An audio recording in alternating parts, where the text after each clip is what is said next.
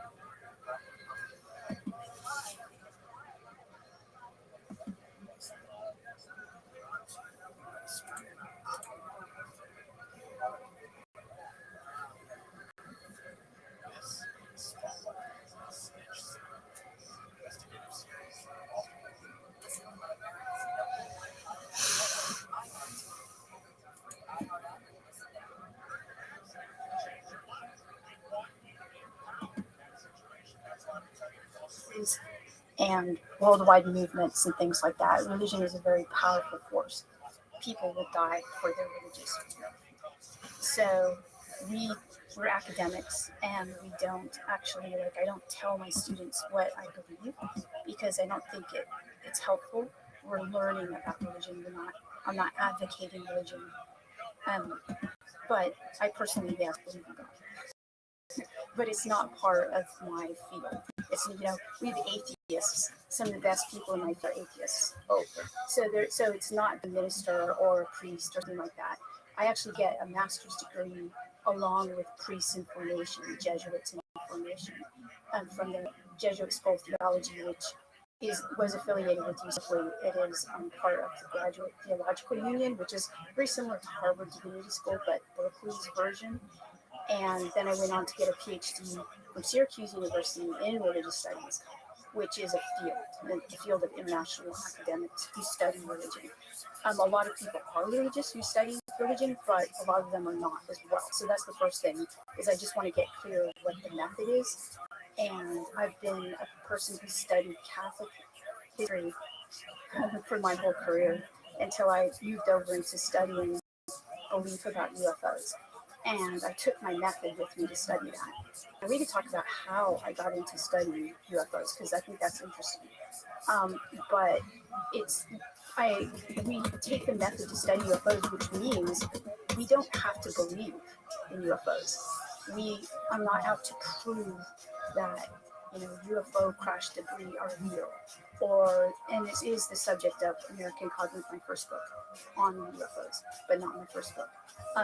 So I think that's important to know, is that I'm not out here crying for like government disclosure or whether or not these materials are actually real. I'm out to study the impact this belief has on populations of people, mainly people in the United States, but globally now. Did your early childhood have anything to do with your interest in religion and religious studies? Did you have a very religious childhood and upbringing? Okay, so and did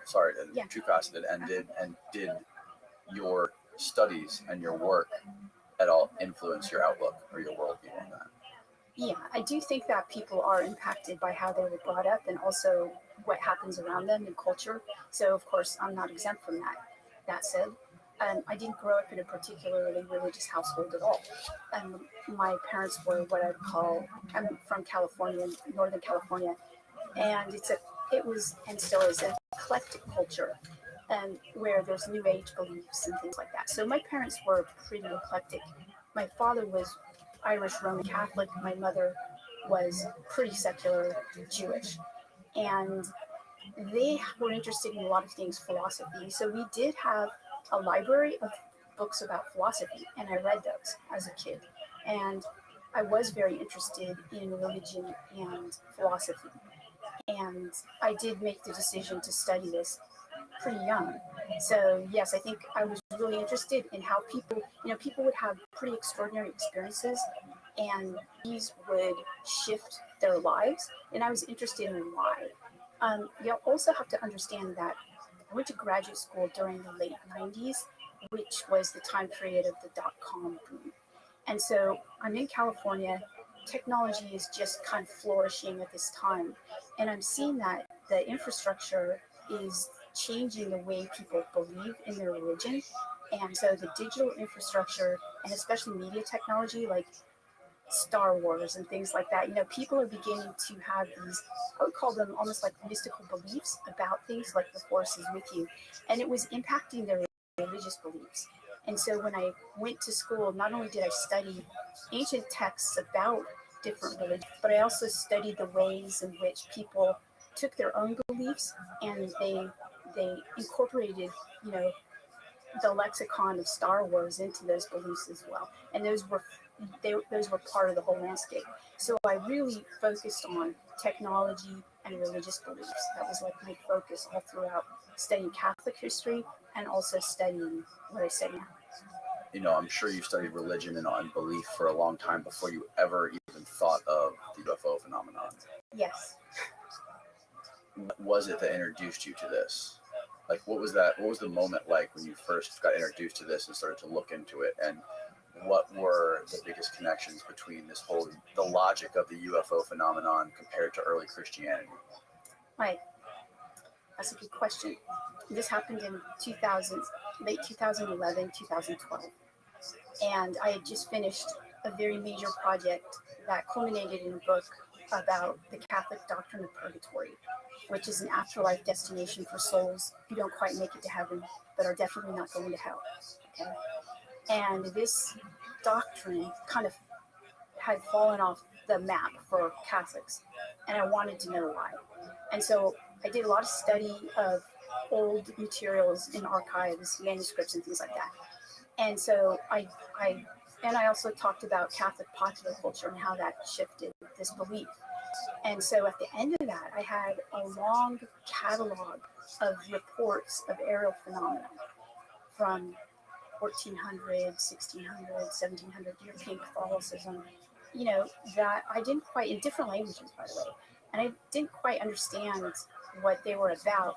A lot of times people believe that these were either angels, sometimes flying houses, sometimes souls from purgatory. And so I kept these, and I knew that they were really interesting, but I didn't quite make the connection. I thought, I wonder what this is about. So I finished my book. My book was in press, and I'm on to the next book. but I'm thinking that it's not going to be. It's not going to be about that stuff. It's going to be about a Catholic bishop who was one of the first Catholic bishops in the States. And I show a friend of mine this catalog, and I said, "What do you think of these reports?" He looked through the reports, and he said, "Oh, these look like Steven Spielberg films. I mean, it looks like UFOs." And I thought he was silly because I was a person who scoffed at this belief. Um, it was a coincidence, but there was a conference in my town for people who were experiencers, UFO experiencers. So I went to that, and I heard them talk about their experiences, and I saw that these experiences that they were having were like an exact match. The experiences that I had cataloged from hundreds of years ago up till the present. I recognized that this was a continual pattern, and it kind of blew my mind at the time. I was like, wow. So I did a little more exploring, and I started to look at primary source material from Catholic experiences, like from saints like Teresa of Avila, Saint Francis of Assisi. And when I started to read the primary source material, I saw that it was also very similar to what you would see in John Mack's book, because at this point I read John Mack's book Abduction. And it literally, these experiences of the saints could be other chapters in his book. And so at the time, I knew Jeff Kripal, but not, he's a professor at Rice University who did this type of thing. And I told him, I said, have you seen this? And he at first said, no, Diana, no, I don't think so. And then I took some of the stuff that I had translated and sent it to him. I said, they're talking about little beings and aerial phenomena and other things that happened in John Mack's book. And he was blown away. And that was the beginning of my writing about UFOs and looking into modern day reports of UFOs.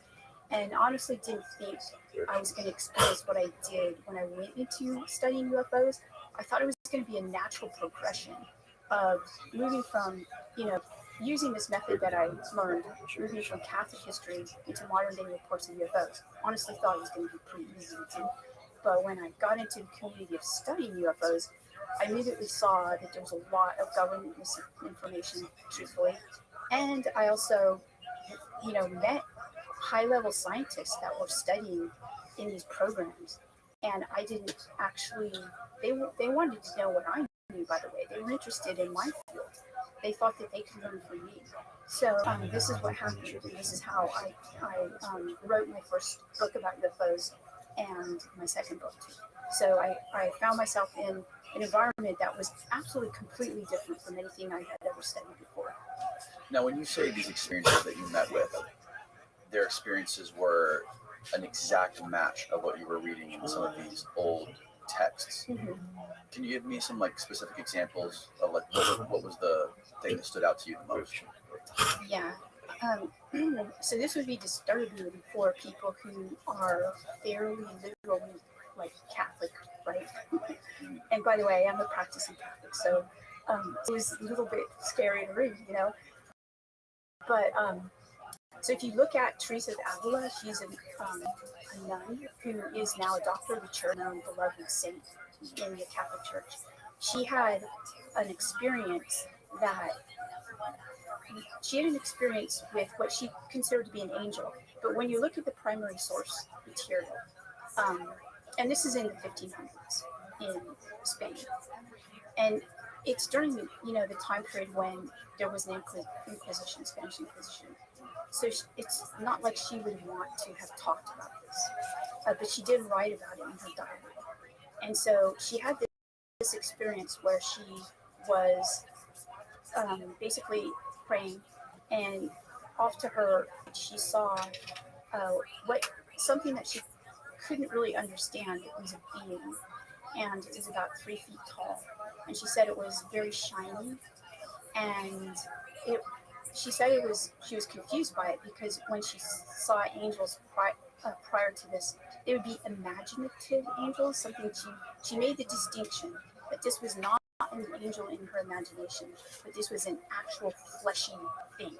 She saw it, and so she was confused. She didn't know what kind of angel it was, and she said it must be a cherub. A cherub? That's what she said. What is that? Well, it's a type of angel. So okay. in Catholic history, you have different types of angels, and so it's going to be kind of a little angel, childlike looking, and so but you could tell that she wasn't even sure it was that. And so this, by the way, can only be known by reading her work and looking at her own description of the event, because this is a very represented encounter in Catholic history. And there's a very famous statue in Rome by Bernini, who is a sculptor.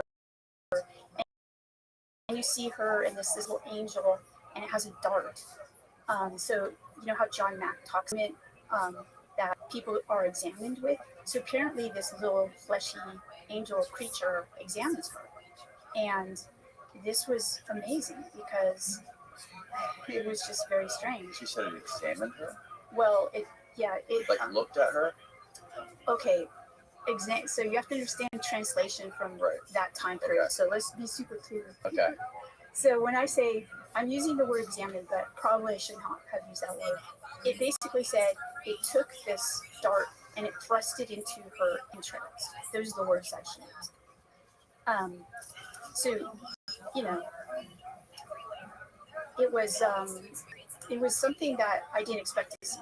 So this would be the example, but there were many more examples that were as famous. That's the most famous example, the one that Catholics would know about. But there were a lot of examples that I had that no one would know about because they're not digitized and they're in old manuscripts. And there's lots of these, by the way, at the Vatican Archive and the Vatican Private Archive, which is also known as the Secret Archive. And literally miles of these kinds of things and experiences. Did you read this when you went there? Yeah, I read a lot of. I did go there, and I took one of the people that was a scientist who was studying this too, and we both went there and looked at this. He was really interested in these experiences because he was also trying to get data for what he was studying. And this is the guy you call Tyler D in your book. He keeps his name pseudonymous because he can't be exposed. How long after you started researching this stuff did you meet him? Pretty quickly? Yeah, pretty quickly. So and how did you get introduced to him? Okay, so he reached out to me, and he, said he was interested in this field, and he was working in this space program. He was a mission controller, and I wanted to know why he was interested in my work, because I didn't make the connection that it had to do with space, space stuff. And so he explained that a breakthrough in his field was on my field, and we started to communicate. You have to understand that I was still pretty reticent to people who were affiliated with government stuff because it wasn't something that I ever thought people would be interested in. So it took me about 1.5 years to actually meet people in person. And so immediately I met a lot of people. I met the people that, you call the invisible college. I met some. So for a person who didn't believe in UFOs, had no understanding of the history, he thought it was all hokey, this is really a strange experience. And you met other people like Gary Nolan, who came out, who was Welcome. In the first book. And how are you, Donnie? What was the connection? Donnie. Okay, so they're all studying what they believe is the modern day encounter with non-human intelligence. But they weren't studying it publicly, right? Well, no. Nobody was studying it publicly. This was all before 2021, before the Pentagon. How's your day going? Reported that there were programs and that they were studying. So this was all. Your bills going? And honestly, really well, man. You have to understand. I didn't believe. Even when I was in New Mexico, because I did travel in New Mexico with Gary and Tyler, and we went to an alleged crash site. I was still under this idea that they were somehow misinformed, or their belief was was really strong, and I needed to know why they believed this because they were both incredibly intelligent people, intelligent people. And so that's why I went. I knew that there was a rising belief in UFOs, and I was trying to understand it. And these guys were like a key to understanding it. So Tyler had said, I don't think you believe in the physical parts of UFOs, and I want to take you to a place where you'll believe in that. And I was like, Okay. I'm taking my friend.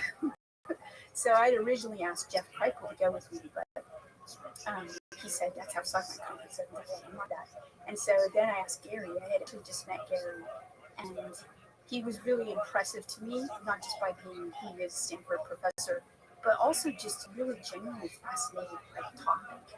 And he jumped at the opportunity to go. And I also knew that he would be the person to go. You know, if we were going to look for anything, it would be Gary who could figure it out. And so, you know, after a while, Tyler was okay with that, but at first he wasn't okay with that. And then he looked at Gary and said, "Yeah, let's go." So we went to the New Mexico desert, and You were like blindfolded, or? yeah, we had to accept to be blindfolded to go into this place, and we went there, took off the blindfold, spent all day, you know, accumulating what they believed were UFO debris from a crash that occurred sometime in the late 1940s, and it wasn't Roswell. And you actually found something when you were there during that specific day? We did, yeah. And it was hard to get. I mean, the place looked like it had rubble. Well, it did. It had rubble all over it, and Tyler told rubble was from disintegrated tin cans from the 1950s. And this was something that the editor of the book wanted me to take out because she said, I don't understand why you go to, well, she understood why I went to the place, but she said, why would the government put all this stuff out in the middle of nowhere, tin cans? We just need to take that out. And even though I didn't understand at the time, I said, look, we have to keep it in because it's still data, you know, and so we kept it in. Thankfully. And what was it that you guys found? Okay, so we did find some parts, two different types of parts. One looked like almost like frog skin, metallic frog skin, and some other stuff that looked like it just looked like honestly, I don't know. Metallic frogs? Yeah, it was just both were really strange. I still didn't believe, even after Gary got stopped at the airport and things happened like Tyler said they would happen. And yeah, I still don't know. What to think about that. But that did happen. That was part of studying what I was studying. And how did that alter or affect the trajectory of your research after that? Like from then on out, obviously you had met Gary and you and Gary had become friendly. But how did that experience going to that alleged crash site affect your mind and your thinking around this whole topic? Yeah. Okay. So I think that we have to see that this is, in its very most basic sense, this is a belief that would be considered by people in my field as a mythology. This idea that we have parts of craft from extraterrestrials and we're backing engineering those for technology. This is actually an old myth. This is, you know, the Greeks had the myth of Prometheus. Prometheus was a god person who gave humanity fire, which was a tool in the technology, gave humanity technology. So this is like the modern Promethean myth. That's how I was looking at it.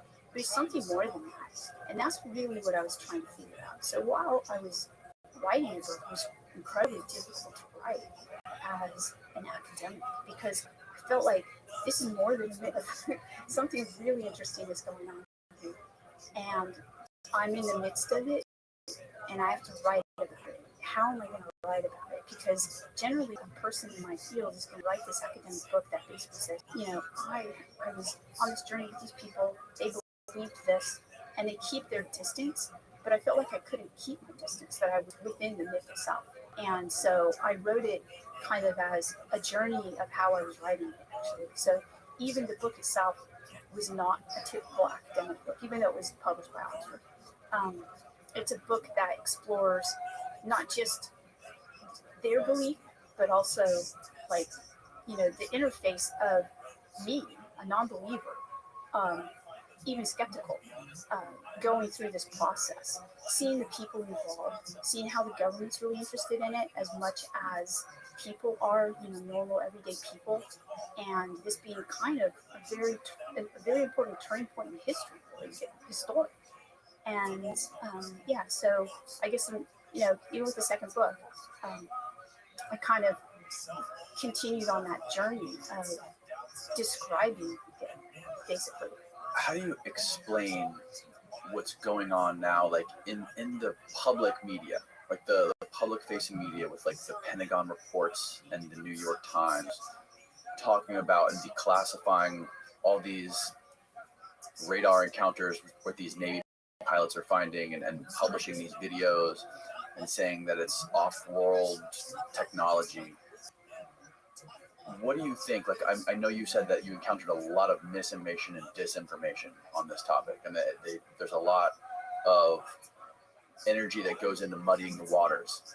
What is your take on in the last however long it's been, like 6 years or whatever, that the U.S. has been trying to make this more public facing? Why do you think that they're doing this? Yeah. Okay. So again, if you go back to what I studied, which is the religion, you'll see that in mostly the traditional religions, like the big religions, and since Christianity is my field, I'll use that as an example.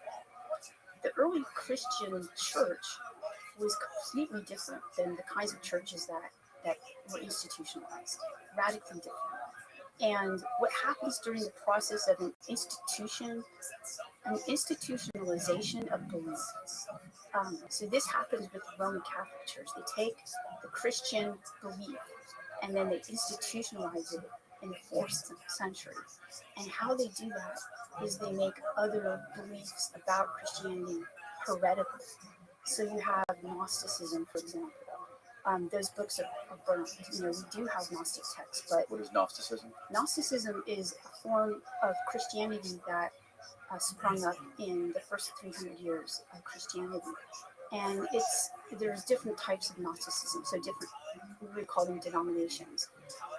People believe that the knowledge of Jesus, or the knowledge that Jesus had, is something that they experience themselves, like the Holy Spirit. They feel it. It's more like an experiential knowledge. The way I talk about Gnosticism to my students is I say, take a chocolate bar. Okay, would you rather know the chocolate bar by eating it or by reading the ingredients on the back? So it's an intimate knowledge of something. Okay. That's Gnosticism. That makes sense. So the Gnostic Church was like almost eradicated at that point, or it was submerged into the Roman Catholic Church. So this is the type of thing that you see. You see the institutionalization. And through institutionalization comes some suppression of voices. And so you're going to expect to find that. That's what I'm looking at. And I look at that in the second book. So I was like, okay, we're institutionalizing this belief now about extraterrestrials. What are the voices that are being not heard or drowned out? And why is there so much misinformation? So it's a control of information that you see happening.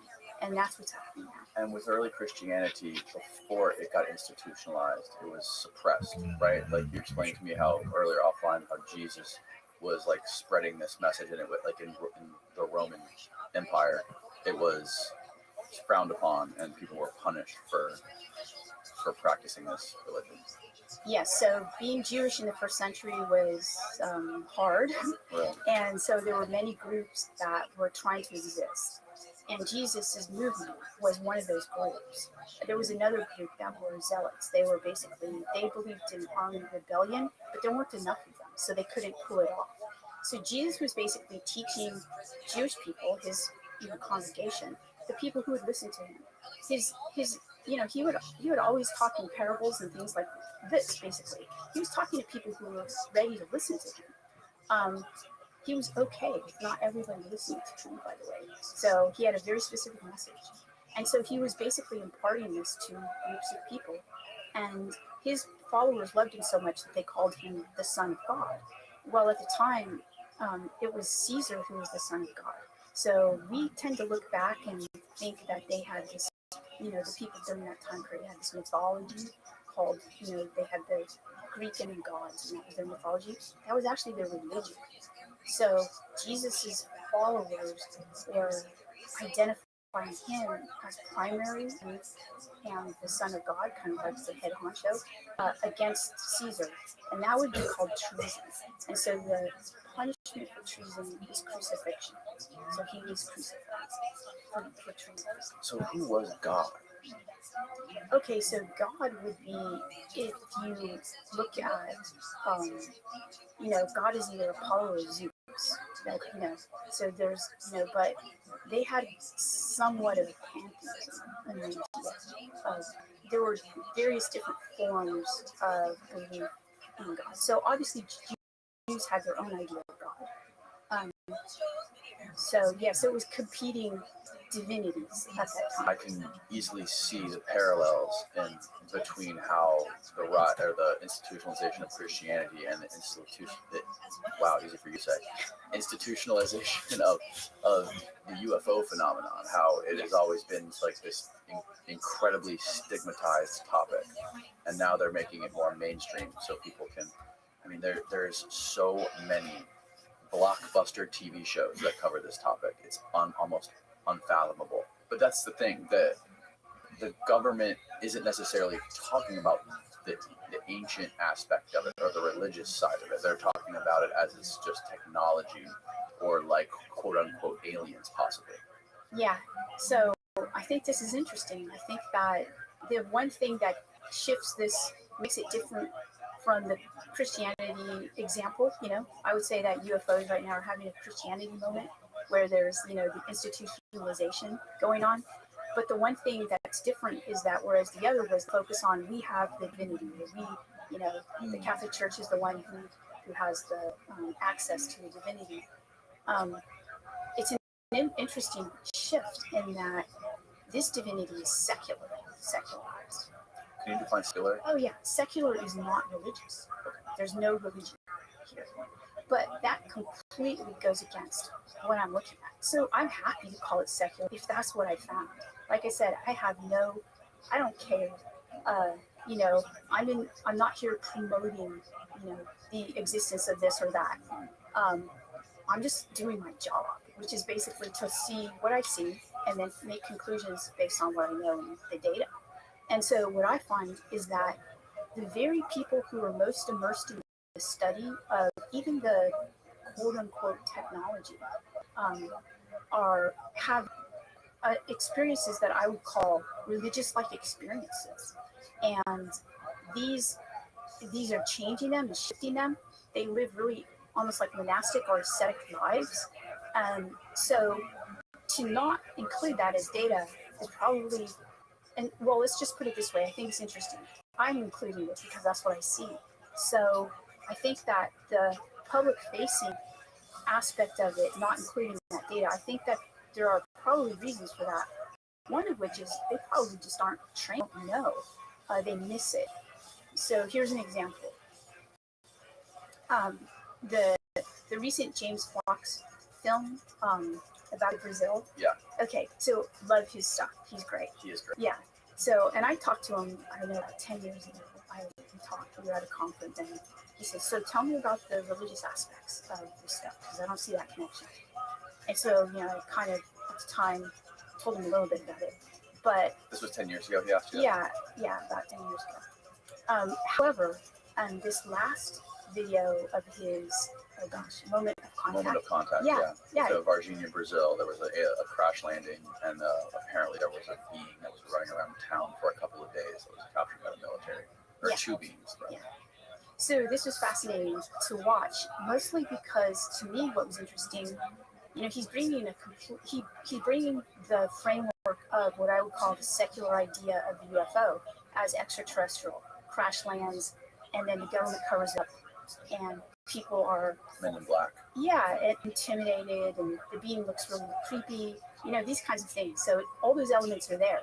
But what's also there, that what gets completely missed generally, is that this is in a Catholic country. And the people that first see the being, they're like, what is it, a demon? It's not a human. So they identify it, and they also, there's a lore to demons as well. And part of that lore is that they have cloven feet, and they have a really terrible smell like sulfur. And both of these are mentioned many, many times. They come up repeatedly in the video. And I'm thinking, if I ever see him again, I'll say, hey, you did. You brought up a lot of the religious stuff, but of course he didn't see it because he's coming from a secular thing. But a person trained in religious studies is going to see that, or Catholic is going to see that. Somebody who's very Christian, they're not going to miss that. Yeah, this kind of blew my mind when you told me this last night. You mentioned the Clovis feet and the smell of sulfur. Mm-hmm. And this is, so you're saying that this is talked about a lot in some of these Catholic texts? Yes. So I'm not saying that that's what it is, because I don't do that. But I'm pointing out that when people had these experiences in 1500, 1600, these are the same kinds of things that they would say. They would say it sounds like sulfur. They would talk about the feet and things like that. Now there are a variety of different experiences that have patterns, historical patterns, but this is just one example. It's a wild example, and like I said earlier, there's really not that many documented cases of actual beings like this. We're mostly used to seeing like these flying discs. There's a couple rare instances where there's beings that are witnessed, and people that have encountered these things like in their living room or in their bedroom. But there's never been a case where there's been multiple witnesses seeing this thing that was actually taken by into captivity. Yes. There are examples though from Catholic culture of this happening. Like I mentioned the Teresa account where she sees a being. But she doesn't record a smell or anything like that. But it more looks like the beings that populate John Mack's book, or the beings that the kids in Westall or Zimbabwe see. So there's an image of the thing. That's, I guess, in the newspaper. It was an illustration done by somebody in Brazil. Like, how does that thing get here? Yeah, all I can tell you is how people have seen it for a long time, not just in the 21st and the 20th century. It's been around. Yeah. Movies and documentaries, I feel like they shift our memory of this kind of stuff. Like people's memory of stuff, especially over a decade, can get distorted. And then when you take into context that somebody's actually making a documentary that they're going to sell, there's that famous line, "Never let truth get in the way of a good story." You talk about this a lot in your book, how you were kind of like in the middle of this world of scientists and this world of like the media and movies in Hollywood, and you were finding like this connection between the two things. Yeah, well, it's pretty obvious. So, I spent a lot of time talking about technology in my book and cognitive science and technology, and especially virtual environments and things like that. And the more virtual something is, the more we place it in our memory. And I've written a lot about this, not just in books, but also peer-reviewed papers and things. And I work with people who are doing this kind of work for good. When we see things in virtual environments, we believe them, even if we don't consciously believe them. They act on our bodies as if we believe them. So you can help people with PTSD in virtual environments, train police officers to deal with stuff, or even people in space, right? So they use simulations for astronauts, and they say that it's so real that when they're in space, they feel like that's not as real as what they felt in the simulation. So, what does this have to do with us? Just normal people and our constant interface with technology. And I basically was saying that we're misremembering things, and a lot of that's on purpose and intentional for selling stuff, right? So people want to make a lot of money from their digital content. And so when this is an example, Jacques Vallée had this happened to him, I've had it happen to me. For Jacques' case, is he said that when Whitley Strieber's book Communion came out, there's that picture of the alien on the cover of Communion, and it looks a lot like the James Fox alien, and maybe a nicer version of it, a more friendly version. And so it said that it influenced ufologists, so ufologists people who study this topic. And so they would go to a sighting, a reported sighting, and if people had seen stuff that did not look like Whitley's cover of Communion, they would discount it as a legitimate encounter. And Jacques said, he just mentioned it. And I encountered this a lot. So after American Cosmic was published, I had people from all over the world sending me videos of their encounters. And a lot of them were interesting. And of course, now I have friends who look at that stuff and they're like, yeah, that's definitely not our stuff, or something like that. And I showed somebody who is a researcher, a well-known researcher, showed her a video and said, and she said, that doesn't look like a flying saucer. And I'm thinking, well, how do you know what a flying saucer looks like? Because we just don't know, because we've only had drawings of flying saucers, So when you actually do, that's why in my next book, Encounters, what I did was I focused on people, a lot of different types of people in the Space Force, people who were just kind of normal people. And if you go back to them and what they saw, it looks pretty different than what we see. There's similarities to what we see in media, but you can see how media is taking it and only focusing on certain types of encounters. And I'll give you an example. There's a really interesting example that happened it was a UFO flap that happened in Rockport, New York in the 1960s. And more than 30 people, credible witnesses, witnessed a series of UFOs. The first person to report it, his report went to NICAP, and this is in 67, was this night watchman. And he went out into the parking lot where he was working, and he saw craft parked in the parking lot. And he said he saw these three little beings come out of the two, I can't remember, come and run around. And he reported it right away, and nobody believed him, and everybody, they thought it was a they just didn't think it was a credible report. But immediately after that, all these credible people started to see what looked like a kind of Steven Spielberg type UFO in the sky. And I interviewed a witness to that event. He was a kid at the time, a teenager, and he and his friends saw it. And a lot of people saw it. Police officers saw it, teachers saw it. And so NICAP then took their report, but completely discounted the first guy's report because it was so weird. So there's a lot of different stuff that happening in reporting. So, if the report is too strange, people won't take it serious. But if it's kind of, mystical Steven Spielberg type UFO, people are like, oh, ready to believe it. My previous view on this whole phenomena was like it's very illogical, and as soon as anyone started to mention anything about poltergeists or mysticism or anything that is paranormal, I started to take a huge step back and be like, okay, I can't take this person seriously.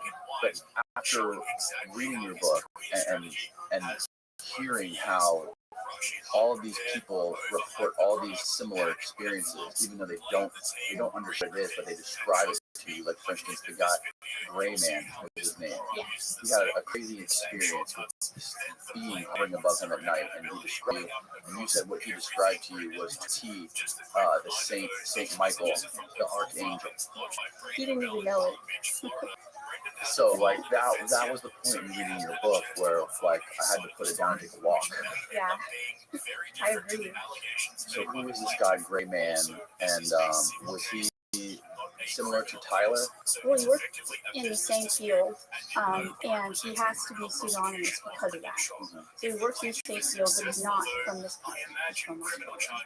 So, and he was really, really careful about things that he told me. And So he had personal experiences that were of this phenomenon, both seeing it as like something in the sky, like aerial phenomena, and also personal experiences. Pardon this brief interruption, but So what I found is that a lot of people who have, when there are sightings of things in the sky, like aerial phenomena, some people just see aerial phenomena and that's it. They don't have these experiences. Other people might even have the experiences and not even in that vicinity and not even see something in the sky, but have experiences of it, which I found strange. And again, I'm not concluding right now as to what's going on because there's too much. I just don't know. And a lot of people talk to bring data, right? We need more data. And we need more people like looking at this and taking the data and not discount stuff because it's so weird. I guess part, and I'm with you. Like I used to discount people like this all the time, and I don't believe it at all. I think that what we need is we need someone who's like that, who comes along and says that, I was kind of trained to look at weird stuff because I'm going to see, what do people believe in religion? Like you look at if you're religious and you're believing some stuff that can't be proven. If you believe in angels, you've never proven that an angel exists. You can't put it under the microscope, so you have no objective proof of religion. So I'm already trained in this method. So looking at UFOs, we have a lot more proof of those. We have like radar, we have movement now basically saying, yeah, there are these things, we just don't know if they are, and they could present a problem for us in airspace, things like that. And of course, we have people studying them in these programs. And a lot of the people that study them in programs have very weird experiences that are not talked about. Even the history of space programs, the Russian and our space program, the American space program, we have founders who had really interesting experiences like Jack Parsons, on the one hand, totally bizarre, and most people really not want to talk about it, especially if they're working for NASA or space. And we should talk about that. Could you describe briefly people who Jack Parsons was? Yeah, there's a couple of people that are recognized as the father of rocketry. They basically created the calculations to get us into space, to get us out into space. And one of these people is Jack Parsons, probably the most effective. Werner von Braun is one as well. But he actually gave a lot of credit to Parsons and said Parsons figured this out. And how did Parsons figure this out? Well, he had a really interesting way. He lived in the early 20th century, and he was working on rocket technology, but he also was a friend of L. Ron Hubbard, who started Scientology, and Alistair Bowman, and he had this crazy life, and he lived in Los Angeles, and he would do rituals in the desert, and he thought that these kinds of things would help him basically download this rocket technology. And it's weird, but as weird is Konstantin Tchaikovsky on the Russian side. He didn't have the same belief system as Parsons. He believed that he was in contact with angelic presence who would also allow him to create this rocket technology. So that's what I'm talking about, is like the people who are the most valuable to this program are the people that are doing the stuff that most people would have discounted because it's so weird. What was he doing hanging out with L. Ron Hubbard? They were Tell me, I'm interested to hear your take on Scientology. okay. Well, I don't ever talk about Scientology. I do speak about it in my class, not publicly. Is that something that is it on purpose, or is just no one's interested? No, everyone's interested. Oh, okay. Yeah, you could get sued talking about Scientology. Right. Talk about it. Yeah, I've had a lot of people on here talking about Scientology. L. Ron Hubbard, I think he's one of the most prolific science fiction authors of all time. Like, he wrote more science fiction than anyone. Yeah, and he started a religion. And he started a religion. Yeah. Yeah. Kind of interesting, though. Where what were we talking about? I lost track. Okay, we're talking about Jack Parsons. Yeah, so we were talking about how when you practice of the UAP UFO topic, and you look at the people who are the most successful at, moving the needle, you're going to find that their lives are imbued with this kind of mystical practice. And what is it about these people that they are able to do these quote unquote downloads that you talked about in your book? Like Tyler has this specific protocol that allows him to connect with nature and this network of nature. Yes, so a lot of the people basically even if they don't know they are,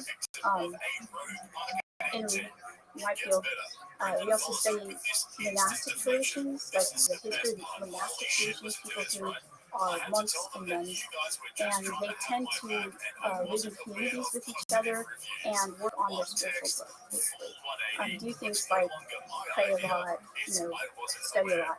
And so what I noticed about Tyler was that he lived fairly monastic life, even though he would never know that or call it that. But he had these what I call protocols. They were physical and spiritual and mental protocols. And what I noticed was that a lot of people who were doing the same kind of work followed these protocols.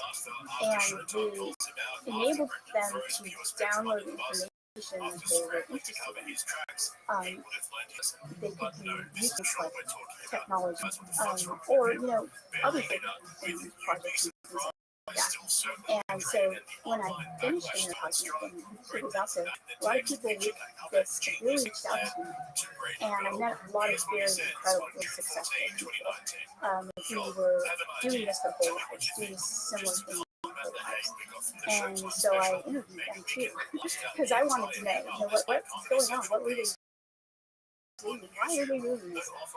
Figured out, for the most part, is that religions, different traditional ones, were the tradition that held these technologies. Now I see these protocols as like body technology, technology and connection, and they would enable people to be super creative and help culture in many ways. Like Teresa of Avila is a doctor that she was able to do this. She was a nun. And a lot of the tradition in the Catholic Church, the saints, they were doing the same thing. They had these practices that enabled them, they believed, to connect to their God, but that's just because we didn't have a global society. Now we have a global society. We can actually do analysis of what's going on when people are connecting. Harvard's done studies of people who meditate and how it changes, physiologically changes their brain. Yeah. So, so I think that this is, if I were to say the one thing I learned most from my work so far in UFOs is I learned about these protocols, and I met a lot of people who do that. And that's what I'm interested in, is that, because it seems to me that the other stuff is a huge distraction. Because if we could just focus on this type of thing, it would, where people,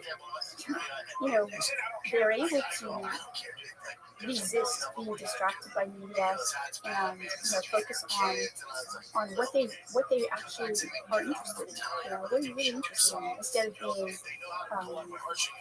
hung up on being distracted by stuff and consuming stuff and going on to the next thing because you're bored. So these people are never bored. There's this thing that creative people, specifically writers and painters, they talk about when they're trying to get into like a creative flow process of doing their work. When they start working on something, whether it be a poem or a piece of artwork, they just start by picking up the brush and just like splattering paint everywhere. And then once they start to once passes, they start to like get into this flow, and some people like to call it the muse, where this thing just sort of comes out of the ether and creativity and just flow through you without thinking. That's right. That's it. That's similar to what Tyler was talking about, where he has just thoughts that enter his brain that have nothing to do with memory or anything he's ever learned. They're just ideas that come out of the ether. Yeah. So he's not the only one.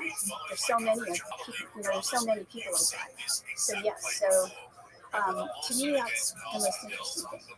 And I was, and a lot of people are very interested. So I gave a class on it, because, and people from all over the world, and a lot of people who were doing it, because they want to know, what am I doing? Are other people doing this too? It doesn't. So the idea is that our bodies are, we're at a cellular level. It's all electronic, right? Like the electrons in our bodies that make up our atoms and our cells and our DNA and everything about us. Like we're like 90% water, and the idea behind this is that I'm sorry if I'm messing this up, but that our bodies are like these radio transmitters, and that we can treat our body the right way and eliminate all of these outside peripheral signals, that we can connect to some sort of network.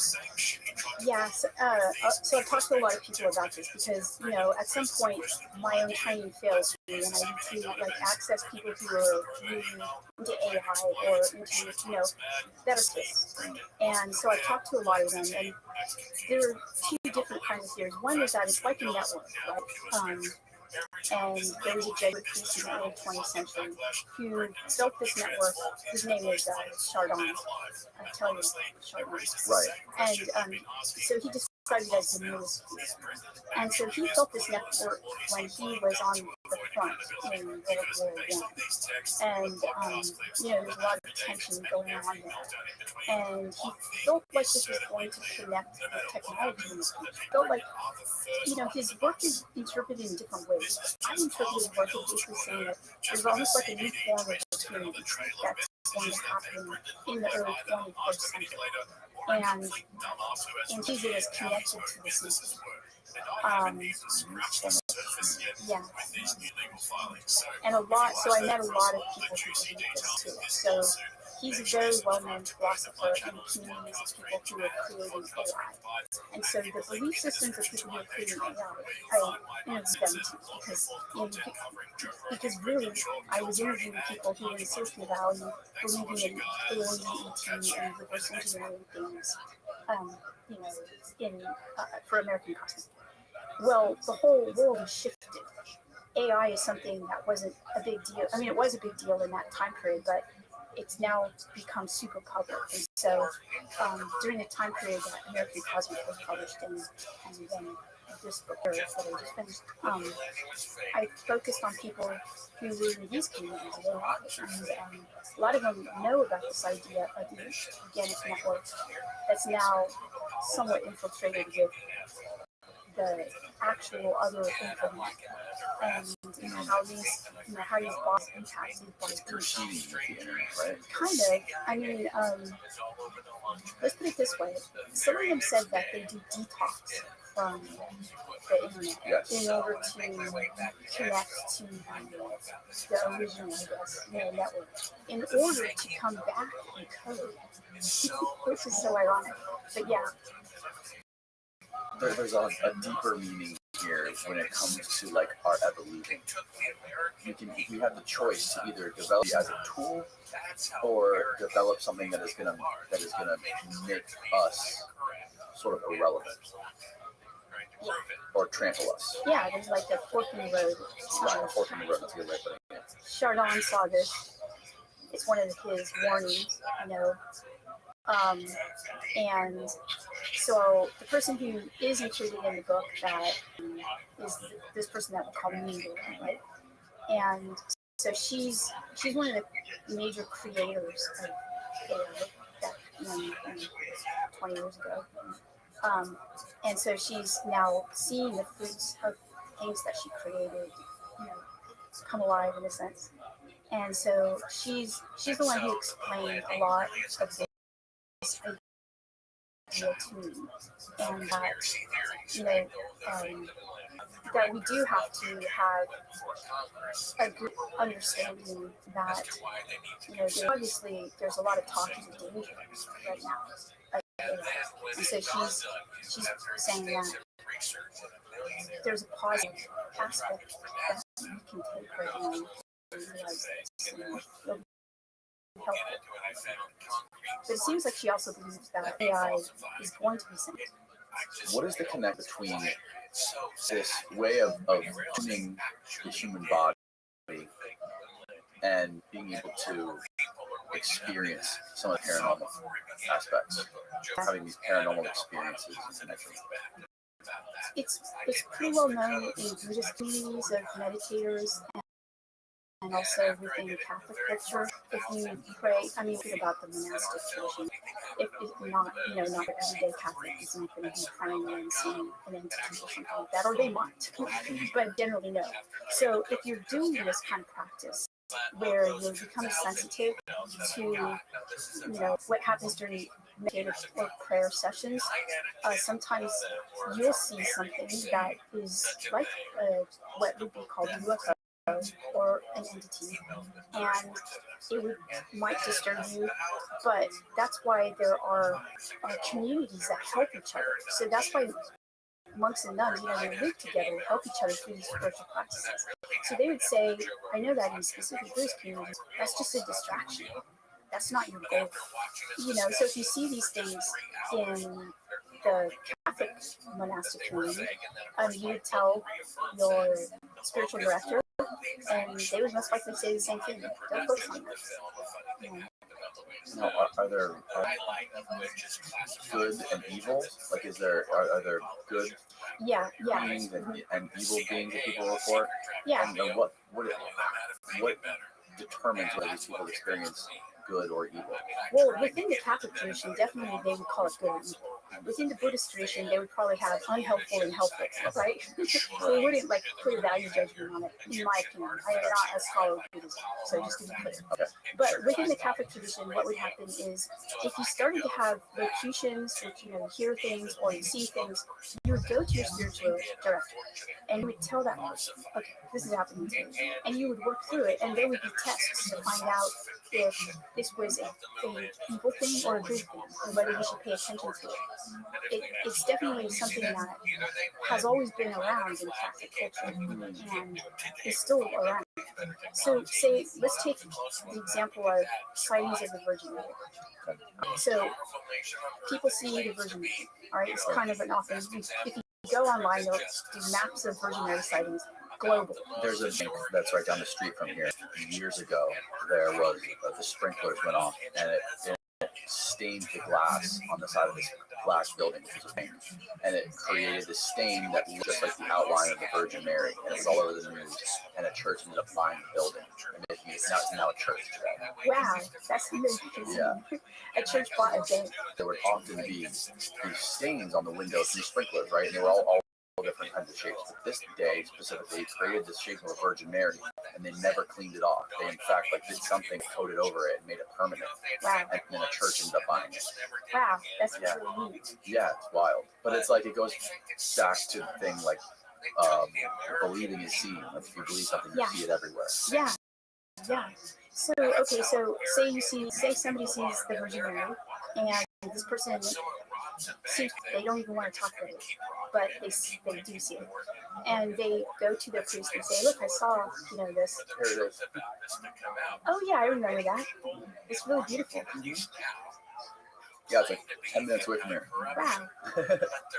Wow. So there are committees at the Vatican that assess these sightings and assess whether or not they're from God or not from God. And so these kinds of things get assessed. And that's not in secular culture. So if you see something and you're like, oh, I saw this, people are like, okay, all right. But if you do see this in different religious traditions, there are committees set up to deal with that kind of thing. Is this similar to, you mentioned something in your book that there's a person that I can't remember the name of this person, but there's a person who determines who is a saint? Yeah, there's a whole committee that does that. And it's called, there's a postulator. So That's what it was.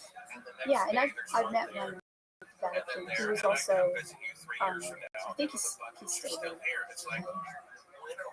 He's not on the internet or email or anything. Now, what is this spiritual aspect of the phenomenon? What does it have to do with, going back to Owen's work, brain structure? and he talks about specific brain structure, a specific part of the brain that is developed. And I think it's like what? It's like 1% of the population. I don't know what percentage it is, but he was studying.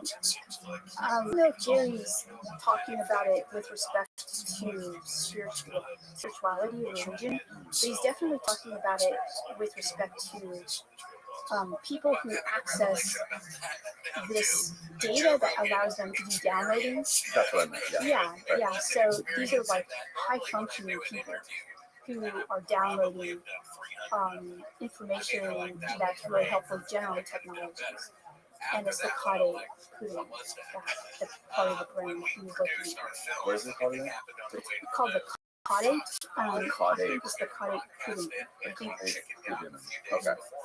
These protocols Tyler specifically talks about is not something that should be practiced by everyday people to try to access this, or is this something that all people can try to do? Oh, I think that, I mean, honestly, I think all people should do the things that he was doing. I mean, maybe not to that extent because they're pretty intense, but I mean, it's just talking about having, okay, let's put it this way. In many traditions, religious traditions, your body is considered a temple. Okay, well, what is a temple? It's going to be a temple of God, right? So it's a temple that, so this idea has been around for a while, just for God. And so it's being, I'm looking at it and saying, hey, this has been around for a while, and these people are doing it to create effects. And it's basically making sure that you're healthy and you keep your body,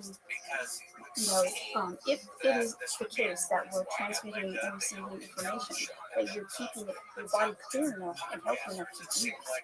So I think it's kind of like a human thing. I think a lot of people can do it. Is it simple stuff like getting good sleep, drinking a lot of water? It's totally simple taking stuff. vitamins? Yeah, it's simple stuff, but when you look at the science behind it, you're like, oh, so that's the reason why. So getting enough water, our bodies, so Google explained this to me.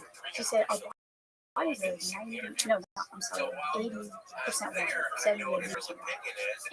And water is like being conductive. It's conducting electricity. And a lot of happening in our bodies are electrical. So we're just, making sure the water is clear in order for these things to, in order for us to be at our peak. You see it also with athletes. When you have to get a certain point in order to get into the flow. A musician has to know the stuff really, really well.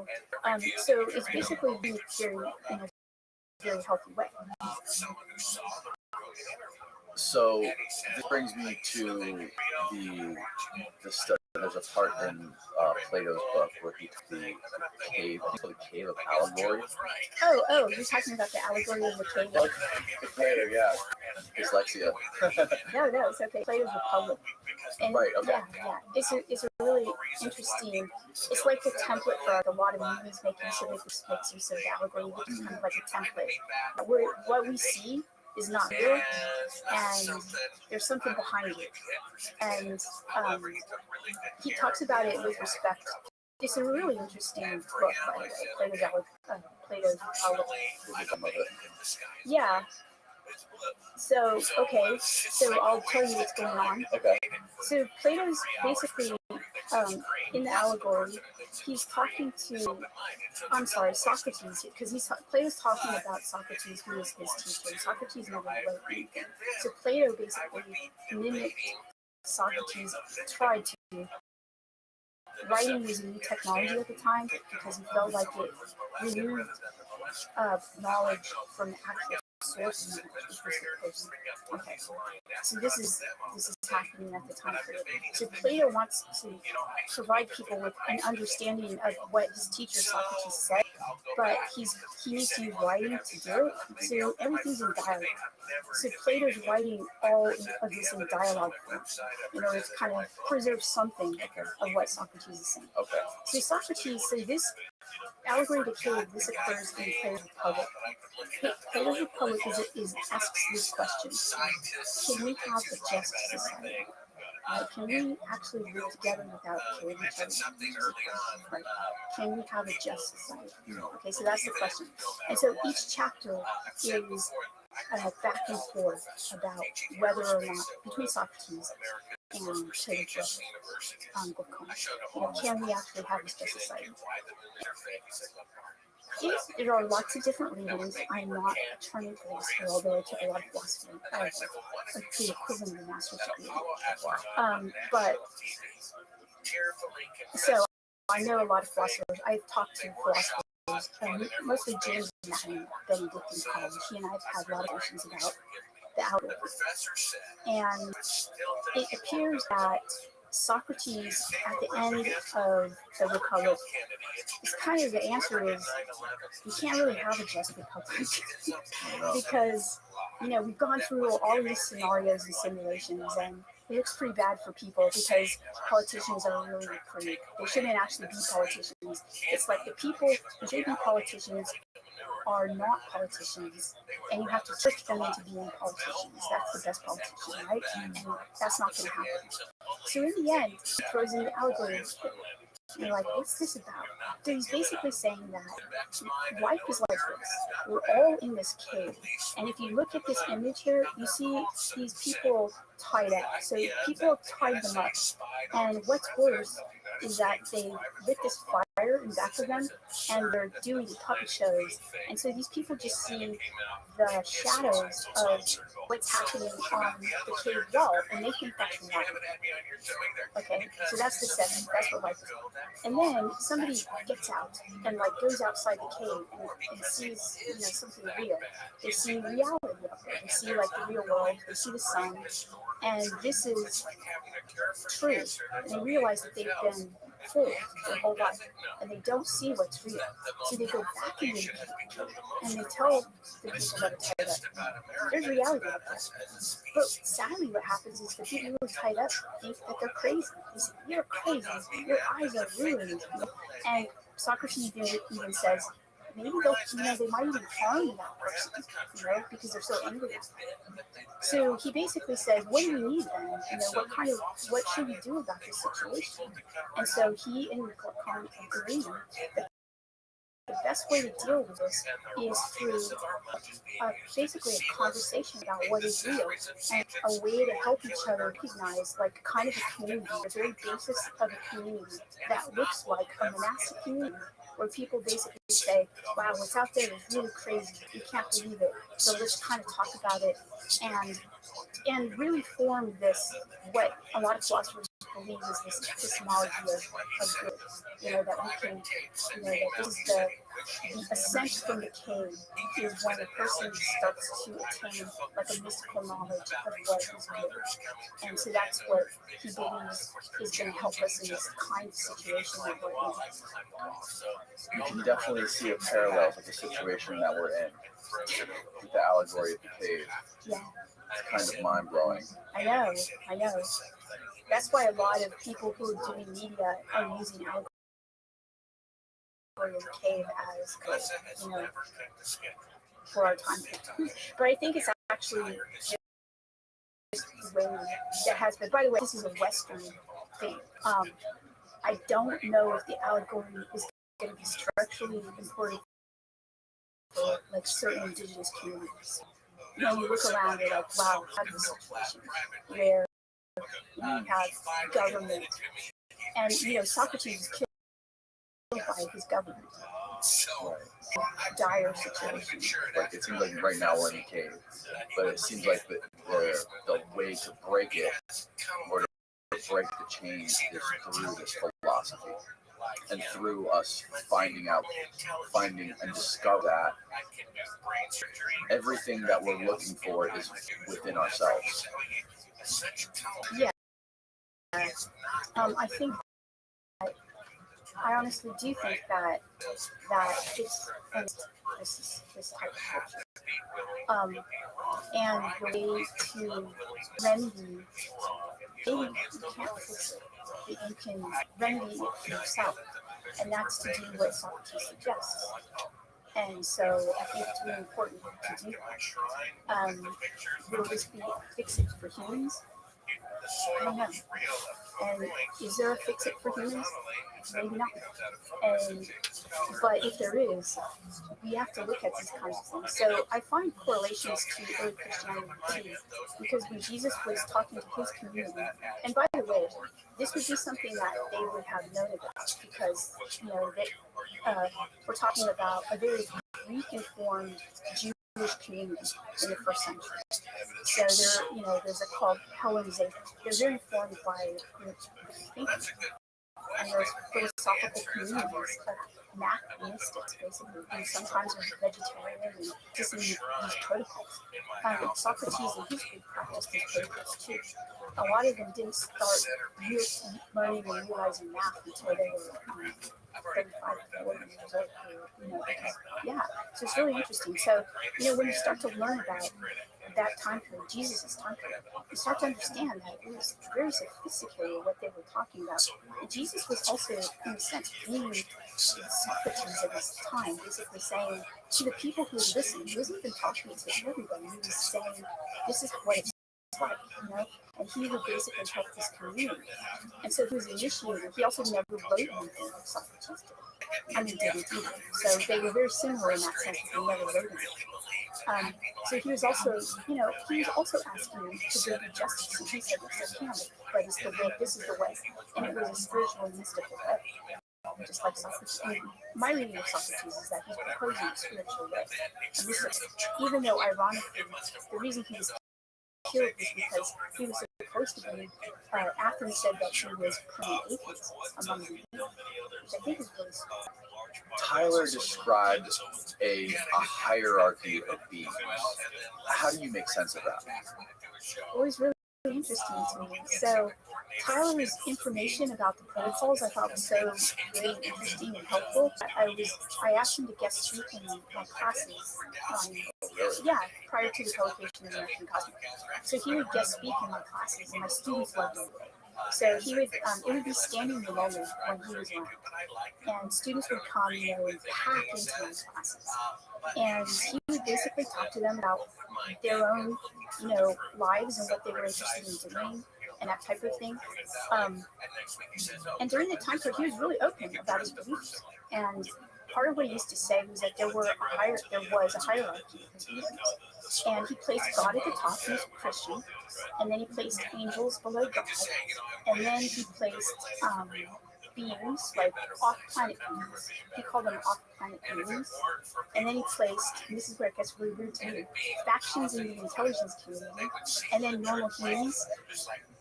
That was the Okay. Was Tyler religious before when you first met him, was he a religious person? He was religious in a pretty normal way.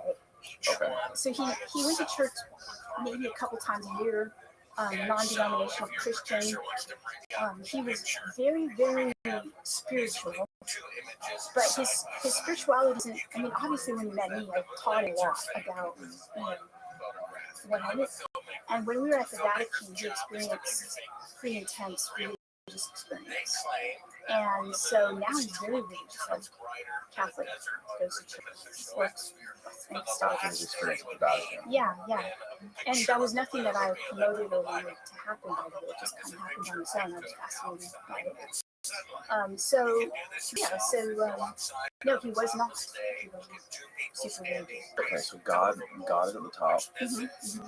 Angels are below that. Yeah. What, in his view, are angels? Well, he changed his view when we went to the Vatican, and we learned a lot more about the saints and what was happening with them and their interfaces with what looks like similar to what people are saying when they have UFO experiences today. And he started to understand it from a broader perspective.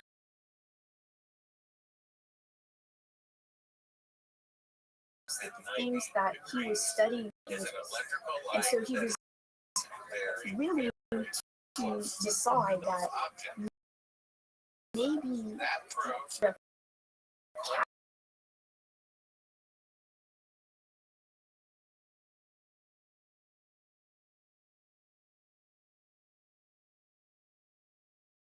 So he combined angels and extra. He's not really an extraterrestrial. Okay, is there a reason? Isn't that the same thing though? Not to his mind, because I think he's keeping an open mind as to what they are. He believes in them and interfaces with them, but he's keeping an open mind. So is the difference between off? When he says off planet, does he mean like stellar? Or is he talking like? Are we talking multiverse, like different dimensions?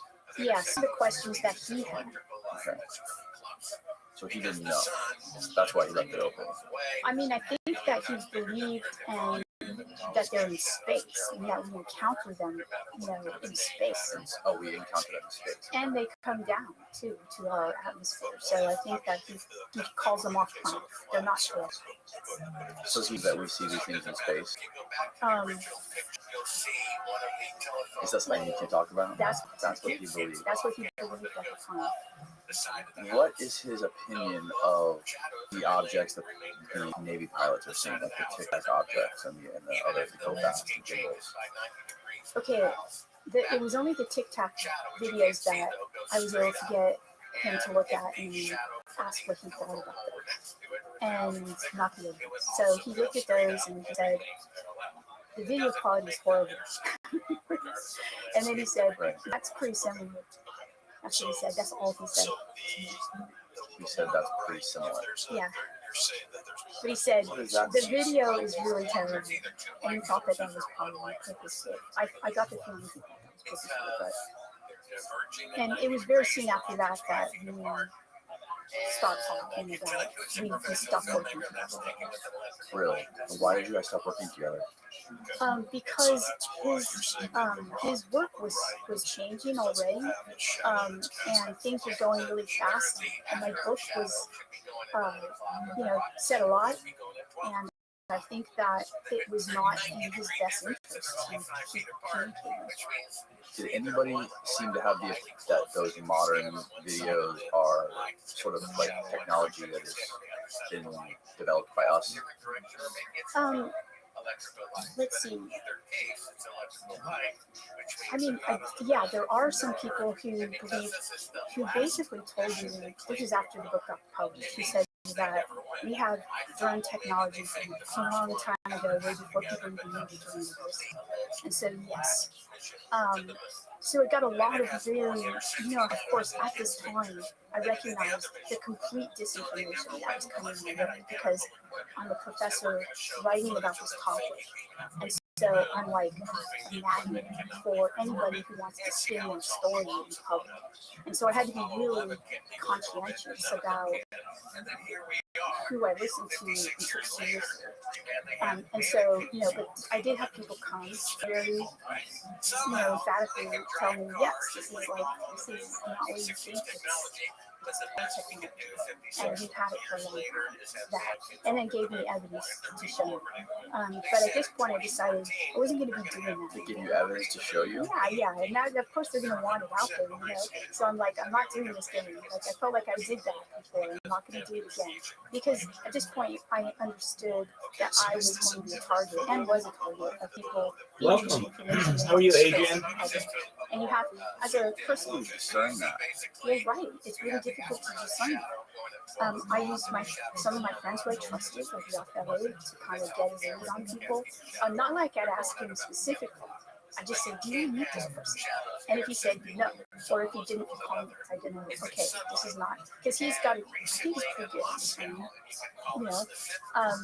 and yeah, so I just chose to only write and publish stuff that I felt was responsible, I guess, and I could say, yeah, that, put it out there and say yes. It wasn't anything that I was going to put out there that I had a question about. So I was doing straight what's called ethnography, which is basically talking to people about their experiences and interfacing with this phenomenon. What for you, specifically with the new book, what is there anything in there that was like really something that like blew your worldview out of the water or like really shocked you? Okay, that's a really good question. I think a few things. The two chapters that are really impactful to me are side by side. And the first one is with Megan. And her worldview was really interesting to me because it's the new world. You know, she covers in this new world, the work, the way she lives, and speaks about it really. She's articulate and eloquent about it. And it's a lot of people are frightened because it's basically us living with a technology that we've created that has huge potential to shift everything. And this is what attracts the work of Martin Heidegger's philosopher, in that he predicted this time period and said, only God can save us now. Right. Yeah, so, you know, I was like, wow, we're here. And she's the one who knows most about it. So, you know, this time period of intelligent technology, either something that emerges or that's something independent on its own, is fascinating and something that I said unprecedented for humans. And so, yeah, so that, and then directly after that, I know a person, actually a colleague of mine. I've known her for many years, 20 years, and this is all pre-UFO and post-UFO. And when she was a woman in my department, you know, I'm in a male-dominated field, so we spent a lot of time together. She's a philosopher, and she was doing recruiting as an NSA as well. And her father worked in what she called the secret space program. And this was all when I was doing Catholic history, so I always thought that was strange, but I never actually asked her about it. But then when I started to study this, I was like, I need to ask her about this because it's strange. You know, you hear all this crazy stuff about this secret space program, it's this and that, and it's, you know, it's absolutely insane. So I did an interview with her, and I recognized that she was actually the child of a person who was in one of these programs. And I met so many people in these programs, like Tyler, right? And you know, and these people have children. Those children do not live normal lives, and because their parents don't live normal lives because of being part of these programs. And so that was an insight. I met a lot of these people, and so there's like almost like an effect, you know, of that lasts on these generations of people, of children. And so I really wanted to talk about that, but I couldn't talk about it directly with some of the people who are now in the program. So her father's been dead for many, many, many years. But still, people around her told her not to share the information because there was so much intimidation not to share it. I mean, we're talking about he's been dead for more than 30 years. You know? And so, but she talked about it. It's so unsettling to think that there's this deep layer of fear and secrecy embedded deep in our government and in the world that you don't see or normal people don't even think about. The deeper you go into this, it's just like the more of that you see. Yeah, I having that idea that you have, like you shouldn't be basically kind of really frightened of it, not wanting to be part of it. And then being around people so much in it, a lot of them were saying, it's worth, listen, it's better the devil you know. Yeah, and so that kind of changed, and then having them tell me exactly why it's better than devil you know. And so that shifted my perspective. And now there's some wisdom. And so I back them. And so I focus on the religious aspects of this. I don't want to go into this. You know, the secrecy of that chapter is the one in the book. I just kind of talk about it. It's a safe way to talk about it. You just have to say, yeah, it's there, it exists. And some people believe that it exists for good reason. Do you think that there's There's people that are like this girl's father passed away. Scientists that are deep within the shadows of governments who are very much aware of this spiritual, mystic thing that Tyler's part of. Yeah, I do. And do you think they're trying to purposely hide it or weaponize it? I mean, because like all the history of the evolution of technology is competitive capitalism mixed with science for the purpose of war, right? Like nuclear weapons, right? And we just want to compete to have to be higher on the food chain, and that's what sort of inspired a lot of incredibly innovative technology. And so, like, do you think that that is why they're keeping this a secret? Okay, so yeah, so I love what you just said, right? The rundown of kind of the state of affairs and technology. But I would change one, and that the people who create it are often not the people who utilize the information. Okay, so the people who create it can probably keep this stuff, grab the patents or grab the people themselves and use that. But those people are not out to do wage war. Generally, they have like hey, this is helpful for humanity in this case, right? Okay, so whether you take any scientist or doctorate or whatever, whoever they are, researcher, and you give them millions of dollars, say, here, run free, like, do what you know what I mean? We want you to figure out everything you can about this. Like, that essentially is what it is, right? It's these people with agendas giving money to scientists and smart people. Yeah, so that happens. Okay, all right, so that's one way to look at it.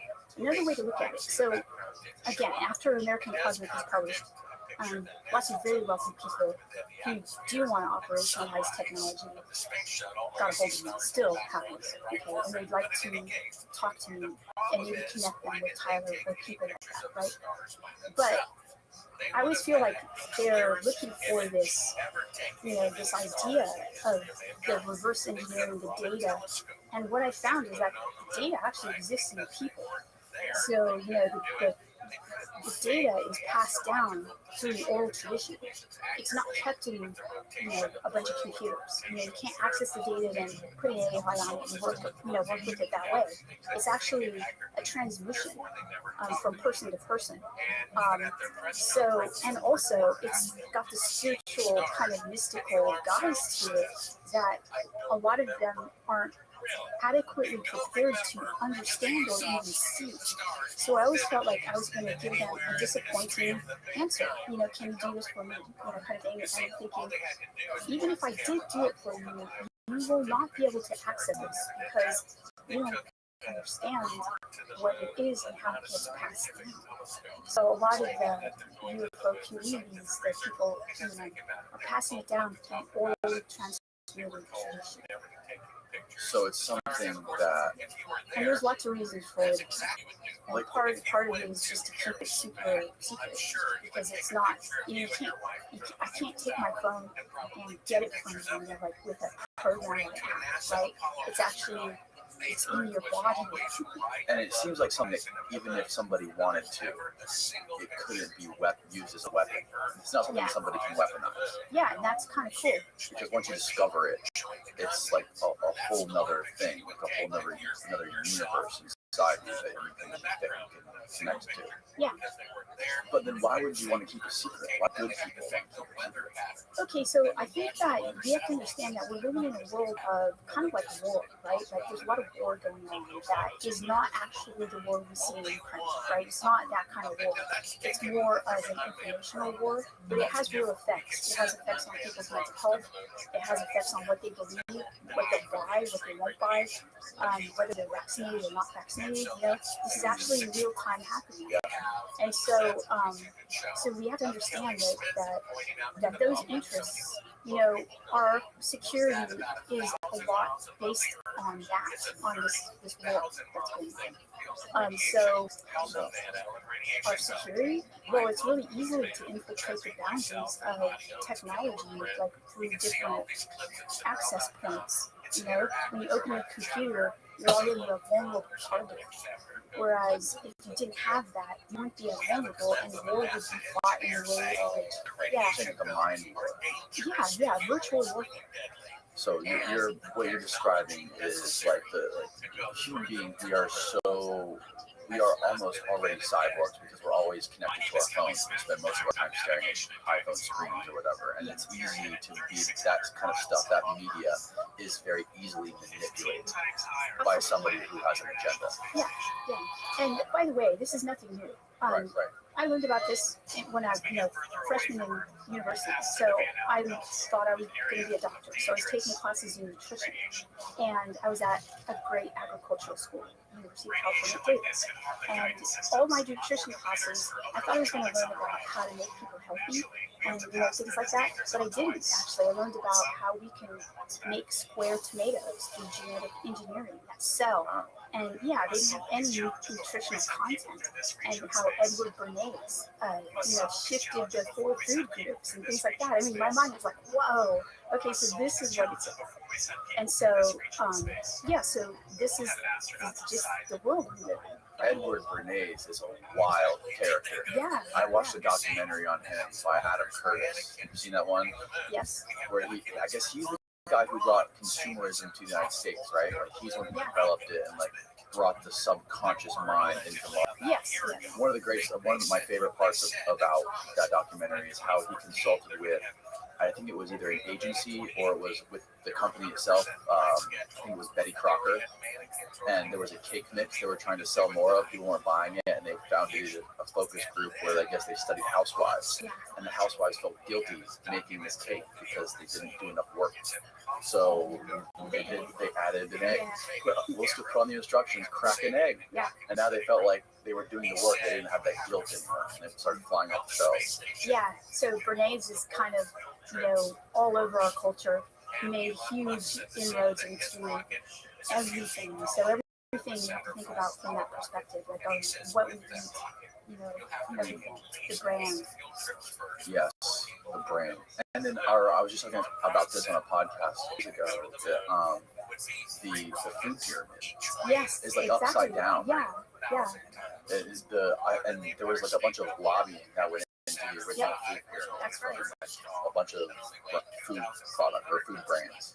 Yeah, I learned this, but they weren't teaching it to me like, hey, this is kind of terrible and people need to be better. They were teaching it to me like, okay, this is the best way to do it. And that's why, by the way, I started to take philosophy classes. What do you mean by that? Okay, this is the best way to do it. Yeah, so there was no self-consciousness about, do we really want to make a square tomato? So what if it sells better and gets into a box and we're able to ship it anywhere in the world? Like, it's not really that good for you, right? Maybe so there was no question about the health of the people that were going to eat the tomato. It was, is this the most efficient way to make money off of the tomato? Right. That's what I was learning about, and there was no self-consciousness at that time. And I'm hoping that's changed since I was a freshman. Right. There's this great quote in this show called Westworld. I don't know if you're familiar with Westworld on HBO. But it's Anthony Hopkins. He's talking to one of the robots that he made. And he's talking about human consciousness is like peacock feathers. And he goes, look at some of the greatest pieces, the greatest creations that humans have ever made. He says, look at the Eiffel Tower, look at Mozart, look at Rembrandt. All of it is just an elaborate image called peacock feathers. And it makes me, that really made me think, even going to people like Elon Musk, right, who talks about this grandiose idea of I want to make our species interplanetary. I want to send, do all these great things, eliminate carbon emissions and all this stuff. It's a terrific story, but I always question, is it really all just about becoming richer and making billions of dollars and making more and more money? I always question, these crazy billionaires. If I was Elon Musk or if I was Jeff Bezos, what is the motivation, really? When you really drill down deep into the core. And I always wonder if it's just a big elaborate display of peacock feathers. I would suggest no. I have, of course, thought about this, but a lot of it, yes, is, but a lot of the great things are just done because of pure love and enjoyment. A lot of, like, think of the quote unquote stereotypical cliche starving artists. A lot of artists are doing their work and they were starving, but they were doing it anyway because that's where they felt most alive. Absolutely, philosophers are, the philosophical work. This is not a mating call. Right. They're basically like doing this to survive, to live. A lot of them were on the edge of suicide because they saw the cave and they were like, is this it? I don't want to do this. I don't want to play that game. I don't want to play the game of the good people. I'm not going to do that. I'm not going to do it. And yeah, touring is a great example of that. Yeah. A lot of people throughout history, you're right. Yeah, so no. So I can tell you no. It's not all about the good people. It's just the ones that we know about because they're so, just like Plato says, they're so out there and we see them and they're so in our faces. And, and Socrates said this in Phaedrus, in this book, Phaedrus. He said, once writing happens, he was criticizing the technology. He said, once writing happens, people aren't going to know stuff. And it's going to be really horrible to be around them because they're going to be completely all about, I'm paraphrasing, all about themselves. And they're going to be insufferable company instead of actually people that you want to talk to because they know some stuff and have a good conversation with them. They're going to be all about their ego, basically. So he was connecting writing to ego. Yes. Yeah. So, like, that is it the idea that people could basically read about a lot of books and gain knowledge through reading about it, but not actually having it. Yeah, and it's really interesting too. I happen to think this is really an interesting point. I do too. I think about this all the time, actually. Yeah, I do. The knowledge by, there's actually a term I read recently where it's knowledge. I read about it. Knowledge by association or by acquaintance versus versus knowledge by association, because everything you see in media, I think, every single YouTube channel that's a guy who's a talking head who talks about politics, it's just all they're doing is reading the news or reading Twitter and reporting on it. They don't experience stuff. They read stuff. Yeah. Or they listen to stuff and then they report it back. Yeah. It's even on the news, like the television news, those people aren't experiencing much. Maybe there's situations where guys go overseas into a war zone and experience being in the middle of a firefight, bullets flying everywhere, and speak. There's definitely that, but I think most of it on TV is, especially when it comes to the talking heads, all of it is what you're talking about. Yeah, secondary knowledge. Mm-hmm. Yeah, they don't. So Socrates identified this as actually when I look at this and I reread him, I see it as a turning point in the Western, in the sense that he actually referenced knowledge that get from their actual environment. It almost sounds like, he can't prove this, but it almost sounds like he's talking about a download experience within the context of the environment where, you have indigenous cultures where people have so much knowledge about their environment, right? They can hear things like if you and I went out into the forest, like the rainforest, like in Brazil, something like that, and they would be able to hear the different sounds of the forest and know exactly what's going to happen, either rain coming or whether a dangerous animal is going to be there, or what the state of the forest. You were not going to hear that at all. We would go in there and just hear what we would consider the forest noise. We would be able to. So we don't have any intimate experience of our environments, right? And so, so Socrates was actually telling Plato about this and talking about how there was once when people learned from the trees and they had this knowledge, but Socrates made a joke and he said, but you guys, you're so young and knowledgeable, you need to know about this. So it was fascinating, it was basically decrying this loss of this intimate knowledge, and that technology was actually going to foster, and it was going to create a type that was egotistic and think they know everything, and they were going to be totally real. I thought that was really funny. But I agree with you. I see that. I even see that in my field, like people talking about a topic. Like in my field, there's a push to publish. You have to publish a lot, and I just can't do that. I have to actually I have to do field research. I have to go out to communities of people who do this kind of thing in order to get information. How else are you going to get that information other than being around them? But a lot of people don't do that. They actually just read a bunch of books about it and they go on Twitter or wherever, and they get that information, and then they write a book like every 2 years. And I just can't. At first, they can think that that's responsible, but put it out there for people to read because you don't actually know about what these people think or what they're doing. And that's why the data that's happening in the UFO community, are you actually talking to these people and listening to what they say? So so there's this whole difference in knowledge. Yeah, and some of the people that sort of like take the ball and run with it are sometimes very charismatic or very economically minded, or know how to make money and know how to capitalize on certain things, and sort of run with it. And some of the people that are actually like experiencing stuff or doing like the real work and the real research, sometimes they may not have the skill in communicating it, but the people who have the knowledge make a better way of connecting with people and communicating a message. So sometimes like they work hand in hand. Yeah, like a lot of the people that I found that interface with this phenomenon, they don't have big platforms. And even if they did, I don't think a lot of people would be able to understand what they're saying because they're really, a lot of them are so intelligent and out there, and they're talking sometimes in mathematical terms. Who's going to get, who's going to understand it? Right. All right. Let's talk about Jacques Vallée. So there's a new book where you mentioned, well, I think the most fascinating part that struck me the most was when you go to his apartment in California. Can you just what happened there? Yeah. So, okay. So I know Jacques, and we worked together in politics for a long time. And this one time, I went to his apartment, and we were going to talk about topics. And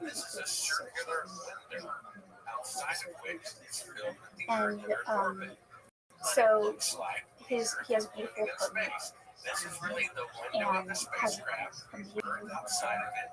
Francisco. And so we were in his apartment and he showed me his library, which is really nice. And he had a lot of historical things from the history of mythology in the United States. And things from European Catholic history. It's like extent, copies of books about angels and things like that. So it was amazing. Things that really get happening. And Alan Hynek was the guy who started Project Blue Book. Yeah, he was one of the people in the project. And Jacques worked with him. Yeah, Jacques worked with Alan. And they were both, part of the reason for that chapter was I wanted to talk about the elements of the mystical elements that each were interested in, which include, they were not affiliated with the Rosicrucian temples, but they're interested in Rosicrucianism. What is Rosicrucianism? Okay, so Rosicrucianism is an esoteric tradition that looks like it was from about the early modern time period. But its practitioners, a lot of its practitioners say that it goes back to Egyptian times. But it looks like depending on streams of it, you'll get a different perspective. But it looks to be starting around the early modern time period. Among scientists, you had to be really careful. In fact, the invisible cause comes from that early modern time period. Scientists like doing work as a scientist, but at that time period, because you could be killed for doing it, so they call themselves the invisible college. So Hynek repurposed that term for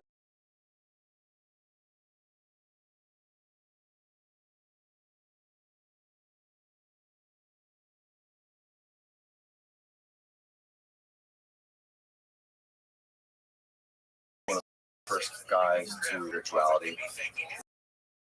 Is that sort of like the backbone is about? I don't know. I don't know the first guy, but he's still a well-known figure. He's not known to have them, and so there's a focus in the book on his melding of the two.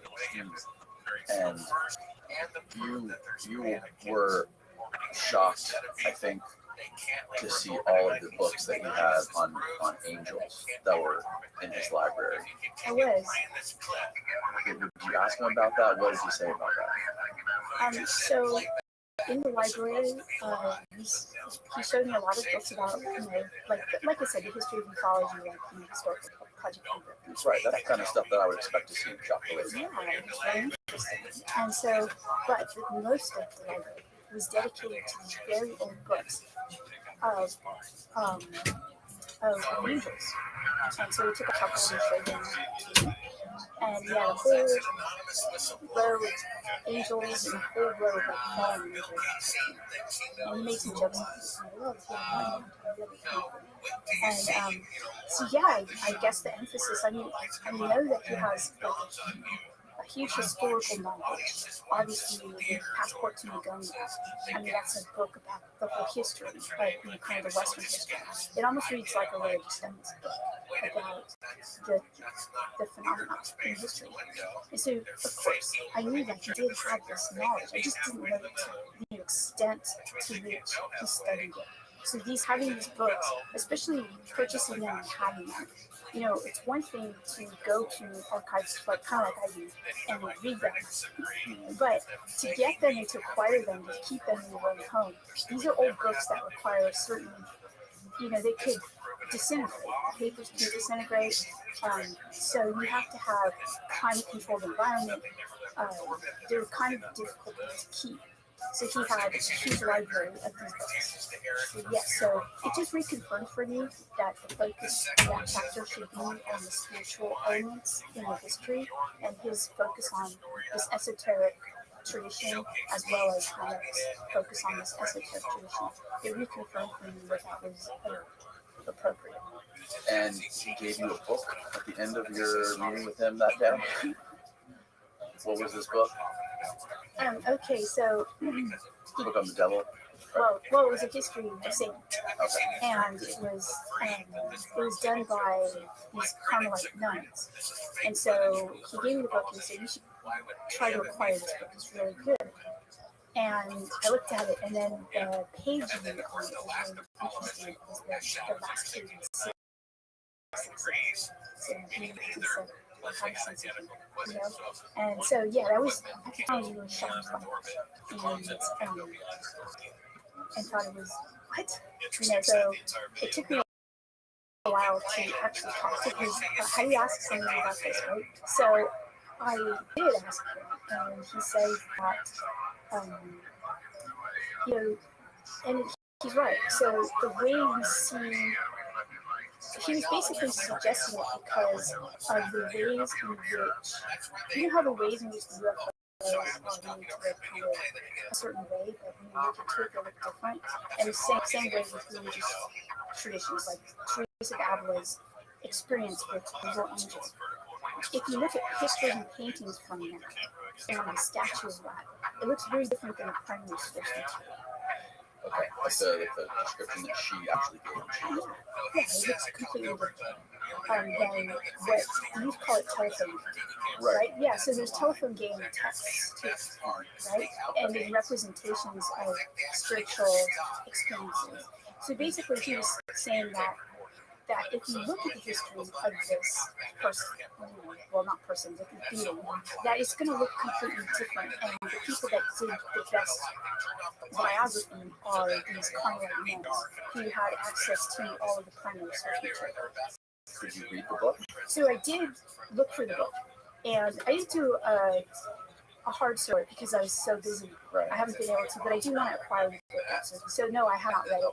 But his work is basically to look at these texts, just like my work is, to look at the primary sources and to create his own understanding of it instead of looking at what people say about these primary sources. So that's the work he was trying to do with that.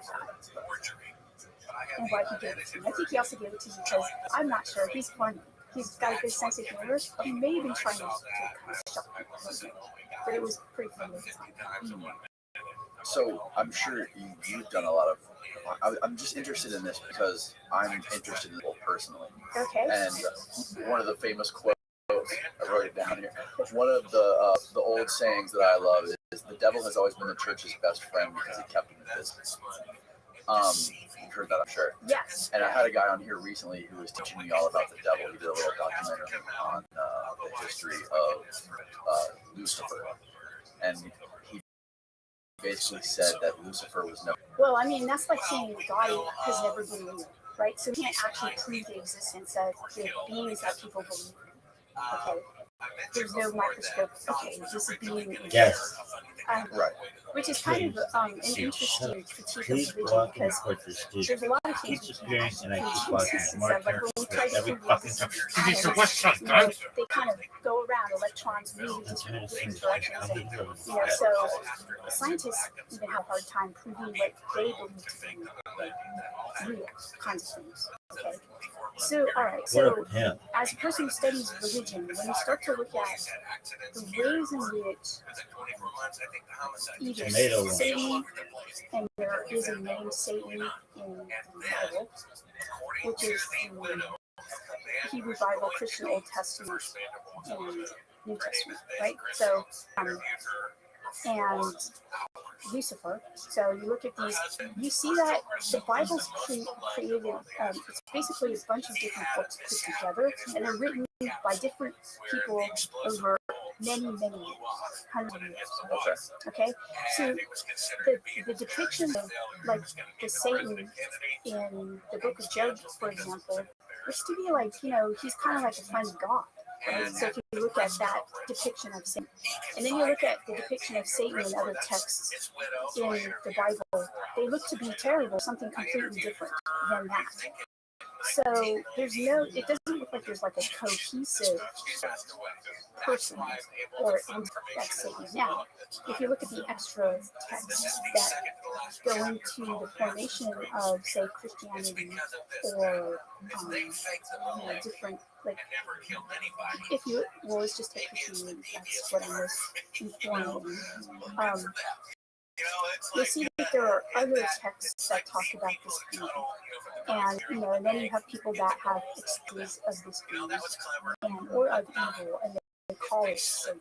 So I haven't listened to that podcast that you did with that person, but in terms of the unreality of it, I would say that if you're looking at a cohesive person, a cohesive entity called Satan, it's not cohesive within the Bible, and you can see that. But if you look at it within the various traditions that discuss this person or assume it, and in various denominations of Christianity, Satan exists or doesn't exist. So, denominations that don't talk about Satan, even certain factions of one denomination that will talk about it, will not talk about Satan. So that would be my answer. I think James Fox's creature in Virginia could have been Satan. Yeah, so exactly. That's my point, is that you have descriptions of weird things like that, and then people ascribe it to Satan. So this must be Satan, or this must be a demon, or something like that. And you still have that within Catholic cultures. If you have a UFO sighting, and it happens to be the smell of sulfur, and these beings that look like this, they're going to say the same thing. Yeah. They still believe in it. That's still their culture. What did Nietzsche mean when God is dead? And you talked about before, like, you weren't a fan of Nietzsche until, like, there was this weird, you talked about synchronicities a lot in the first book. And how it was a synchronicity in itself, the fact that you could have a book by Nietzsche. So synchronicity, when you do field research in religious studies, you find that no matter what religion or denomination, synchronicity for people, meaningful coincidences, it's like the engine of spiritual being. So people in the Catholic, when I was doing my book on purgatory, a lot of Catholics were telling me they're seeing these things and them saying, so it was life from God, And I noticed this in the UFO community too. People had like a lot of synchronicities. I do too. And people ascribed meaning to that. Like, I must be on the right path because this is happening. And things like that. And of course, when these things happen, it's pretty interesting. It's like, wow, this is so interesting, right? And I've had those experiences. I have them all the time. And of course, I step back though, and I don't want to ascribe any kind of overarching theory or meaning to them because they could just be by chance, right? And so Nietzsche, and so I've been thinking about this for a very long time. And it wasn't the first time I picked up a book because my friends wanted me to like it. And they gave me books. Read this, you got it, you're going to love Nietzsche. And I would start to read his philosophy. This guy's. What about his philosophy? He seemed really arrogant. And he was very sexist, racist, and I really had with that kind of philosophy. So I didn't think he was really that interesting. And so it never stuck, right? One day, it was on New Year's Eve, and I was not out there partying with everyone, but I could hear everyone partying. And I decided to try to sleep, so I went to bed. And at midnight, everybody was partying so much. I heard everything, and I thought, oh, what am I going to do now? And I saw this book by Nietzsche. So I picked it up, and I opened up, by the way, it was The Big Science. And I opened it up to, I think it was afterwards 273, but it was book 2, which was Saint January, Sanctus Januarius, about the saint. And I was like, okay, it's like the January. It was January 1st. So I thought, that's a weird kind of coincidence. And I opened it up, and it was basically, he said, today's New Year's. And I was like, it is New Year's, and I thought it was really interesting. I was hooked. And I was like, okay, what is he going to say about New Year's? He said today he was declaring his philosophy of amor fati, which is the love of one's fate. So when you're disgusted by life, and life gives you all these tough things, just look away. Like, don't try to fight it. Just look away from it into something different and more beautiful. And so that was some kind of revelation to him. He was imparting that. And I was like, oh, that's really cool. I like that. And I turned the page, and basically I thought, what a cool synchronicity, right? I really kind of, the feel of the synchronicity is really intense. The next aphorism, the very next page, was basically an argument against ascribing meaning to synchronicities. It was beautiful. It was one of the most beautiful things I've ever read. I was like, okay, like I was just about to ascribe significance to the synchronicity, and now I feel like he's telling me not to. Like, he literally is telling us. And so I put the book, I put it down, and I was like, that was weird. And then I picked it up again, and I've been hooked on each ever since. Yeah, it was really, really interesting. And it also made me really think about synchronicities, like what's going on with these things. And so I'm generally inclined to agree with him that, he was really poetic in the way he said, when it seems like everything has this personal meaning for you, when something, even a terrible thing happens, but it happens for the very best, don't think that it's any kind of God that's leading you on your way. It's the most beautiful, it's the epitome of being alive when you recognize this as the beauty of chance. I was like, wow, okay, I'm hooked on that interpretation of synchronicities. And so I try to, when synchronicities happen a lot, and they do, I think it's just something that is actually, just like Plato's cave is structural for Western society, I think that it's structural for being human. Like, people from indigenous cultures also talk about this as well. And they say that rational science doesn't actually understand that when you're really, like, these things they just happen when you're being human. And it's part of what makes you being so scientists are being tested, and they feel like, oh, this is it, this is going to help me with this technology or this equation or something like that.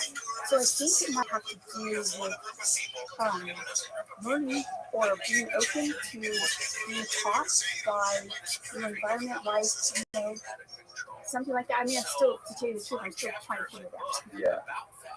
Do you think that this whole thing that's going on right now with technology and like ChatGPT and UFOs, do you think that this is becoming like a new religion for Western society? No, I don't think it's becoming a new religion. I think that people are there's a religiosity. Okay, so a religion is something pretty discrete, has a beginning and the person associated with it, like food. And it's an ongoing kind of formation that has dogmas associated with it. So what I see right now with technology, and especially AI and its association, there's what we call a religiosity, and this is what I identify as the UFO thing too, because there are religions that focus and emphasize UFOs. Okay, so like the Nation of Islam, it's found, it's there's a belief in that religion that there's a mothership, and that in the end times the mothership's going to show up again, and that these little boys that people see, they're part of the mothership. They're little, yeah. This is Nation of Islam. So this is a distinct UFO religion. But what I see right now is this pervasive belief in UFOs kind of on the rise, given credence by the U.S. government, basically saying, the Pentagon report, and a lot of the media associated with it.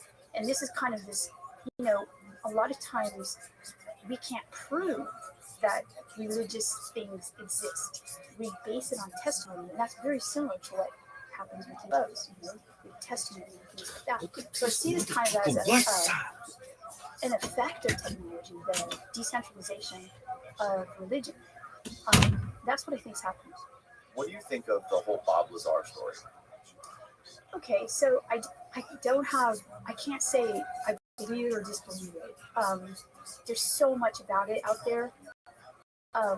Obviously, he himself has been discredited by a lot of people. I know people in the Invisible College who think it's not true, but I also know people who are even more like associated with some programs that interface with phenomena and do work in that regard, are super scientific. And people that do like back engineering stuff? Well, they say they do. I can't say whether they do or not. I don't know, but they claim to. Okay. And they believe him, and they say that they believe it. And they say that they believe that they've said that he's. Now this is like stuff I can't confirm. So okay. So but they say it's so confusing to me too, just like for everyone. But one piece of information that I think isn't out there is that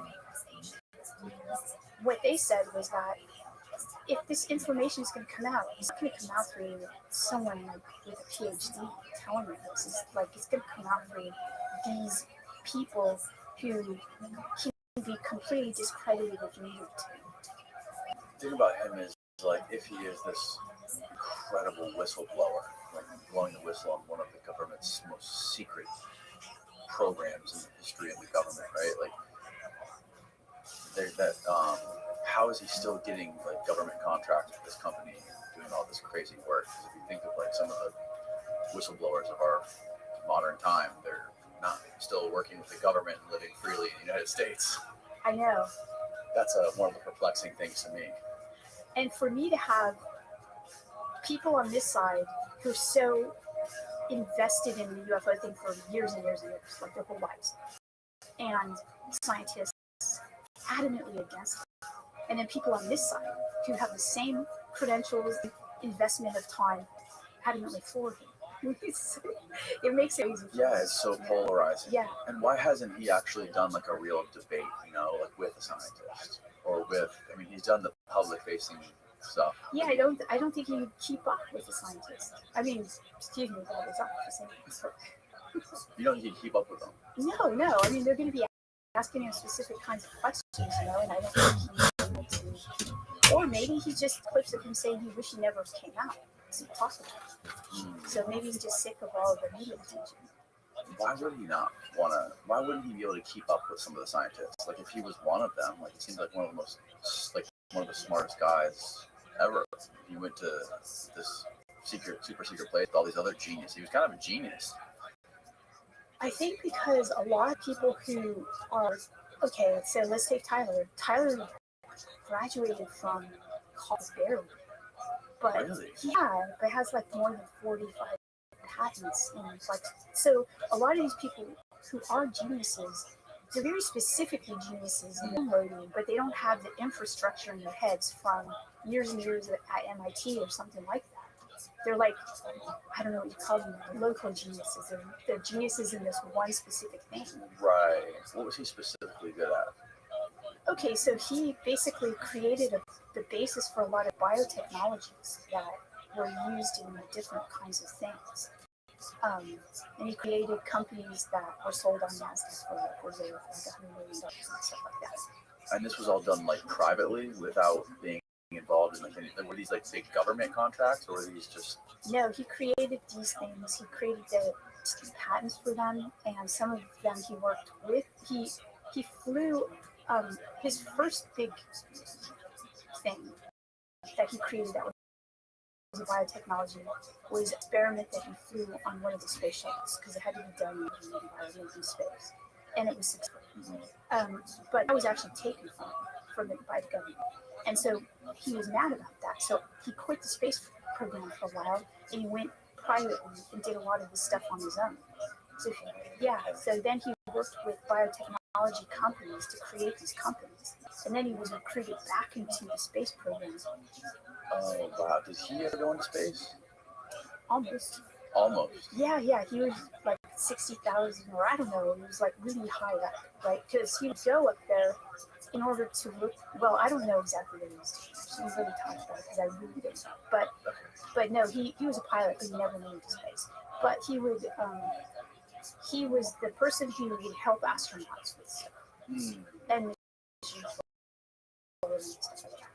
and there's also there was a study by one of the women you interviewed based out of London who actually kind of was wild that astronauts, the farther they got out, the more their brain changed, or the more their more code changed. Yeah. Is that what it was? Yeah. Dr. Ea Whiteley, she's at University College London, and she's a space psychologist, which I think she created a position because space psychology. Yeah, so she helps people in extreme environments, and space obviously is an extreme environment. And she's a pilot, like an award-winning. She jumps out of airplanes, and things like that. She's a pretty intense person, but yeah. So she knows the psychology of astronauts and of people, pilots, and she's made flying safer for all of us. By the way, she's pretty amazing. Yeah. So the first two chapters of that book talk about, and so yeah. So the pilots get out to space, the more, first of all, they can have like a panic that they're not aware of. And she's able to identify the panic through the voice, through using technology. She can identify like just the smallest change in their voice. It shows that they're just about to panic, because the further you get away from the Earth, the more panicked you get. And then there's a case for being totally irrational. And since these pieces of equipment that they're in are billions of dollars, it would cost a lot of money to have someone freak out there. And so, yeah, so I have some examples of astronauts when they're out there having these kinds of experiences of kind of creating their own rules and things like that in order to, just because they're so disoriented from being in a place. I think that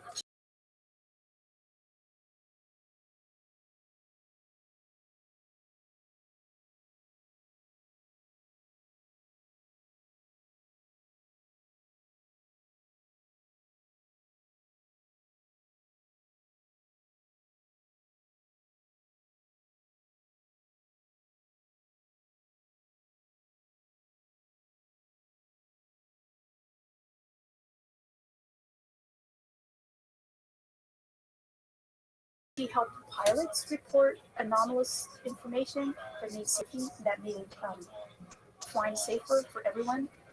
So she's working on this with UAP right now.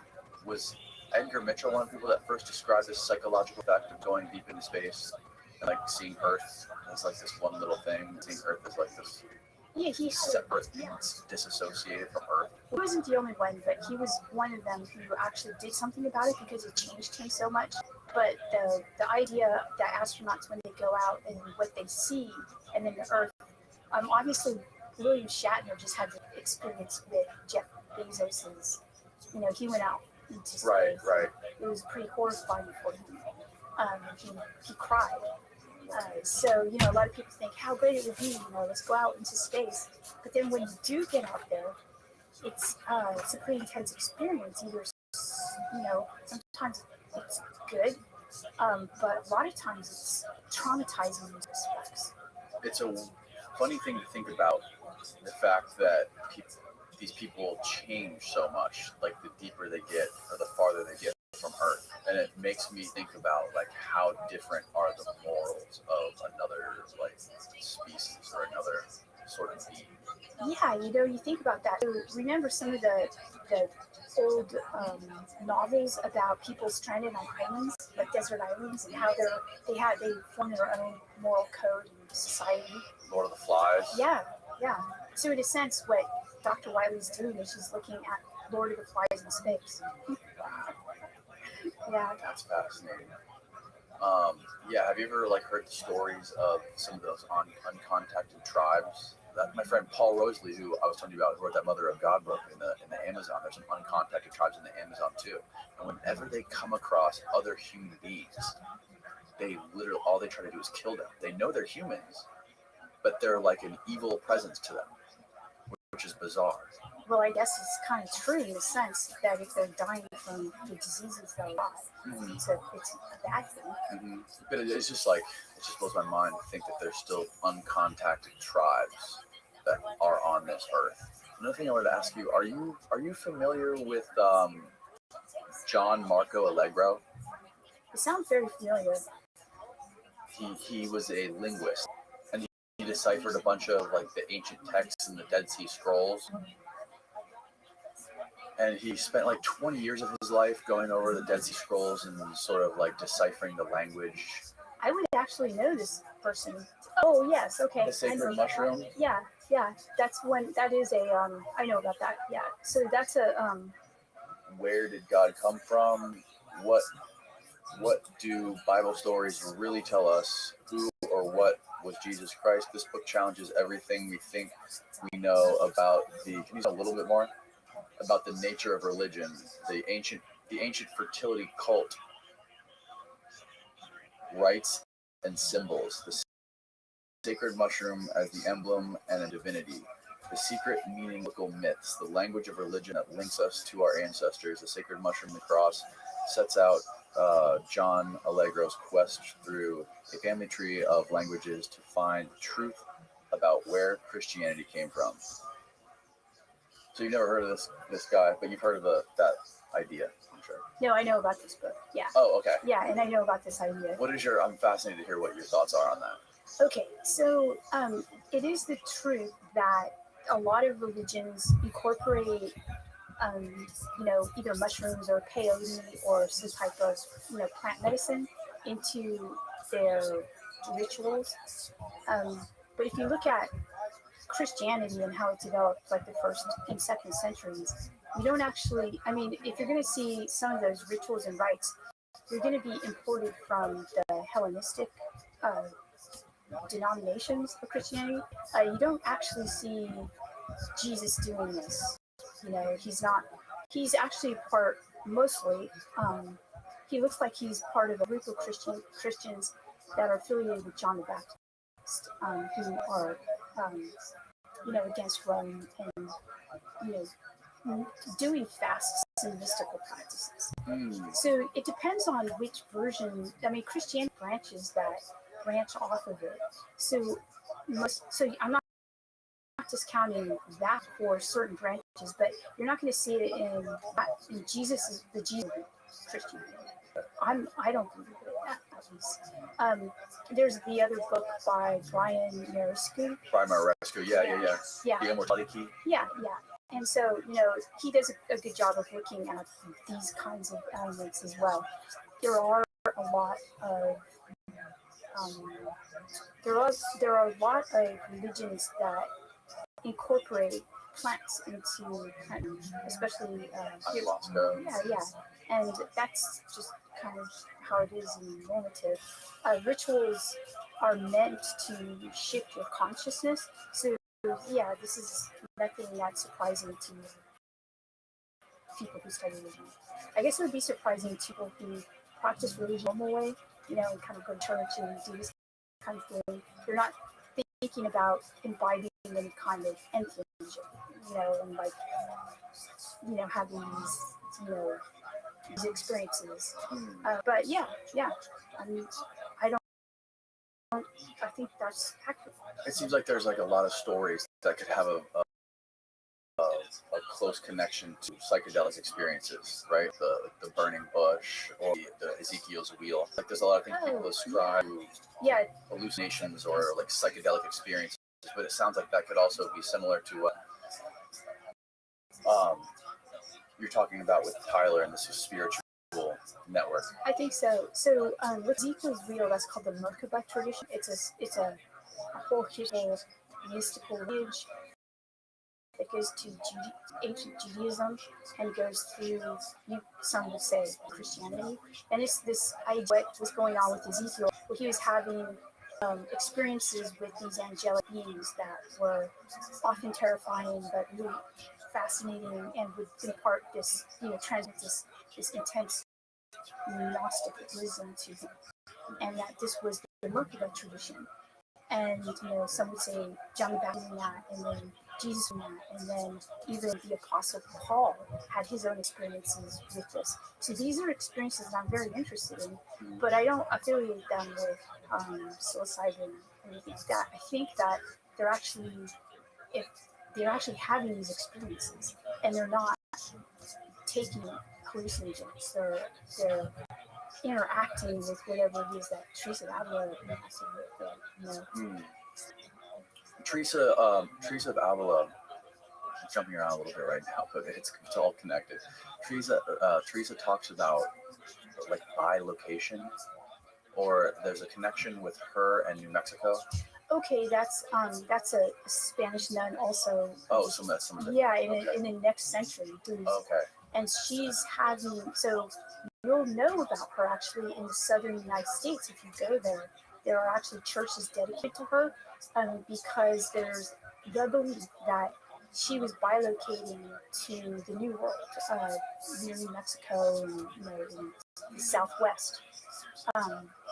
And she's called the Lady in Blue. So if you Google Lady in Blue, you'll get all kinds of stuff about her. And so she was basically believed that she was catechizing, which was basically teaching the gospel to indigenous Americans in the Southwest. And when some of the Spanish missionaries and people who were basically coming to colonize this part of the what was then for Spain, the New World, right. For indigenous people was their place. It was where they lived. When they would come, some of the missionaries were bringing in Spanish Catholicism, and the native people knew it already. And they said, "How did you learn about this?" And they said, "Through this lady in blue." Yeah, and so, and then when those same missionaries went back to Spain, they heard about her, and so they asked if they could meet her. She was a cloistered nun, and she described her experiences of coming here. She described the foliage and the people that she met, and that type of thing. So what was going on? How is that possible? Well, yeah. So there's a lot of there's a lot written about it, and I don't know. But I do know that she wrote, one of her first books was a cosmology, and there's some people, you can reduce this to just fake, right? Yeah. That just didn't happen the way they said it happened. But I've talked to people who are indigenous Americans who live in that area and believe absolutely in that. So it's a thriving belief. I'm not going to discount it. Right. And going back to these crazy experiences that some people ascribe to, like hallucinations or psychedelics, like ayahuasca or psilocybin, it seems like it's a blurry line between what is that, like dancing elves or whatever it may be, and what is an actual like UFO, like what we're seeing today. So what I think about that actually, I think that most likely they're going to a real place. That there's this real place, and it's perhaps I'm not going to prove this. It's interdimensional. It's another dimension, and so people who are taking these drugs in order to access this place, they're going to that place, and people who are doing protocols are going there too. They're just doing it in a different way. Do you think it's the same place? I kind of think that. Really? Yeah. What makes you think it's the same place? This is totally like non-professor talk. This is That's just fine. This is what I think. Okay, Right. so yeah, I've met too many people that have reported similar things and almost identical things. Yeah, I mean, it's just after time you're like, okay, well, and then there are the people that are doing the DMT experiments. Yes. Yeah, so I think I don't know. I mean, I think that it's really interesting, but they report like little elves, or like they report geometrical patterns and shapes, and a lot of them they take this stuff and they experience the same exact thing. Yeah, that's right. I was able to. I don't know if you know who Alex Gray is. Oh yeah. Yeah. Okay. So I was at a really small conference with Spike Allison, and they were what their process of doing their art, and they would they would take ayahuasca, and we didn't talk to each other, but they would have the exact same vision painted. And really? Yeah, so that was when I first started to really kind of what's going on here. You know? So is there that these things can come into our reality? And is that what, like, do you think there's comparing these DMT experiences and the stuff that Alex Gray and his wife were experiencing and painting it, do you see any, like, telltale signs that connect this to some of this biblical stuff? Okay, the biblical stuff. So, listen, the biblical stuff is filled with people who are having kinds of experiences that are incredible, right? So, you have people, and they're interpreting it through a religious lens because that was the framework that they had. What I see today is when people are talking is what makes me kind of pay attention a lot is that Tchaikovsky talked about this, like Konstantin Tchaikovsky. He's the father of the Russian space program, and he's basically calling out the artists and calling out the poets and the mathematicians and saying, we're the ones who can access this information and bring it down in our reality. So he was saying that the human being is the bridge between that reality and this reality. And that's what I found really interesting. And it also gets me back, by the way, once I did publish the book, I had so much correspondence from mathematicians and artists. Like they really resonated with Tyler in that downloading process. And I thought that these communities were completely different, but I now see them as very similar. So the artists believe that they're accessing some kind of place, right? And then mathematicians also, not all of them, by the way, there's some that believe that they're imagining these places, but a good portion of them are what are called idealists, and they believe in the space of where these forms exist, like platonic forms, and it's like another dimension. And that once they access that, they can bring that information back to our reality. So that goes back to the protocol. So what is it that humans are doing?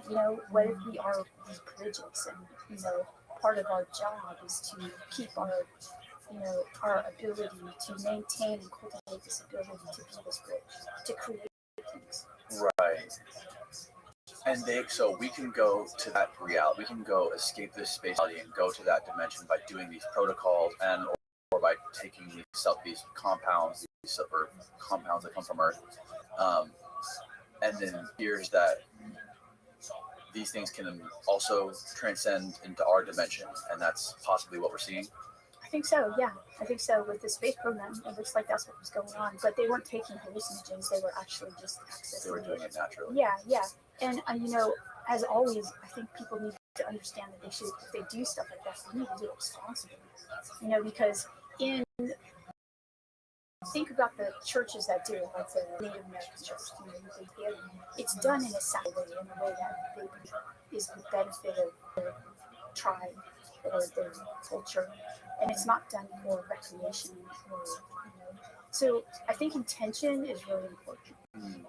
If the intention behind it is to, for the best good for all, I think it'd be great. I think that not everybody, but even just a small percentage of people, like 10%, say, That's not do that. Yeah, because I think that the effect would and we're not talking about just taking hallucinogens and things like that. We're talking about, spirituality. Yeah, spirituality. Yeah. I think it's a neglected part of humans right now.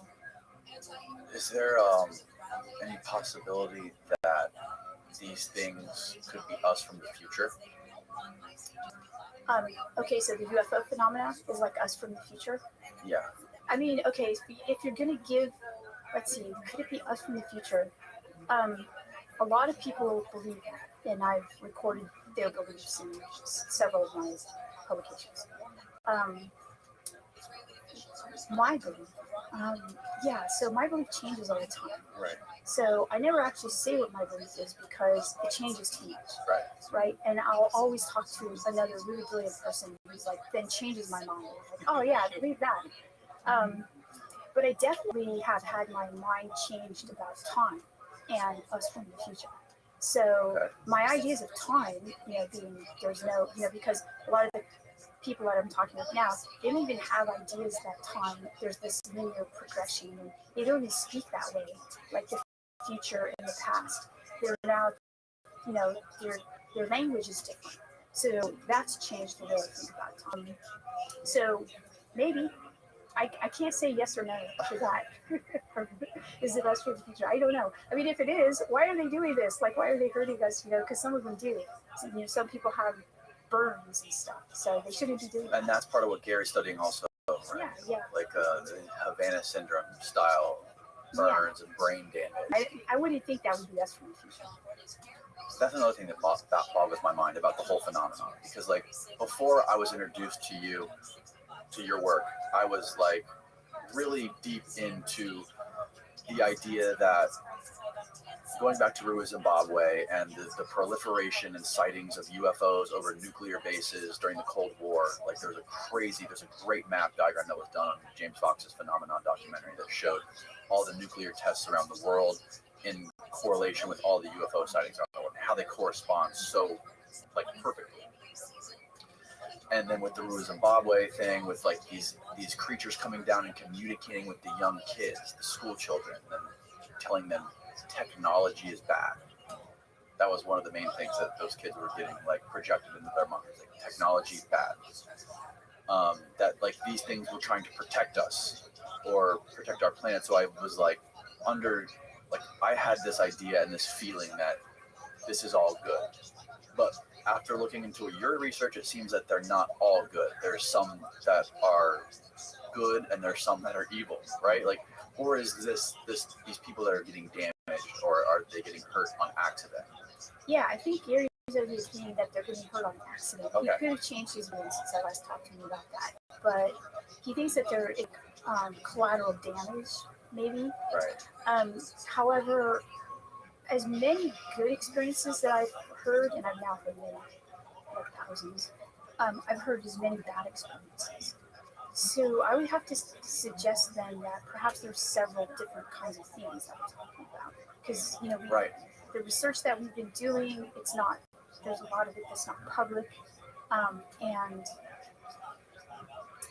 so, we can't bring a lot of, researchers to the table to talk about it openly, it seems, at this point still. Right. So we're just beginning to understand. And it looks like different kinds of things. Different kinds of things, different kinds of beings. Right. Yeah, that makes the most sense. Yeah.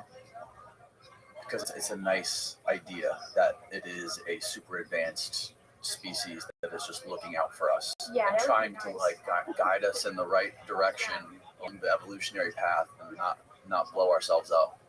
There's also the connection with people like Tyler, how they're able to access this thing, and children. Like, the biggest cases throughout history are just like Rua, Zimbabwe, the Westall School, there's so many depictions of these things or recordings of these things coming to schools and interacting with kids. What do you make of that connection? Yeah, you see, okay, so you do see this connection also within Catholic scholarship with like the Virgin Mary appearing to children as well. So I don't know what about it. I think that especially when the kids, I think the best examples of the phenomena are the school examples because the kids grow up and they maintain their story and they're not going back on it and they believe it still and they still have the same message and that's quite amazing because you have corroborating evidence, you know, with Westall, with the Zimbabwe case, and I think it's super compelling. What is Iya is her name? Yeah, Dr. Wiley. Dr. Wiley. What is she doing as far as in regards to like babies and like teaching them to connect to this network and like raising children in a different way? So there's some protocols that she's doing with young children. Yeah, she's developed a program for infants basically because it's at that point that they're developing their neurons are connecting in order to create an infrastructure in their brains to identify different languages. And she has identified a language, she calls it an earth language, and she uses technology to take the language and to make it into graphemes, and she's created a book. I didn't know this, but babies don't see in color, they see in black and white. And so the book is in black and white. And she did it because of her own kids. She wanted to share with them the beauty of the universe. And she said that all the baby books were horrible. So it was out of necessity that she did this. So she's created this. It's an immersive experience for these babies. So they'll develop the ability to identify this earth language, and it's nation independent. So it's not English, it's not French, Yeah, so she's doing this, and it's really successful. That's interesting. Is this something you can buy, this book? Or is this something that's like, oh, really? Yeah, it's on Amazon. I think you can put Earth language in and it'll come up, and she's working with parents and babies, and she's doing this. That's really interesting. Yeah. Because it's close to what Michio talks about with when he talks to type 1, type 2, type 3 civilizations. How like right now we're a type 0 civilization. In order to become a type 1 civilization, we have to become like a planetary species, which is like all connected instead of like divided by nations, that we're all like together and not warring against each other and having a one world language. We already have like an internet, right? That's kind of like we're on our way, we're on the path to having like an earth language. That's fascinating. Yeah, it's a really cool program. Well, cool. Thank you very much for doing this. Yeah, I had a great time. Thank you so much for inviting me. Tell people where they can follow your work and get your books. Sure. So I am on Twitter, DW Pasolka, and my books are on Barnes & Noble and Amazon. Okay. Wherever books are. Perfect. I'll make sure I link it all below. And thank you again.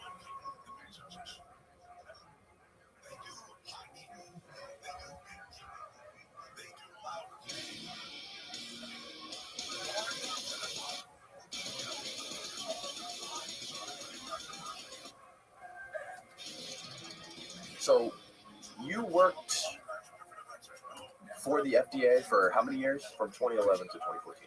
And what was your role at the FDA? I was the director of the dietary supplement programs there. So it was a division then. It's under that one. Sorry, it was a division. Now it's an office. About 26 people in charge of dietary supplement policy for the whole country and getting involved in enforcement, direct inspections, so.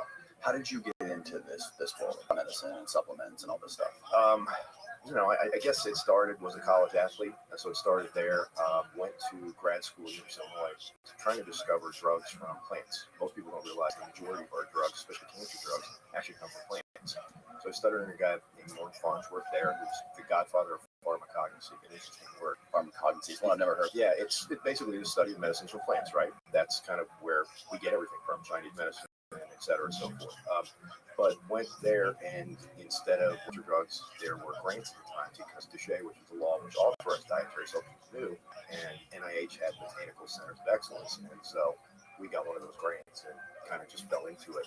There was a lot of regulatory stuff at the time because we were doing clinical trials, so we had to get past INDs and things like that. My advisor was up there in years, and he's like, "Well, you go to DC and you learn how to do that stuff because I've been doing it for too long." And so kind of got thrown in the wolves, at least the FDA piece. That wasn't really what my background was. I was a chemist. He was a pretty good chemist, but then kind of got switched into more of the regulatory political space just by virtue of that's what was needed. Right. There's a couple stats here that I'll read them off. I don't know, correct me if I'm wrong on any of them, but in the United States, as far as healthcare goes, we pay more for healthcare than anywhere else in the world. We have the highest level of chronic disease in the world. We consume more pharmaceutical products than any other country in the world, and we're the number 3 cause of death in the U.S. after heart disease and cancer is pharmaceutical drugs. Does that sound right? Sounds about right, yeah. We're also, one of the things that ties into that, and it'd be interesting, we're one of 2 countries that allows for direct marketing, direct advertising of pharmaceuticals to be. New Zealand, I think, is the other one, right? Sweden, really? Yeah. They allow that. They allow yes, advertising. I believe so, yeah. Wow. Yeah. So why is it that we say that any other country in the world, yet we have some I think we're like in the 70 something, we're like number 70 something in the world as far as like healthcare outcomes. Why is that? Good question. Selfishly, given where I work from, a lot of it's how we eat, a lot of it's nutrition, a lot of it's staying healthy, a lot of it is that. I think you're seeing, it's interesting, I think you're seeing a move towards self-care. One of the things we see dietary supplement users, they actually have better health outcomes long term. So that's something we're very proud of, to be more informed about healthcare, more willing to take matters into their own hands, which I think is better. I think it's a lot of it's systematic. We can sit here and rail on the fact that people see their doctor on average for 8 minutes is visit, the average visit. Right. There's a lot of that goes into it. There's not a lot of people don't care how much you know until they know how much you care. If you see someone for 8 minutes a day, or when you go to an appointment, you're not really. Especially if those doctors are seeing like 100 people a day. Right. They can tell you to eat better, quit smoking, quit drinking, whatever the issue is, and you're going to go, I saw this guy for 8 minutes. It has literally zero impact.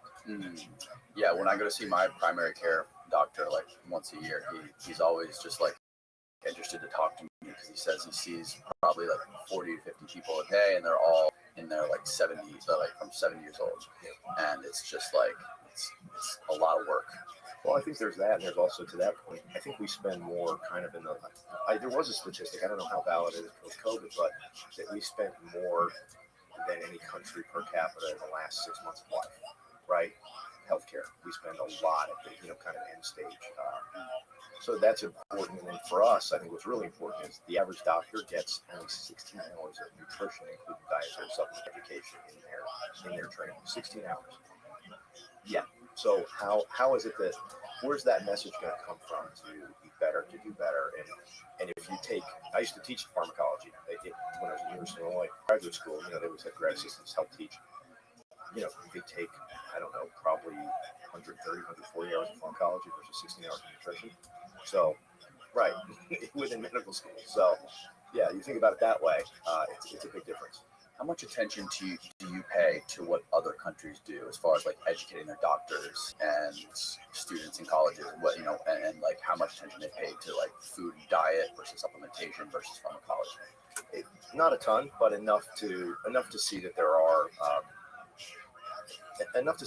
there's a clear difference in terms of what's considered healthy and what's not, right? Like I think other cultures are much, like they have a better concept of what a healthy diet is, right? I think they have, it's kind of more culture, more ingrained, if you will. Whereas here we're always looking to, well, what does the doctor say? And now it's, well, what does Dr. Google say, right? So versus looking kind of internally. Yeah. Also, recently, I don't know like what the trend has been over the last 50 years in the U.S. as far as like where we are on like the global spectrum of healthcare versus other countries. But it seems like now there's a lot more open information on the internet, like on YouTube, about there's people like Huberman that talk about stuff and how people can basically like take control of their own health.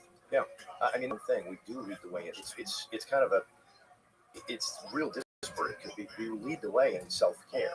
other countries want to follow what we do in terms of self-care, in terms of access to, because we do, it's interesting. The irony is because we have access to pharmaceuticals in some ways that other countries don't, we also have access to other things, right?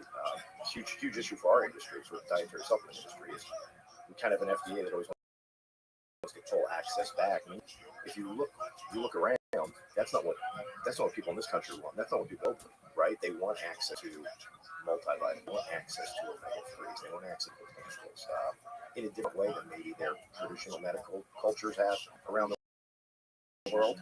Like in China, you're seeing a huge growth in dietary. Now they still have TCM. Yeah, it wasn't always available at retail, and it's quite expensive at retail. Most of the market in China has been traditionally multi-level marketing or direct sales. Now you're seeing retail starting to open up, and people really, there's a demand. Where did China land on like this? What is their healthcare system like? How good is the healthcare in China, and what is their life expectancy or their overall? I know here there's like more obese people than anywhere in the world. Yeah. It's probably not like that in China. I know they have a big problem with like people being malnourished, not being enough food, but it really depends on city versus rural. Right. It's hugely dependent on economy too. Yeah, and they do. I mean, they do have some challenges with obesity. I don't think that's but I think part of that too is they see, oh wait, you know what, high fructose corn syrup, people like that in the United States. Let's start putting in some food here too. So I think when you're seeing those changes, it makes a huge difference. But if you look at the fortification programs in some of those countries where they started adding vitamins and things like that, you've seen. It's interesting. It's almost a rewinding the clock, where you've seen an increase in life expectancy, and more rural folks, I think, have had some fortification diet things like that prior to that. right. Okay, so you worked at FDA for 3 years under Obama. Yes. Can you give me just like a broad 30,000-foot view of the basics? Like explain to me like I'm a 10-year-old. How does the pharmaceutical and supplement world work? Well, okay, so the supplement world works different from the pharmaceutical. It's regulated. You'll always hear dietary supplements regulated. Nothing could be further from the truth. We put people, there are laws, there are good laws. We put people in jail when I was there. FDA still has the ability to do that. So you don't sell. Everything that FDA works on is it misbranded. So is it truthful and not misleading? If it's not, if you're trying to mislead people or you're telling things that are false, that's the one crime. And the other crime is the ingredient adulterated, right? If you debase the material, whether by economic fraud, you hear all the time about olive oil not being olive oil, that's adulteration. Also, adulteration can be, if this is safe or not, and yet you introduced it to the market. So those are kind of the principles that at least the dietary supplement area is around. Similar to pharmaceuticals. Pharmaceuticals have to be proven safe and effective, though, before going to market, with some exceptions. So adulteration is saying it's something that it isn't? That's misbranding. So adulteration would be debasing material in some way, devaluing material in some way, whether for economic gain or that could potentially harm somebody. If you introduce something loaded with E. coli, that's adulterated, right? While you may eat some E. coli, it's not a food, so you generally can't put that in the diet. Okay. What about the pharmaceutical world? Like I said, those generally have to be proven safe and effective. It's about anywhere, and the fast track can move it up to about 2 years, but it's a 15-year runway. You start with preclinical studies for pharmaceutical, then phase 1, phase 2, then a dose ranging for phase 3, and then if you get approval, there's usually some sort of post-market surveillance study too. Is it true that 50% of FDA's budget is funded by pharmaceutical companies? I think it's more than that. I think it's closer to 72, 73 now, all in. What does that mean? Well, they have a different, so it's a user fee basically, right? And that's so it's a user fee. So that's where they can hire staff to pay attention to those files. They work closely with the pharmaceutical companies to review their documents, to review their studies, to get approvals, and to pay for it. So now they're still part of FDA. A big part of FDA is appropriated through Congress, through our tax dollars. Public trust, right? FDA was started Harvey Wiley kind of poisons the jungle and the poisoning in the stockyards in Chicago, and so, but it's changed quite a bit since then. It was the Pure Food and Drug Act. Now it's a lot of people say that food shouldn't even be at FDA, which is interesting. Yeah, how much attention do they put into food? Based on what we've seen for the past 24 months with things like what happened with infant formula. I think that kind of question. Yeah. Can you explain what happened with infant formula? Yeah, there was a bacteria that was found with some manufacturers that shouldn't be there, and the agency knew about it, did nothing. Effectively, is what the story is. And just kind of said, oh, okay, it'll be fine. It'll work its way through the system. It didn't. Kids got really sick. And, it led to a huge shortage of infant formula because basically everything was on the shelves and be brought back, recalled, whether for retesting or for destruction. That certainly created a number of problems for people. Was that Johnson and Johnson who made that, or was that a different product? It was a division of Abbott. Abbott, that's what it was. Yeah, that's what it was. And there are some versions of the story where there might not even been contamination, it might just have more of FDA errors. And I think that's really the challenge. What's the best thing the agency does? The agency was started, kind of back in that poison squad, to inspect and right, to go into facilities, make sure that facilities are sanitary, there aren't processes that can damage the products, and randomly test. And when they don't do that, like FDA didn't visit that facility for a long, long time. It's kind of go, what is it they're doing? Yeah, they're supposed to be like the arbiter of safety when it comes to all this stuff, and it seems like they've just become the worst part of human nature as infected the FDA, similar to the way it affects the other industries like defense and everything else. It's become politicized. Food and drugs are incredibly politicized. That was really good. It's part of the FDA actually is a third-tier agency. Cabinet, they don't report. No one at FDA reports directly to the public. They report to the HHS. And that was by design to keep them apolitical. The opposite happened. Can you explain how that's changed over the last 1 year? Well, I think what's happened is people have pushed down the people that were political into the under organizations, right? So it was never you have folks that are at FDA for life. I don't want to get into deep state attorney and that stuff, but you have the folks that are there for life. And it's like there's really not a lot of checks and balances on that because one, the higher political levels are in and out pretty fast, right? And they'll set an edict for you, and they'll be going to whereas the folks at kind of the base level, they operate somewhat freely to do what they want. I think a lot of times their personal politics come to me. They're not accountable because the people levels above just go in and out pretty quick. And so, in some ways, they're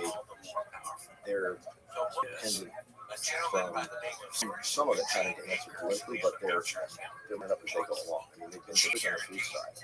They work with UL Review, which actually is a third-party foundation that looks at FDA consistently. They look at the food protocol program, and they found that food programs at some point just stopped working for Congress. Congress has oversight. Congress funds them. That answer to an FDA is doing answer to stuff. So, so that's the challenge, right? It's like how do you bring them into wait, I swore an oath to protect the American market, to help, just make this anything. That's concerning. Patents affect certain things like pharmaceutical drugs and other things like that. And how is FDA involved in that? Yeah, that's a great question. Patents are pharmaceutical IP, I would say, to the agency is those are countries, right? They think pharmaceutical IP in a lot of ways they're research. FDA works hand in hand. If somebody did a lot of research to get a blockbuster drug to market and get user fees for it, like we said, 70% of the user fees. So they're protecting their investment, right? That's who gets the user fees? FDA does. Okay, so like I said, so that IP drives those user fees, right? That IP around, hey, I have a potential blockbuster drug, and I'm going to bring it to the market. I need to have, I'm paying you to make sure you review things in a timely manner because the quicker I get to market, the longer my patent life, the better off I am. So, but the patents drive up prices like astronomically. They certainly can. And usually that's what happens. Branded drugs are obviously cost a lot more than generics. And, you have a runway on your branded before you can become a generic, right? You get 17 years effectively, plus or minus, how the approval process goes. So in that 17-year window, would you rather to market in year 2 or year 13? Right. So do other countries have these patents with drugs like this? And there's definitely material protection. I mean, there is in other countries. I think the challenge here is you really do have that direct correlation. You know, and I'm not saying that these are always a bad thing. It makes people count. We need blockbuster drugs. So we need new developments. We need innovation. At the same time, when you see an article like there was a Bloomberg that said, hey, there are drugs that were fast tracked that are still making claims that were never authorized. That's what really is. Where's the check and balance there? And that seems to be done just to kind of like, oh, hey, you know what? You paid a user fee, we fast tracked it. Hey, do what you want, which is usually kind of scratch your butt. Right, but the patents themselves, these people are able to get 20-year monopolies on certain drugs. Doesn't that completely stifle innovation? It can. What happens, interestingly, what happens now more and more is somebody looks to extend the patent life by way of with another drug or making another claim for it. Right? So if you have a patented drug, it's off patent, you combine it with another therapy. You see this a lot of times in cholesterol reduction, things like that. Then you get even more patent life and more exclusivity. So you're seeing a lot of, you know, I think that's one of the challenges that's out there right now. Where are we? The reason there's all this battle about, and it sounds like insulin prices are going to come down because there's all these battles, you know, about pricing, about open market, about the marketplace. I think those are good discussions. It's definitely more front-facing than it was before. I think in some ways, though, and especially for our industry, I think what we're seeing for the dietary supplement industry is you're seeing that process, that patent process, the IND process, being used to keep others out, which wasn't the intent. The intent was you're going to file an IND, you're going to have the IP, but you're going to develop it, but you're not going to develop it. Okay, how are you still able to block someone out? That's a problem. Is there any, do you see any sort of like hope, or do you see any, are you optimistic at all of this changing or being fixed some way? Because there's obviously glaring problems in this thing, you say it wasn't their intent for this to happen, but do you see any way, is there anyone pushing for this to be changed, or? I mean, I think patent reform generally is tough, right? You really got to get to the tort reform. No one's what's tort reform? Tort reform basically torts when you can sue somebody. Like, what is the basis?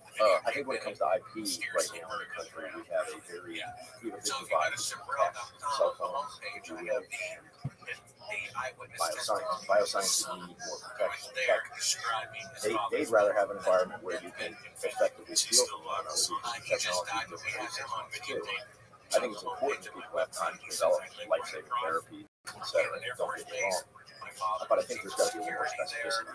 It can't be kind of this, you know, that's how I think it's for our industry. I am you're seeing more and more product quality products that are drugs at lower levels may have a physiological, pharmacological effect, or physiological effect.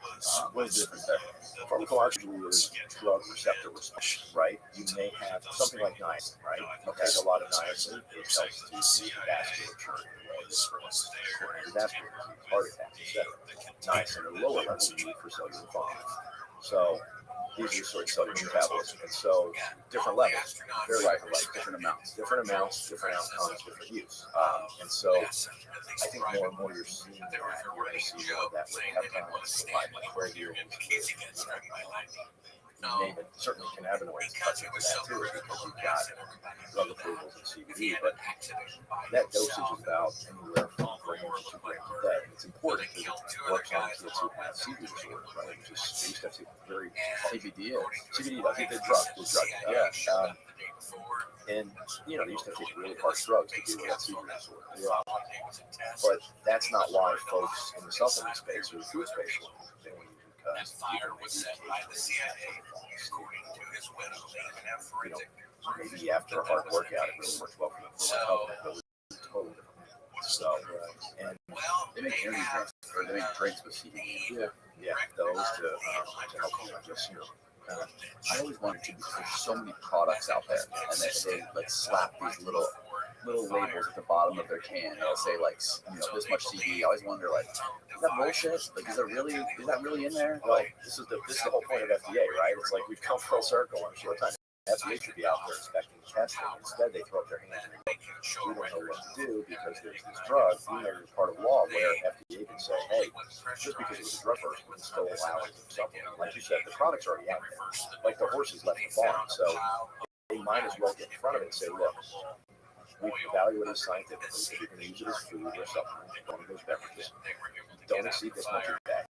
Like we tell people, hey, you'll see on caffeinated products, like you never keep it on like 100 milligrams a day. You've seen some, not to use it, you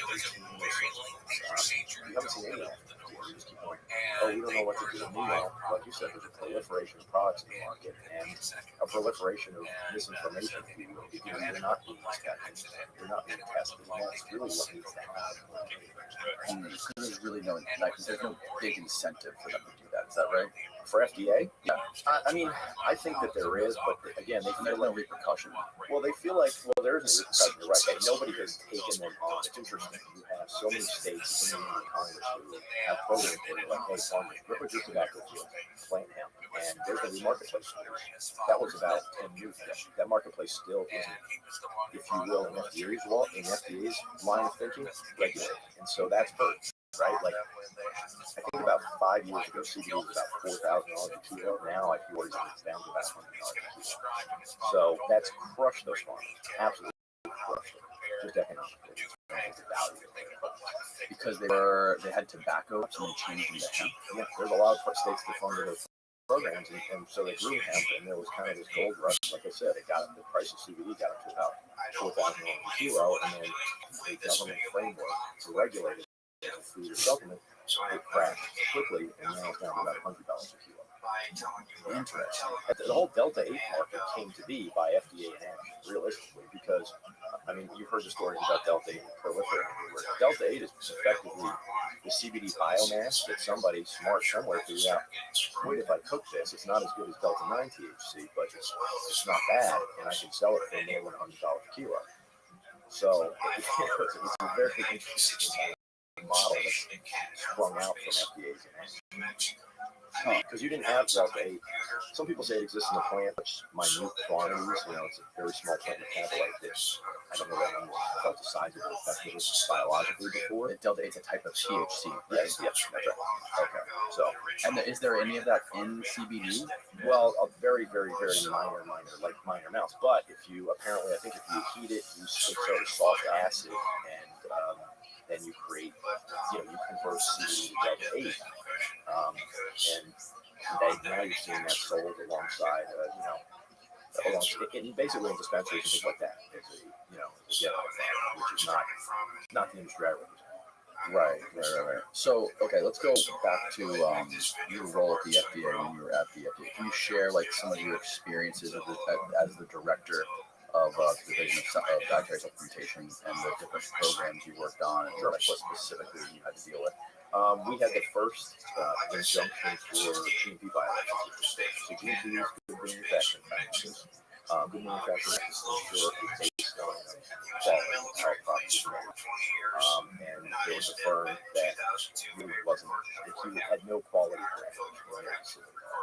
They just made something, they didn't know what was in it, they didn't know it was contaminated, they didn't know anything. So we were able to use the law to shut the place, which was a big thing at the time. And the GMP laws are, GMPs in pharmaceuticals, medical devices, foods, it's a standard, GMPs are standard US, but, it's kind of quality standard, quality by design standard, very uniform throughout the world.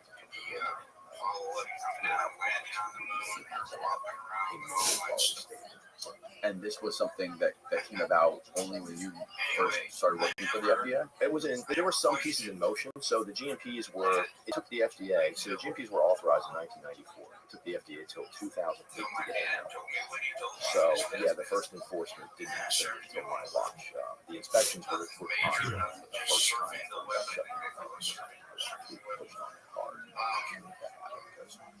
it was a firm that wasn't, at least at the time, wasn't interested in complying with the law and having some assurances to consumers that things were quality. Okay. No, like dietary supplementation or anything or any other programs. Well, some of the big ones we worked on was I don't know if you remember DMAA. No. DMAA was a pre-workout ingredient at the time, which was very popular, but it was questionable. It actually used to be a drug, and it was questionable whether or not it was found in nature. And so it was one of those we had to demonstrate that it was found in nature. Could potentially lead to health issues. So that was a big deal. Who was claiming it was found in nature? A few different people. The company at the time was called, the big seller company at the time was called USP Labs. They had recently, they in 2020, the government. I mean, obviously, when I left the government, the case kept going. But I think the government finally closed the case and some of the time after the So that was a big one just because it was this whole construct of, hey, this is from nature. Kind of it had the molecule itself, a lot of people think, and again, there are studies on both sides of the fence. I think it has amphetamine-like behavior, which should be the case, right? So that was kind of a particular cat. And then the company had another issue. The government shut down in 2013. My daughter is young. So we all get home, right? And the September 30th, they tell me that the head of the Center for Food says, you're not essential. And they call it today. There was an outbreak in Hawaii after injury from another one of this same company products. And so I had to go in and look at the case. By the end of the month, we were able to get that product off the shelves. We started to work on mandatory recalls. Actually, the first time FDA was going to use mandatory recall. So, wow, because the company got rid of all of them. So it was an interesting issue. Yeah, it seems like there's probably a lot of issues with some of the like stuff that's supposed to fire you up or like zip you up, like energy drinks and like stimulants. Well, it can be. There are also a lot of really good manufacturers. The big thing, this is the key thing, is FDA should know first. They should be the ones, right? Like that's why we're paying the tax dollars. Is they should know first. They should be out there going, okay, we've seen these facilities. We understand. They can facility. They have pretty broad authority. You can bring a facility at any quote-unquote reason. Now, they're not going to be coming by at midnight, but if they want to go to your facility and they don't have access to your records, they have it by the letter of the law. Which, if you want to watch somebody make their product, what's better than that? And kind of FDA's reticence to do that, because I think is a concern. That's really where they add the most value, and instead they've kind of gotten off on this. Specific to our clients, for yourself, is they're more interesting in kind of paper arguments than boots on the ground. Like lawsuits? Well, yeah, like what we've seen with, we got sued on NEC. They told us NEC, which was in the market for 30 plus years. What is NEC? It's N-acetylcysteine, amino acid, found in broccoli, found all over the place. It was approved as a drug in the 60s for inhalation, opening up the bronchi. Now that's a different administration than swallowing. Having these other stuff in your system. And because of that, FDA then says 2020. Now, the drug was approved in the 60s, in 1963. There are records we gave to FDA that it was sold as a supplement oral form in the 90s before the show came out. So before there was even a definition of dietary supplement, NEC was sold as a capsule. People took it, used 30 some odd years of safety. In 2020, they told us, nope, not allowed it.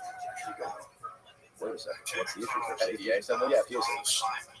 And they go, we're like, well, what's the issue? Is there safety issues? If there is, then we need to work with you guys to address it. No, not a safety issue. Okay, so what's the issue? Well, we have to fix the category. It's like, well, it's amino acids, so you spend a lot of time doing this kind of, like I said, this paper dance of, here are arguments, they come up with counter arguments, which, from our side, it's like, little thing. But then, it progresses, and it progresses to then denying people to export it because they're saying, well, you're exporting a wonderful drug and so forth. And so it's like, okay, so now you're interfering with business. Then Amazon delists, right, which really hurts part of the business because, unfortunately, I think our space, the dietary supplement space, has given away a lot of land to Amazon, whether intentional or not. Everyone's got to use it to sell, but I think there's so many reasons to buy all my supplements. You're a problem. Yeah, right. No, but and look, a big part of our membership are mom and pop retail, right? We from so many mom and pop retailers because someone goes in there and they go, hey, what does this do? And the mom and pop retailers acknowledge that they've been doing this for 20 years, 30 years, and they tell people, and then they never see the person again because just like use it, then they go, wait, I can just buy it on Amazon. And now I know which brand I like, I know which brand to take, I know what ingredients I like, and they just go to Amazon. That's fine. It's a choice in the marketplace, but it gave Amazon the ability to basically, in this instance, and with NMN, which we'll touch on too, it gives them the ability to effectively, FDA never has to really render a scientific or legal opinion. They just go, we don't like this, and Amazon stops selling it. And that is like, Amazon is waterfall for everything. It's a category killer. It's an ingredients, right? It's an industry killer. So that, and FDA knows that, and that's where the game is right now versus like, okay, if there's not a safety concern, if it occurs in you, we're not making disease. We're not saying this is used to treat asthma. People are using NAC for helping metabolism, for there's a number of studies. And probably over 200 clinical trials, good clinical trials on NAC as a supplement. So it's not like they have no research done to show the effects. So the fact the agency just wants to go, nope, line in the sand, can't be both the drugs and supplements. We're saying, how does it work? Right. It's this whole concept of if something occurs in nature, I get that if somebody finds something in nature nobody's found before and develops it for IP as a blockbuster drug, they should have first place in the marketplace. I think that makes sense. But the notion that should forever be locked out of other uses, especially as a food or supplement, people clearly ate it before, that doesn't make any sense. If you find a minor component of broccoli, right, that no one found before, and let's say someone develops it and it works against prostate cancer, it works well. Great. But let's say lower levels of that ingredient have a function that, helps you with urinary tract, right, which you can have a food cranberry juice, right? So the child to be used for those well, right? It's kind of backwards, and that's why, like when you brought up the pharma IP thing, it really that's what drives the agency to pharma IP, and they don't want to address the issues that would effectively have a diminishing return on pharma IP. I think they think if it has another path to market, that's going to reduce the value of the pharma IP, which I think is pretty flawed thinking, but that's clearly their thinking. Yeah, it's money. Yeah. So, what was the reason they did that? Still don't know to this day. Still don't know to this day. We can speculate. There were some studies, interestingly, early on. Shouldn't we be able to get this information? Pardon this question. We'll go deep on that. There were some thoughts because there were trials looking at NAC for COVID because it opened the bronchi. So there were some folks that thought there was that work trying to brand a drug with NAC for COVID applications. Okay, so that's one theory. Again, that's completely. We're going to go completely tinfoil hat or whatever. Black helicopter. Right. But that was one theory. Again, we don't. So we sued them to hopefully find out, and they selling this out of court because it wasn't a discovery and everything else. That's what we want. They brought it back to market with a which they've never done. They've never said, hey, fine, you got yourself into which they did effectively. Now we want them to write it that allows for FDA to take something that's pharmaceutical and allow it to sell as a supplement food. Okay. They've never used that.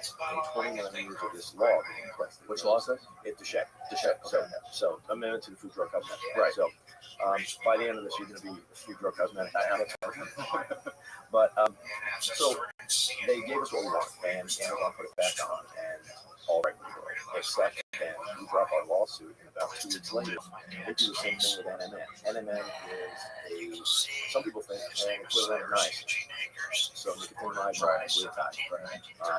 Say that 10 times fast, right? Right. So I'm very familiar with NMN. I first the company that Daniel Meyer has. I take it every day for the podcast. It's great. It's a precursor to NAD, which is like cellular energy and anti-aging, and it's supposed to like keep you young and keep your cells healthy, like regenerate your cells, right? Look, and it became popular from. We should go deep on the NMN stuff. So it became popular originally when it was already obviously discovered. I think somebody won a Nobel Prize over discovering it. And then this is the article. Yeah, David Sinclair. If you scroll down about halfway through the article, it talks about like David Sinclair. He first went on Joe Rogan's podcast, started talking about all these anti-aging compounds. Yep. NMN was one of them, and he specifically called it a supplement. Yes, a number of times. And it's a great write-up, by the way. If I can give a quick shout out to Mike Roberto and the guys at Price Log. Great write-up by them. They went deep on it. Keep going down. You'll see the photo, or you see like a video clip of David Sinclair. You gotta keep firing through that, man. You're gonna have to hit that wheel hard. Yeah, there we go. No, it's faster. You're gonna see his face. You'll see Sinclair's face. Yeah, and now he wants to keep it out as a supplement. Nope, that's Jeff Duncan. That's our buddy from South Carolina who wrote it. There's Orange Hash. About halfway through, Michael. Yeah, it's interesting in that the most interesting piece. Right there. Yeah, there it is. You don't have to play it right now, but the most interesting piece in all of that is FDA after the fact on NMN. They did so. We have what's called a new dietary ingredient notification. It's not pre-market approval, but it's pre-market notification. We have to give the agency safety data before going to market, 75 days, and they look at it and go thumbs up or thumbs down, or they can say no to the dietary, which people have submitted things like steroids and years to try to sell the dietary supplement. Like, no thanks. easy there, killer. Yeah, right, exactly. Those are like, kick those out, right? And they should be kicked into the construct, right? I mean, you're really talking about things in the diet, things in nature, people want to use the diet. Anabolic steroids aren't found in nature. I mean, they are, but you don't. They make them from yams, don't they? They used to make them from horse urine. So pregnant horses. Yeah, pregnant is pregnant mare urine.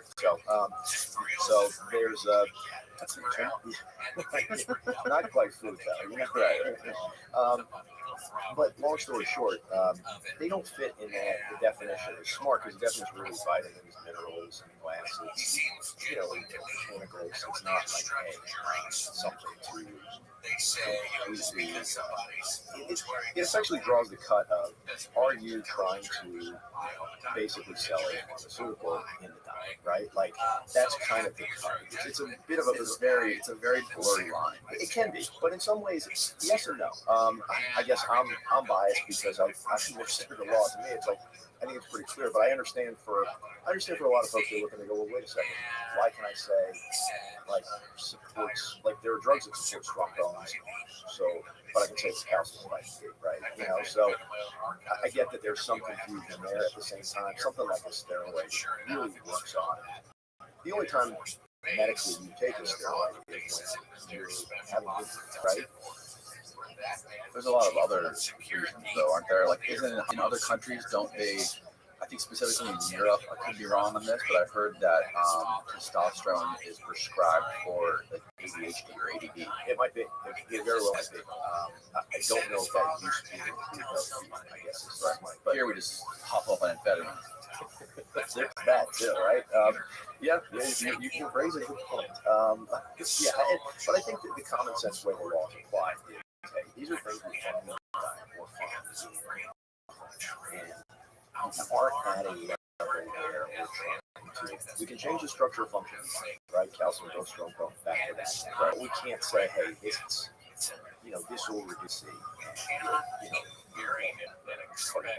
cardiovascular. Though we do say, hey, fish oil promotes healthy cardiovascular. Okay, I do get that. Some people say it's a distinction or a difference. I think there is a difference. I think the difference is, look, we're not trying to replace medicine. We're really trying to go, look, this is really more a lifestyle change.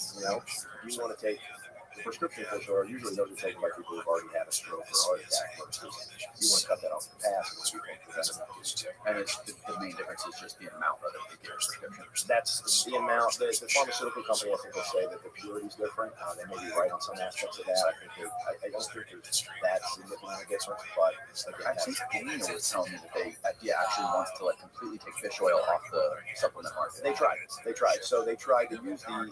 It's interesting. They used the International Trade Commission to try that. They tried to point, and they tried to. It was an interesting argument. They tried to usurp FDA's jurisdiction on this. The product Casella. So they tried to say, look, this is really being used to basically as a substandard drug. It failed. People eating fish, people eating fish for fish oil for longer than drug. So that kind of came to play. That actually IP part came to play somewhat in the dietary supplement industry space. And that, there's no way people are talking about eating fatty fish and fats for omega-3s for 60 years now. Right. So that was one of those where it was tougher for them to kind of know it was first be a drug only. But I think it gets back to how much harder would it be for people to get their hands on it that way? Like it would be so much more difficult. It would make the general population, people that possibly can't afford to go to a doctor every year, they would not be able to get their hands on it. But the medical establishment, what do you mean? You don't have to go to a doctor. What's your problem? Why not go to a doctor, right? I mean, so that's the challenge we're running into, especially with self-care. Right? There's a winner and there's a loser, right? And it seems more and more on the medical side, they're at least losing some control in that regard, and they don't want to. And I think that's where a lot of the, I don't know, controversy, but there's definitely a lot of friction.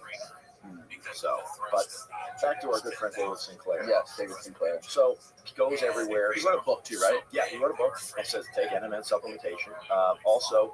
So here's where it got interesting. So a company submits an AKL, or submits the NDI, the new dietary identification. Okay. They get an AKL, which is a good data. They say, go to market, we like your safety, go nuts. Great. They tell everyone we got the AKL, they were the first ones, and to this day, they're the only ones. 6 months later, FDA, and this goes back to the question of what happened. 6 months later, FDA goes, oh, we changed our mind. You can't be dietary. Whoa, wait, where did this come from? Well, we discovered new information. What do you mean you discovered this information? You're supposed to do those checks. Is it being trialed as pharmaceuticals? What? Have they ever before? Never. It came back and said no. And also, they don't technically have the statutory authority. The statutory authority, when we talk about the rise of is adulterated or they haven't said the product is adulterated. They haven't said that, hey, this product is unsafe, it's made unsafe. They actually said they like their safety, right? So you have to have a reasonable expectation of safety for these dietary agreement. The firm already met that. FDA said you meet that, go to market. Now they can come back. Well, we didn't know if there was previously an IND. So the IND, once again, for the drug, to move ahead with the drug, take it out. What's interesting is you can't search when that IND is in, and you can't do it until so you go and you start looking at pieces. And one of the things in the story is, if you go to clinicaltrials.gov, there was a study on a supplement that, on an NMN supplement, that was submitted to NDI. It was on a supplement. After that, they changed it to say for the MID 626 versus NMN. So they changed it to look like it was. Oh, yeah. Scroll down a little bit. There's actually screenshots of that on here where they actually they pull up the report. Keep going. You'll see like it's a. Is this it right here? Where all these redactions are? All the redactions. So basically, zoom in on that. So they go from, hey, it's a supplement. We're doing a supplement trial. And some universities require an IND to do supplement trials. That doesn't make it a drug. But you submitted the IND. So they went into this initial report and they literally changed every single place that NMN do. What'd you say? MI 626, I think. And why do that? Because that's their drug. That's the name of their drug. They filed the IND under. Okay. So that way they can keep it out of the market. They also removed any mention of the term dietary supplement, right? Which was everywhere. Yeah. Actually. Right. So this is where you scratch your head and go. And also, here's the bigger problem. Do we think, and David Sinclair is a very wise researcher, very well respected. I'm not going to talk about that, but these guys are not necessarily. I mean, I have a hard time seeing where they're going to develop a blockbuster drug with NMN, right? So what's the point other than to block people from the market in the supplement industry, which is a bit problematic. And we know NMN is in the food supply, right? Now, once again, to our earlier, okay, maybe people can discover it and say, hey, eat your Frosted Flakes for NMN content, right? Like you say, eat it for, carbohydrates or vitamin D or vitamin A. But at the same time, it was there. And so they're effectively trying to use this part of the law to keep it out of the supplement food supply indefinitely, which doesn't really make a lot of sense. So we're in the same place we were on NAC, effectively. So MMN is essentially like if you take it in a concentrated dose. From what I guess from my grasp of understanding of what it does, it essentially is kind of like an anti-aging drug, on the cellular level, right? Sure. So David Sinclair has built up a huge following when it comes to anti-aging and sleep and all that kind of stuff. Like he's discovered fountain youth, and couldn't he essentially sort of like market some sort of drug, anti-aging drug, and make a ton of money doing that? I think that's the goal, but we haven't seen the sort of movement you usually see for blockbuster drugs being developed by that company, right? Like by now you would think it'd be in the next phase trials and so on. So that doesn't seem to be what's going on. Don't they have some clinical trials going? They do, but I'm not aware of them answering those particular issues with dose ranging and those sorts of things, and also what that indication would be. FDA has never approved the drug, so that would be approved. To break through that, and to get that claim for a drug, that's going to be a pretty high bar. Like, what are those endpoints for anti-aging? How do you test it? Right. What's the actual? What gives you that claim? Right. So that's the challenge. Versus what we do know about NMN is it's in the diet. It promotes cellular metabolism. It reduces, if you will, some cellular metabolic injury, which I think is, we can equate that if you will, with aging or something along those lines, right? But I think that this whole construct of it can't be a supplement, and we can't know when it was excluded from the market is more ridiculous. Adding fuel to the fire, there's actually a self-grass, which is another way from the market, generally recognized as safe. So you see that in food ingredients all the time. Like caffeine, self-grass. Yeah, grass. So generally recognized as safe. A company can do and actually FDA sued for the rights for a company to do this. A company can get a panel together and under scientific procedure, have toxicologists review the ingredient and determine it's safe for use in the food. They can determine it's safe for use in the food. That was done, at least for our understanding, before that IND.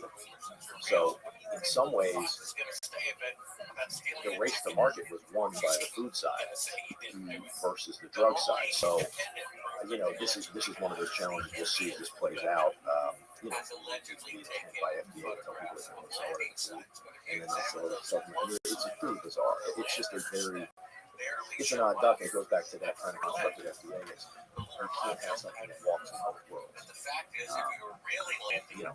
There's not a safety problem. They said that with NMN. There's no safety issue.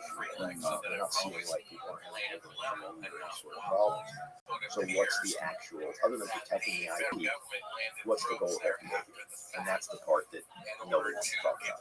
Isn't NMN just basically another form of vitamin D? A lot of people think that. A lot of people think it's an equivalent to niacin. It's a better form of niacin. We also talk about nicotinamide riboside, which is on that pathway too. Similarly, and nicotinamide is actually has an MDI.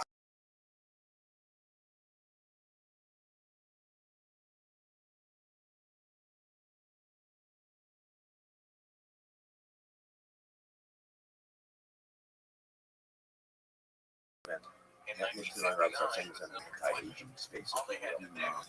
I think the bigger challenge, though, is this is the dispute. There are going to be ingredients that are going to come to market being studied for both day in, day out use as nutritional products, but also as therapeutic for everything from cancer to Alzheimer's. There's all sorts of peptide trials. What is a peptide? Can you explain to me this for like I'm like 12? It's smaller than a protein, larger than an amino acid. Is that so? It's a specific link of amino acids that has generally once it gets into circulation, direct biological effect. It's effectively, I'm not a peptide expert, so forgive my pertinence. And if you get mail on this, some people shut me up. They might be right, but it's basically using amino acid residues, so like specific amino acid residues, to behave at a specific receptor, much like a drug, like a small molecule drug, but it's an amino acid based, those are building blocks. Versus proteins are very long, and so much depends on folding proteins, things like that. Biologically, we're talking shorter chains. Peptides usually don't make it through the gut, but we're improving some technology now they do, so they can be used orally versus before primarily used in injectable, which is different from my industry. We don't inject anything into your dietary supplement, you take an oral. But I think you'll see if FDA, if you will, wins on NMN, developments like that, where do they go?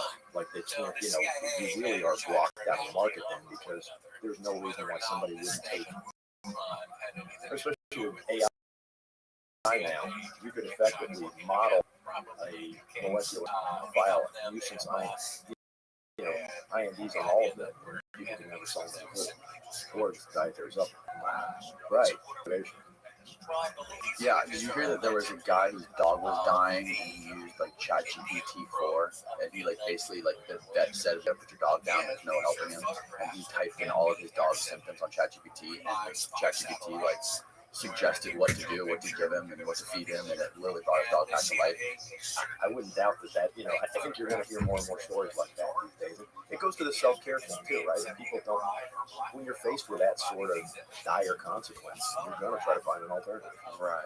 And it's not always that dire consequence. It may be something as much as like, hey, I think it's or, I don't feel this, I don't have as much energy.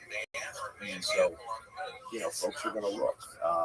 And so, versus, there's got to be general recognition by FDA that there are ingredients that are walking too much, and there isn't always a right. And so how do you distinguish between the two? That's really kind of where we are.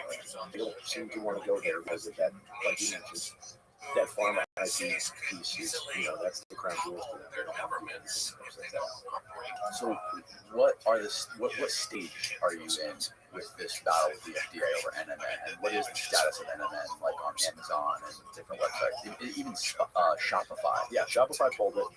Then Amazon pulled it as well, and they all kind of pulled around the same time, which was odd. Back to the black helicopter thing. We haven't seen what's, from the agency, there's final agency action. They haven't done that to this point. To this point, all they've done is respond to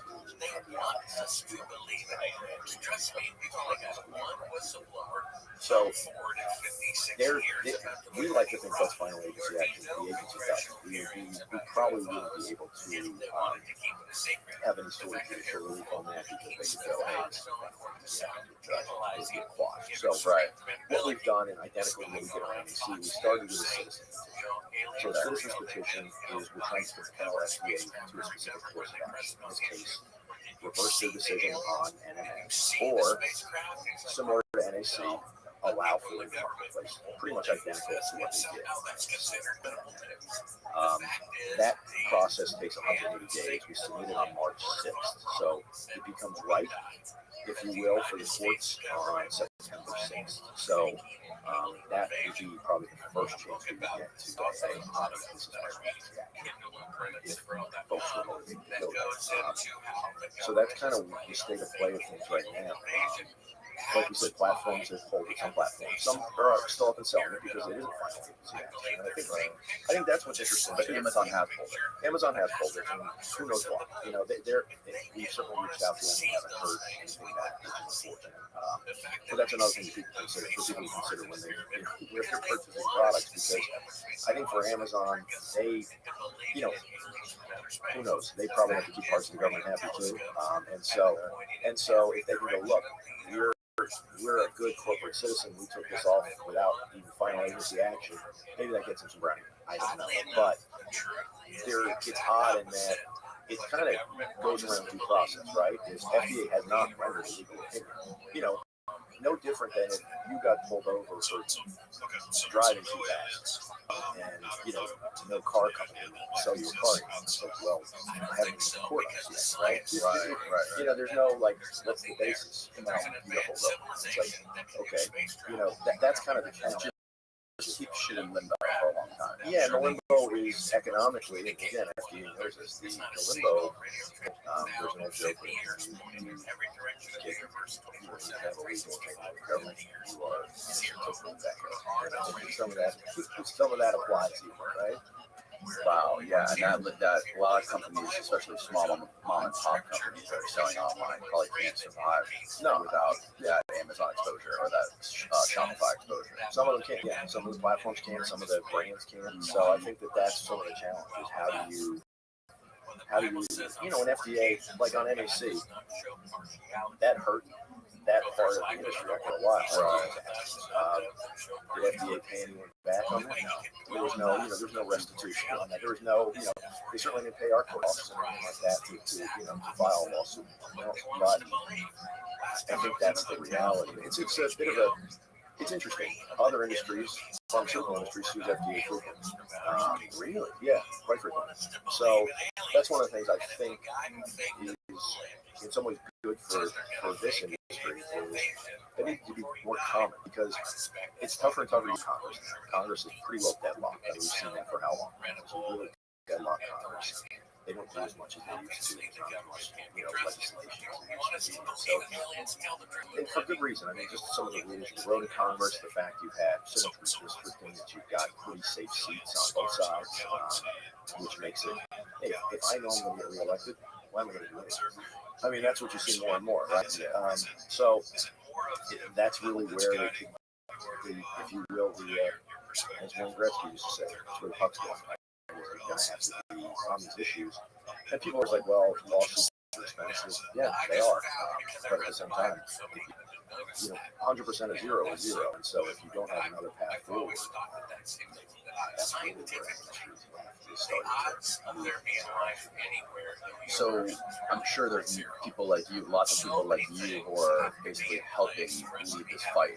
And how is this fight against the FDA being funded? And well, it seems like all of these NMN companies banding together and throwing in money for this, or how does it work? So our organization is 87 years old. Our organization, I can say, has sued the FDA throughout history, never lost a lawsuit. What's the name of your organization? Natural Products Association, NPAnational.org. Never lost to FDA, and it's not because we sued them on everything. We were very selective, very targeted. So there was some banding together. I think what you're seeing when Gachet passed, Congress got more mail than they got from the Wow, telling people, hey, members of Congress, I want to have access to my vitamins, my minerals, my botanicals. Don't tread on that. Don't take FDA drugs. Worked very well. 30 years you've seen more and more people use supplements and use them safely. If you look at side by side other commodities at FDA, if it's not the safest, it's certainly one of the safest. You really don't see some of the challenges. People go, wait a second, food's the safest thing. About 150,000 people get hospitalized every year for produce, norovirus, and things like that. So, right, you don't see that challenge with dietary supplements. So, a really strong safety record. But with that, I think some people have been very successful in the industry. I think there's some appetite, and we want to see more folks get involved in that level. Also, I think you have folks that see the government, they just come after me. It's like, okay, let's play that. If I sue the government, if they come after me and target me, that's always a positive. But if you have that mentality that if I sue them, I don't because something that's bad could have already lost. Right. I mean, it's a terrible premise because you're basically like, it's like to do the right thing because it may affect my livelihood. It's like, when's that worked out well in history?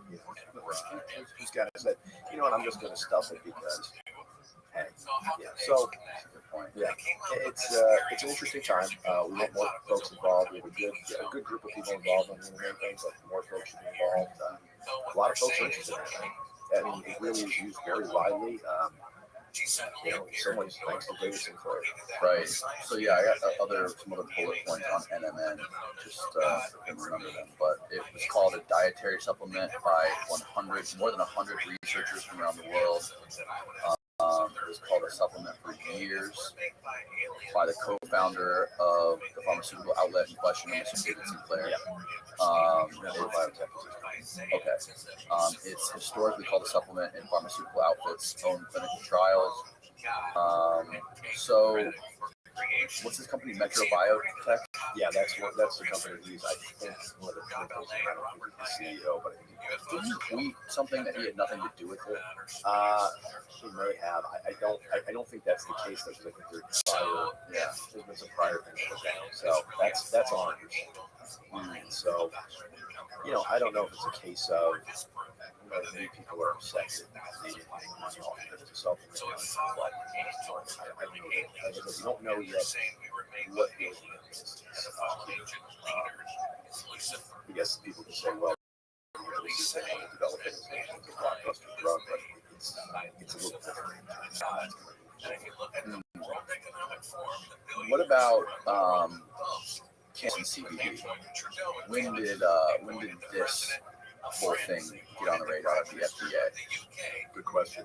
When I was there, I was part of the cannabis working group there in 2013, so it's been on the radar. But CBD really became prominent in the market around 2016, 2017, around there. FDA had a big public meeting in 2019 where they said they were going to do something. And we're going to do something proceedings.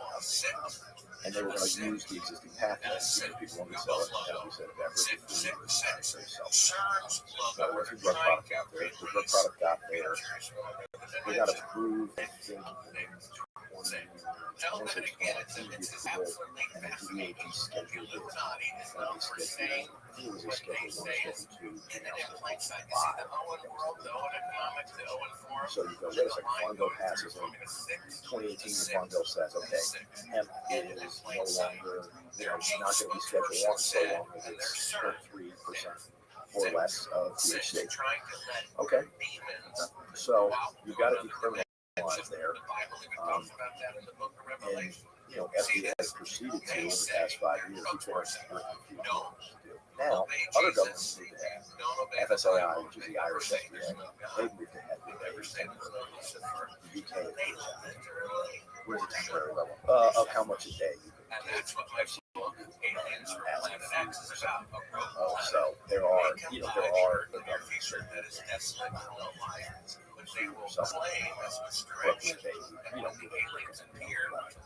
people aren't going to pass that.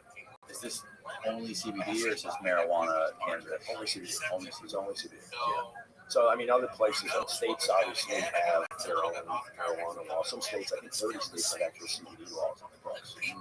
But that's patchwork, right? I mean, very rarely get states to agree with each other on the technical aspects. You know, how are you testing versus how am I testing?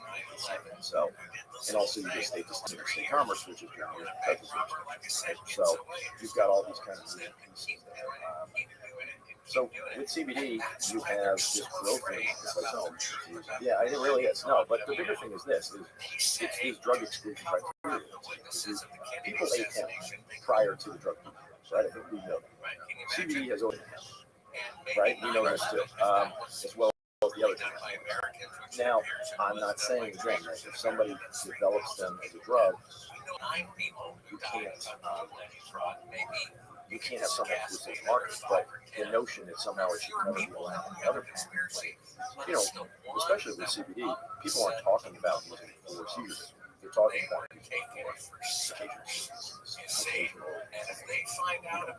right. Yeah. So it's a total different use, and yet the agency keeps going.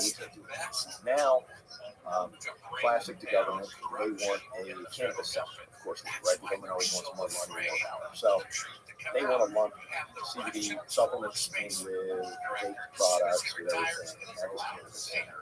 So let me see if I get this right. You can't solve the problem for one particular class of good, like a dietary supplement. So you're going to combine dietary supplements with food, with vape products, with inhalation products, and that's going to make it easy. Doesn't make sense, right? And it's a delay too. Center for Tobacco Products took about 10 years to put together. Not exactly a success. They keep saying vape products. Well, you see more and more vape stores. Right, and so right. And there's an argument to be made, public health wise, but because of the way they set up the structure of tobacco, combustion products probably are tougher on your body than non-combustion products, right? More likely in terms of, lung disease and those sort of things. There are some studies that stipulate that, but you can't say it under that sort of combined an FDA has tobacco, which in a lot of ways I think they work out cannabis because I think they really don't like it. They certainly don't like the guys very supplement industry, so they want to see where this goes. But that's kind of where things are with that. We found that as well. They denied it. It's like, wait a second. We haven't used it. So we submitted our citizen petition. We gave them the option. Board members of the company called CBD. Oh yeah, they've done these studies to get. They actually are. I think they're the only ones in Europe that have gotten through the process. In the UK that actually got through the process. They've spent a lot of money on big time science, and they're supposed to, right? It's new to the diet, right? Well, so it's safe, right? That's what we want. We were like FDA, you can review this. If you will say you're not going to consider the drug exclusion, and so you keep hearing from them, you don't have to do it. Well, here you go. Then company data, probably 1,000 pages of safety data to show you safety. And go, we don't want to look at it. It's like, how do you get out there in the press and go, you can't use existing pathway? Well, if you're not even going to review the data, what do you do? So this is a problem we're having. And a lot of people are talking. What can be done now? This is the question, right? We really need to find someone in Congress who's willing to push it. And that's the challenge. Yeah. Or once again, and I think that's the issue. I think the courts are tougher because I think the financial interests in CBD are much more. I think they're dispersed a lot. I could be wrong, but I think they're dispersed a lot. You have some interest from some of the tobacco companies. They want to say, well, no, see, we've cut our use of tobacco. We're a safer company. We're a safer product. Then you have folks who, really are very well trained.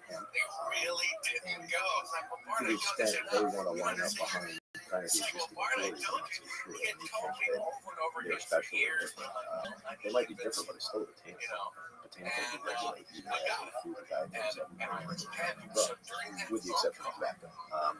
So you've got to fit in one of those two worlds. So we'll see. But yeah, it's going to be either Congress or the courts on this, because otherwise it's just FDA and definitely going back to what we said. It protects that pharmaceutical IP. It really does. That's the net effect of all of it. Pharmaceutical IP, that blockbuster drug for CBD, nobody's technically legally encroaching on the market share. So couldn't a company like a big tobacco company sort of like get that patent and sell it that way? As tobacco, it depends. Well, I guess part of that. Wasn't there a big fight with tobacco and vaping when vaping first came out? Yeah. Wasn't there like a big buyout where tobacco kind of like bought out all the vaping companies? I forget what company it was. The ad agency or something. They bought some of them. I know that. I think the bigger thing is this: you've got a very different set of rules for foods and dietary supplements than you do with tobacco. Right? They really can't make claims in the tobacco world. Because there's no, for foods and dietary supplement drugs, you're always on what's called kind of the risk-benefit continuum, right? Everyone has to eat foods. Some foods, if they provide a benefit, you can claim that benefit, right? You can fight people out, etc. For dietary supplements, structure function complex, promotes healthy metabolism, promotes healthy gut function. Those are, if you have to prove it, you have to have substantiation, but you can make those claims. On tobacco, like, I don't know, I may be dating myself here, but they used to say on certain cigarettes contains 30% less nicotine or tar or whatever. When FDA took over tobacco, those claims went away because it's a risk or harm reduction part of the law. It's a very different part of the law. So it'll be interesting to see if people try to stick cannabis into that part of the law. I think that's a perfect You can still buy CBD though. Yeah, that's the irony in all this, right? FDA is a public health agency, and for them they throw up their arms and go, we don't know what to do to protect consumers. It's like there are products out there now. You can go inspect and test facilities now and make sure at least there's no contaminants, at least products aren't low liquid THC, at least there aren't heavy metal pesticides. They're not doing that, and that's the bigger. I think that's the bigger letdown. How can you go, we're worried about safety? Well, Yeah, it's disheartening. yeah. And this makes me very pessimistic about marijuana ever becoming legalized in the country. I mean, I think there are a lot of leftists. I think broadly, federally, yeah. I mean, federally, there's a few hurdles. Though it sounds like, I mean, what's interesting now is with all the different financial, I think some of it, I think whether it's through kind of a coin or a crypto or another financial mechanism, I think there are ways now that you can, it may not be insured in an FDIC bank, but it seems like folks have come up with ways to bank on it, which is interesting. The markets, the financial markets kind of found a crack in the dam. I don't know how that'll play with the capital markets to get investors and things like that, but it does seem like there's some banking without Congress doing what they need to do. So that may change things. How does that affect drug users, marijuana? Well, if you were legally transferring money across state lines now, like if it's a legal vehicle to transfer money across state lines, that takes kind of the all the money laundering, the wire fraud, mail fraud, some of that off the cliff. By using like cryptocurrency? It could be crypto, could be different, different financial products, but I know that folks feel like there are ways to stabilize that through the use of different electronic financial products. Yeah, because like now what they have to do with these dispensaries is they have to have these like branch trucks. Yeah, pick up the cash and they drive it to the credit union, because it can't James and FDIC bank. So yeah, it's interesting. Whereas I think people have really thought about it one hard way. Not that they found a way around it, but they kind of found a way through different. Who knows? But the bigger thing is this: it shouldn't be. This shouldn't be as complicated issues become. Really, from that it's specific, less so on THC because I think my space, but on the CBD space, it's just really. There's no reason why that part of banking, right? Like, there's no reason there should be prohibition on that part of banking. I mean, Farm Bill shouldn't do that. So it's odd. Yeah. And what is going on with? I also heard that there's something wrong with testosterone therapy, where they're trying to ban telemedicine clinics from prescribing testosterone to guys with low testosterone and different areas. Yeah. They're trying to control that. Since when? When did that come on their radar? I don't know. You know what? It almost seems like it's funny because so much of that, I think. Remember during COVID, everyone was pushing telemedicine, and it's like use telemedicine. You don't go see your doctor, and that come see your doctor. So it almost seems reflects in that regard. It's like there's that wanting to bring back. And I figure these guys don't know. You can't do this by yourself.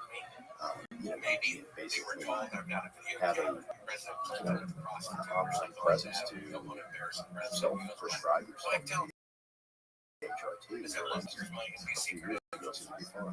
Yeah, there's lots. So there's these telemedicine clinics that are everywhere. There's of them, and they'll like call somebody up on the phone, they'll fill out a survey, tell them how they're feeling, they get the blood work done, they analyze their blood work and say, hey, you can get this much testosterone, and we'll send it to you, we'll mail it to you, right? But they get it from these like compounding pharmacies, right? FDA inspects these compounding pharmacies, and the FDA a while ago, actually, when I was at the agency, had the compounding pharmacies there. Oh, really? But at the time of we don't have authority over compounding pharmacies, and actually kind of showing that they do. So they do. Compounding pharmacies do have some leeway actually for state licensure, but there's still, if they're producing anything in a batch type manner, which some of this is produced in a batch type manner, they're not just making specific for you. They're making a batch batch of 60 and folks that have that diagnostic, then it would be FDA. I imagine most of the production is done that way. So in those cases, FDA would have so yeah, it's an interesting. It is interesting though, considering that during COVID, telemedicine. Nope.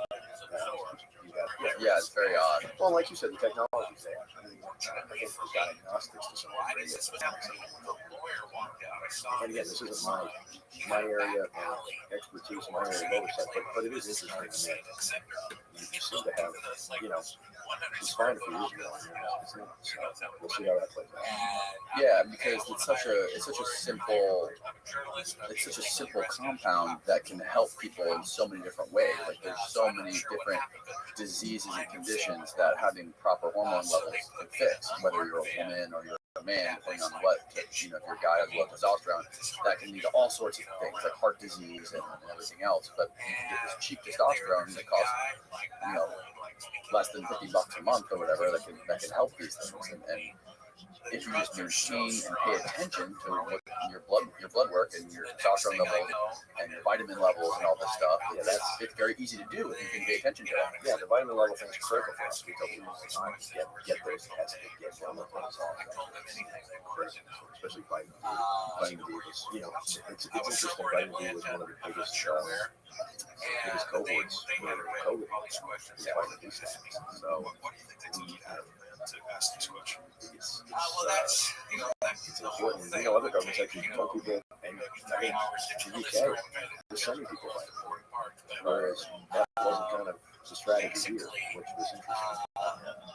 So yeah, I mean, with the technology getting tested and combining those, you got to be careful with what you say. But this is a drug; it's a different nutritionist.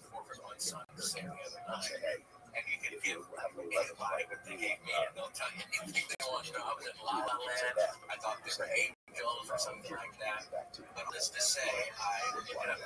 Right. What did FDA do specifically during the pandemic? Would you say that they did perform well during the pandemic, or how would you analyze how they responded to everything during the pandemic? Well, I mean, we had NAC during the pandemic, so that was kind of yeah, having a fight on the NAC thing. When folks are worried about some of the other factors. I think our biggest concern with inspections was the delay or ceasing actions. We understand people who go out and inspect facilities. We worked really hard with the White House to make sure dietary supplement manufacturers would do something. That was important that they stayed over. We actually wrote letters saying, look, we need extra production to produce whatever hand sanitizer facilities to do. So, I try to be positive.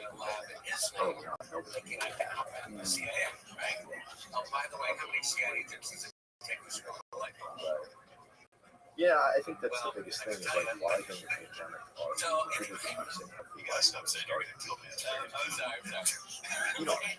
I'm not of the belief that dietary supplements and nutritionists needed. But I do believe it's expanding. Took the opportunity to help I think that's kind of at the core of whether it's CBD, NAC.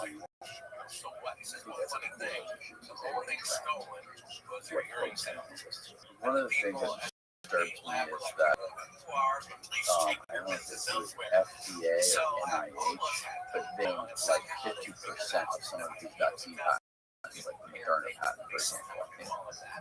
I think NIH owns like 50% of these Moderna patents, and then all these vaccines, they actually had them and they get rid of them. And people were encouraged not to talk about supplements and stuff like that, and don't talk about that bullshit because we really need to be focusing on vaccines that are going to help people. We had states actually, 3 states, and Massachusetts shut everything down. So we went he shut down all stores for about 2 weeks. We fought, but we were in Massachusetts. That wasn't going to happen. What was interesting is Nevada shut down specifically supplement store and Amazon store.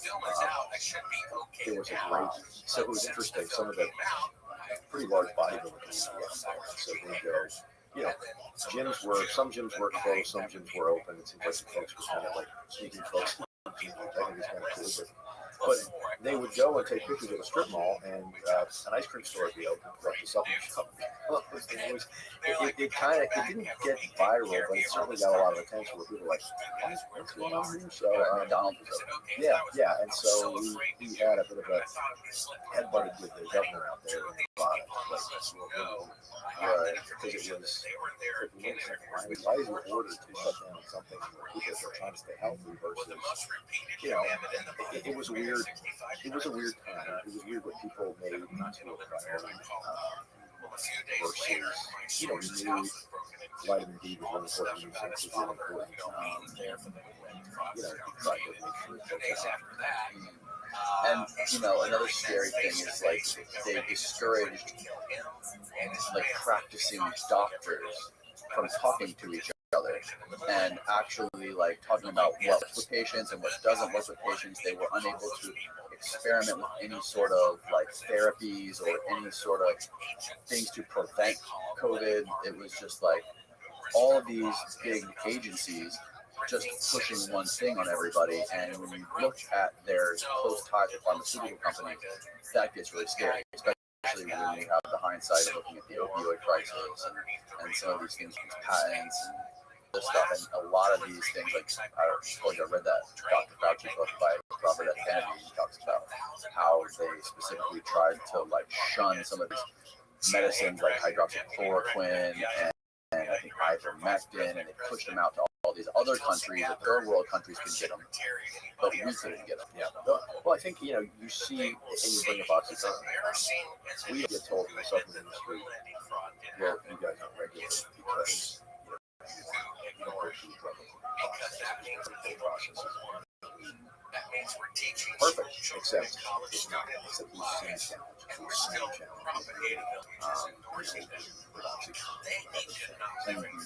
You know, again, I think the whole concept of natural product is, look, you know, your milk every day has enough calcium and vitamin D to help the kid build strong bones. You know that. You don't need to clinical trial that. Like, you know that. The science is well established. Right. So if you took everything in the industry and required it, you know, required a phase 1, 2, 3 type approval, you have what?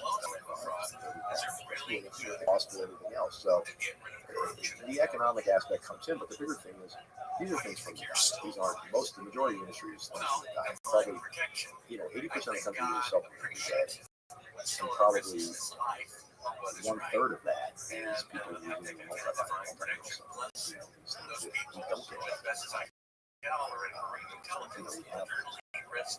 You know, you see frequently people have low vitamin D status, low magnesium status, things like that. But we'll just and the argument back is, we'll eat a better diet. Okay. So with all the demands on time, which are much greater than they were 20, 30, 40 years ago, where's that going to happen? So just what do they say? At that point, they kind of get quiet. But I mean, you look at, you know, we always look at the dietary guidelines, right? The dietary guidelines for the first time ever kind of said, well, any supplementation can be good. But there's some walking back of that too. The dietary guidelines also for one thing, don't eat fat diet too. Well, that turned out to be right. So the food pyramid was basically upside down on purpose. And what is the history of the food pyramid? It was like paid for by, I forget what company. I want to say it was like Kellogg or something. But there was some, maybe you can look it up, who paid for the original food pyramid. I don't know if you've ever heard anything about that. This might be a Black Helicopters thing, but I heard that there was like a big food manufacturer that actually like sponsored and paid for the traditional food pyramid that has basically bread at the bottom of it, saying that the foundation invasion of a meal is bread. At the very top with eggs, right? Don't eat eggs. The food is a well. This is like the standard definition based by Wikipedia. I'm looking for the tinfoil hat. You're looking for the tinfoil. Yeah. Gotta get that one going. No, but I mean, I think that's the question: is who really search for like who really came up, who really developed the food pyramid, something like that. No, it's interesting though because, and I think this is kind of where the issue comes back to. We started off with doctors who were about 16 nutrition, right? So there's good information out there now that folks are living with health issues. I eat eggs every day. My cholesterol rates. But I mean, now it's all you hear about with people talking. Now that we have the open information and open dialogue on the internet and YouTube, you have people talking about like all the benefits of high fat, low carb diets. And like one guy I've had it multiple times, Dr. Dom D'Agostino, has like studied, been funded by the DoD to study ketogenic diets for Navy SEALs for their oxygen toxicity seizures. Okay, so when the SEALs dive and they use the little rebreathers, they can get oxygen toxicity seizures. And what they did was they experimented on putting them on these really low carb ketogenic diets, and it would completely get rid of the seizures. So he's like parlayed that into what is the name of the disease that people have seizures? Epilepsy. So he's been studying that on epilepsy patients and completely eradicated all seizures from these epilepsy patients, putting them on a strict ketogenic diet. Fascinating. And that's the interesting piece is everybody wants the personal aspect. The technology is coming online to be personal. So that's kind of where this fallacy that you have compounds that walk in two worlds, that won't hold up under that paradigm either because people are going to respond differently to something at a higher dose versus a lower dose. And again, these are things that are running a diet. I just don't use the utility evidence to protect that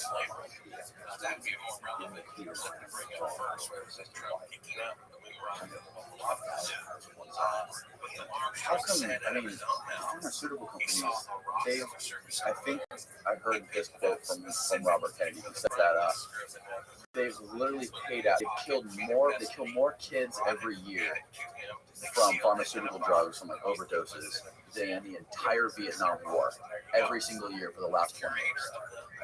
How can nothing be done about that? And they pay billions of dollars. They get sued for killing things like what was the name of the drug? Vioxx,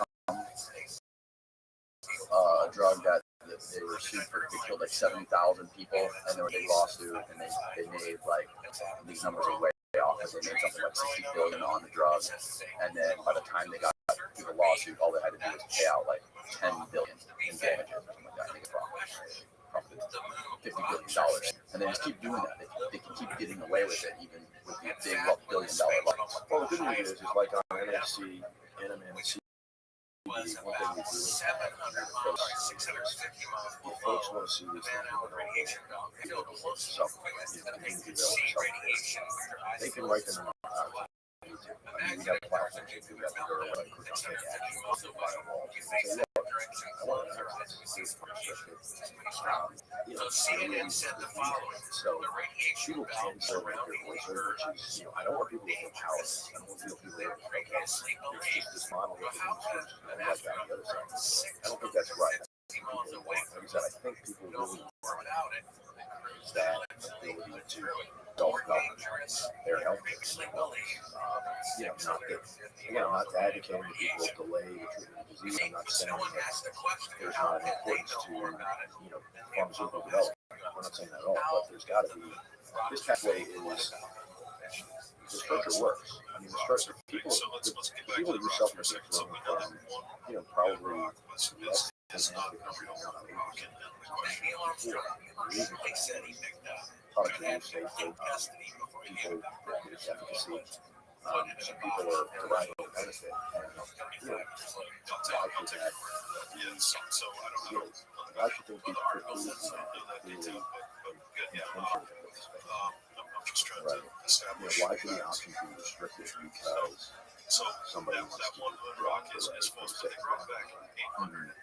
Yeah, it would suck to see this happen with a lot of the great supplements that are out there right now. Like I think one of the most basic ones is even like creatine. Creatine has so many positive benefits for so many different things you can take, and it's so cheap. Like, could you imagine if they try to do something like this with creatine? And actually, it's happening. States are looking at.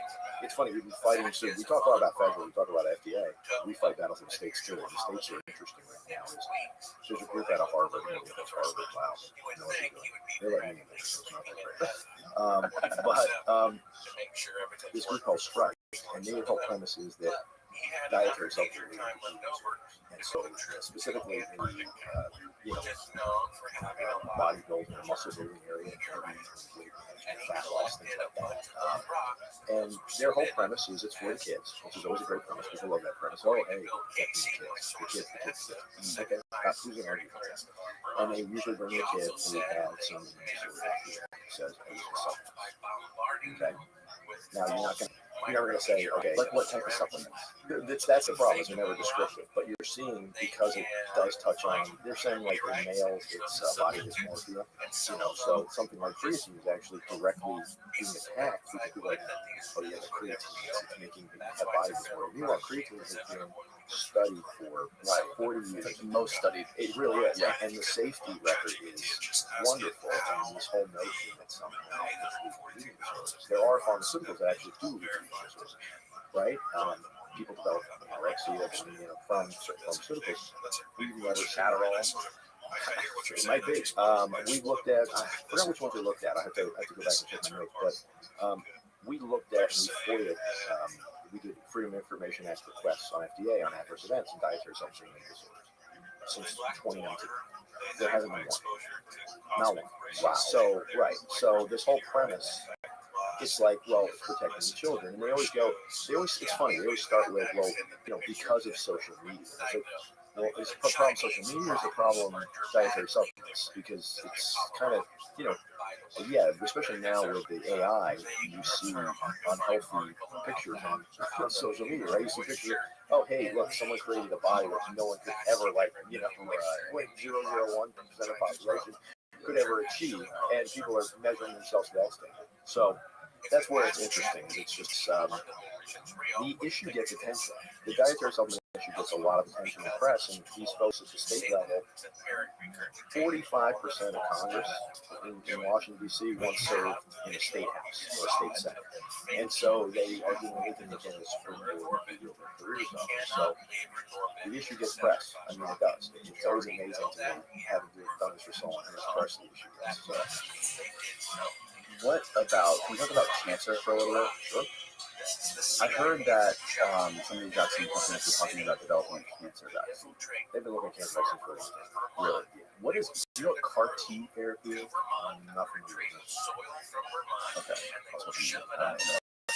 But I heard that it's basically it's a type of cell or therapy that they can do where they take the cancer cell, or take cells out of your body and manipulate them somehow, and they put them back in your body, and it had like 99.9% effective rate on cancer. Not familiar with it. I mean, I wonder what these big agencies are thinking about or planning when it comes to cancer, and like when we can develop something for cancer.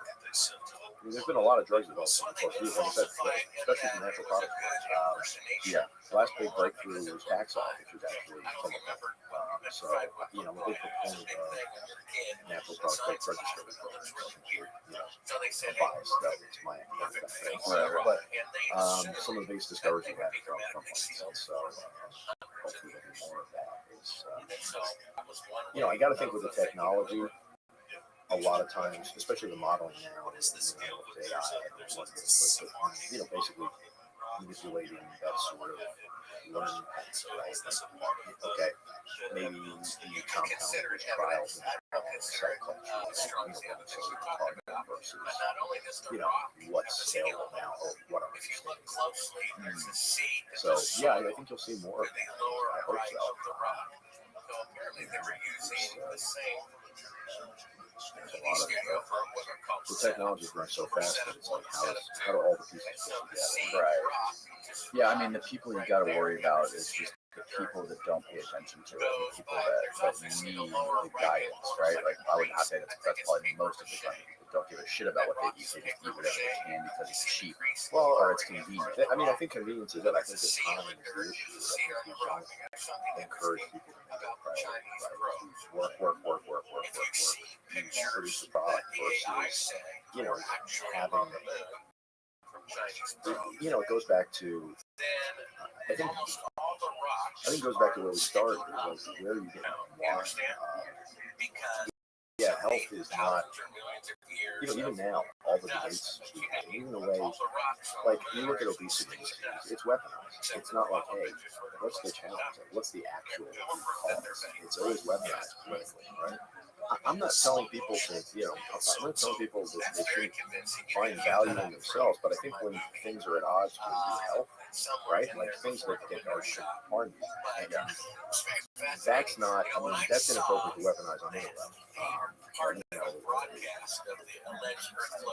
That's really the thing. And that's why it is important to people to check that are on top of it.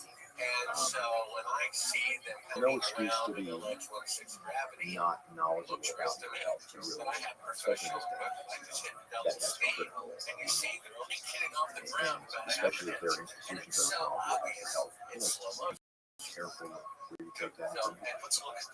Yeah, because there's a big difference between somebody who has some genetic disorder where they can't control their obesity or their metabolism, or if they have, diabetes or something like that. But then, if there's a way you can get some sort of baseline check and figure out, look, you don't have any of these disabilities. This is all lifestyle and diet. You can definitely fix this. Don't make it something. Don't promote that kind of lifestyle. You have to promote the kind of lifestyle that's going to better yourself and other people and help you live longer. Like you said, the whole thing about convenience is a big problem. People not having time to pay attention or having time to cook their own food, or the olive oils and seed oils. Seed oils are a huge problem. There's a lot of discussion on that right now. I think look, it goes. Here's the thing: is our knowledge is always changing, and as it pertains to what we choose in terms of self-care, I think it's critical. It's more critical than ever that people have to get involved. Because people. Nobody wants to get involved politically to shape these things. There's a saying in DC: if you're not at the table, you're on the table. I think so many people have kind of just walked away. I understand there are more functional people's time than ever. You have to be sympathetic, but not getting involved to have options. When he shot Barry Lyndon, I think, and not that there should be checks and balances in place. There should be safety checks and balances. You want FDA to inspect the test, right? Could you imagine what would happen if everybody who used their supplement wrote Congress and said, hey, Congress, FDA needs to up your inspections. Even the infant formula thing, I don't think you saw the kind of outcry that really could have shaped things for the better, which is, and that's where you got to, you've got a platform to tell people to get involved. Not be I consider it still the best science fiction film ever made. We just had an issue with point of making it for 2000 Europe but people forgot about it, and you go, wait a second, this has to be fixed. What systems are in place to ensure this? At least there are some sort of there's some sort of guidance to be okay, how do I know? Like, how is it I know that FDA is actively testing these things? Like, how are you inspecting these? Nobody knows that. That's not what makes them do it. What should make it higher? Right. Do you think that the landscape with the FDA and all the agencies and general health in the country would benefit from a universal healthcare system? that's a tough expression. A little outside the scope of my job. I think universal healthcare is. Well, it's interesting to hear your opinion, just from your experience in working in that PA and what I think you do. Yeah, universal healthcare is tough. I think there's so many issues. I've seen, and I have my biases. I've seen friends who, I'm a big fan of the doctor-run hospitals, the doctor-owned hospitals. You know, where they're shareholders. It's not just like, oh, hey, I built something. I had to build some hours for another insurance company. It's like, no, we're a self-contained community. I think there's more. I think people care more, which I think is ultimately what's lacking. You know, I think ultimately that's the frustration people an institution, right? There's a lack of care by that institution, whether it's government. Whereas if it's like diffusion of responsibility. I'm a big fan of small business, right? And this makes, you know, you can have a big hospital run like a small business. I think that's, you know, I think ultimately, I don't want to say that's what everybody wants, but I think if this level is there, I think people want that.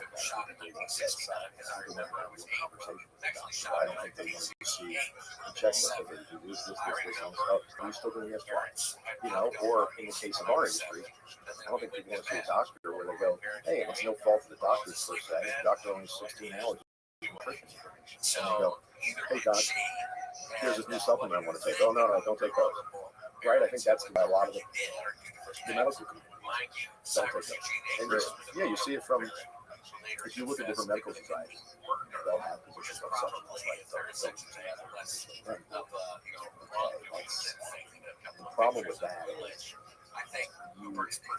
one, the only thing you guarantee is that person's still going to keep doing that behavior. They're not going to tell you they're going to go, okay, I can tell this, you know, this girl, yeah, I like these supplements. I use these supplements because they feel like not to use, you know, and the actuality is, you know, the research, we know all about, you know, companies now post some of the manufacturing process analysis, some really state-of-the-art stuff out there that people know about, and that guides people's purchasing decisions. If you go to a doctor who isn't as knowledgeable, and you go, hey, what about this? Did you see the study? This doctor would nope, don't do any of it ever. It's kind of like when your parents would tell you why, and, you know, when you're young, I told you so. Well, outside your parents, that's the only person that's kind of a right institution, right? I think that's okay for our parents, great.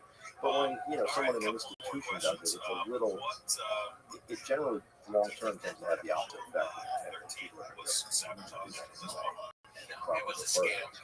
What happened was after they went through the second time, people were telephoning the numbers. You kind of just knew that answer, right? I wanted to know something about this. I went to you as the authority, and just basically, one, you showed you weren't knowledgeable, and two, you just dismissed it out of hand. You didn't listen to it at all. Now we're having this interview. And there's also executives of drug companies that are going to visit these doctors and like take them out to dinners and stuff like that, and trying to get them to prescribe more of their drugs. And, you know, even the doctors are financially incentivized because they make more money to prescribe certain things than others. No, I think that's, you know, again, you're talking about institutions, right? I think so much of this is an institution. Communities like people have their, you know, we have too many institutions picking your first are not empowering people to like Right, it's not a meritocracy of healthcare. Right, and that's what it should be. I mean, ultimately, I think that's what we all want. We all know, like, we're getting, you know, we conversations like, are we getting the best, or, you know, the edge at this point in time from the age versus are we just getting some bureaucratic response to a challenge, or maybe a difficult challenge, but okay, like, you know, that's our frustration right now is, you know, like with, like I said, with the section, that's important. I don't mean that's so exciting, but it's important. People need to know that facilities are out there, you know, after being inspected. You know, the one thing, I was lucky, like I said, they sent us to, I was lucky they sent us to Harvard for was we better regulated. The one thing that took me a lot reason called Character Farm, where he talks about So he didn't want the associated space. And he said, it's a bell curve. He goes, you've got your regulator and you've got your fuel mechanisms. It's a bell curve. You want to always move that bell curve to try to come into increasing compliance with the law, taking and he says to them, so how do you do that? You do that by the companies that are already on the bell curve complying. You help them further. You promote the good things they're doing. But is, are you dealing with the folks that are behaving in a way? And I think that's the problem now. The focus is on, hey, no system is without problems. But instead of focusing on the problems trying to solve those, one way or the other, we're focused on. And the problems aren't the whole belt curve, right? Right. The problems are a part of it, a very small part of it. Right. And so instead of focusing on that, dealing with that, we're going to make the whole thing a big problem. And no one has any incentive to do it because it's all, if you treat everybody like they're the bad guy, it's a problem, right? Same thing with that doctor. If you're a doctor, hey doctor, he's a supplement. You're like, don't ever do that. It's like, they had a question. So I think that's the challenge. I call it small business fusion. That's yeah. It's just things like that. Right. And it's hard to see right now if there is a way for that to ever happen, at least in my lifetime. But so again, what can people do to, like you said, they can write to the FDA in regard to NMN? Well, they can write to Congress. Okay, so they can write to Congress. Yeah. If you go to our website, npanational.org, you can click the button, take action. It takes 30 seconds. There's your electronic systems to get behind, the firewalls. Like if you try to write them, sometimes you'll get blocked. That because it's so much. Just let you get behind the firewall. Tell them, hey, I want that access. What is it? npanational.org. Yep. So right that little button on the right-hand side, take action. There's our flying too. Oh, cool. You can come to DC and meet with them. We set up meetings for folks in the industry. Yes, they get to meet with their senators, their person in the House of Representatives, and tell them about the industry. So yeah, it's a cool thing. I think we're about 110 registered right now, which is a bad. We haven't done it for 4 years due to COVID. This is the first time we're actually let into congressional offices without someone coming to. Oh wow! So it's nice. It was shut. It's kind of odd. It's like Congress works for people. Right. That's going. But yeah, so if you click on that corner, it goes right to a list of issues. So the first one, protect NMN access to supplements. Click on that, and so it'll populate a letter. That's through the firewall. Yeah, it's firewall. So this one's going to Secretary of HHS, President, Vice President. No way. That's cool. Yeah. And so it gets mail up. On NMN, I think our engagement right now is about 50,000 letters, which isn't bad. We're not a consumer organization. I mean, we're an industry organization. Consumer organizations are some good ones. We work with one called Alliance for Natural Health. They do a great job too. Their lists are pretty extensive. People use supplements, and it's great because they really value folks to go after. Has anything like this, any sort of campaigns like this, ever worked? Oh yeah. Oh really? Yeah. We had a part of some really good ones. Just last year, there was a drive by a senator, which was very long, to really institute some pretty bad provisions that would allow for. We keep talking about this challenge of having Amazon sort of process, right? What he was proposing would basically make that he would make that to where that was kind of the rule of the land. So we were able to just argue we were 100,000 emails. I think that group I mentioned the consumer health. So so there was a lot of mail going to members of Congress saying, and emails have, you can either have relationships, personal relationships with members of Congress, which is great. We try to shape what happens policy-wise. Right? But the two things they listen to is donations, obviously, which for our industry, we don't have that sort of corporate giving, other industries do. I'd like to see it increase, but, because ultimately, if you see there's 4,000 associations, right? So, okay, that's just associations. So you're thinking all the lobbies, everything is just fighting right? And so having to and it's not like you pay the money to do what you want, but you report their campaign for re-election. You're a friend of their family. So they may listen to you, they may not, but at least you get to hear. But the power of the grassroots is they look at that and go, wait, somebody's willing to send me anymore, they're probably willing to go on.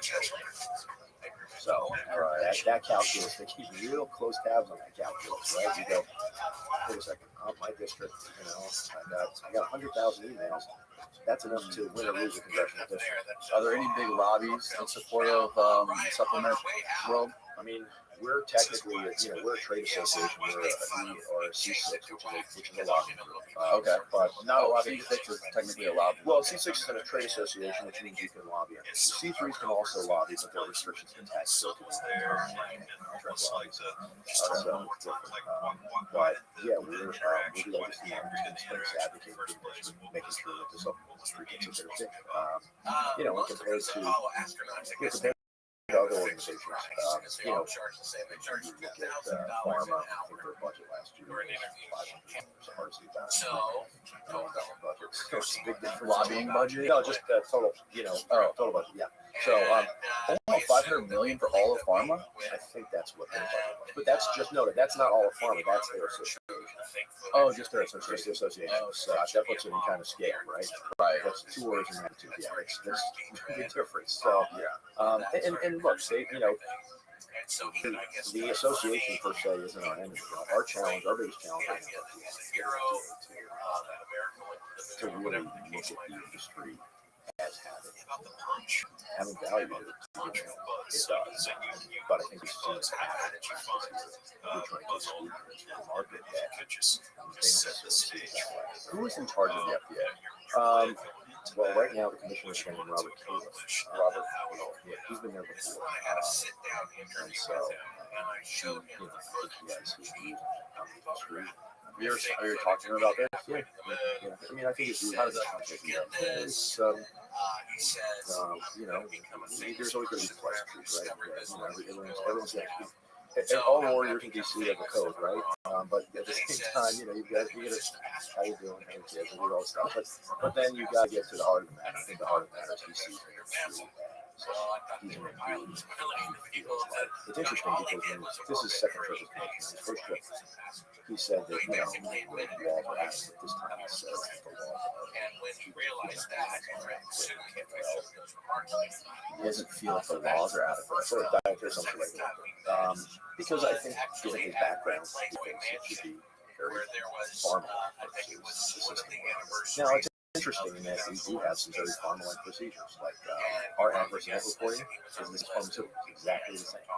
So if there's a post-market issue, it's the exact same reporting system. Isn't it fair? Or what is it?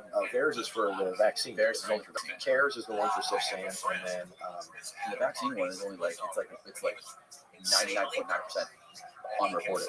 well, some people say that. Yeah, I mean, the statistics are different, but even if there's underreporting, look at the numbers on that versus the numbers right. What are the numbers there?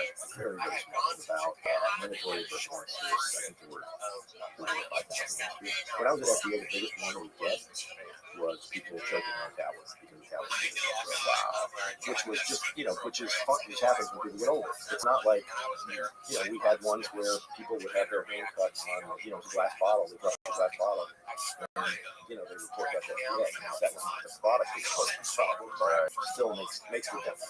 But that's the point. Is the systems, the systems, I think, they're more than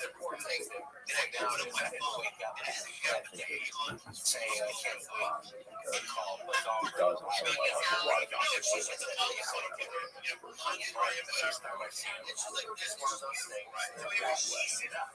It's just hard for me to see any sort of good in the pharmaceutical industry.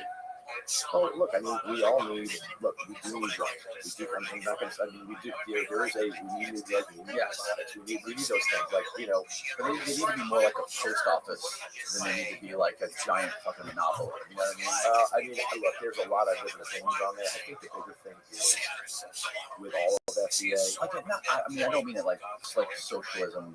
What I mean is like it needs to be like it needs to be some sort of barricade between the FDA and these companies. I think what needs to happen is Yeah, right.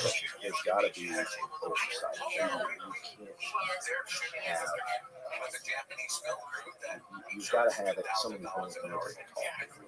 Right. And it's not just like that.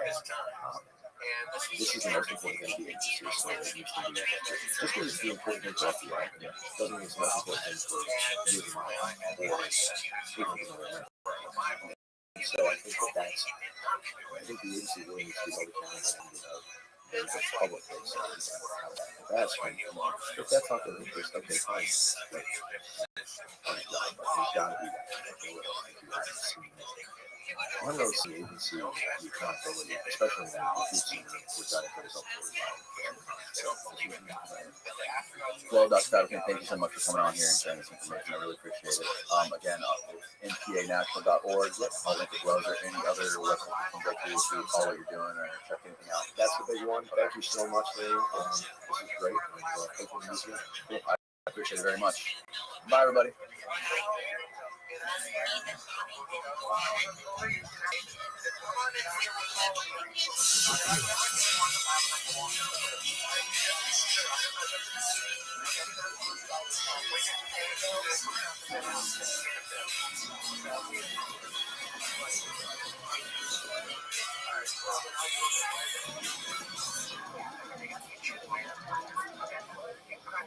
Your book is fascinating, Black Ops, and as well as Annie Jacobson's book, where she mentions the survival advantage, where she talks about the wilder aspects of the CIA. I think it's called rendition teams, where they have to go in and kidnap people or basically do kind of like the dirty work, the hands-on work. In your book, you quoted George Orwell. You said, we sleep safely in our beds because rough men stand ready in the night to do violence on those who would harm us. What does that quote mean to you? Well, it means that people need to realize the risks that our warriors take. And I'm not just talking about the agency, I'm talking about our special military guys, I'm talking about the DIA counterparts, DEA counterparts. The risk that some of our men and women take to keep us sleeping nice at night. Most people do not, they cannot grasp that. The vision of the agency is primarily Hollywood. And so everybody associates it with Jason Bourne, maniacal assassin, 17 personalities, doing something that Congress doesn't know about. That's all we got. And, the CIA and, the honey traps, none of that is true. So that's the difference. I mean, I started out as a paramilitary officer. I'm a former rescue, which is part of our special operations forces. And became a legitimate case officer and had legitimate case officer jobs and ranks. But I was more on the go out and do it, even though I was a student. So you weren't a political guy. You were more on the ground, hands-on, doing the things, which is it gives your book. What I love about your book is it's a first-hand perspective of being on the ground, doing these situations. You may, in your time working, for example, in Honduras or Costa Rica, you weren't necessarily paying attention to all the politics, the things that were going around, things that were going on behind the scenes, or what was happening in media. how do you your career now? Like now, how old are you now? I'm 72. So when you reflect on your childhood and your upbringing, all the different things that you've done, all the countries you've been on, all the countries you've been to, when you think about it, how do you reflect? What do you think about the CIA now that you've been through everything, that you're able to like sit back and look at the picture? Well, first of all, I'd like to say, for a young kid like myself to came to this country as an immigrant and to end up working as a senior officer in the CIA, that was a huge I wouldn't change anything in my life. I don't regret it. The agency still, again, it's an organization that make a human beings, and we do have flag sheets here and there, just like the FBI does. Reveal secrets, whatever it is. But for the most part, what I really treasure from my days before 24 plus years is, first and foremost, the quality of people that we have. And this will be yet, I'll tell you a little later about the kind of persons that I work with CPC. But, you hit on something a little earlier, which was politics. And the problem is, you cannot run special operations, whether they're military, intelligence, or drugs, through an optic of politics. Politics will always be the break from anything that operators are capable of.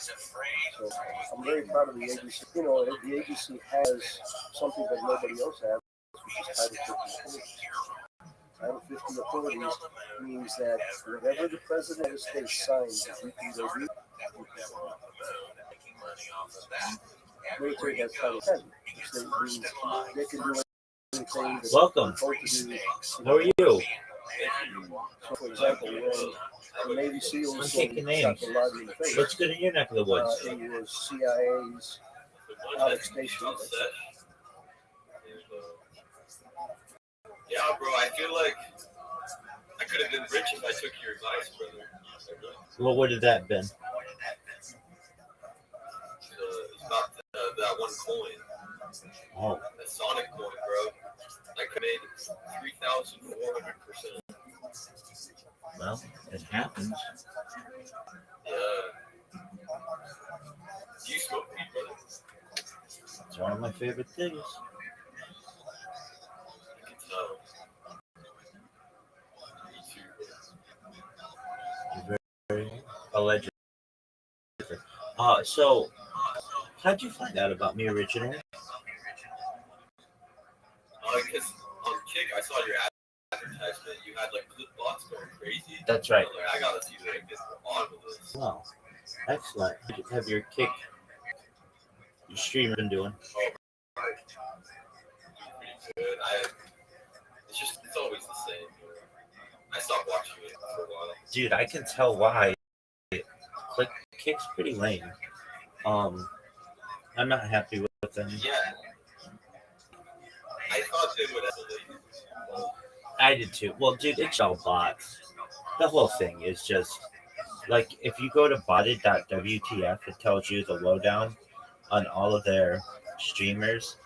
And all right, so like right now, the people with the most viewers, the top person has 66,000 viewers, and I mean, they seem to be improving a little bit. And some people, they have some people that they have. Okay, perfect example. Mr. Stiventic has 0 unique chatters, 0 active chatters, 27,000 people watching it. Like, how is it that you have 27,000 people watching you and 0 unique chatters? So he's a bot on Kick? Right. Like, it sounds like it costs him nothing. He doesn't have anyone in his chat. Well, He's getting the money. yeah, I mean, I've got the guy who does a lot of the botting for Aiden Ross and like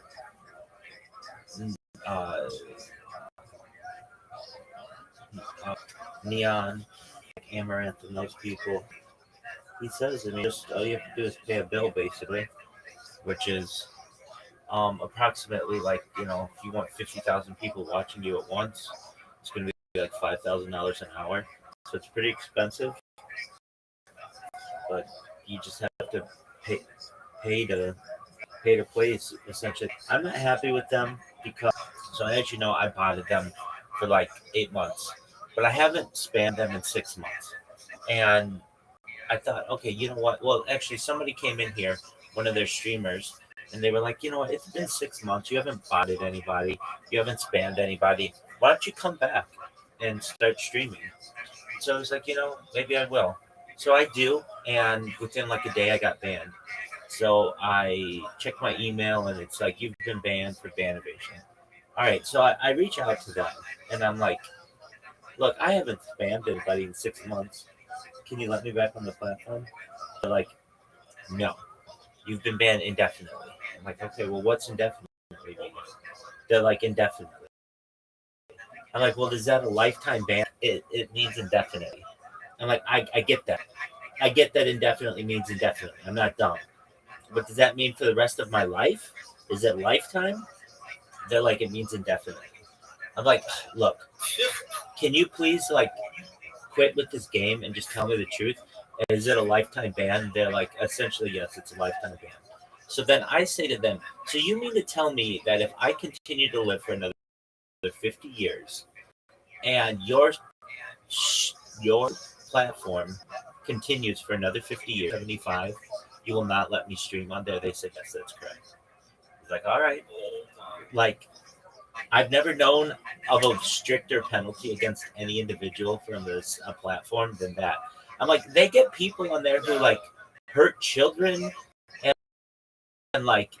get go to do all kinds of bad things, hurt individuals, assault people, punch people, and they don't get banned. Like there one guy who was on there who shot somebody live stream. That person wasn't banned for their entire life. Like they were back on within a month. It's like, so you mean to tell me that my bots are worse than shooting someone? I don't agree with that, but okay. If that's how you want to do it, that's fine. I mean, I personally don't. I never got a lot of traction on Kick because it's like my thing is I archive content. I want people to be able to watch my streams 50 years from now.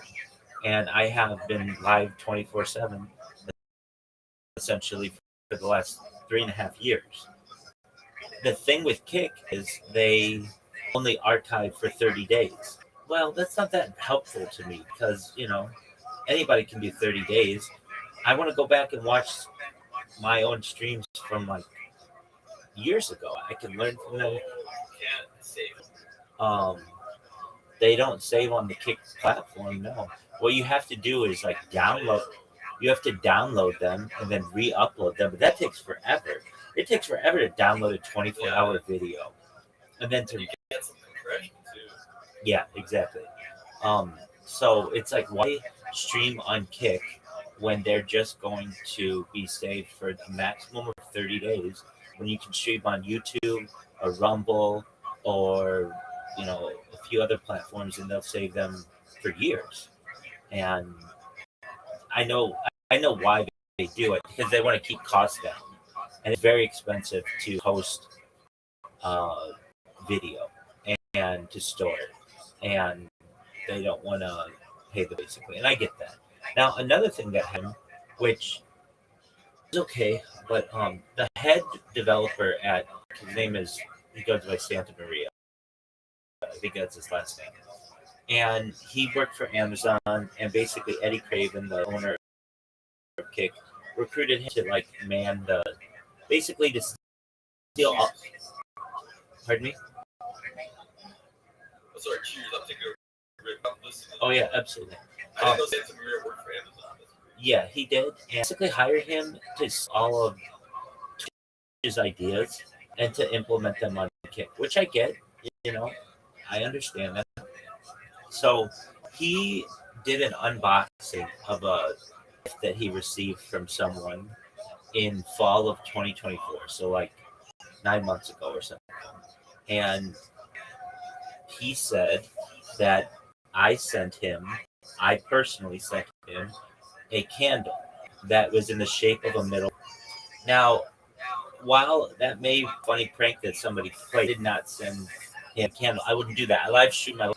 I'm not like, you see me like buy a candle. Yeah, totally innocent. Yeah, I mean, it's not like the worst thing in the world. There are much worse things that people could have done. However, I didn't do that. And so, like, I had my name to clear with him.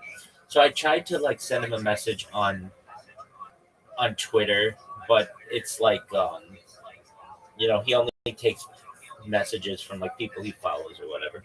So I posted to below the video that he posted and just said, like, look, while this is a prank that somebody played on you, I did not send that.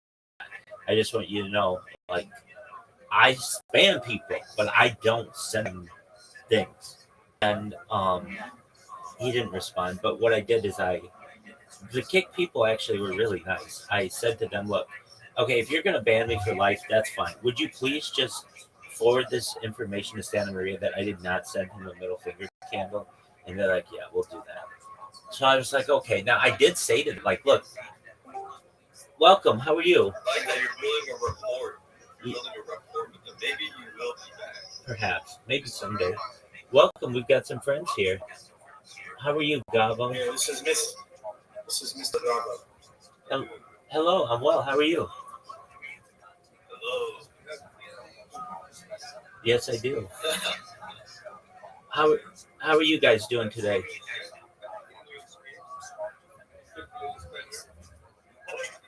Wait, how did you find out about me?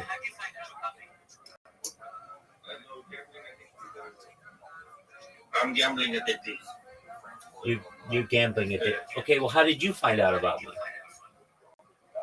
Who, me? Oh, you know me. Remember? Dog, I've got Did you find this quote on Kick?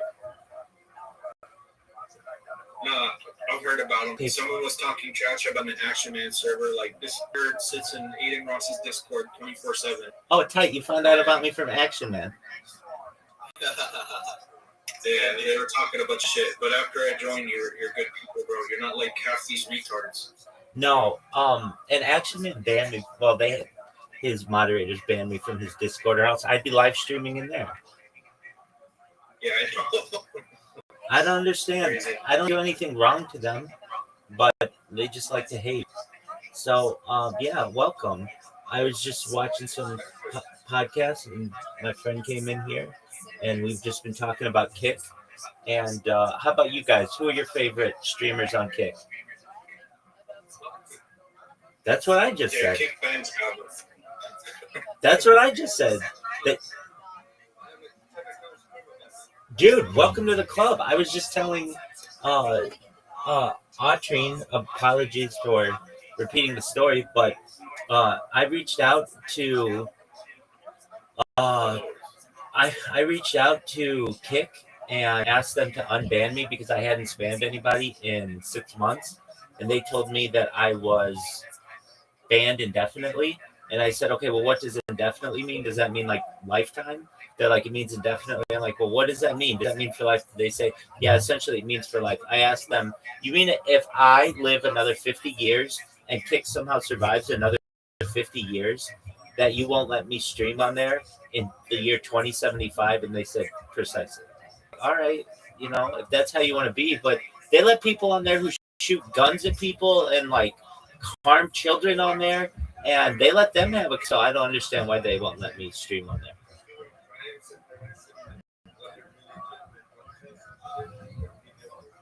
All of that is true. So I don't understand it. I don't think they're gonna.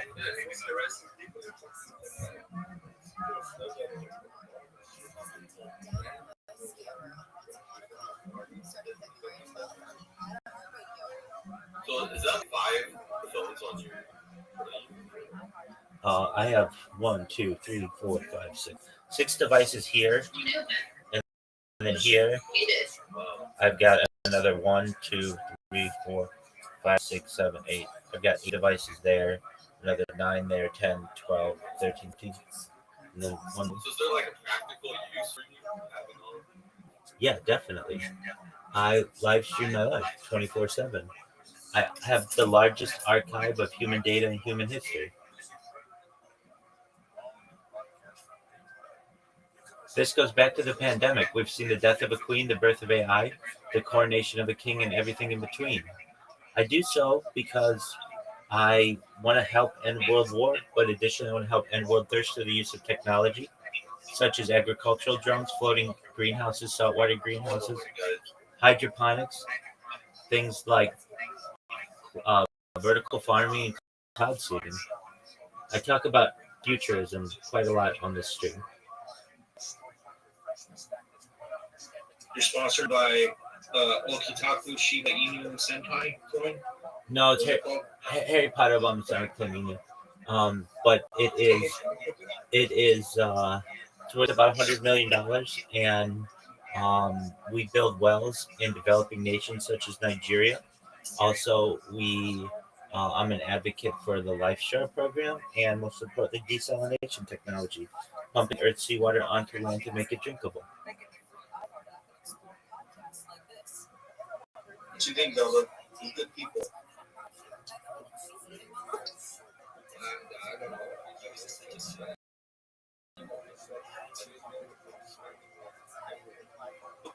Ask a rabbi the one time he was it? I was playing Limbo. Not even 2 seconds. He's like, "What do the red numbers mean?" And it was just gone. Yeah, dude, I actually You know the talked. numbers thing? Yeah, I talked about somebody about that the other day. That okay, so my man was up like $1,300, and he he had done really well, and he was like, "Look, I'm gonna cash out $1,000, and we'll just play with like $300." He's like, "Okay, cool, man, that's great. Like at least you're up $1,000 on the day." And within 60 seconds, he's playing some. He's like, "I'm gonna go on stake for a second," and I'm like, "Oh, okay, cool." And he's like, I'm like, "Okay, what game is this?" I just see times X, times X, times X, times X, and he just keeps clicking and clicking and clicking. And I'm like, "What is the name of this game?" He's like, "It's over." I'm like, "What? The game is it's over?" He's like, "No, it's done." I'm like, "What do you mean it's done?" He's like, "It's all gone." I'm like, "You just lost $1,000?" He's like, "No, I lost $1,300." I was like, "No way, you lost it all that quickly?" He's like, "Yep." And it went so quickly. It was unreal. Yo, pimp. But you know this thing right here? Let me see. Look at the screen. You know this thing? Yeah, that's the thing. That's the thing that drained your wallet faster than anything.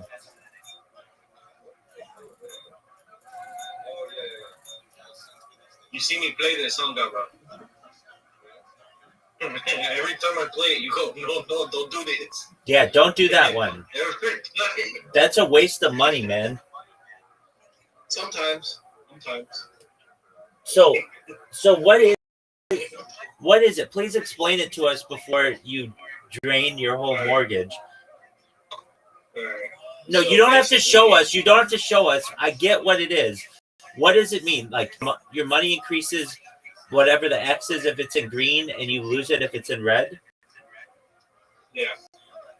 Wow. So just if you okay, let's say you put a 20x multiplier. The number has to be 20 or over it for it to go green before you get 20 times whatever you bet. If it's red, it's nothing. If you do a 900x, you get 900 extra bet, which is like 1,000 extra bet. If it's anything under that and it's red, then it's nothing.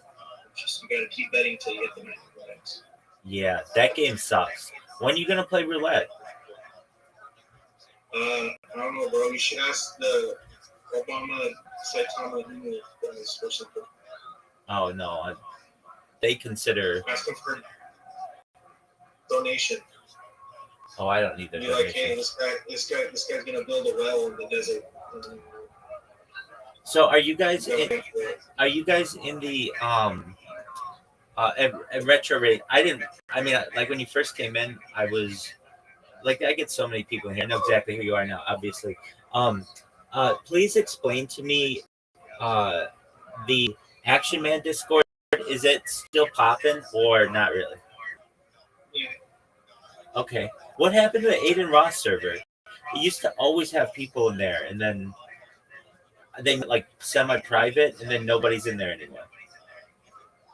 He got addicted to lean. Okay. That's why he doesn't care anymore. Yeah, no, he doesn't. He used to be obsessed with Kick. He would do a stream every night, and then he went away, and it's like Eddie had to bribe him to come back. Yeah, it's pretty messed up. Yeah, especially where he came from. He came from Rubat. You know what Rubat is, right? Yeah, I think so. Yeah, he came from Rubat. They bought him a house. They got him all this money. That's how he started his whole gambling and streaming thing. And then Eddie was like, "Hey, come to Stake. We'll give you a deal for like way more than what you're making." He made way too much money. Now he's just super greedy, addicted to drugs. That's basically what happened. Well, that's seemingly, He fell off. yeah. He lives 100%. How did he make his original $1 billion? I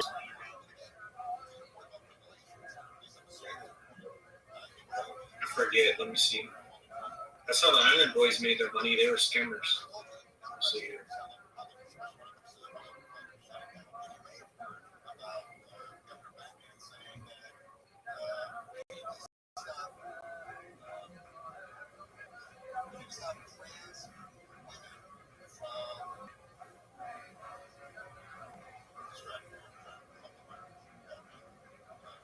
Well, him and then someone named Tarani made Easy Go, which made the casino games.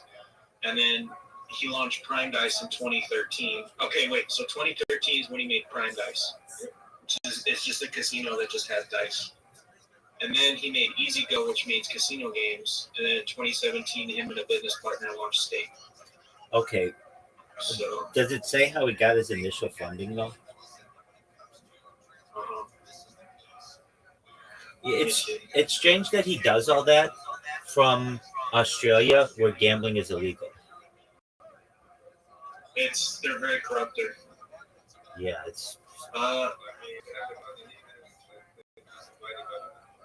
He had a business part. His business partner John Tarani, some Indian guy. I think that's how he got his money. They started by creating a casino with the RuneScape. So he made a casino in RuneScape, and then turned it into Prime Dice, which is a Bitcoin dice game, and then made Stake.com. very interesting. And I don't know the Australian government allows them to do. Apparently they did. He's paid them hundreds of millions of dollars to keep them. Right? I'm sure. Well, all I know is that Retro Raid, whenever you play on Stake, it's going to be a bad time. The other one is you have BC games. Yeah, you do well there, but Stake, it's like this isn't gonna go well. And from what I've understood, Kick is not that is like supposed to be for gamers or for IRL streamers. It is just to feature Stake gambling. Is that correct?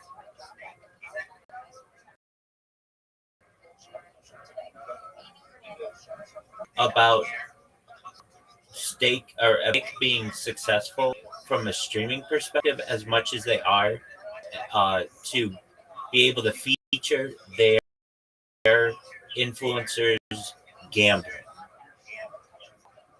Right. Yeah, because they make so much. Yeah, exactly. If you look on the Kick subreddit, they're like, all these people want Kick to be a really great platform, and that's cool. But you have to understand is that video isn't the thing that motivates them, or at least the streaming element. Once you get big enough, I just want to give you a Stake contract and have you just gamble. so that other people watch you and they're like, oh, okay, well, I'll create a stake account, and then they lose all their money.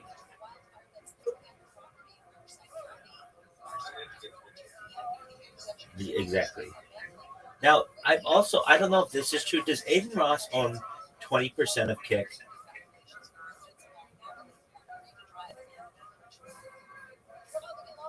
Owns any percentage of besides Eddie and his business partner.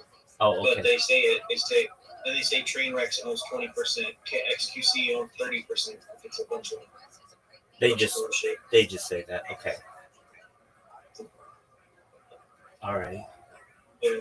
I got Ice Poseidon's number. How did you get that? I got my sources. Well, you want to try calling him? Before you do that, do you know what IP2 is? Heard of it? Yeah, it's like the Ice Poseidon, like Reddit kind of thing. Yeah. Do you have any connections on getting me on there? IP2 wins. If you call him, I bet you could. He'd probably answer. So from what I understand, he does not have any control over it. Like basically, they what would I say? How would I say it? They took his likeness and just made that website, but he doesn't control it. Like he might have at the beginning, but not anymore. I'm not exactly sure. I just know if I were to get on there, it's game over because I'm always streaming, so that would always give them content.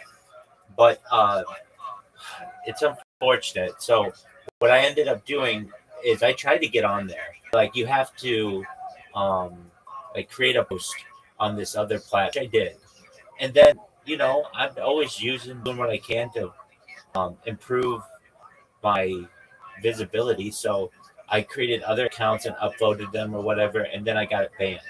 And they're like, yeah, that post went away, and I'm not allowed to fucking post on there anymore. And it just got frustrating. But I think it's like IP2 always wins or something like that. I'd love to get on there. I don't know how, but if you guys have any inside sources. I have two different ideas for you to make it. The first idea is your content isn't really content. You're sitting in a room, you're watching stuff. You gotta actually like make content. You gotta start shit, start beefing people, go out, do IRL streams. Like that's content. Gambling, whatever. Content is content, but just sitting in a room isn't. The second idea is try to get on Sam Hyde's fish tank. You know what that is? Yeah, dude. I'm in. So I'm working on the second one definitely. If you know what the fish tank server is on Discord, I've been live streaming in there for like 6 months. Every single day, I'm always in there, and I've become basically a net community. The thing is, I tried to make a. Well, I didn't try. I did make a. I had an application to be on there, and they just didn't accept it. So it's like, okay, that's fine.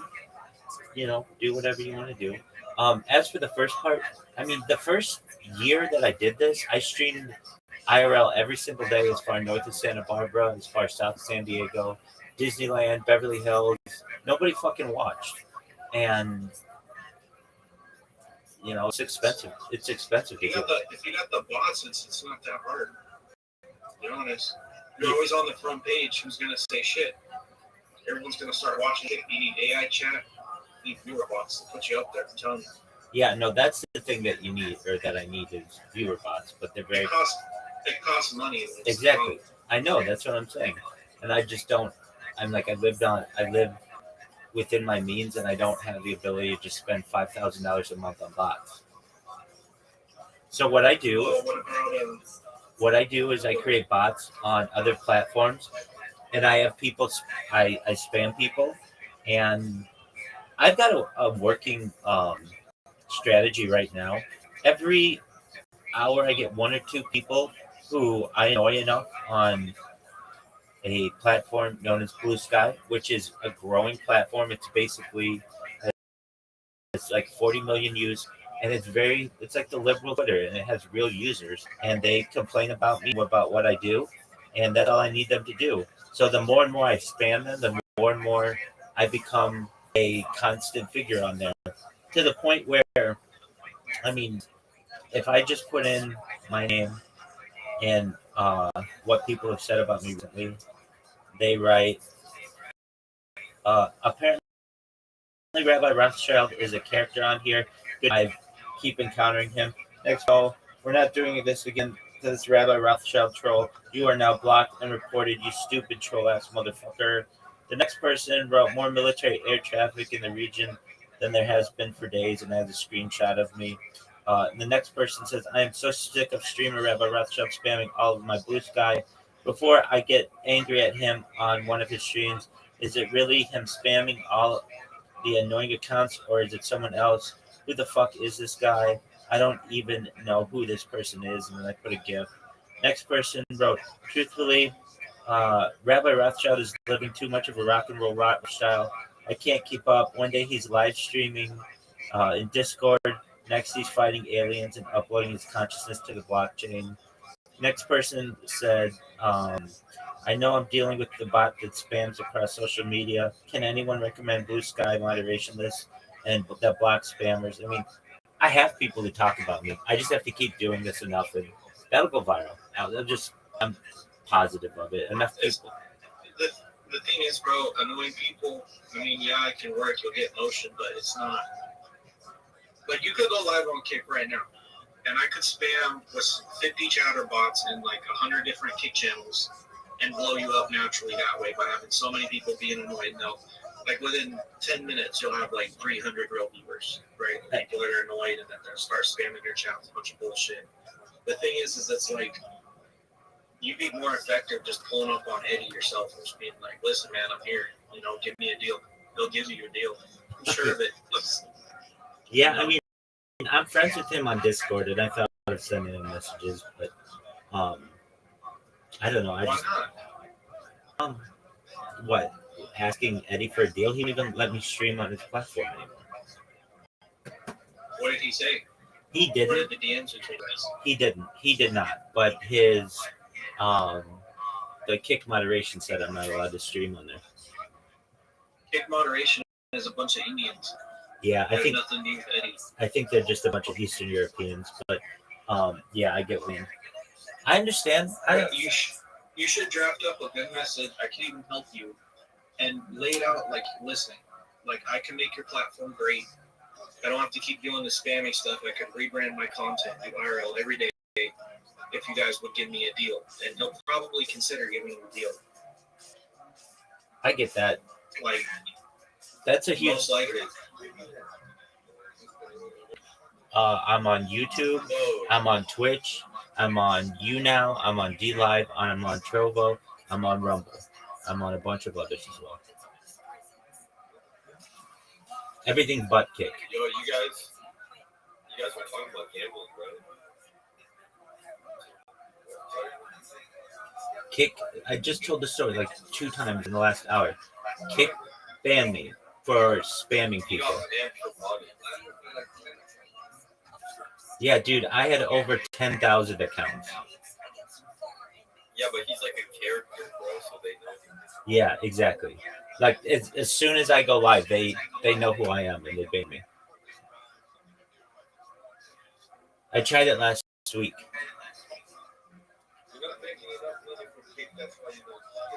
That's exactly right. Gabo, you're exactly right. If I made Kick money, they'd unban me immediately.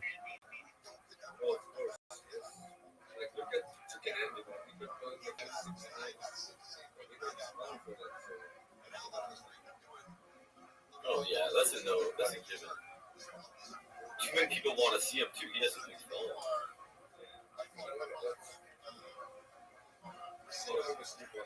Wait, but you gamble, right? Yeah. Oh. Bro, I gotta tell you though, this guy, he put me on to a really crazy point. Like I came in this Discord for the first time and I was like, what are all these Sonic pillows around?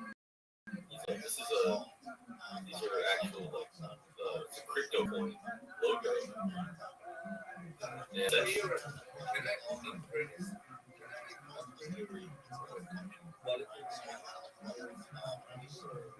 it's just dark. Okay, tough shit, big dog. If you boost the server, you can get 1040p. But your stream is a little weird. That's why.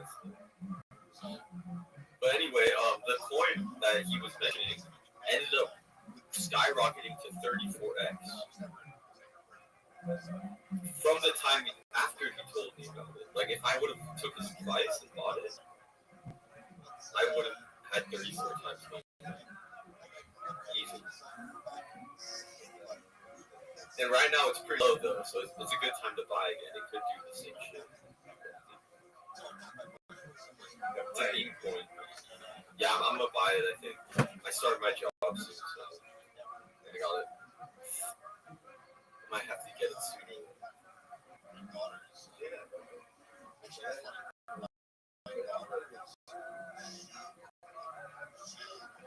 Yeah, it's a meme coin. It's called Harry Potter, Obama, Sonnet, Keynote. Exactly. Yes, I do. I advise you guys to buy it too, though. I'll put it in the side chat. Yeah. Well, maybe if you put in like $1, get $34.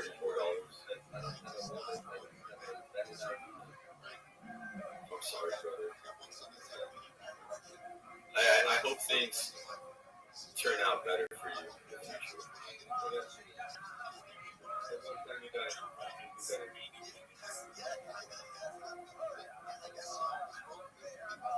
Where are you guys from? I'm from America. Same.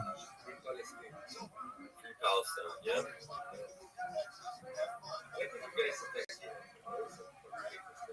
I'm Iranian myself.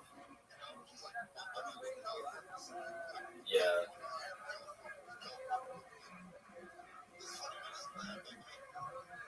How about you, yeah? Oh, that's it. I love Sweden.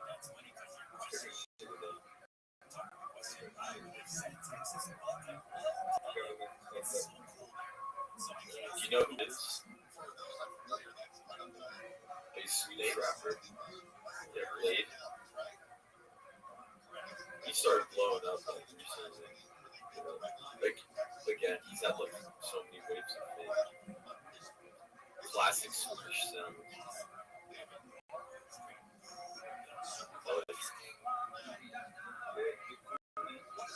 Yeah.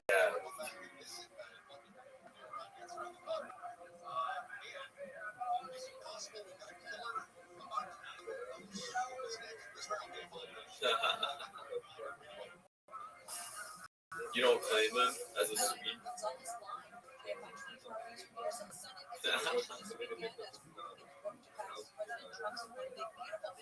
Well, he's experimental, so like some of his stuff is mostly English.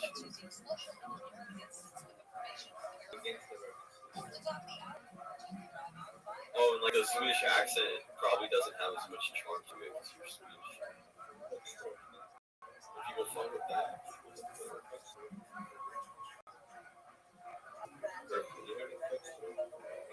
No, not a rapper. He said that.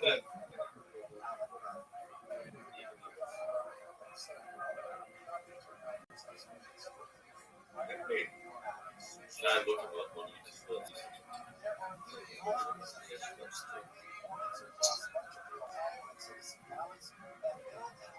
I just see this.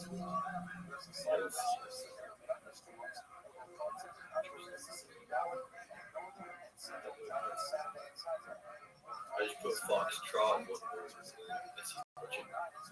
the person you are trying to reach has a voicemail box. Sorry.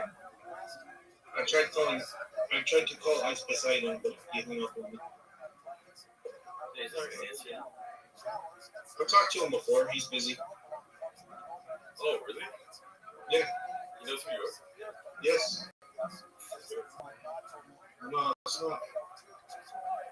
He's a piece of shit like all the other streamers. Wait. Oh, that's not Rabbi Rothschild. No. Retro.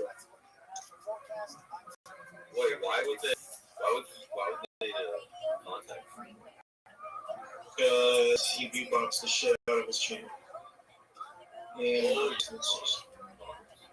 yeah, Oh, he debogged him. respect. Dude, they be doing that shit on Twitch too, huh? Just as much. Everyone does. Yeah, everyone. You know, like, I heard it, it's just bots. Probably. I'd imagine. And they have, like, a political agenda. They come from a certain... Man, at the end of the day, if they pay the money, they pay the money. You know what I mean? Yeah. Like, Sketch. When Sketch was big, I was helping him out. I used to work for GC because I knew Sketch. I do. I'm getting banned. That's not my fault. I think it's the rap Rothschild shit, your name. I think it's like, they think you're being ironic. I don't have the money. My name says Bucks. I was saying the other rap. So that's why I think they're banning. No, they just know what I look like. Yeah, but they don't want, like, I don't know, they think it's anti-Semitic or something. No, they don't. I streamed on there for many years with no problem. And they know who you are at this point. Exactly. It is a dicey name. What do you want me to do? It's my last name in a rabbi. I know. I don't think it's dicey. It's like a priest for Jews. Yeah. It just means teacher. Well, when I first read it, I thought it was like something like 4chan. But is it just me or does Jews, when you say someone's a Jew, it sounds kind of derogatory? Yeah. Like, you're a Jew. Like, what? Yeah, but if I'm like, you're a Jew, or I think being a Jew. Because that's a direct translation to Jew. That's not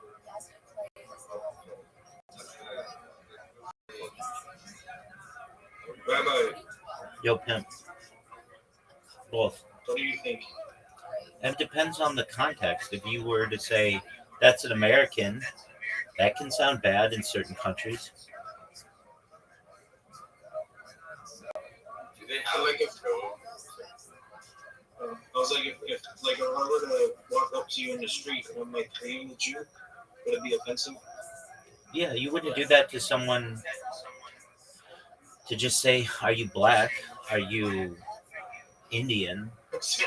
I mean, it's like that's just, we're people. Right. Unfortunately. What were you saying, whatever your name is? But yeah, also like assuming somebody's, I guess, what they are. That's, if you're talking about political correctness, I guess that.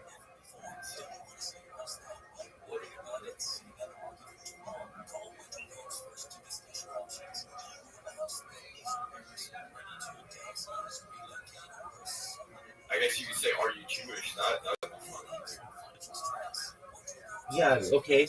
And then why are you asking that?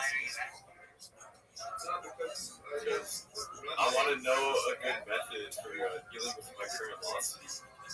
Yeah, I mean, and that's we get that kind of garbage every single day, and after enough time, it just becomes annoying. So unless you're in, basically a community where there's an opportunity perhaps for you to know that there are other Jews there, we don't just go up to people and say, "Are you Jewish?"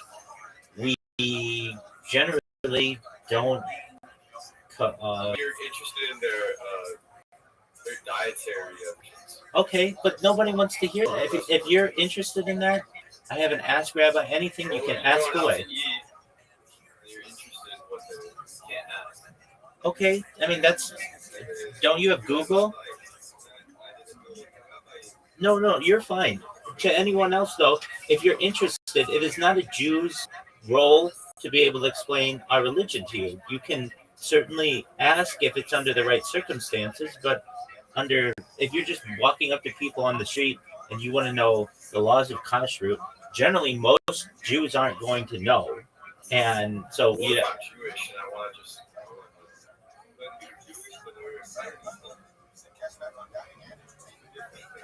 yeah, I understand. I don't like to get political. I don't like labels like that.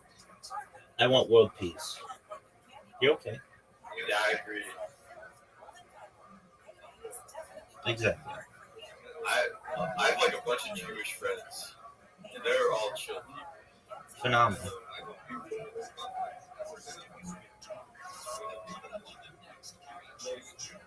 They're some of the chillest people I know, actually. For this, That's why I go back. Gava, are we ready for this? I mean that. I've been friends with my Jewish friends for like a decade. They're real. Real as hell.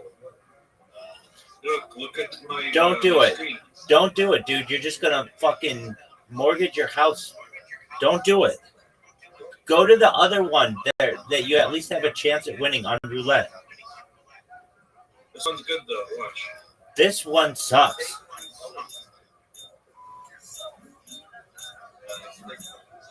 No, it's not, bro.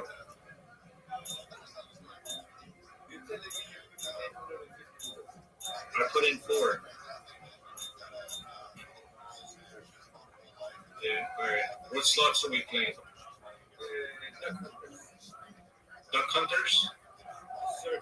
That's like, where is it? There's a search bar up here. There's no search bar. I've never played here. They got that Avia Masters too. Is What's it this called? Duck Hunters? is this steak? No, it's called Onyx Spin X. Okay, what about roulette?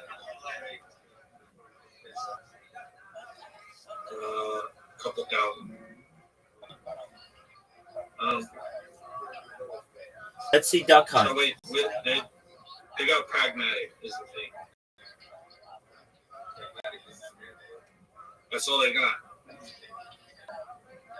Let's see Duck Hunt. Didn't Shuby get like $15,000? Yeah, Shuby got pushed in. He got pushed into a train too. See Bonanza? Duck Hunt. You didn't see that Shuby got pushed into a train? Yeah, remember at TwitchCon, Kurski pulled up on Shuby and pushed him into a train? Yeah, my homie was there for it. Almost died. Yeah, here.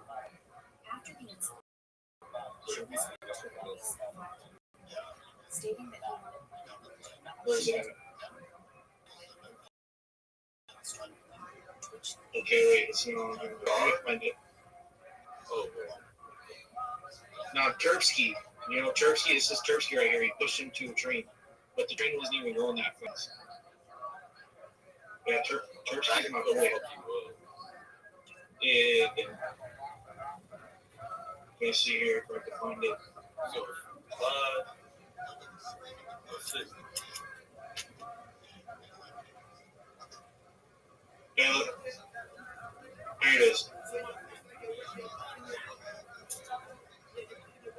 Look, that's Terpsky right there, and this is Terpsky and that's Shuby. Push him in the train.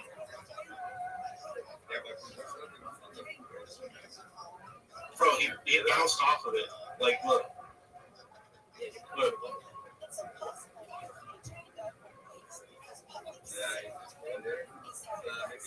If you did it a little later, you would have fell between the gap. Right. Did they charge this guy? Look, my boy's right here. No, there were pending charges, but nothing happened. And does Kick let that guy stream? Yeah. Look, that's my boy right here. You know Save Mart? Gava? You know Save Mart, right? The one that looks like me? That's Look like Save Mart. Yeah, this is Save Mart right here. Save Mart was there. Gava. That's Save Mart. Oh, you know Save Mart? Yeah. How do you know Save Mart? The Action Man's Discord. Yeah, Save Mart, he's my boy. He was there during the thing. Like, he was with Turkey, their boys. Actually, Yeah. that's Save Mart. That's Save Mart right there. He's got his go yard bag. He told me he's got a fucking, I forgot what he said, but he's got a pistol in there with a switch in his go yard bag. And he's skinnier now, right? He took those epics. I don't know. Those epics.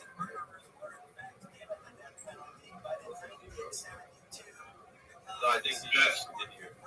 He took a lot of the clips though, like I can't find it, but there's somewhere he was talking to some other people.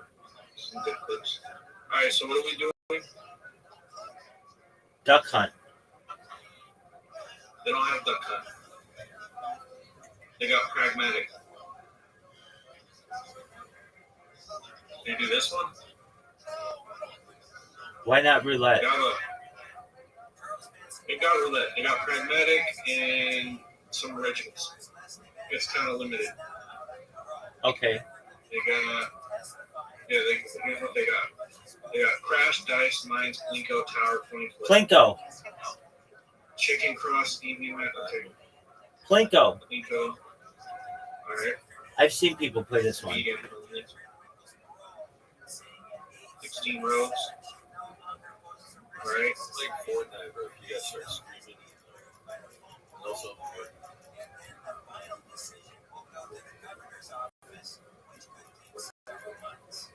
Well, should I just send it? how much is each ball? $10 balls. Oh, Holy shit. fuck. Dude, that's a lot. Cash out.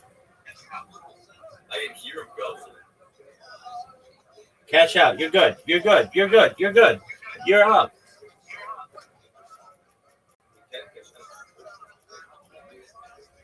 Oh my god, this guy's a menace.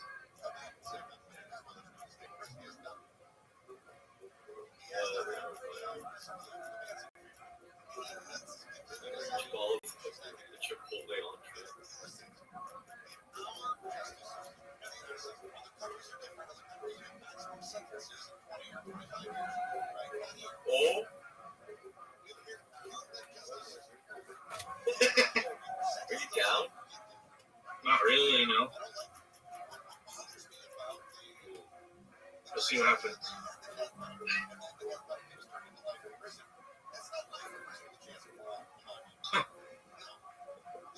Huh. What? It went down. I pissed it off. No. No way. Oh, bro.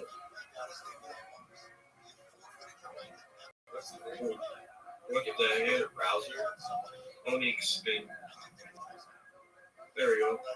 What the hell? Did it I say? can't log in. We just make a new account. Well, that's not real money. Yeah, what happened? Oh. Let me see. Hey, it's fucked. What was that message? They scammed, bro. I thought you were on Steve. What's that message say? Off-brand shit.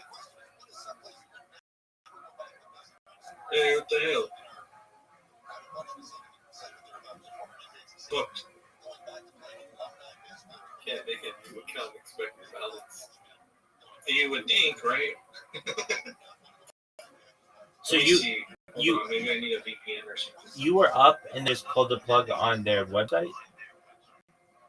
Yeah, that was kind of flip, wasn't it? But try to log into your account.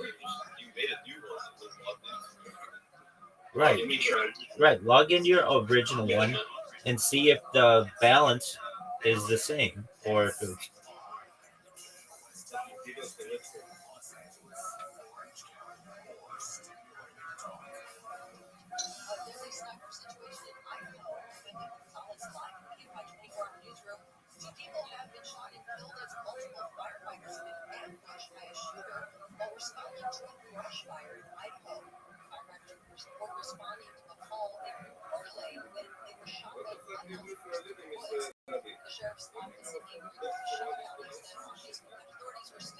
I'm a certified project management professional. I'm a certified project management professional.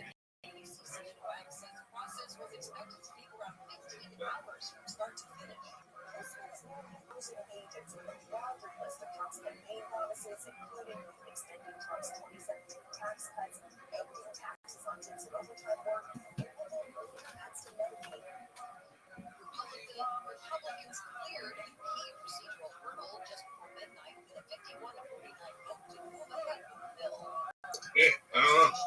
They took me. They scammed it. Dude, I don't know how you play these things if they just steal your money.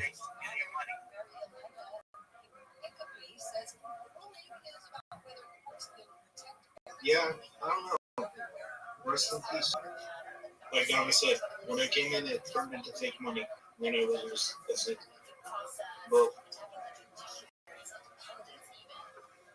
Do you are you able to play? Are you able to log into your account? No, it wouldn't let me. It said login error. Okay, well why Then don't I you? changed the password and it says login error. Doesn't log in anymore. It's broken. Okay, why don't you contact their support? They're not answering. Completely fucked.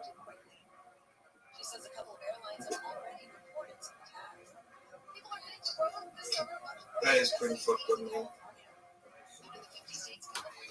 I should have played BC game like Rabbi said. He's the rabbi. He knows all wisdom. I don't know though. So it's just like a big scam website. I guess I'm just gonna scam. How much were you up? A lot. 1,500. No. way. Yeah, when they pulled the plug. And I tried logging in, it says login error. It doesn't work. Can you record it? Like, get a recording of it? What you mean? Like for support? Yeah. See a proof of it happening? I know, but don't support not sure. You didn't even try. Yeah, but then you can contact the Better Business Bureau, the state attorney where you live. The state attorney's crazy. Yeah, I contacted them. Watch, let me try signing in. Sweet this thing. You could contact the state attorney. Oh, that worked. That worked, and now I have zero balance.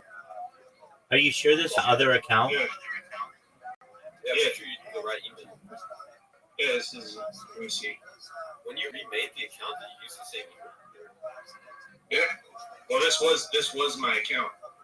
Yeah, why did you register a new account? I don't know to see if I had to change anything. Did you use the same email when you did that? No, I made up a bullshit email in the second one just to see like if it would let me log in on a different account. Now it let me log in on my main account, and it says zero. All I right. don't know what the fuck. So now you contact their support and you say, "Look, I had $1,500 or whatever, and then your website went down, and now I have nothing." What's your response? Yeah, that one did, but it'd be really hard to see. I mean, Yeah, it didn't even send a message. It didn't even send the message. I don't think we got it on video. Yeah, 10. I'm like, that one did. It would just be really hard to see. look, it's not. Like, it ain't so, bro. You gotta refresh it. Okay, there we go. But he's still not there. No, it's gone. They wiped it. Bro, I would be pissed, dude. That's like the biggest injustice ever. Okay, so It figures. are they gonna respond? You're already gambling. No. No, but here, I'm gonna open the image in a new tab. I'm gonna set this image as my desktop background, and I'm gonna tile it. This is my new desktop. Support. Okay, but that doesn't get you your money. So are they gonna respond? Probably not. Well, because you spam them like 50 times. The better business. Send right, dude. Exactly what he's saying.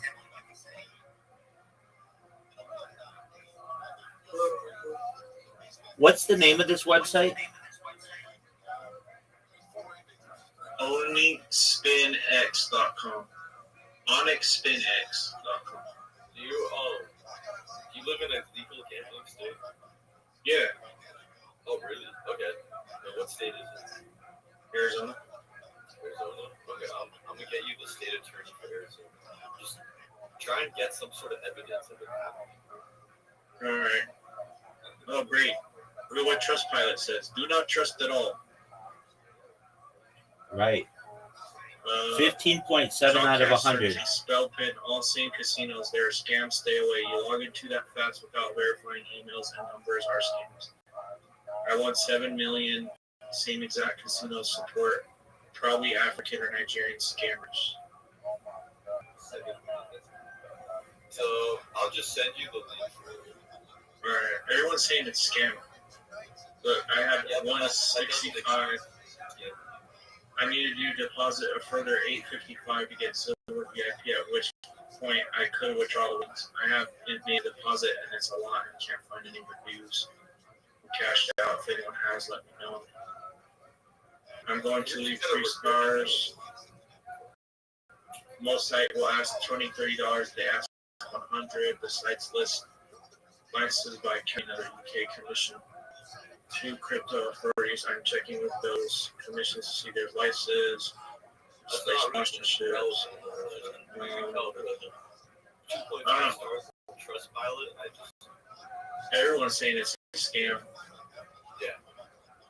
That sucks. So that real doesn't excuse them from scamming, so you can still do something. That doesn't give them the obligation, the right to it.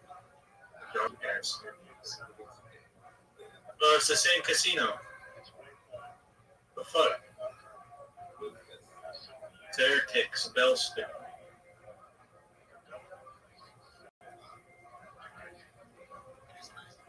It's all the same shit. What do you think? Yeah, why do you use those websites? Typically, I don't, to be honest. You're down bad You get a on. sign-on bonus. So What's that? you get a sign-on bonus. I guess that's what it's saying.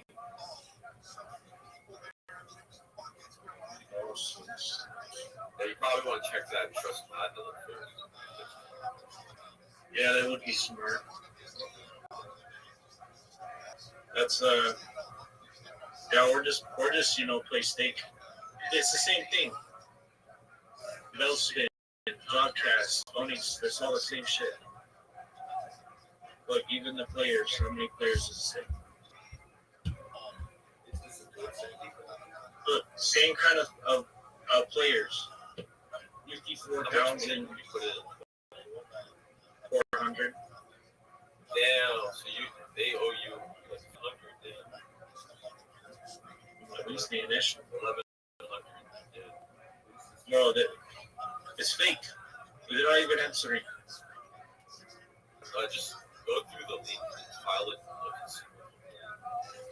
Alright, I'll do that. It's says they'll try to resolve it using new shit. I don't know.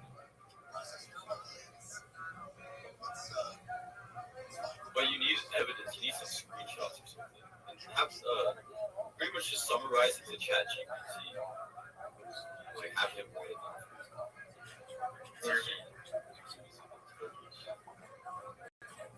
I'll do that. That's kind of Include like as much information as possible.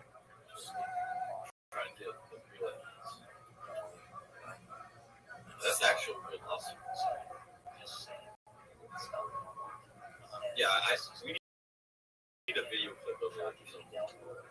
Anyone Replays on the stream. has anyone ever made money on steak? yeah. Maybe show me who. Here, you want to see something?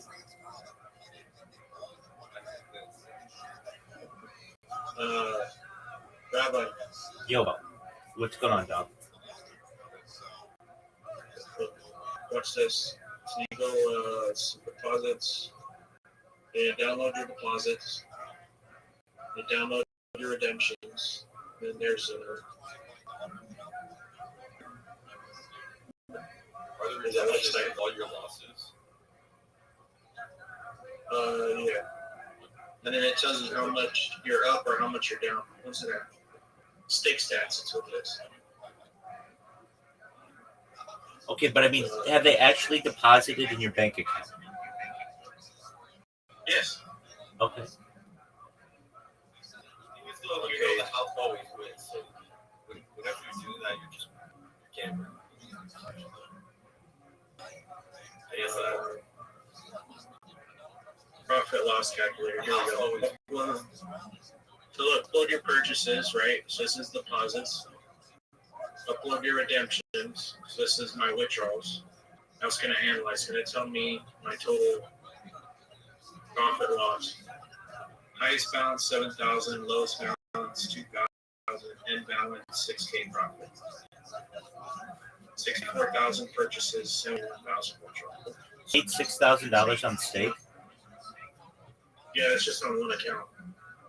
Oh, I got another one. Let me see here. This one I don't even need to do the tool because it's still new. I have one deposit. Or sorry, I have one crypto deposit.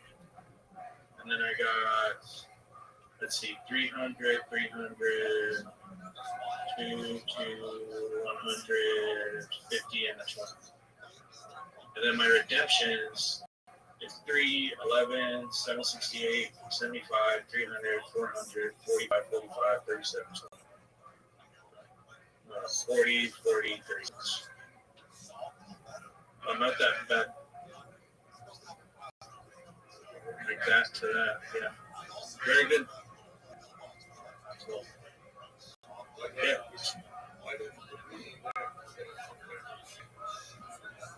I don't know, bro. I have faith sometimes, you know.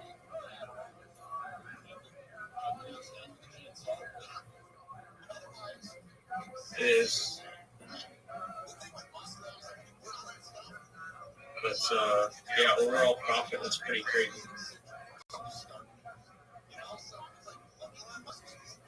It's not bad. I don't think anyone's really up on stake, to be honest. I'm going through the subreddit right now. Seems very scammy. So what? The subreddit says it's very scammy. Oh, Onyx that's me. No stakes. Onyx. Everybody says that one's a scam.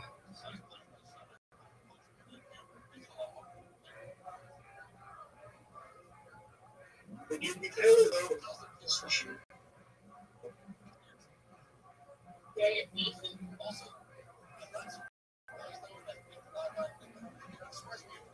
So if you're up $6,000 on stake, you using that one to bet.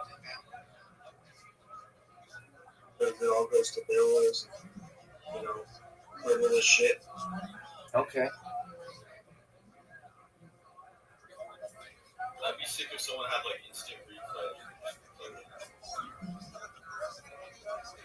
It's this one. I have it, but it's just going to be really small. You'd have to see it, like, you'd have to zoom in a lot. That's fine. It's better than nothing.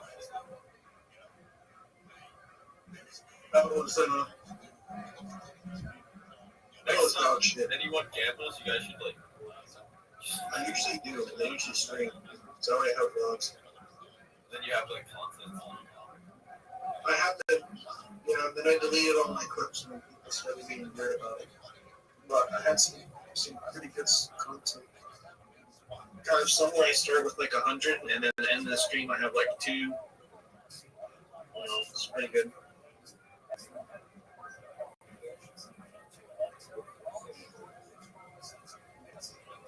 Yeah, I won't have any money to play for a while though.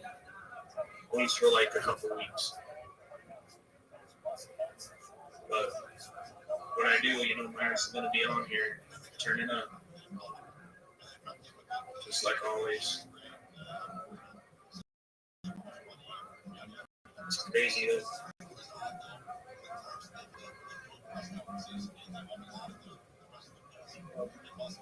I really just have to. You call say mine. I'm gonna call him see what's doing. Oh, it's Ice Live. Is he? I don't know. I think he and Kiwi is No. I mean, that's her loss. Yeah, what's she doing? Yeah, that's why it's her loss. She thinks she can find some other rich guy.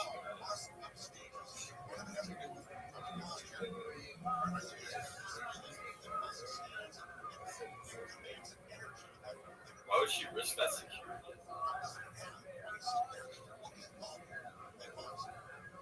I think she's already cheating. Do you really think Ice is that bad? Yeah, he's not a good guy, but like he brings all the value to their relationship. Like he puts and he's not even abusive to her. He doesn't when he's doing all the work, he doesn't like getting bitched at. He deserves a few more like I don't want to say rights. He deserves more privileges.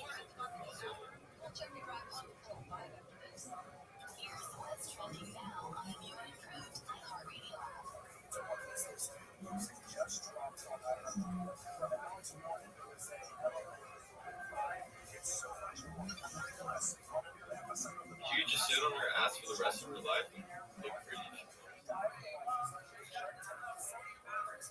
Her life's set.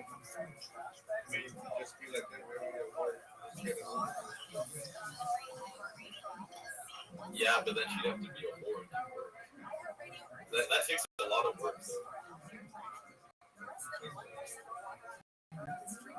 Yeah, You got a music bot in here? A bunch of them. I'm not saying it's a hard way.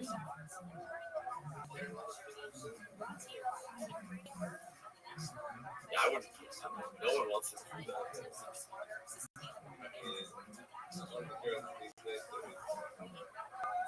Yeah, it's better than working at McDonald's. He wants to be immortalized as a whore for the rest of their life.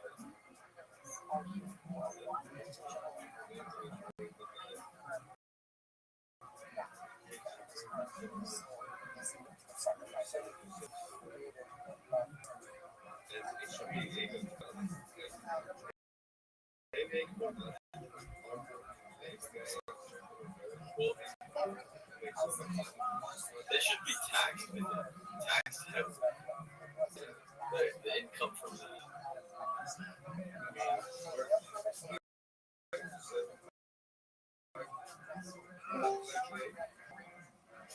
Like this, where your costs are zero, they should tax a little more for that.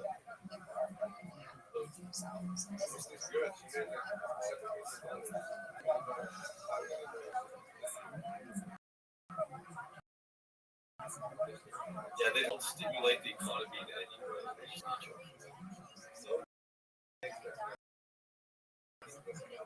So, it's like sucking.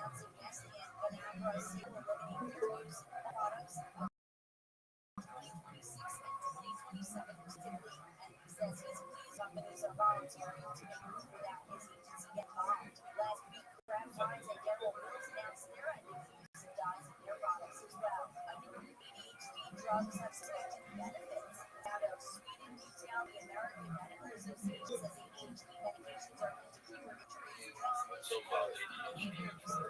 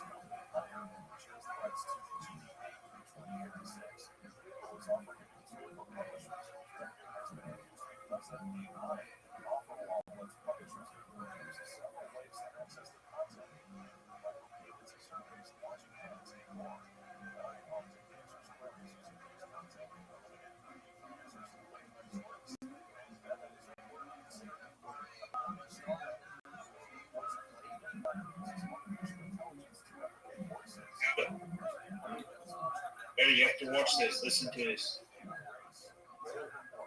Yes, it's good. Come on, bro.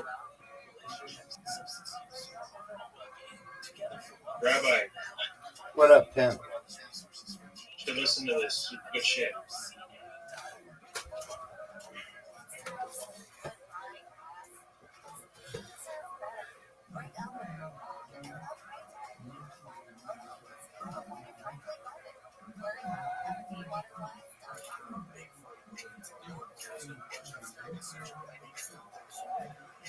I would, but I get copyright strike, so I can't.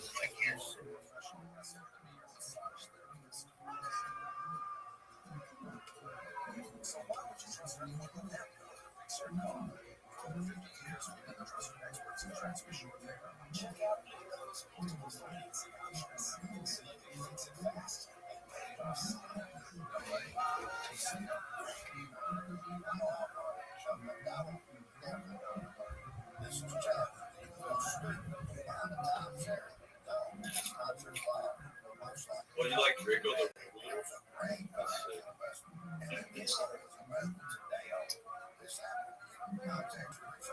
He's from where I around where I live.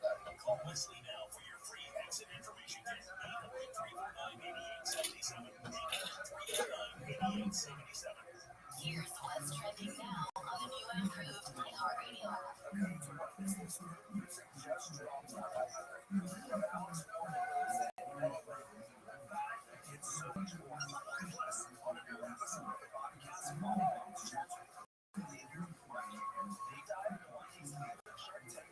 Oh my god. Explore the latest on the free iHeartRadio app and see what's trending now.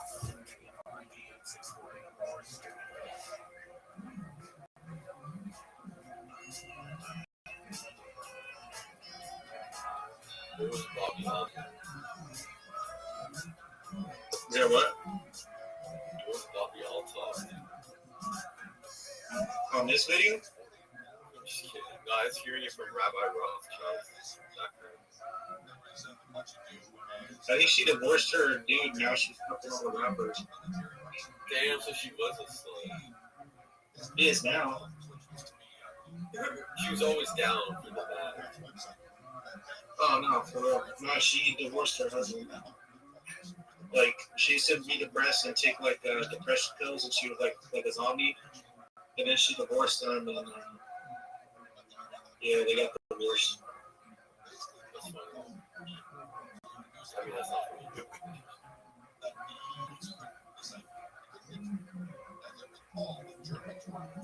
Irish was like a industry plant or something. Probably. I mean, I could imagine that. Yeah, like even on her new stuff, she's like even when Nick Cannon, like you could see the craziness going on. Oh, she did shit with Nick Cannon. That's what I'm saying. I see it. She's all dressed up and shit. She's attractive. Like, A little bit, huh? A little bit. Yeah, she's got it like a unique. Yeah, a little bit. Don't make white girls like that. They do not. They do not. Aaron Paul. Oh, they got the Breaking Bad dude on Hot Ones. Oh, that's pretty good. I'm gonna watch that. That's so good. Damn. Did you ever see Malcolm in the Middle? I haven't. Is he on that show too? Yeah, he used to play like a goofy dad. And then the next show after that was Breaking Bad. And that's where he became like, people realized how he had the really good acting charms. Yeah, that's Sorry.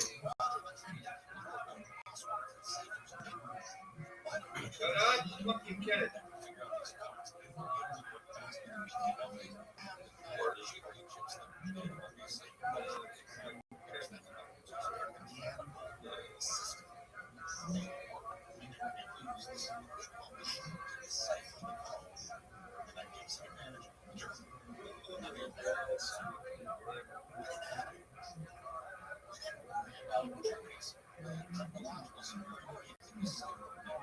Did you hear about that? They made a liquor called Dos Hombres. And dude, that's crazy. the cop guy from the show. Made it.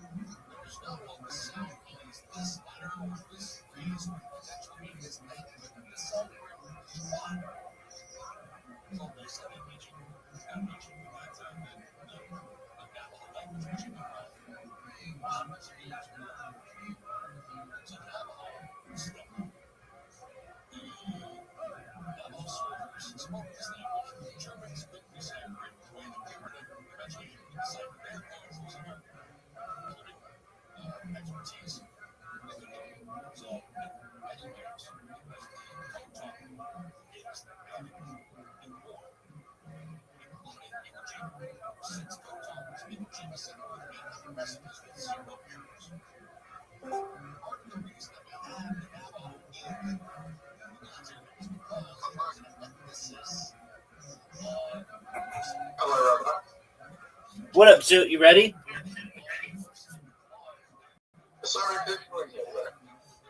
Oh, popular person. Yes, I vote for it. Having a big dick and being good looking? It was a domino effect. Oh damn, it's popping off in here.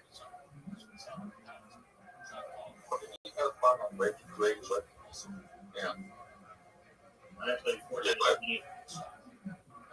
Say your questions. Zoot, are you ready? Ready for what? Zoot and I play a game. You can feel free to play. It's just download an app called Plato, Plato, from the App Store and Google Play, and I'll send you an invite. Yeah. What kind of game is it? We play all kinds. It's got like 30 different games, but we like to play miniature golf.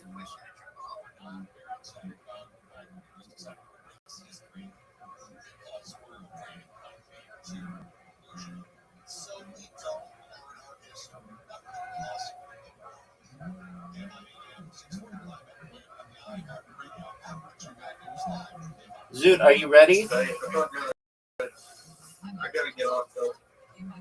All right, Pam. Good to see you. See you soon, man. I'll catch y'all some other time. Excellent. Fuck that site. Oh, God, bro. Fuck yourself. Peace. He's big dog.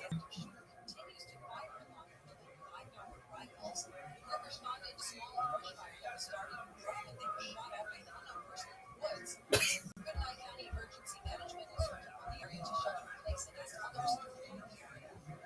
Senate is in session this week as Republicans work to pass President Trump's One Big Beautiful bill. It includes tax breaks, spending cuts, and more money for immigration.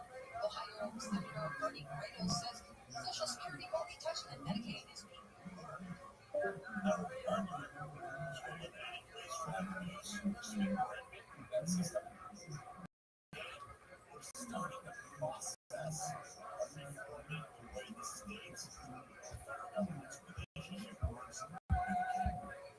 Republicans are trying to meet the president like midnight. Your set is popping in here, so it wasn't popping. That's what happens.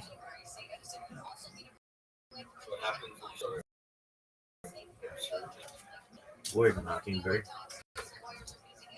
That I helped start, who had tracked down, and that SEAL team will DC on paper control because they have to use Title 50 authorities because they were not in a war if you do done Pakistan.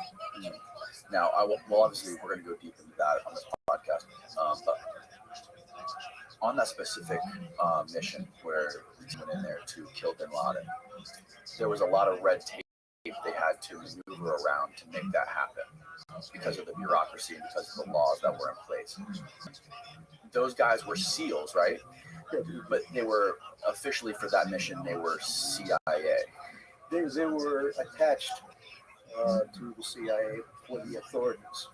Okay. For the legal authorities. So Right. You're talking international law. Right. When you do this kind of thing in somebody else's country, that is an act of war. So they have to weigh in.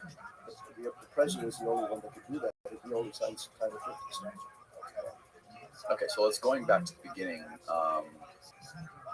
Your childhood. What was your childhood like being born in Cuba and being raised in Cuba in the revolution? Well, it started out as a wonderful childhood. My dad was actually a cowboy, literally a cowboy. He ran my grandfather's ranch until he married my mom and she domesticated him and became a businessman. So, at the age of 6, I had a horse before I had a bicycle. I had a BB gun at the age of 6. It was a great life. My dad had a 57 Pontiac in 1959. So it was nice, middle class, very close to the family. My grandparents lived across the street. The other was lived behind us. So it was a very family town, in a small town. That changed. And the first part that it started changing was when the rebel attacks actually started happening in that town. The town that I lived in, Nicaragua, was at the foothills of the Escambray Mountains, which is where Che Guevara had his rebels.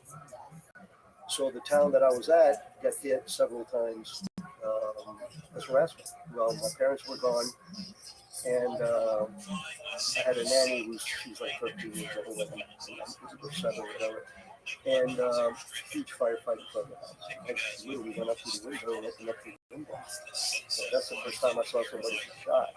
And then what I noticed is on the other side of the parapet was a guerrilla fighter with an automatic rifle. He pops up right in front of my face. Starts shooting that way, all the special rounds of hitting the obviously way from.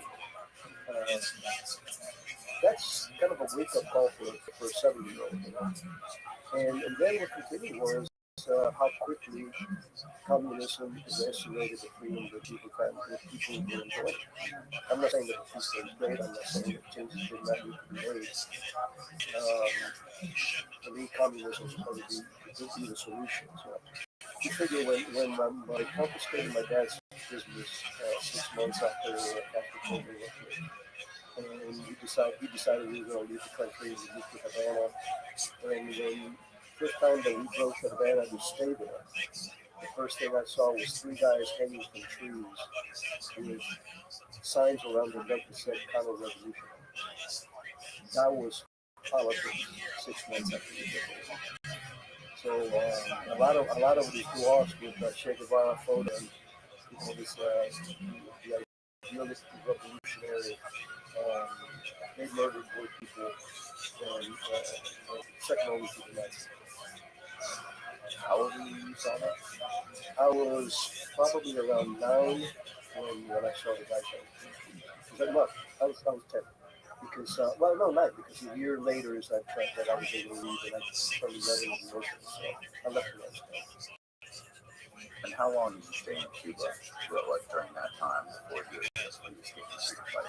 I left in 1962, April of 1962. Actually, it was part of the freedom flight, but my parents couldn't get out.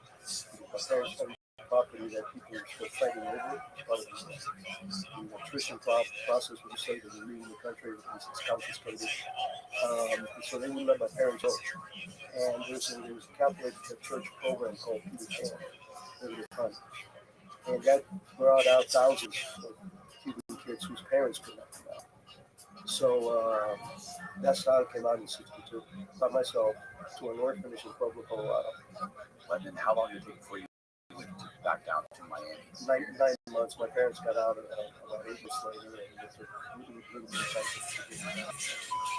So when you first got to Colorado and then went to Miami, like what was America to you, and what was perception?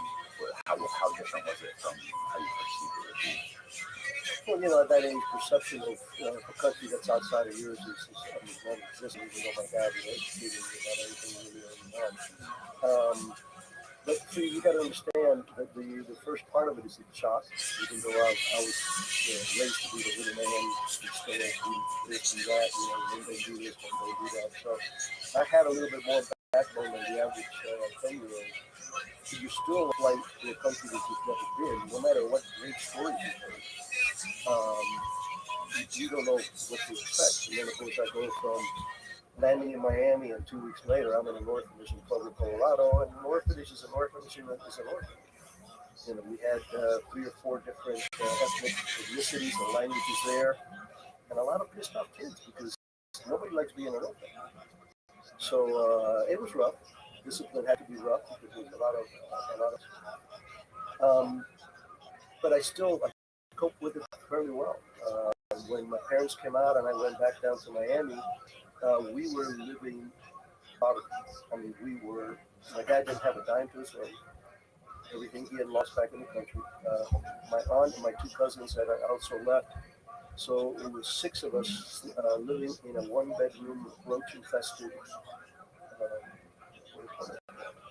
it's efficiency apartment in a real seedy area in Miami. That's how we started here. But you know what? My dad started mowing lawns, started unloading trucks. He had learned carpentry as a kid. He was an artist actually. And that's where he gravitated. He bought some tools for his lawnmower. 2 or 3 years later, we bought this first house. So it was very different than my original life, and it was rougher than the average lives. But we became part of the American dream very quickly, and I give my dad a lot of credit for that because we had been in this country maybe a year and a half, and the dream of a lot of the Cuban families that were leaving is that someday they'd be able to go back to Cuba. My father, a year and a half into the country, said, we're staying. We go visit, but we're staying. So, would you have stayed even if Castro wasn't there anymore? If it would have gone back to normal, what it was like pre-Castro, would you still stay? That was his decision. That was the point. When Castro falls, everybody's going to flood back. Right. We're not going. We're staying here. We're going to become Americans. And my dad, my family, the 3 of us, we got our residency the day we could get our residency. We got our citizenship the day we could get our citizenship. And my dad, I lost him about 7 years ago. He, until the day he died, never missed a voting opportunity. Never, ever missed a voting. When you were being raised by your parents, did they teach you Spanish and English at the same time? I was learning English on the outside, but at home, Spanish was the language. So when you first came here, English you still had a little bit of English or none? When I first got here, I knew how to say 2 words, yes and no. Wow. And one of the benefits of the orphanage, besides the immersion, and there was very few Spanish-speaking kids there, was the fact that all I had to do was go to school and learn to read and write in English. Everything was spot run, see spot run, little books from the 50s that we had to memorize. So by the time that I came down to Miami, I was helping out my family, ask for directions or make an appointment or something like that. So, in your early days growing up in Miami, you guys started to get your foothold in the country. What were some of the things that you were doing to make money? What sort of foundational things were you learning from your dad that helps you turn into what you turned into today? Well, my dad was big about responsibility and consequences. So, in the summers, I worked every summer. Even when I was 13 years old, I would go with him to his work when he was now doing boats, and we got into the boat refurbishing business. And, pick up trash, dust things off, vacuum thing. I mean, I was always working. Um, but it was also bonding with my dad. We were doing stuff together for months at a time. So, yeah, it's the ethos was there, the work ethic was there. But what I think that I can give my dad the most credit for, besides being the best parent I had, is the fact that he inculcated to us the responsibility to look for freedom and provide freedom for the family in whichever capacity that is. Doctor, lawyer, Indian chief, I don't care. If you're donating from your time to a cause that makes life better for other people. Um, so that was the mantra from my dad, and that's what he loved about the United States, because I was the very public ethos of the United States. So one of your first jobs was working as a paramedic. Is that right? No, I actually went to the military first. Oh, you were in the military. That was correct. Yeah, I worked a bunch of manual labor jobs. For the summer before my my senior year, I loaded and unloaded trucks. And the factory my dad was foreman of, and I was the only teenager there. Everybody else were adults, and you load trucks in July in Florida. And so, yeah. But I went into for my senior year. I got a job at a clothing store, which helped me a lot because I learned a lot about dressing up and that kind of stuff. And then when I started junior college, there was a couple of things that happened that kind of triggered my guilt. I said, I have a debt of honor to this country. And that's why I first started with the Air Force Pararescue, which was my first real job. And how did you decide you were going to get into Air Force Pararescue? Did you know somebody? Did you have a friend? I know, like throughout school and stuff, you kind of had a rough. You got into martial arts very early. You got into a lot of scraps with a lot of people on the streets in Miami. What did that have anything to do with you wanting to get into the military? Yeah, I think it was. Look, I got puts people in their path to do what they're supposed to do. If they're willing to pay the price of admission, they'll always have a good life, and God will groom you and work your metal. So from my childhood, He started forging my blade. That's my retrospect now that I can regret. So yeah, when I was in high school, I was a B student with D for behavior because I was always going to be friends. And it was the times too. I mean, you had the white kids, the Hispanic kids, and the black kids all going in the same schools, and there was a lot of friction there. It's part of the growing pains of every democracy. But so I hung up what you would call not necessarily all bad crowd. Just half of the guys were cops, the other became thieves, and I became a spy. But so the military was I've always read a lot. And for me, the special, but I didn't know anything about the military. I didn't know anything. I didn't know the difference between Army, Navy, Air Force before you could Google things, right? And again, the proud of luck. I was in an oceanography class, and there was a guy that sat next to me. We became friends, Glenn Richardson, and he had been a PJ, and he was down in the reserves for pararescue. And there was a pivotal moment for me at college, which coincided with me meeting him. this is 1971-ish, and the hippies was a big deal. Right. The anti-war protesters. So the hippies at Miami-Dade Junior College announced that tomorrow we're going to take the flag and we're going to burn it. Come join us. I went, I didn't have any friends in college yet. So I called my homies from high school, like four of them come over. And let's just say that when they tried to lower that flag, they didn't get very far. There was like 30 of them, and there was 4 or 5 of us, but they were running and we were hitting. So it was.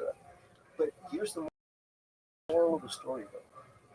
When I finished that, I looked up, and it's tattooed in my brain. I could see that American flag flying in the blue sky. The first time in my whole life, and I was proud of it. And so I say 4 months later, I was in Paris, or in the pipeline. Wow, that's heavy, man. So when you first got into pararescue, what was that like? Well, like you said, I got into the martial arts real early, and I was fit. I lifted, and that's why You did Taekwondo. I started out with karate. I eventually did taekwondo also, but jiu-jitsu dabbled around because I traveled. But the main thing with pararescue is I thought I was a tough guy going in there and realized that I wasn't that tough. It was brutal. You were a swimmer first, right? Yeah, well, I mean, pararescue, the job of pararescue is to bring back from denied areas down pilots or special operations units that are stuck out there. So the first thing that we have to be is really, really good medics, because people, when they're in that shape, they're usually screwed up. Right? But in order to do the task, I mean, at the end of pararescue, you're an EMT2 level, just like you have in fire departments.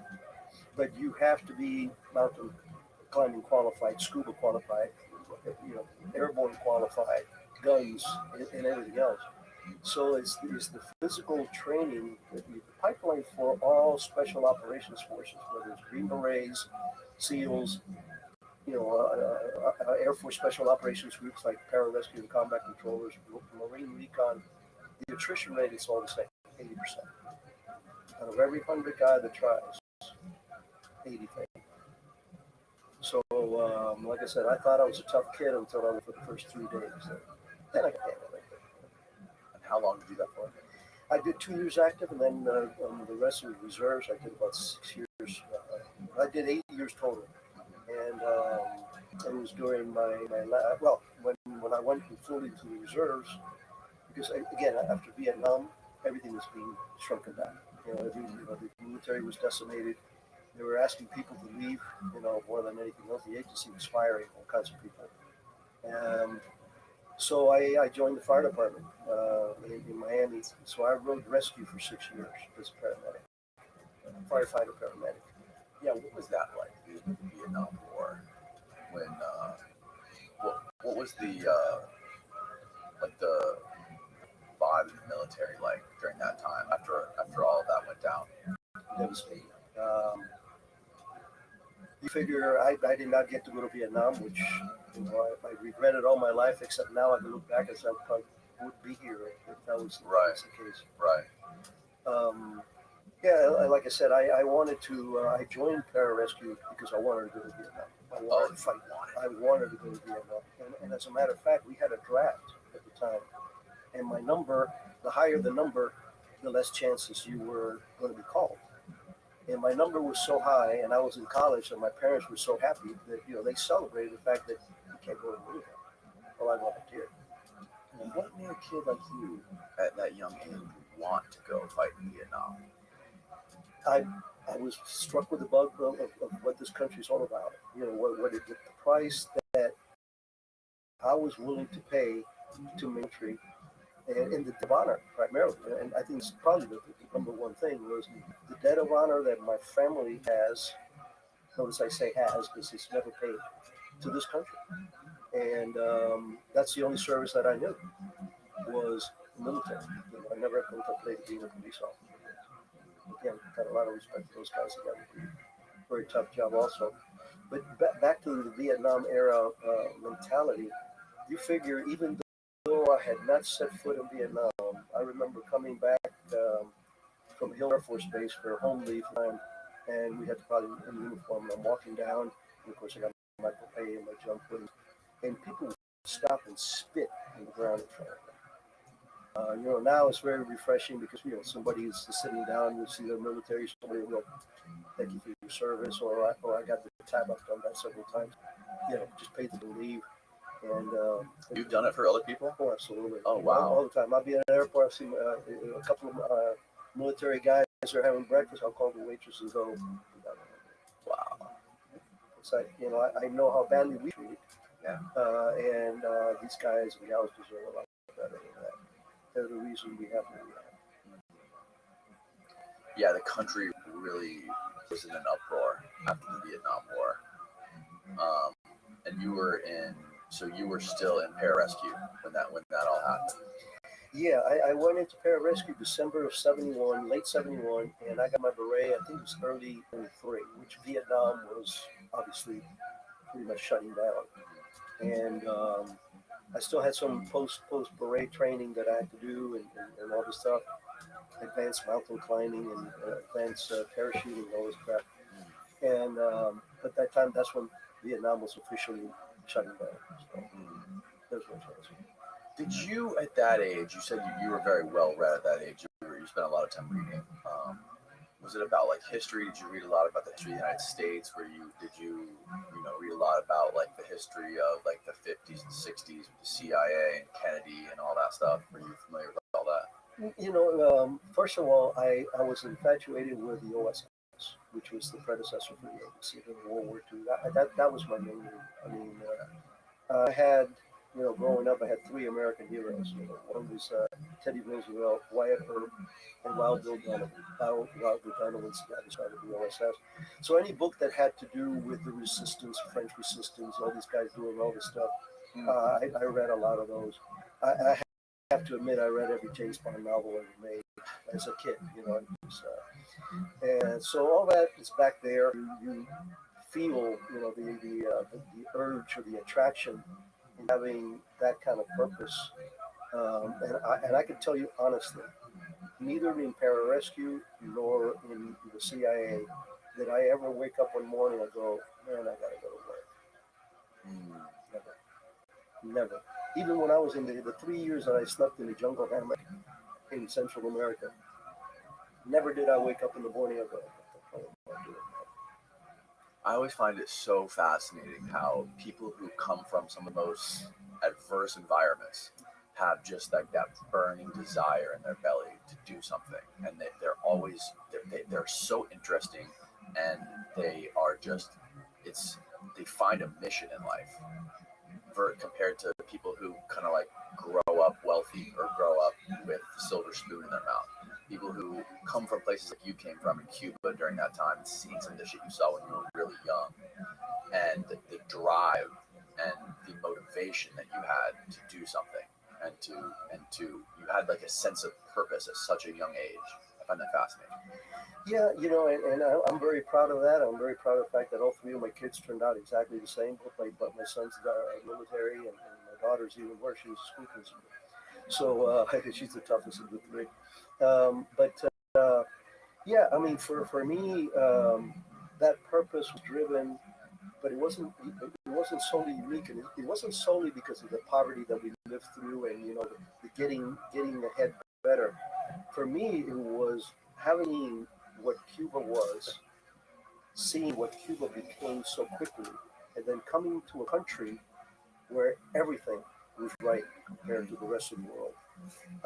So falling in love with the United States was a very easy thing. But again, my father was my first hero. He was my first mentor, and he always taught me about nothing is free in life. And that applies to freedom. Freedom is not free. Did you ever have that fear after being in the United States that this could happen here too?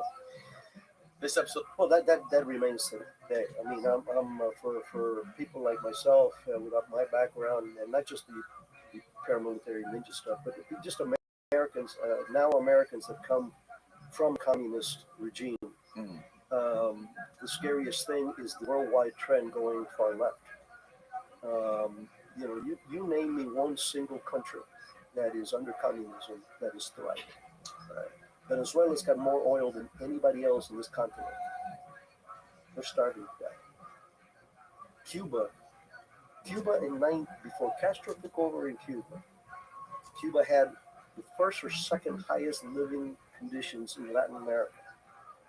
The Cuban peso was equal to the US dollar. So tell me, where communism makes a country better. I've yet to see it. Right. And you see it in the Soviet Union, you see it in Poland, you see in all these countries that all of a sudden they're freed and they thrive. So. Yeah, even like Cuba today. When's the last time you went to Cuba? I've never gone back. I can't. Are you kidding? Right. I'd be in jail probably the minute I got out of the airport. Really? Of course. You don't have any desire to just like walk those streets one more time? Absolutely. It's one of my dreams. My wife is a Cuban born. She went through a lot of stuff herself. And that's always been in the back of our mind. We want to take our children out there and show them our modest homes, where my grandparents lived, go visit the graves of my parents, the beauty of Cuba. Cuba's a beautiful country. But first of all, my dad did not subscribe to the idea of putting any money in these guys' pocket, right, in Cuba. And the second one for me was, once I became a CIA officer, that's not a place you want to go, especially after I get more senior, known and everything else. I wouldn't last a day in the streets of that. Really? Oh, they put an ounce of coke in my car, in my car or in my suitcase, and put me in jail for 20 years. Imagine the headlines: Cuban-born CIA spy caught smuggling dope into Havana. They would have a field day.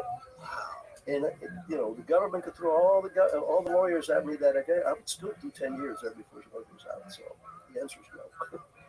Why can't we be friends with Cuba? Why can't we figure out a way to make it work? I've never understood that. Well, I think that you got to look at it from the other end. What is it that Cuba does not want to be friendly with the United States? Is that it though? They're the ones. Well, because Obama opened it up, right? Well, Obama opened it up. I mean, we're talking current history. I'm talking about the roots of this whole thing. Right. When Castro came into Cuba with a false pretense of he being the savior, we're going to have better democracy. We're going to have better this. We have better that. He never admitted during the early days that he was a communist. Shortly thereafter, a couple of years later, he actually physically, signed treaties with the Soviet Union. So that became a pariah state 90 miles away from our country. So we're natural enemies. It's like asking why do Palestinians cannot get away, along with Israelis?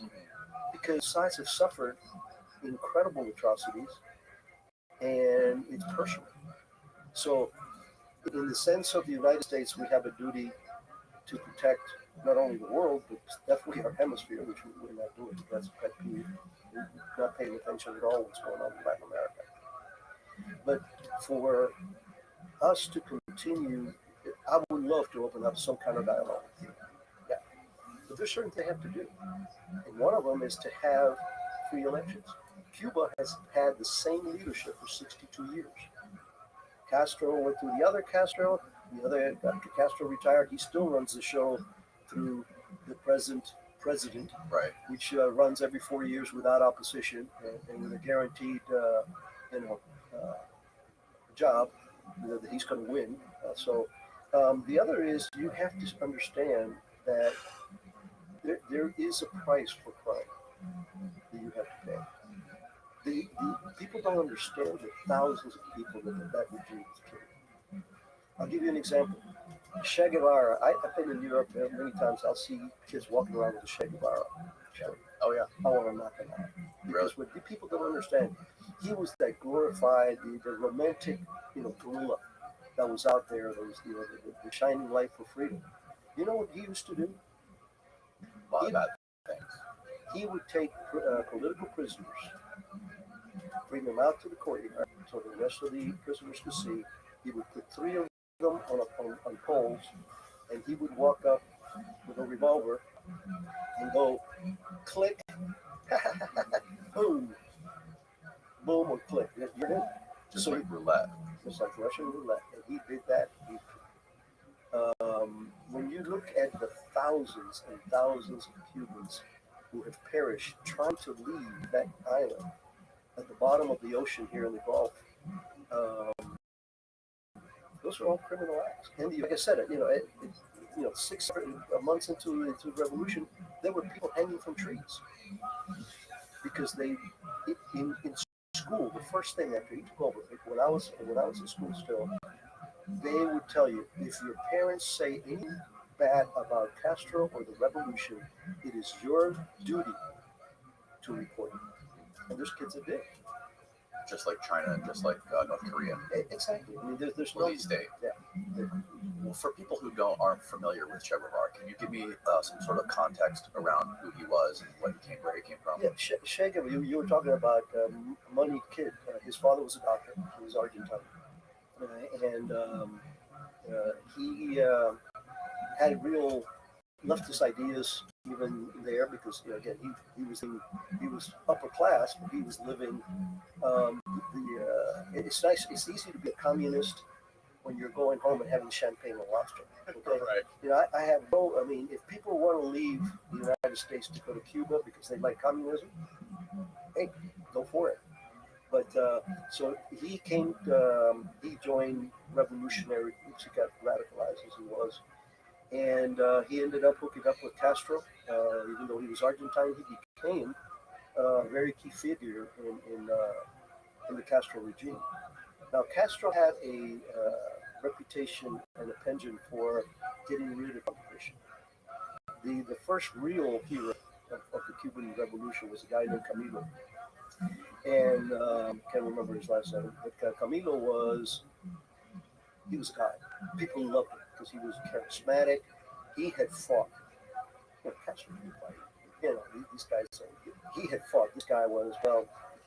When he started getting too popular, he went up on an airplane to go somewhere.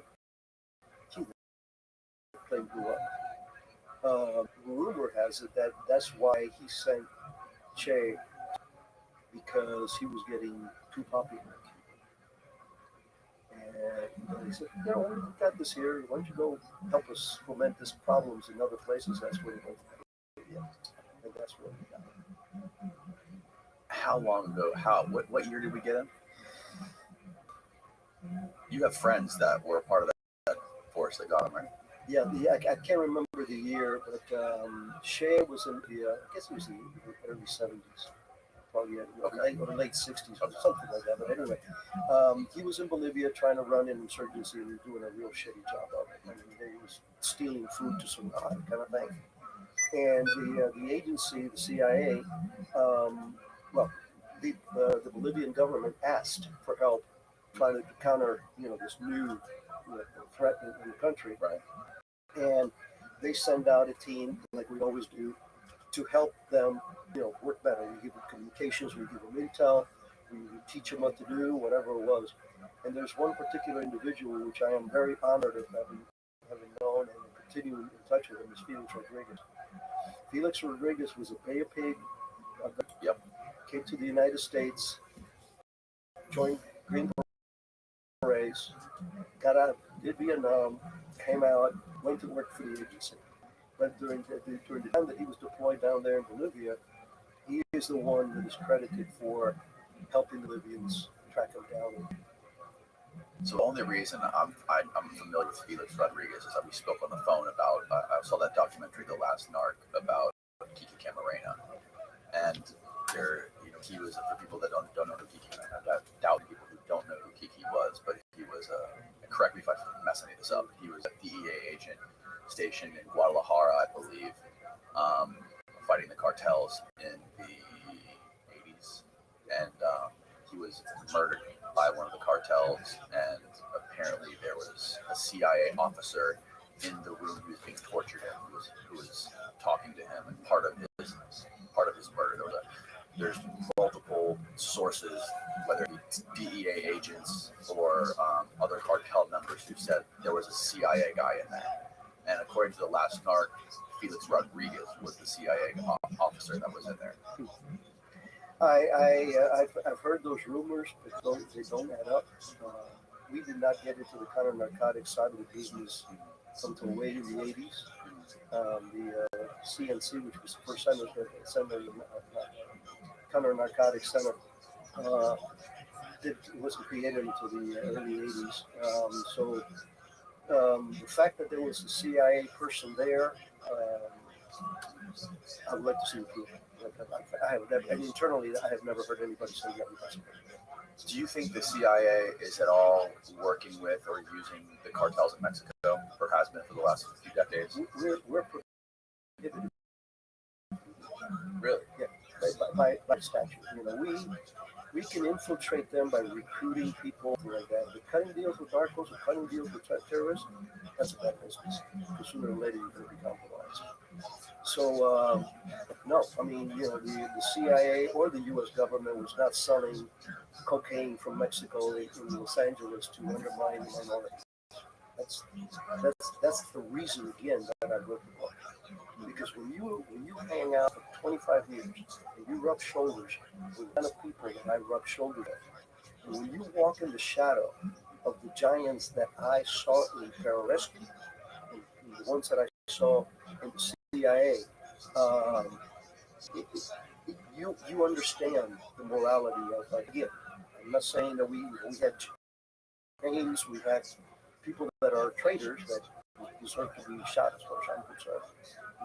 But the greater majority of the people that serve, you know, military, especially special military, in our federal agencies like the DEA, like the FBI, like the CIA, are way above average when it comes to morality, conviction, and justice. Right. But we have a lot of interest in Mexico, number one. Number two, it's right on our southern border.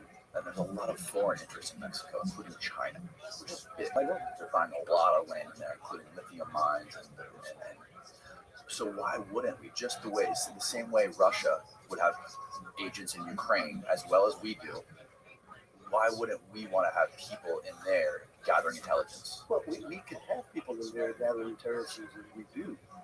There's a difference between gathering intelligence and deals with narco traffickers. Correct. Okay? You know, hey, listen, I'll tell you what.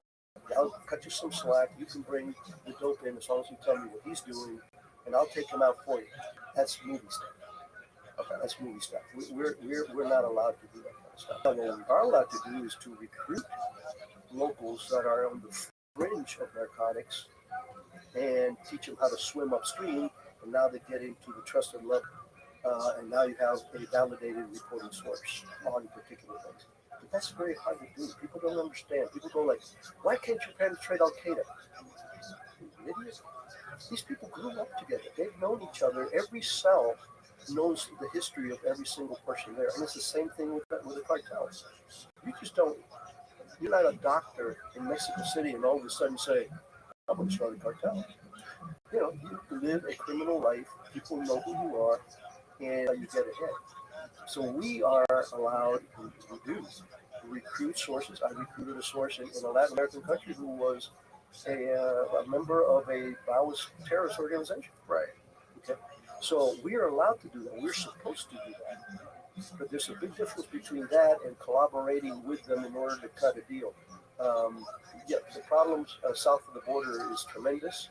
We are not paying attention to it. The Chinese own Panama, including the Panama Canal, the mines and everything else. But you know, the real they're also bringing a lot of fentanyl into Mexico. Absolutely, in tons.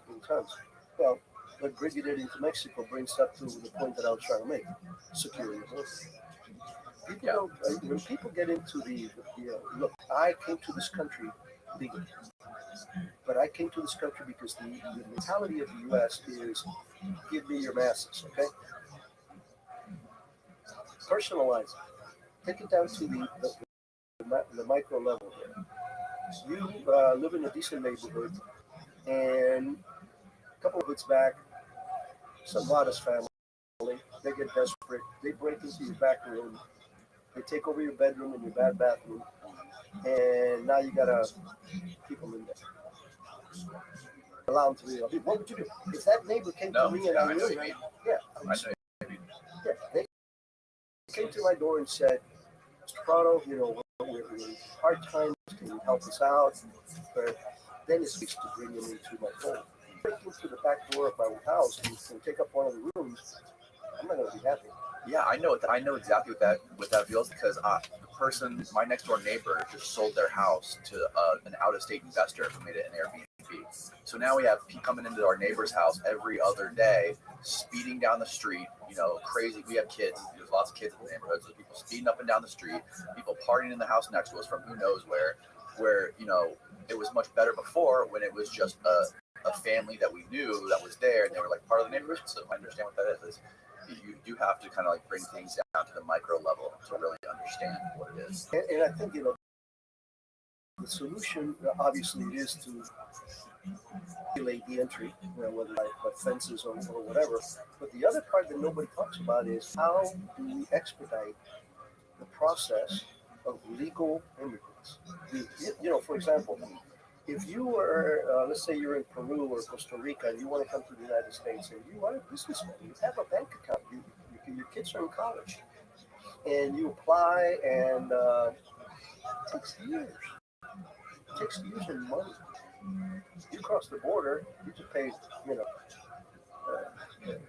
coyote to bring you across the border, and now you're in the United States, and that makes you legal.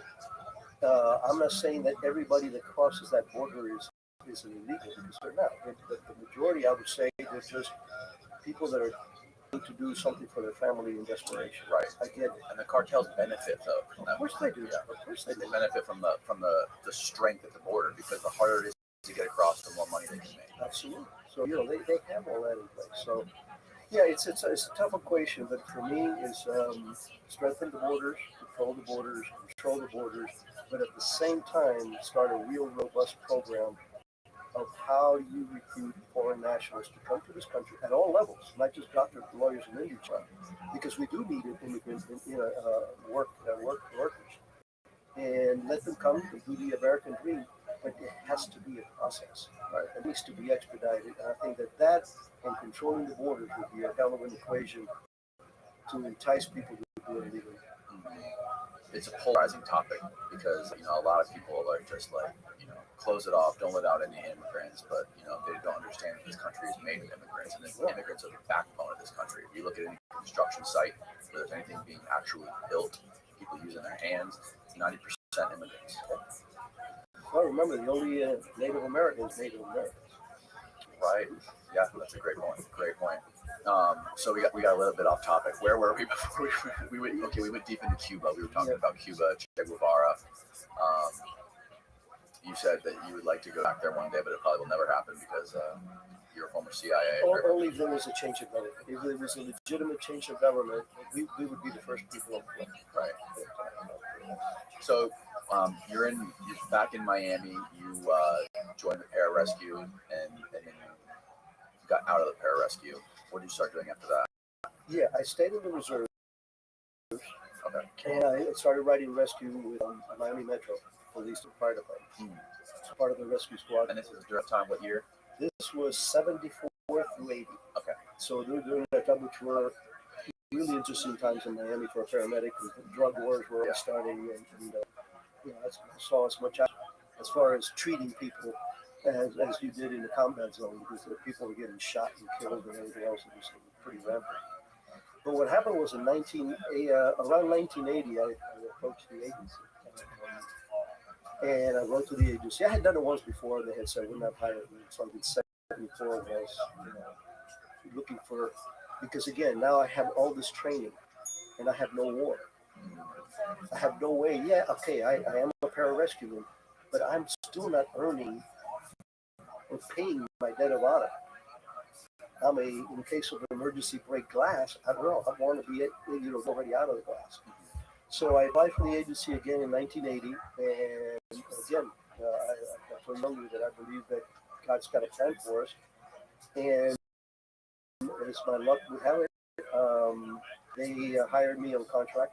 They needed a paramilitary medic to run special operations and special training scenarios. So I didn't leave the fire department. I would go take 2 weeks leave and go work at the agency working as a paramilitary guy with our Special Activities Division, which was the Special Activities Center now, but back then it was the Special Activities Division, which is the paramilitary, the special forces, for lack of a better word, of the CIA. And when Reagan took over, two things happened right away. The first one was as soon as he was sworn in, they released our hostages in Iran the next day because they knew it was coming. The second thing was he declared war on communism in our hemisphere because he knew the problem that at the time Cuba was facing problems anywhere from Angola to Salvador to Nicaragua to Bolivia. It was all over. So he war, and he wanted to first and foremost take down the communist Sandinista regime, because again the atrocities from day one, the crimes were there from day one. And so the agency did not have at the time a single native speaking, native Spanish looking guy that had that kind of military background. They're all scrambling. What was the name of that pararescue guy? Remember the Cuban kid in Miami? And that's how I got hired in full time to the agency. 1980. 1980. Oh, 1980. 1980, 81. Yeah. Wow. So that's when you got sent down to Central America. And you were how old? I was about 30. About 30 years Yeah, old. about 30. Can you walk me through what that was like, that process of going down there? That was your first official deployment. Yep, one of the best job I ever had in my life. I got called by the agency on a Thursday, and I was at headquarters on a Monday. And talked to them, came out, called the fire department, and resigned. Because what they offered me was, they said, "Do you want to come on board?" I said, "Well, it's contract, no. With the staff, yes." So they said, "No, we want to keep you." Okay. And I thought I was going to go through some kind of training or something like that. Nothing. They gave me alias documentation. They gave me some briefings on what was going on in Nicaragua, the dynamics, the geopolitics of the area, and everything else with Salvador, blah, blah, blah. 2 or 3 days of that stuff, and put my ass on a plane and send me down to Honduras. And we had, that program ended up being 100 plus guys, but the program started with just 5. And I was blessed with a guy named Colonel Ray. Colonel Ray was he jumped Corregidor when he was 16. He was a Green Beret, and he was our man in Laos, running a lot of orders for the agency. So he was legendary, really legendary out there. He became my first mentor. So my instructions were from headquarters was go do whatever Colonel Ray tells you to do. Got it, move it. There and report, and he goes, "Okay, that's it.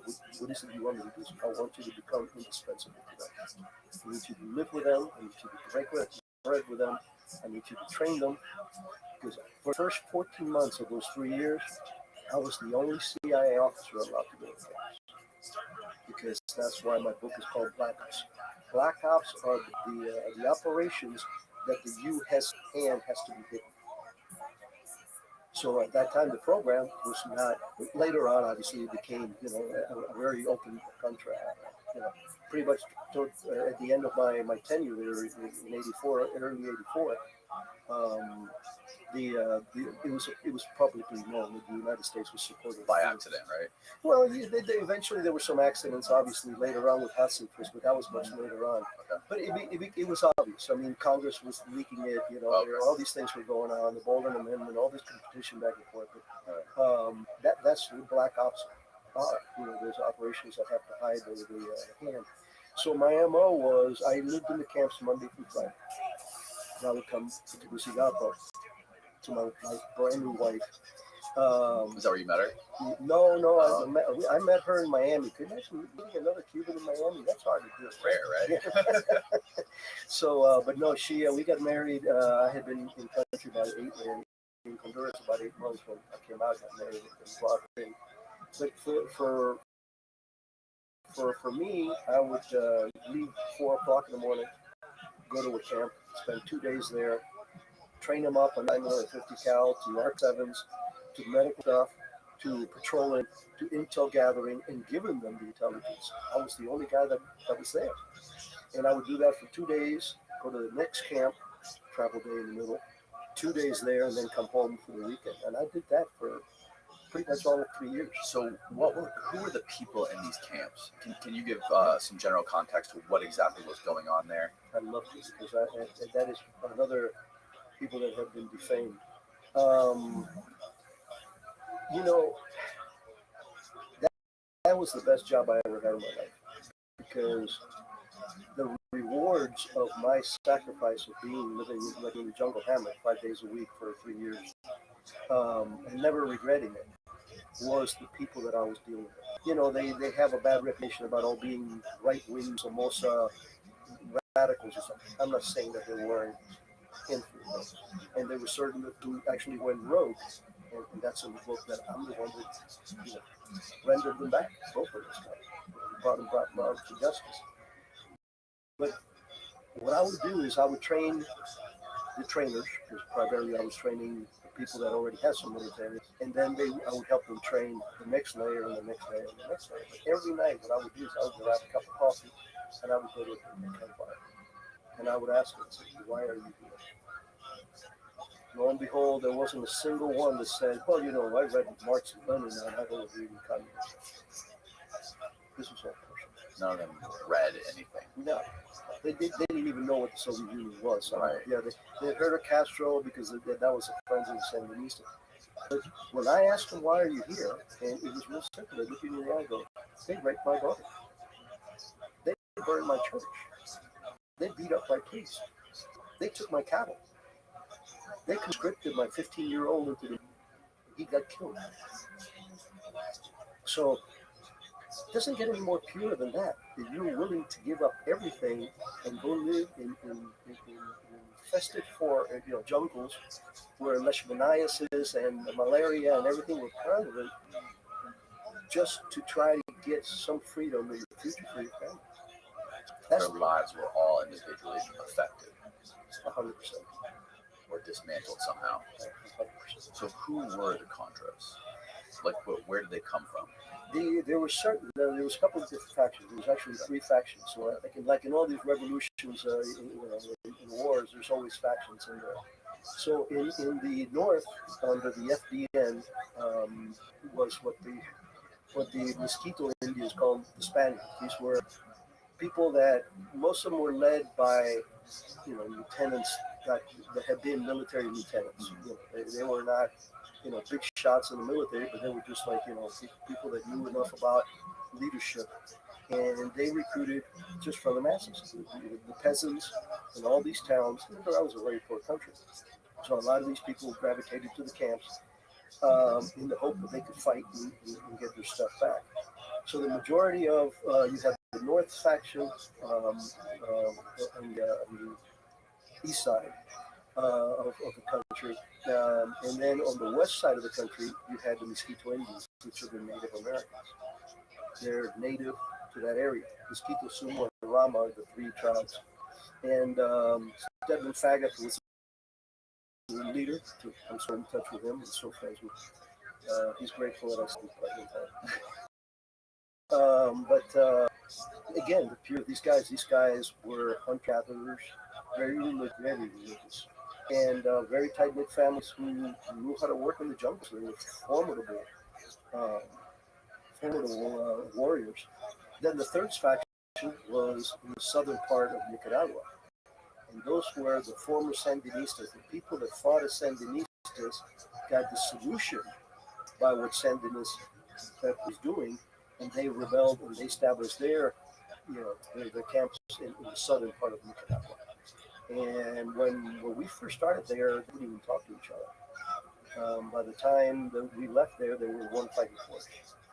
And at one point that everybody focuses on the Iran-Contra scandal with its politics. Okay, and let's look at the facts. That was the first black operation program after Vietnam that was successful. We forced the Sandinistas to the negotiating table.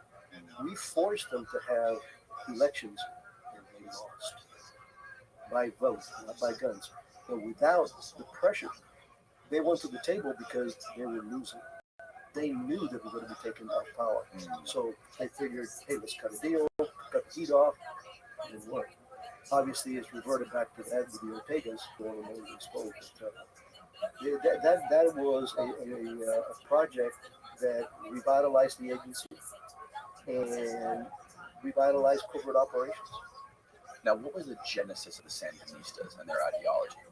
The Sandinistas, Nicaragua had a real Alpha Hotel for a leader. His name was Somoza, and he was just a brutal dictator. And most importantly, he was a thief. And one of the tipping points was, I think it was in '72, that they had a massive earthquake, and millions and millions and millions of dollars were pumped into Nicaragua. He cut most of it. There was a famous baseball player, Roberto Clemente, who was Puerto Rican, who started bringing in food. He would be coming to flights, and his plane crashed. And he got killed at the prime of his life, trying to help the people survive after the earthquake. And the fact that Somoza so blatantly stole the great, it never made it down. The part that was destroyed were never rebuilt. I've been to the mountains. Everything is new on one side, but the old side of town, everything is new. So they had a legitimate gripe against very, very brutal and corrupt leader or president, or how you want to call it, dictator. The Sandinistas, however, came in with a different facade than the Cubans did. Cuba's revolution under Castro was a fig leaf hiding communism. Well, the Sandinistas couldn't do that because they were being supported directly by the Cubans. The Cubans weren't there. The Cubans were training them. The Cubans were supplying them. So they were known, people knew that they were a communist regime from day one. It wasn't a surprise. Like it was with Cuban. So it was, again, it was an extension of the Soviet Union through Cuba. And by de facto also Salvador, because things were being funneled. There was a port which I ended up blowing up. The Puerto Cabezas. I like how you just casually throwing iron.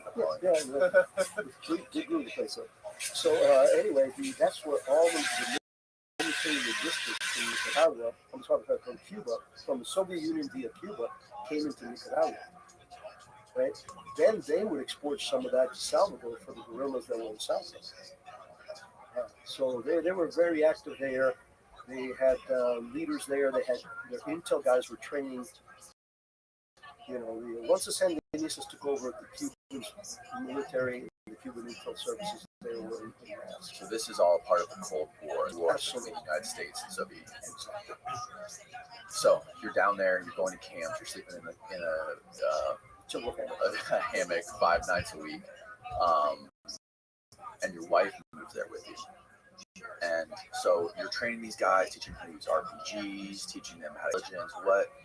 What is your, like, other than your day-to-day kind of training these guys, at what point do you guys start sort of like going in and gaining territory and gaining ground on these Sandinistas? Very, very early. Obviously, me going across the border, I did get caught across the border with firefights just by happenstance. There's no border there that's marked that says you're now entering Honduras. It's like jungle and rivers, but we started infiltrating them, doing ambushes and raids. They would venture in with enough supplies for maybe a week or two, hit a town, just like that's revolutionary, 101. That's what you do. You fight the enemy with a hit and run kind of tactic. And that started moving and started getting momentum in denying the Sandinistas more and more territory near the border, which allowed the camps to be a little safer. And I'm talking about months down the road. In the beginning, you had a Sandinista camp 200 yards on that side of the border. You had a Contra camp 200 yards on the side of this one. So there were several scrimmages there that happened pretty spontaneously. But we started pushing down, and they started gaining territory. Not so much putting up a flag and saying we're declaring our liberty here. No, it was denying the Sandinistas power into that area. which played into peasants because that's what they wanted. Now they wanted to join something that was getting it, that just got them this little bit of peace for the family. And the Jesus cannot come readily into my village, rape, pillage, and plunder, Right. because they're going to see consequences. So that was the goal from at the beginning, which of course is what every insurgency does. You try to undermine, so that's when the special programs again, Black Ops started kicking in. The headquarters came in with a mandate saying, look, you guys are doing a great job with harassing and ambushing these guys. We need a left hook. We need something that lets them know that this is not a rag, not only them, but the world, to know that this isn't just a ragtag bunch of peasants uprising kind of thing. So that's when I came up with a plan for blowing up their places. The plan to do the damage to Puerto Cabezas wasn't my idea. How we did it was. So the headquarters came in and said, look, you got to come up with something that is going to really knock their ass. Something that's going to get their attention, that they're going to know, oh, this is for the world to focus on this. So I had met some mosquito divers. When I was there, I was in military uniform. I was there as a converted Navy. And I had my scuba bag in my hat. And one of the speakers came up and said, "Are you a diver?" He says, "I'm a diver." Well, yeah, what do you do? He says, "I'm a lobster diver." So he introduced me to 6 or 8 of his guys that were now contras that had been lobster diving. So I came up with the ideas is I can militarily train these guys. So we go in there and go Puerto Cabezas here. And we did. I'm very successful. So what was the purpose of this here in Puerto Cabezas? Well, Puerto Cabezas was the gun button for all Soviet aid coming to Cuba. It's on the side of the Gulf, of the Caribbean side, so it was the base for it. There's another one, Bluefield, but that was a lot further south. So Puerto Cabezas was the number one belly button for them to receive the military supplies and fuels and stuff coming in there. So negating that and making it vulnerable, it was very impactful and very political. What were the supplies? Like, Everything from ammunition, weapons, fuel, food when needed, whatever they needed to provide to people to money, and a lot of weapons because they were infiltrating them further into the Honduras and into the South. What sort of numbers are you talking when we're talking about all the Contras together, all the three Contras and all the Sandinistas? Well, I can't tell you about the Sandinistas because obviously that's the standing army. So whatever 100,000, I don't know. Roughly. Yes, I don't remember what would be. I can do that justice, but the Contras were in the thousands, not necessarily tens of thousands, but they were in the thousands. I know we had at one time we put in 3,000 men and women across the border in one time. Started just moving. It was one of the big offensives that we made from the north.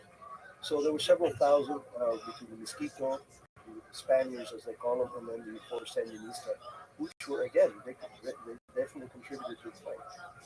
So when you went to go blow up the pier for Cabeza, can you walk me through what that was like? Did you guys go in the middle of the night, with scuba gear, and just strap C4 to pilings? Yeah, close enough.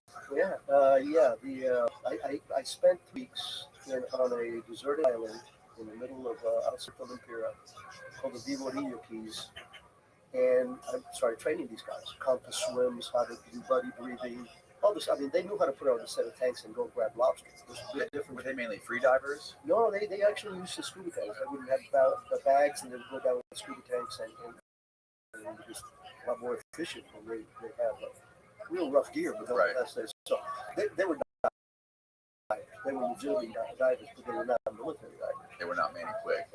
Exactly. Far from it. Not from our mutual friend Manny Quick.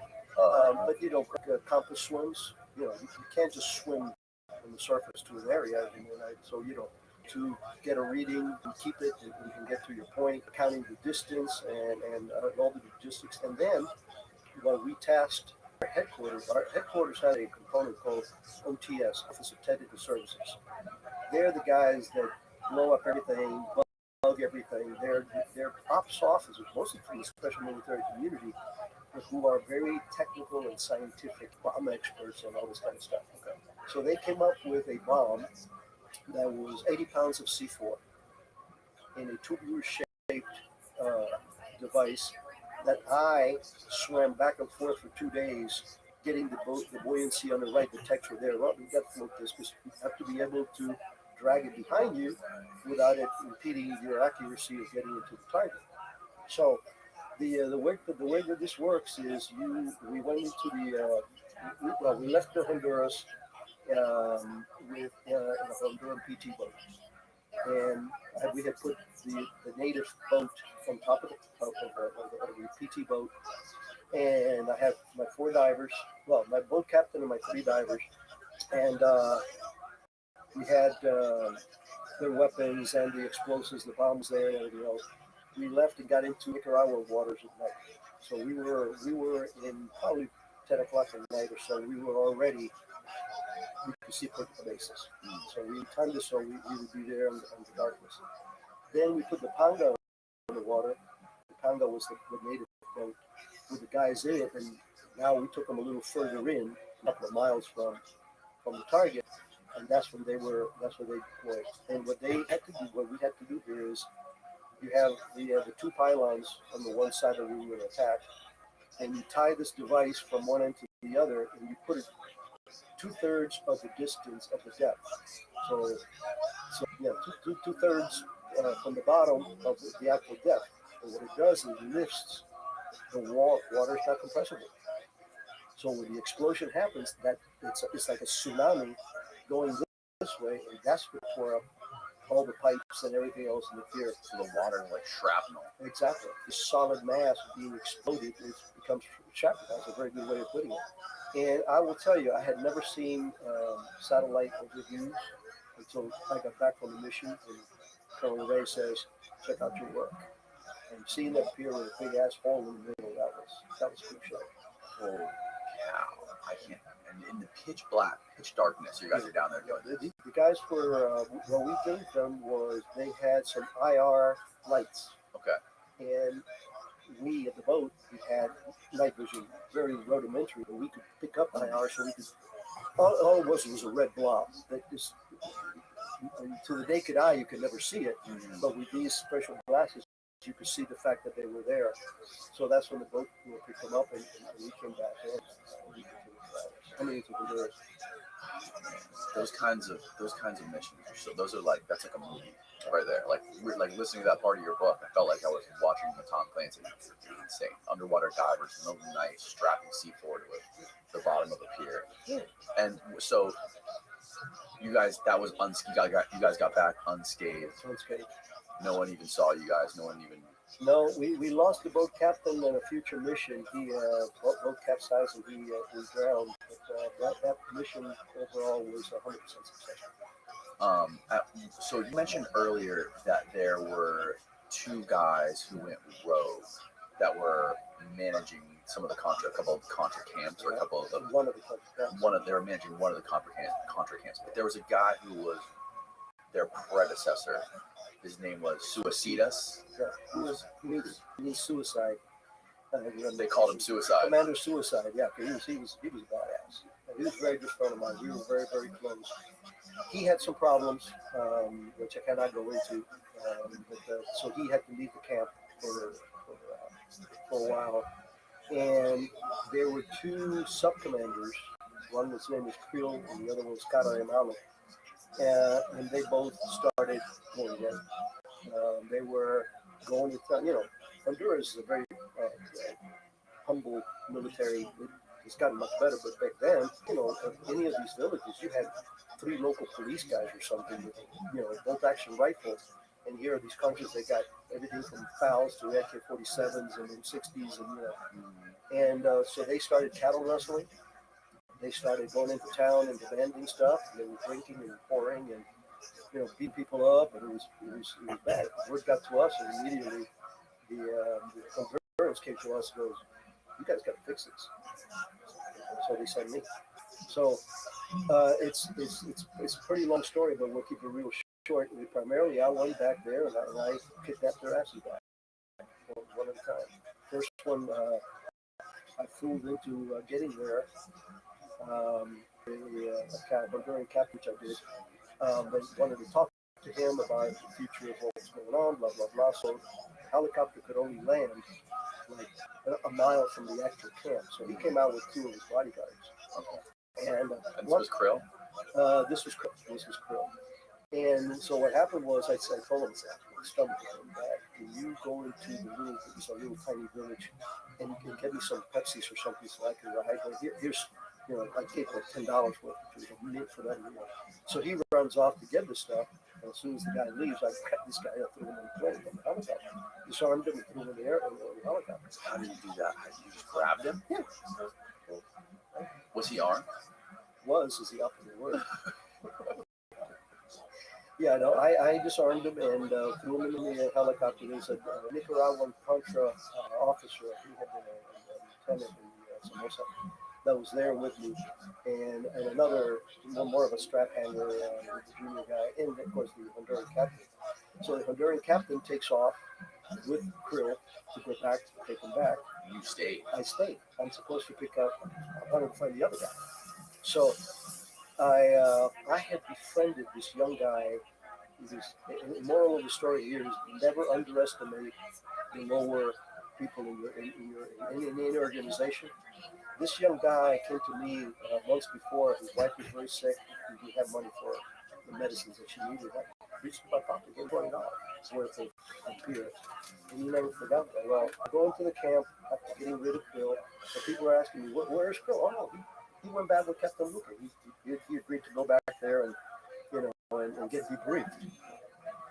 So I'm walking into the camp. We're going to the area. Usually they would put us in the center of the camp for protection. They didn't want guys like me to get captured by the Sandinistas. So I'm walking to where I'm thinking we're going to be staying, and I hear from behind the bushes, I hear, Major. And it was this young guy. He says, they're planning to kill you today. I said, okay. They didn't take us to the center. They took us to the outskirts, the back outskirts of the camp. There was a hutch there. And that's where they took us. So who were you with? I was with two Nicaraguan countries. Nicaraguan countries that had come from the headquarters. And I told the guys, look, I just got told this.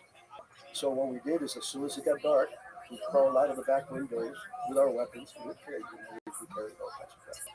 And we went up in the hill, set up a perimeter because we weren't about to walk back to anywhere. If they come after us, we're going to just have to fight. And sure as hell, around midnight, these guys flashlights coming into the house and wondering where the hell we were at. How far away were you from that house? Oh, a few, I would say maybe 300 feet. 300. I'm sorry, yards, 300 yards. I knew hill, rocky hills, we would set up a perimeter, and all. The heavy flights coming up. And they knew that because they knew we were capable of doing that. So that's amazing. That's not that they could pull something like that. They were rogue. I mean, they were rogue because they had committed certain crimes and definitely, and I'll get to it in a second. So I walked down before sun, went back in the booth, we went to eat breakfast, and there's people that go like, how are we still here? And others will go like, oh, still here, because the majority of them were pro us. So I asked him, I said, where's Caramala? And one of the guys popped up that he was in town in the little village. He had stayed up there overnight. Well, lo and behold, there was a whorehouse there that he would frequent, get drunk, and take two girls in the room, and somebody else would pay for it, because he forced him to.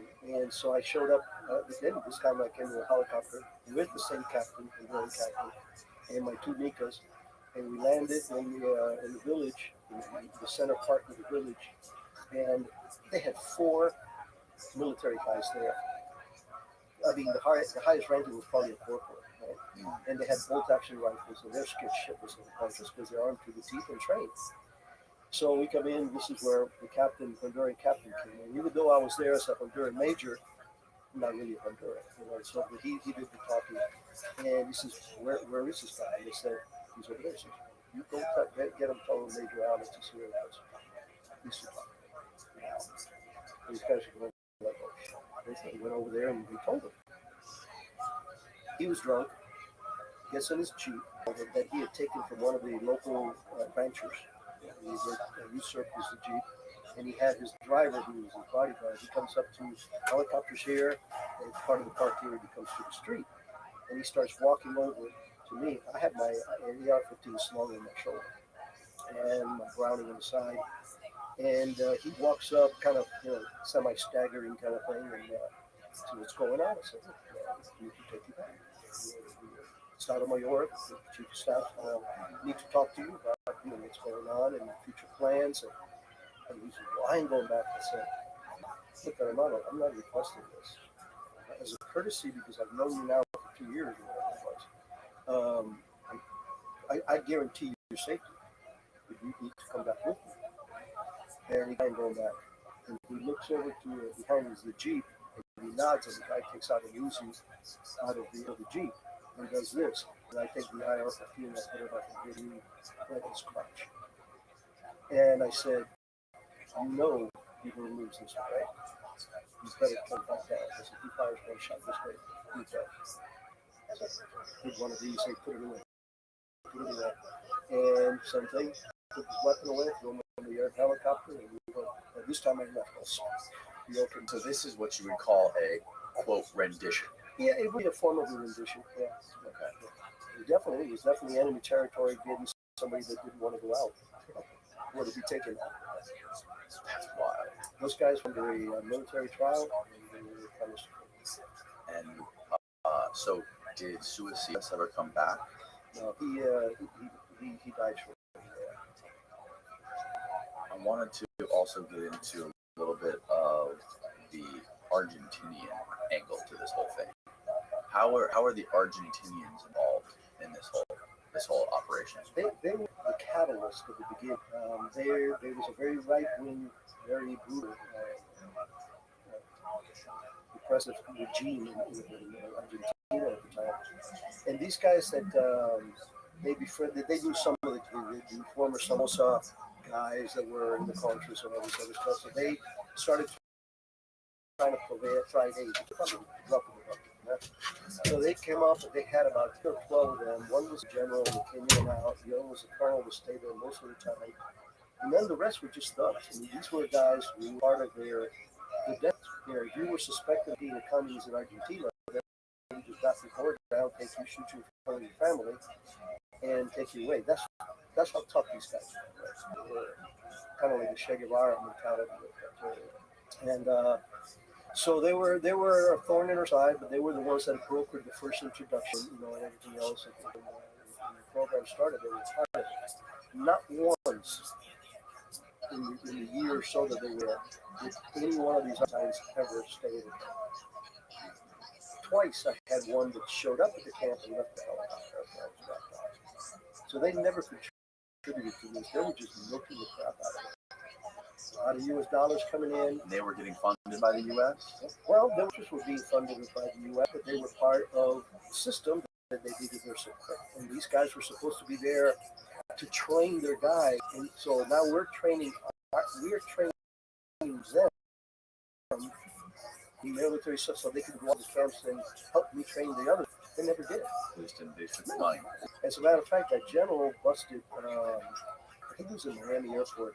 He had 2 AK-47s and $300,000 in the suitcase. It's a lot of money. And he would make local trips, so he did that. They were very corrupt. And it was good riddance. Everybody was very unique, including the Nicas, because they felt obliged to them because they were the first was. Because remember, before Reagan, this was not a popular idea. So at that time was the Argentines. So they were corrupt. They were very brutal. I had a couple of encounters with the general one time. Despised these people because they're racist. I mean, these guys are very entitled to parents. Well, the Nazis went there after. Yeah, exactly. Well, that's part of their blood, and so they look down on these Quito Contras, and I was my favorite anyway. So I'm sitting across the table from him. Here you have a major talking. And actually, I was a captain at the time. I hadn't gotten promoted to major yet. And he's making decisions about the logistics. Well, we're not going to give it and put this over here. I said, no, we're not.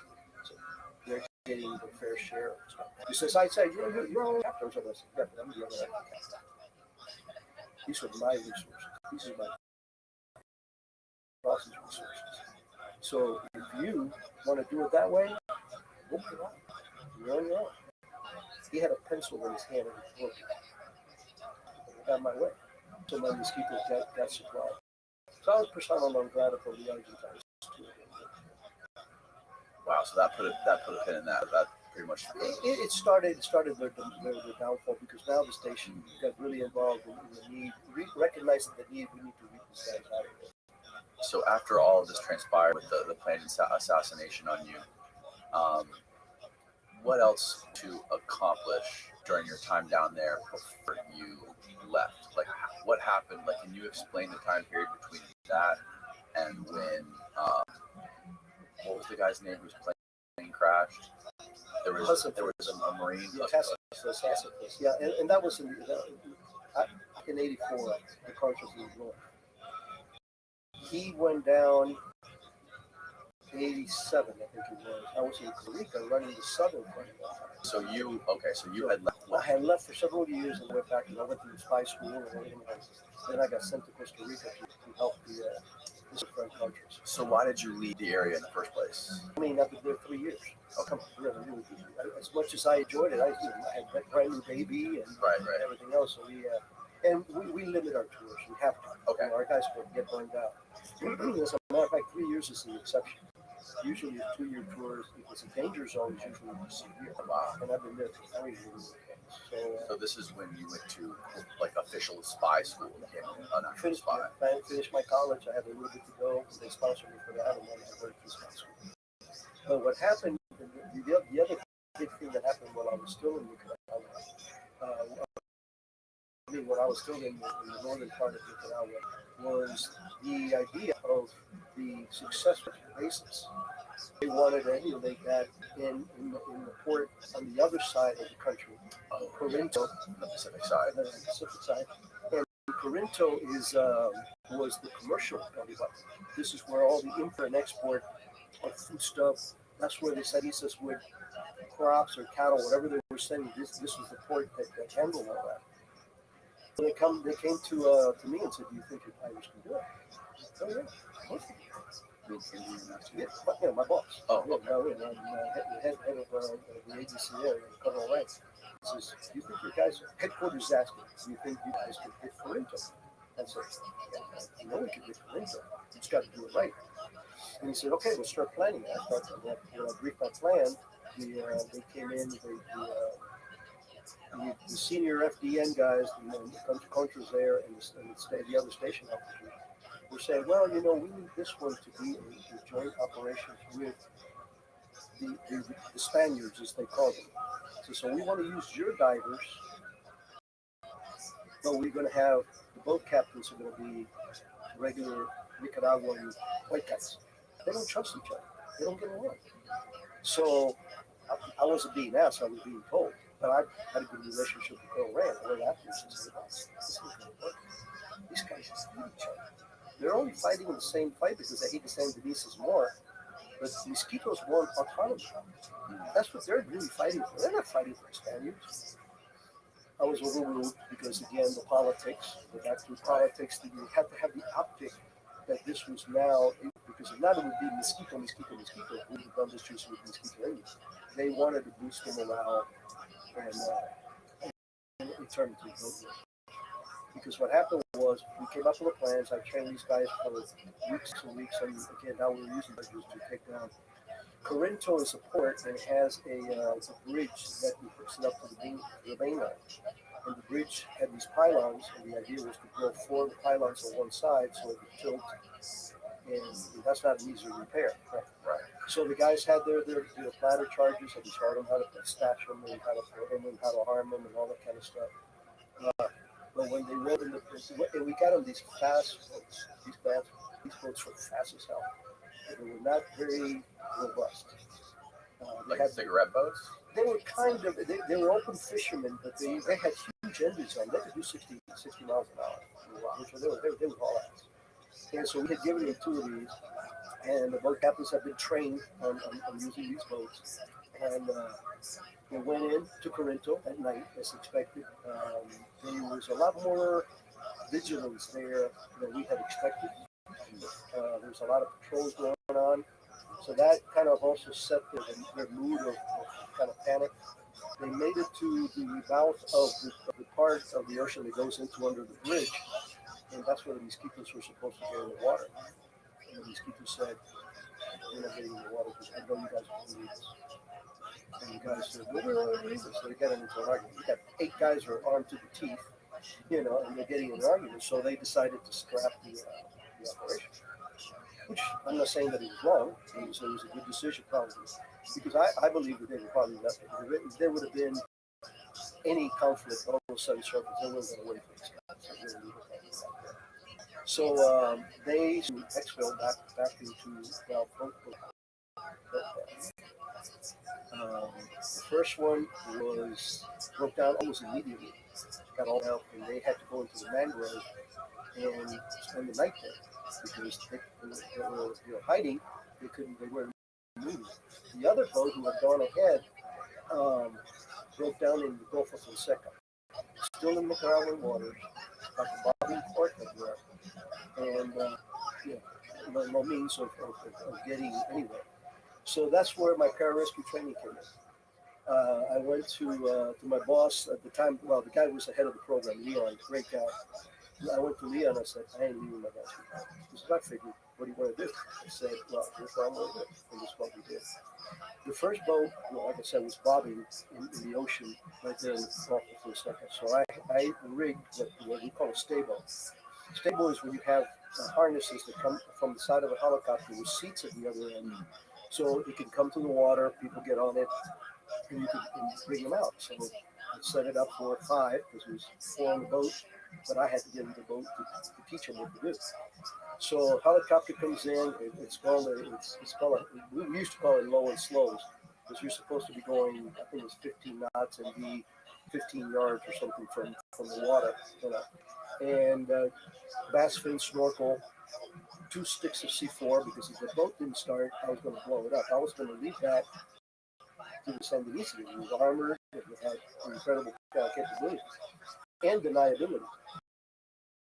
And when you put it, it was something that could fight in the open, but it could come out. So the plan was if we could restart it, have spark plugs, tools, fuel, water, and I said if we can't start the boat and recover it, we're going to blow it up. With everybody on the stable rig, helicopter go up. I pop a swim out, get in the helicopter, and get the hell out. We were able to start it, which was good. How do you jump out of a helicopter with fuel, tools, spark plugs, C4, and all this stuff? Very cool. No, what we had was flotation bundles on both, on fuel and the water, and then on the equipment. And I pushed out, and then I went out. I put the C4 on me. And that actual charges with me on the house to set it up. And I have. So you swam with all the shit? Yeah, and I had my Walther Peak ankle. Because that's all I carried at the time. Right. But anyway, so we got them out of there, but we still have the other boat was stuck in the woods, in the mangrove. So we go back and fix the boat. The boats were very prone to clogging up. They'd foul up and they would break down. So they refurbished the boat. The guys that know how what they were doing. We had one former Cuban Bay of Pigs veteran who was a contract with the ABC. And there was an ADC officer there, was a maritime officer, and they were the boat captains that took those. Now I went with them to get the second boat. Well, we had been there the night before. First of all, not going on 30 hours with no sleep. Okay, so we're going out in the night, and the seas were brutal. It was 10 to 12 feet, beating the crap out of the boat. So we were determined to vector. But what happened was, you don't think Sandinistas noticed that helicopter in their waters and all the traffic and all the communications? The Cubans monitor that border. That's the kind of intel that they provide. So they knew something was going on. And as soon as we started getting close to the landfall, the Sandinista boats started popping flares. These flares would go up and try to light up the sky to see if they could, because they figured there was something going on. Plus, we had an aircraft. There's a communications link station, us, and trying to get a hold of the guys. And when that didn't work, they started doing what's called recon by fire. They would shoot at a certain area and wait to see if somebody shoots back. Well, I had an AR-15 and a Browning. I was not about to shoot back anybody, right?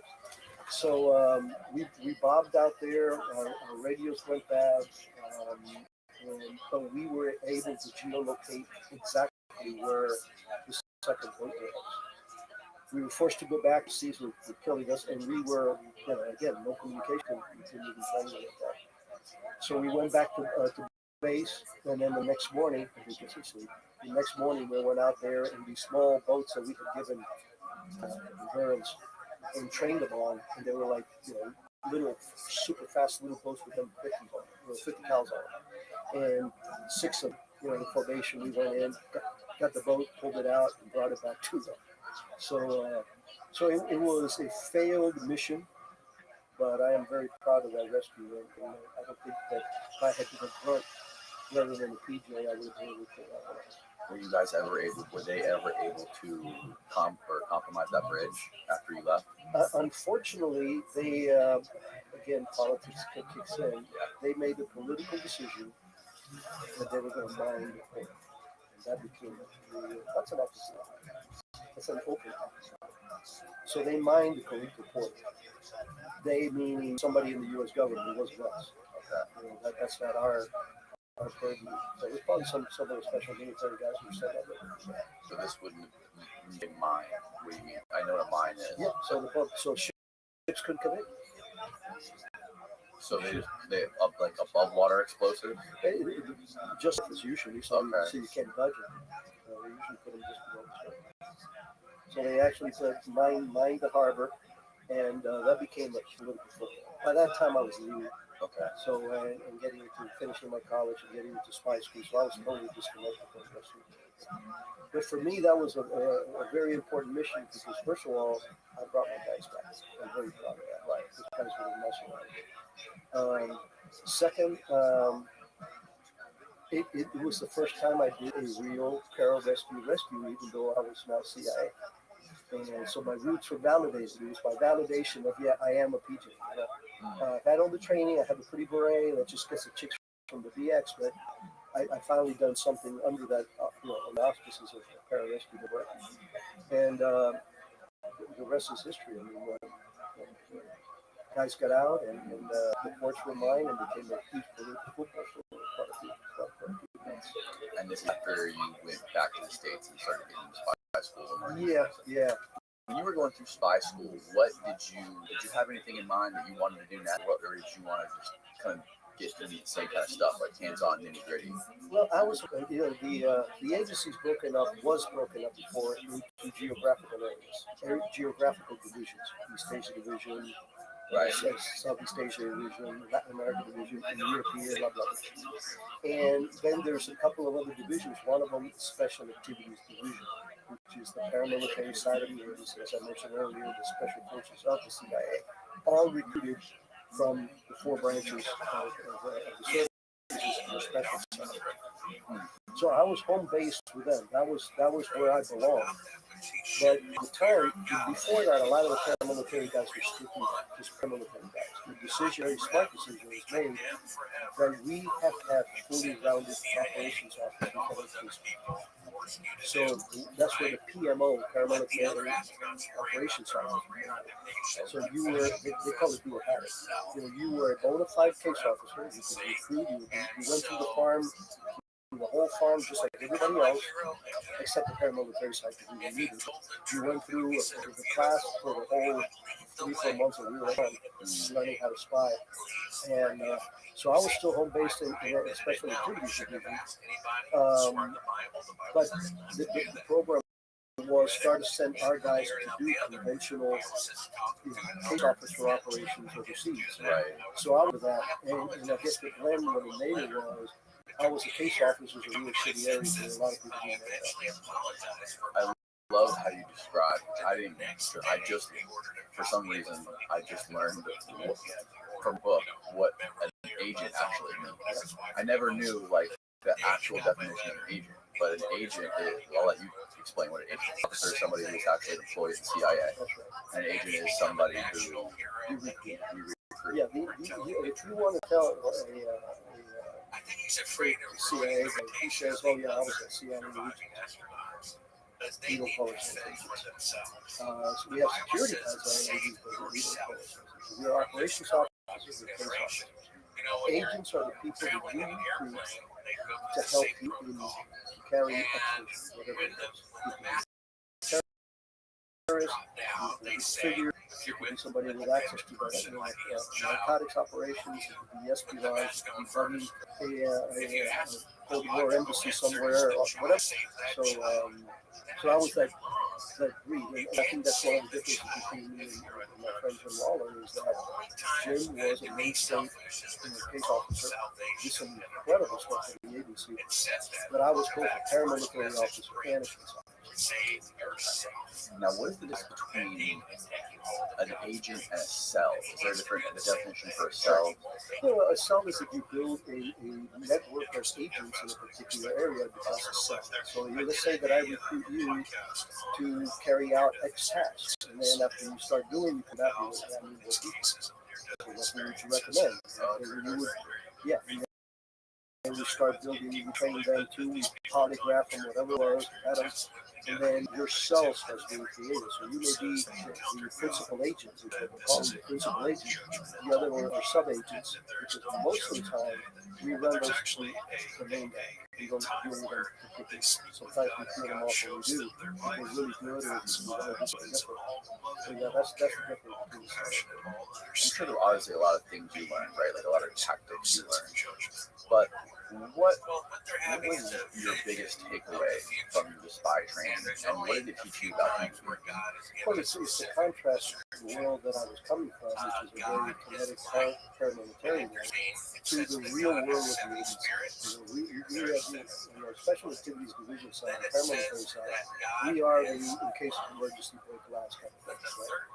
The rest are individuals that you got to learn, how to recruit, how to develop the whole recruitment side, how to spot somebody, say, gee, I met this guy at this party, he's very squared away, let me check him out. Who is so-and-so? And I may go ahead, meet you somewhere, hey, weren't you up there? Oh, yeah, how you doing? And you develop a relationship, and then one of the things that they teach us is how you recruit for strengths. And I'll give you an example. The communist bloc countries recruit for weakness. That's not going to work. In other words, if you're a drug addict, or if you're having affairs, or if you've got money problems, or drinking problems, or gambling problems, they love it. Now, I'm not saying that we don't use it, but we try to recruit for strength. And the advantage that the United States has as a country, and definitely as a CIA as a service, is that for anybody that is in a country that he feels that he needs to make a difference, he needs to make a change, he needs to emulate to move in that direction. We the agency, we the Americans are the right guy to the right place. So we recruit for strength because we have the same ideology. So let's say you and I were talking, you were having developing, and I start asking you questions. What's your take? Oh, this, that, and the other. I'm going, this is and little by little, you talk to that individual, you work with them. Of course, this is Reader's Digest version of it, but let's say a couple of months down the road, now, I start telling you, why don't you do this? What do you mean? I'm super educated. See how following all this stuff. Who do you think is going to make a difference? And then listen to this. So you go, and then eventually you turn that around and go, okay. Remember when we had that conversation that said that you said that you wanted to, and I just had an opportunity to come find out already. That's again, that really is not just waiting. Because then there's agent handling, there's a betting, this is very big. You know, a lot of people don't understand the difference between a confidential informant and an agent. Confidential informant is somebody that you bust and you grab them by the nuts and you can cooperate, right? And you do, because they want to do 30 years in jail or want to get another clipping in jail. Agents, and this is something I am so proud of the agency. It's one of the many wrongs that I wanted to right is nobody, the federal government, takes better care of their resources.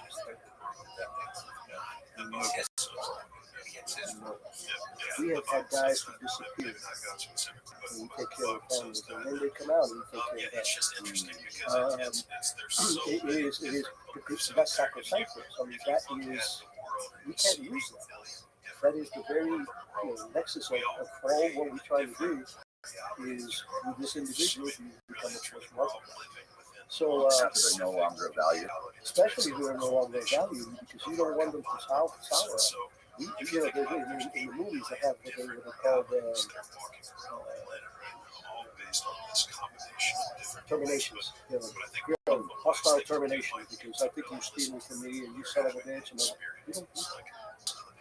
I would rather go up to you and go, hey, listen, I'm sorry, the money that we have for this program was shut down by the government. I have your number, let's cut them loose for 6 months or so. Here's your bonus. I love you big time, thanks for everything you did. And then he walks out and says, okay, I got rid of this other thing. So you never follow that. Because what you don't want is that guy all of a sudden going to the papers, going to the narcos, going to the terrorists, and saying, I was picked by that guy and that guy's seen. So we take care of the good ones, and the ones that we weed out very, very, very seldom do we really interrogate somebody and do something else. Primarily, if we feel like they've compromised stuff that we can't afford to use. So once you finish spy school, I was supposed to go to Salvador, and I was excited. Again, this was my military kind of program, but the chief of station in Costa Rica, very, very dear friend, became one of my mentors, and Joe Fernandez, legendary dude. And Joe asked for me by name. He had met me in the Contra North, and he says, I need Prado down here to run the Southern Contra. Contrast is, in Honduras, I was in uniform, carrying 2 guns, grenades, whatever it was. Now I'm working out of an embassy close by. Because in Honduras, I was there as a Honduran major, and the senior military guys knew who I was and what I was. I was part of the CIA. In Costa Rica, and these people were trying to help the country. In Costa Rica, it was the other way around. They were hunting down the country because they were afraid that the Sandinistas would get pissed at them and start fomenting trouble in Costa Rica. So the deal with the Sandinistas was that they were persona non grata. So everything that we had to do, treating them, expelling them out of the country, which I'm not doing in blacks kind of stuff, and training them where you could, and it was all done in Kobe County. And it was all done under the auspices of I'm the third secretary of the U.S. Embassy.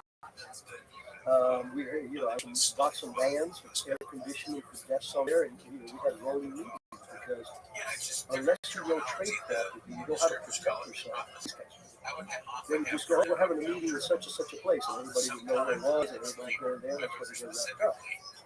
So it's one of the things that I changed was that we needed hands because them get picked up by a car with the drivers that knew how to do a surveillance protection route to the point where I was going to pick them up with them in my van up to the surveillance protection route, and then we got around back. So he was still supporting the Contras, and he was still a paramilitary. in charge of the airdrops, I was in charge of the training, I was in charge of the X-rays that I was doing in a lot of What is an exfil? Exfil is when you take somebody out of the country black. Okay? Again, the word black keeps coming up with black ops because that's what we do in operations. So I'll give you an example. We had a couple of dozen conscious and leaders. These guys were top guys that not leaders so much, but they were warriors. These were the guys that we needed them to get to the pay. They were fighting well, but you can't just take them to the airport in San Jose and put a US visa on their passport and say, no. They can't even know that they're going to the United States. They may not be going to the United States. But wherever they're going, they will not know where they're going. So it's a way of exploring with the airtime or air, very seldom through land because of this particular case. You exfil them out while you take them to a black training site. The site is the site, it's unacknowledged, it's classified top secret, and the guys and gals that get there for training do not know where they're at. It could be in the United States, it could be in another Latin American country. Everything is, the compound is sterilized. The cars don't have license plates, and everybody there is an alias, and they train these guys up. And it's a very friendly environment. It's very close up. And they're kept completely, again, to protect the U.S. hand. And how long did it take you to recruit your first agent? It was actually pretty easy in the first place because there were some in Costa Rica, which was really interesting. Costa Rica is a fascinating country.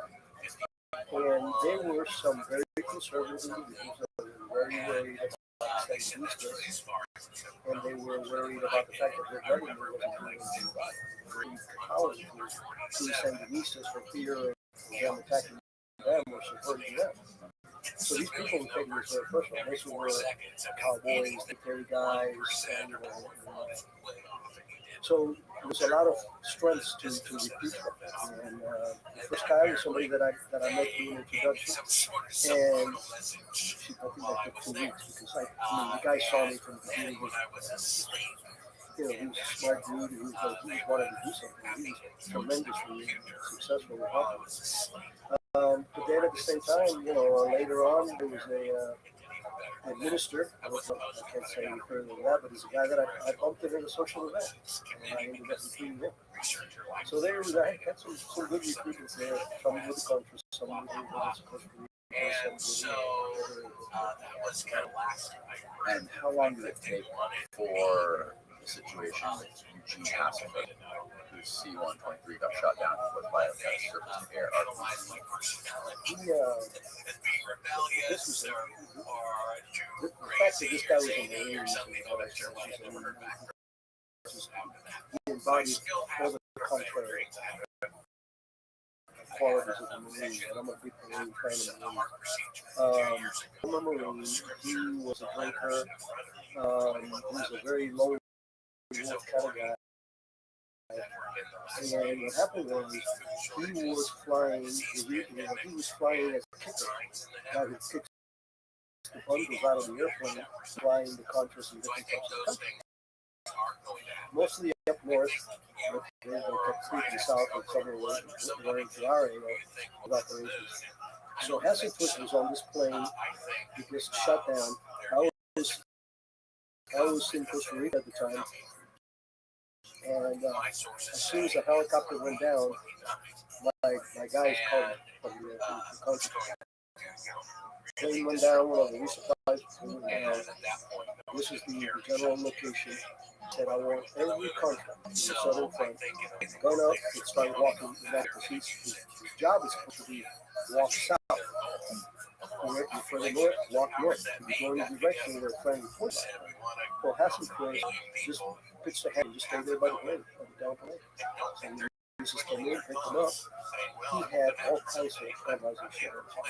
There was photographs, names of people, everything the beginning of that.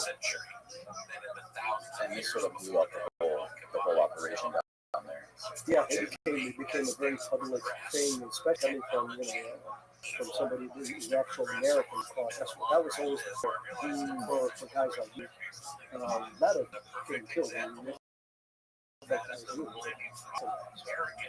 Yeah, you can send you to jail somewhere for whatever length of time. They can do that with us just because you cooperate. Sure. And they choke him and they give a token. He was not a word. He was happened to be the only survivor in that plane. He was in a parachute. He was to the tail when the plane got hit and he just jumped out. And this is when the whole political fiasco broke out in Washington. That led to the Iran-Contra. Of course, I didn't know anything about it until way after.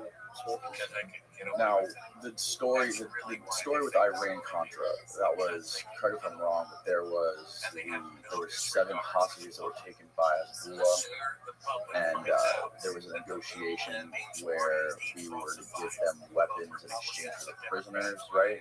And somehow we used those. So we basically what we did was Israel gave the weapons directly to the Hezbollah attackers, and we resupplied Israel with some of our arms. And in exchange, they gave us money and something else, and we basically like siphoned it directly from them to. So basically, like we were kind of helping ourselves out by like resupplying the contrast with the stuff that we were getting from school. Is that how? Yeah, it's what I have read. I've never been officially briefed on anything, so I cannot comment on the authority. But yes, I've heard. I'm sure the truth is somewhere in the middle. Yeah. Whatever. The bottom line is they were cutting deals with the Iranians in order to resolve some problem, in this case, for the hostages for the Israelis or whatever, and then using that money to support the Contras because the amendment that kicked in and other regulations that prohibited us from lethal aid to these guys that could only do medical aid. Of course, they would get killed left and right because they were running out of ammo. What was the Boland Amendment, and why was that put into place right in the middle of the Contra War? You know, I know very little about it because you got to understand when all this shit was happening, I wasn't there. Right. I was either in the jungle or I was in Costa Rica working 12-hour days. I don't have time for that. I'm focusing on the mission. You really become myopic when you're in that environment because that's what consumes your life.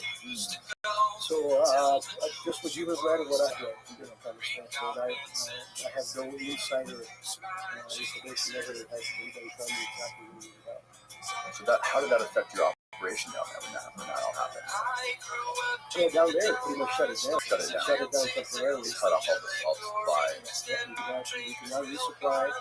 But again, eventually they were brought back on. The Boland Amendment was amended, and so we started resupplying them again, and that led to the resurgence, and then led to forcing the Sandinists to a negotiation table, which resulted in them losing the election. And was a lady, I don't remember the name, maybe that's tomorrow, I don't remember, but a lady that took over as president. And it was a Democratic government for the 4 years it lasted. And then the second election was taken. And now, Ortega's still in power down there. He was one of the top Sandinistas. And what I have heard from knowledgeable folks is that they spent so much money that he became political. Which in those countries, we got a couple of $1 million to throw out for elections. Everybody's going to vote for you. So what happened to you? Well, Costa Rica, I was stuck there for 6 months without a mission. And it's funny because I started working kind of on time. Because I had nothing else to do. And you mentioned Kiki Camarena. Two of Kiki Camarana's best friends was the special agent in charge and the number 2, the DEA office in Costa Rica. And both of them very good friends of mine to this day. Oh, really? Yeah. And so they would come to me and go, hey, could you help us? We're trying to bump this guy. We're trying to recruit this guy. Who do you know in this area? I really, that's what I was doing, helping them gain access to individuals that could provide information for them and helping them recruit. But that was working the bucket kind of keep busy for the last 6 months. I still met with the contractors that were there. but it was very frequent and it was very discreet. So that's why I wrote Kiki when you mentioned because I could see the pain and the anger in these officers.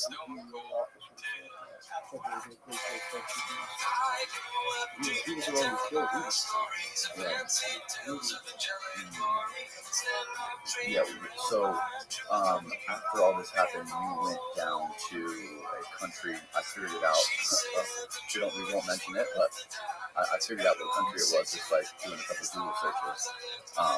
Somewhere in South America, where there was a Maoist, Marxist philosophy teacher. Well, yeah, it was a Maoist insurgency. It was a Maoist, the ideology was, and they did have intellectuals that ran it. Again, I can't talk about specifics because even though you figured it out as so happy of the world, because I was surprised that they left the field some of the stuff in there. Right. Or actually, I was more surprised that they admitted the plays because it was too. Right. It was very easy. So I've had that come up before, but again, I speak about my word no matter what I do. How many times did you have to go back and forth with the CIA to get before you published your book? Like how many different versions did you go back and forth to get redacted? It's a very labor-intensive process, but I was fortunate enough that 3 of my proteges in the agency were now vegetarian. One specifically was my deputy in the last program that I spoke to you about earlier. And he retired as 5-star outfit. So it took 6 months to get the book cleared. And the publisher was extremely flexible because I couldn't even put something on paper in front of him. I could read it normally. I would never say that I was in the Philippines or Costa Rica or whatever. I was here, I did this, I was in Lima, and on and on. And then I had to do a draft, like a executive summary of the book. They sent that to the agency. They approved it. Now I can put that in front of the publisher. Then I wrote the book. The publisher never saw it. When the book was ready for scrutiny, I brought it to the CIA. We had back and forth, quite a few of them. And Costa Rica were calling people that I was ready to win back. Because it had been acknowledged in previous books that were cleared by the agency. But it only took 6 months, which is actually pretty quick. And the reason was that my senior guys would send the lawyers over to the production board and say, but supposed to know what's the status of Potter's book? He's dying to read it. They already read it. And so that they take it from the bottom of the pile and put it back on, and after a few of those, within 6 months of that time. So when you were down in South America working, what was going on? Were you doing basically the same thing you were doing in Costa Rica? You were trying to find people to recruit to get more intel on what was going on. First of all, I got to give some context on what was actually going down in that country. There was a major corruption, huge corruption in the country.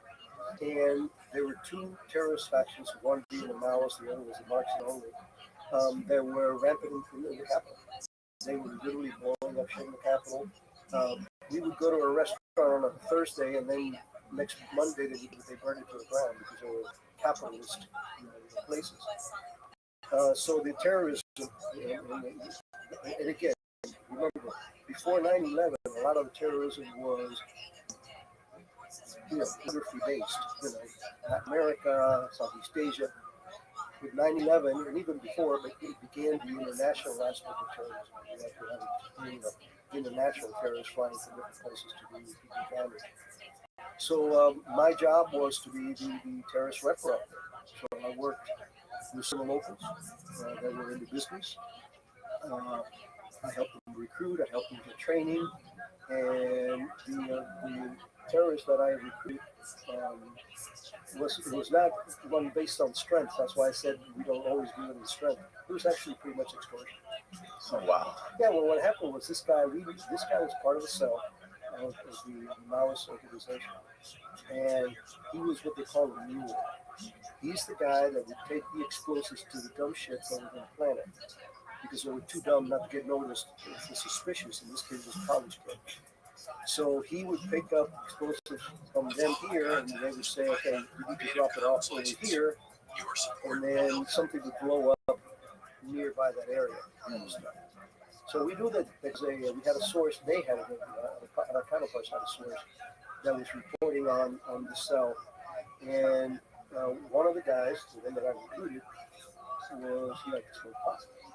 And that is a no-no for these guys. They can sell cocaine because it's going to the United States and Western government. You cannot use any of the drugs that are existing in this country. So we knew that if he got caught smoking dope, they should. They were really just put him against a tree. They were brutal. So we busted their cell, and everybody else went into interrogation. We got pulled aside. I was a friend of ours, and he says, one time off. So whether he believed it or not, I don't care, because he said yes, and he gave us some incredibly good insights into everything that this group was doing. But I was playing a foreign Latin American businessman with good security. So my pitch to him, I showed him my alias passport, and I said, this is who I am, this is where I'm from. I don't give a shit about your country. I don't give a crap about your politics. I don't give a crap about the terrorists. I'm a businessman. I provide security to major corporations here. I need to know what's going to happen before it happens. If you help me do that, you get it.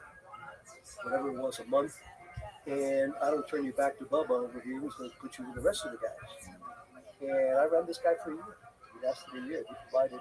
He did one particular. It's in the book that he called me. This was hairy because a lot of the times, not all the times, but a lot of the times, I would go meet him with my counterpart, with the local counterpart, the legal counterpart, and my counterpart was out of town. And this guy actually very sophisticated communication system. That's the lessons that was great college for us. So he calls me, and it's a coding number that says who it is, where we're supposed to meet, and the level of urgency, depending on the number. So I get a call from this guy. I need to see you today. Now I'm going solo. So I'm body armor on. I got 2 guns and all this stuff. I'm going to his neighborhood because he can't come to mine because he stands out. So I go there, do what we call a car pickup, because so I call pick him up and we go around. He tells me that he had just passed a bunch of explosives to 3 knuckleheads, and that his concern was he didn't know the target, but I know that the Marine house is not too far from there. So I went back to the station, drew on the map, the circle that sensing me being here. And the Marine house was at the very border. But what happened was they attacked the Chinese mission, because Chinese are not Maoists.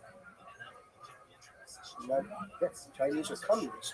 There's a difference between Maoists and communism. In the old days, there was a Maoist regime. But anyway, so they, as a statement of their being pissed off at the Chinese for not supporting them, they blew up 2 or 3 of his cars. You talk about validation. This guy tells you, hey, tomorrow you're supposed to blow up something in this 1 mile circle. And lo and behold, kaboom. Were there, I mean, there had to have been times where people would give him good intel because they were quote unquote double agents, or like working for them, like trying to give you like so much good information, give you trust them, and give you some bad information down the road. That's the end of it. That's what validation is. A lot of people focus on the polygraph, and it is a field. But what we do is we operationally test these. Again, I'm not going to go into very detail. So we would set up a scenario where he's instructed to do A, B, and C, and maybe by surveillance or technical means, we know what he did. And that's the validation process. You can be reporting to somebody else. But it is a test case. It's not a technical. This was very, very quickly. Very blatant incident in that same country we were talking about, the DEA had been running a source, a narcotic source, he's a different busters. I don't know how many dozen left. Well, unbeknownst to us, the guy lost access because the pissing contest with the copper. He was kicked out of the fraternity. But he was used to this money that he was getting from CIA, from DEA. So he started talking about threat information from the Maoist group against the U.S. ambassador. Everybody spun up. Yeah, everybody spun up. And Dean Pinkney was the ambassador. He was leading the CT for counterterrorism. Well, he told the chief justice his worst problem. And he started telling me all about what this guy was reporting. So the DEA had the source, the ambassador was getting all kinds of threat information from the reporting, and they asked me to sit in the briefing. And there was the guy says this, and they come out and they this, but some of it was right. There were certain things that were right. Remember that these terrorist groups and these narcotics groups coexist. And in certain places, the terrorists run the narcotics in a lot of Latin American places, including Colombia. So for me, something spelled. It was like, I couldn't pinpoint it. So I said, I would be willing to work with you guys and even meet this guy. So under DEA's cover, I started meeting with the guy that was handling, a friend of mine to this day, and he was a source. And after about 2 or 3 meetings, I came back to my office and said, this organization is known for competition. He's talking about what's going on over here. Yeah, he would use some of the people that were pretty much common knowledge in their surroundings, but it was just too much. It was just too much. And that's something you guys look out for. In a terrorist organization, only a couple of purposes know everything. It ain't going to be a common narco, trial, not that much. So we set him up. He came in with some information. And actually, what happened was he called me in the last minute. Said, and he kept saying that so and so were meeting, and they were planning to take down the ambassador, and they had all these sevens and all this kind of crap. And so he called me, and I had told him, so listen, all this stuff is real. We need to get in front of it. You're reporting things that have happened. We need information on something that's happened. That was the thing. I said, if you score on that one, you could retire. I'm telling you right now, I will set you. So the guy, of course, was reading, so we were hoping he was to get out of this crap anyways. And he calls me at the last minute. Tonight at 7 o'clock, you're going to have a meeting at this particular house, and Pedro's going to be there, and Pablo's going to be there, and Juanito's going to be there, the same names he did the same names. Gee, man, thanks. Next time, try to give me a little bit more heads up. This is only 5 o'clock. What we didn't know was we already had talked to our local counterparts, and they were ready to go into the safe house. And all it was there was a man sitting in the corner and an old lady knitting something. It was all bullshit. And so we were able to start home and started trying and worked down and knitted. And he had lost his access to the narcotics side of the house, which he had incredible credibility to reporting on terrorism, which he had peripheral vision best. So what ended up happening that guy? He was fired. He was fired. Yeah. But you guys make sure not to make him keep him sour. Exactly. Yeah. So listen, and again, he wasn't a political guy. It's not like somebody who was a penetration of another service or another government. He was a drug dealer. So it's not like he could go to the cops and go, CIA was starting to repeat. Right. What year was that? 88 to 90. The point in time where he went to the Philippines. And then, did you actually go to North Korea? North Korea. I went to South Korea. I was the chief liaison in South Korea, and eventually I became the chief of the Korea for the agency in the United States. You mentioned in your book like how they were like they're such a insignificant part of the world, but and they're such like a locked down state. Like it's the number one like highest lockdown police state on earth. But they have like such an incredible vast arsenal of nuclear weapons and nuclear capabilities. What was the CIA's like level on the scale of concerns for the CIA and for national security? Where did the Koreans? There's a matter of fact in stations where I was when I got the job. I was the deputy division chief for the Korean staff China, Korea. Not so much because of the besides the nuclear threat where it was, you got to remember is how we would destabilize an area that is all surrounded by our allies. South Korea, Japan, Australia, in fact, Philippines, all these countries could be affected by a major war, especially a nuclear war. So it was very high on the operational direction. Every year, the administrations, the heads of the offices come up with a list of how we're going to prioritize the fund we have. And Korea, the Croatian is always What kind of stuff were you doing in Korea? I can only talk about a few things, but primarily we were working with the Korean counterparts, helping them to do worldwide operations. And one that I was very surprised that they allowed me to talk about was I was already chief of the Koreas. I had just made flag rank with the outfit, and one of my guys came over and says, "Hey, this guy, the military has this talking to the North Korean in Latin America, and the guy is really greedy. He's asking more stuff." And I thought, we need somebody that go in there like this guy's boss or something, that he's bringing his boss in to meet him and see if he can recruit the guy. And I said, who do you think? You chief. He's a Spanish speaker, blah, blah, blah, blah, blah. I said, hey, that's a good idea. So we did. I went out there and we had the room white and for video and sound. And this one guy who's the agent of the Korea. He was coming down. He's got great stuff.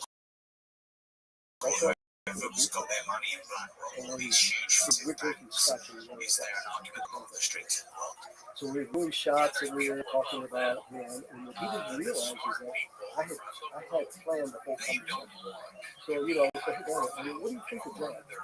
And John's a funny asshole. So what do you think about Jim? Oh, Jim is a great guy. Now I got to voice that I could. And now John's the asshole and Jim's a good guy. So I asked him loaded questions that I could have gone. That's good.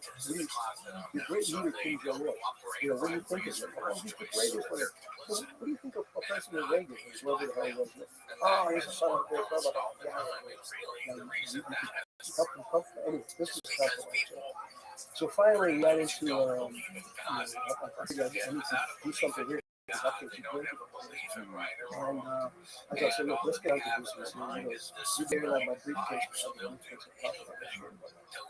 And I said, let's work together. And he reaches over to shake hands and open up the briefcase. Okay, I'm taking money. And I held on to his hand. And I said, welcome aboard. Great to see you working with his guy. He tried to pull my hand out. I was saying, he wasn't going anywhere. I'm crushing his hand. This guy was at a fight.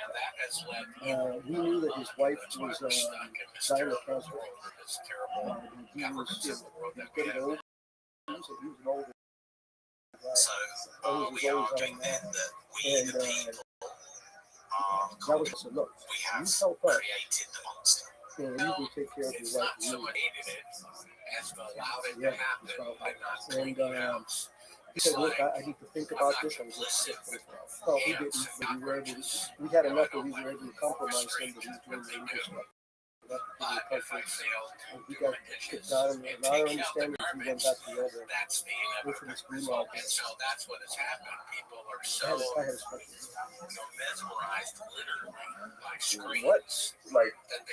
What do you think is going on right now between how embedded are we in that part of the world, especially North Korea, when it's a place that's so locked down like that, and it's such like it seems like a place that doesn't even exist on Earth. You know what I mean? Especially when you hear stories about what's going on there and some of the people that have come out and talked about their experiences there. How much do we have that place? How much control do we have of that part of the world? Look, they don't call them hard targets for a reason. They're very hard not to crack. Their leadership is self-contained on the same little, if one sinks, everybody sinks. The masses are completely brainwashed, controlled. There's one radio station, government owned, there's one TV station, government owned. Nothing gets in there because it's an unlimited sealed country in the world. So getting information from them or sending people, like, I remember the James Bond movie where they go to North Korea, this guy with the diamonds and all this kind of stuff. Now, we have contingencies for going into North Korea. Of course, we have. Probably another one. But that's not what's happening. We target Koreans worldwide. And we're overseas source.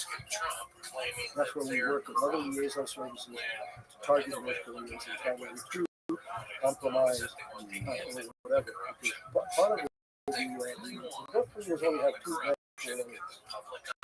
U.S. and South Korea. People that they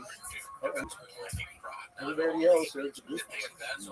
So they could be in Latin America, they could be in Southeast Asia, they could be anywhere, and be there as diplomats. But in reality, the main thing that China and Russia are friendly with them. Oh yeah, China's pretty support, yeah. Right. So it's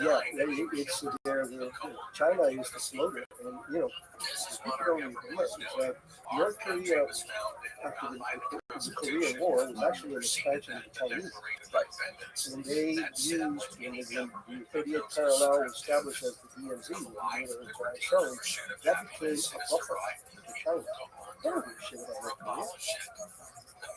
They didn't want the Americans through the South Koreans to have access to their border, so they supported North Korea. And of course, as they grew, they got their own power. The original king was a real warrior.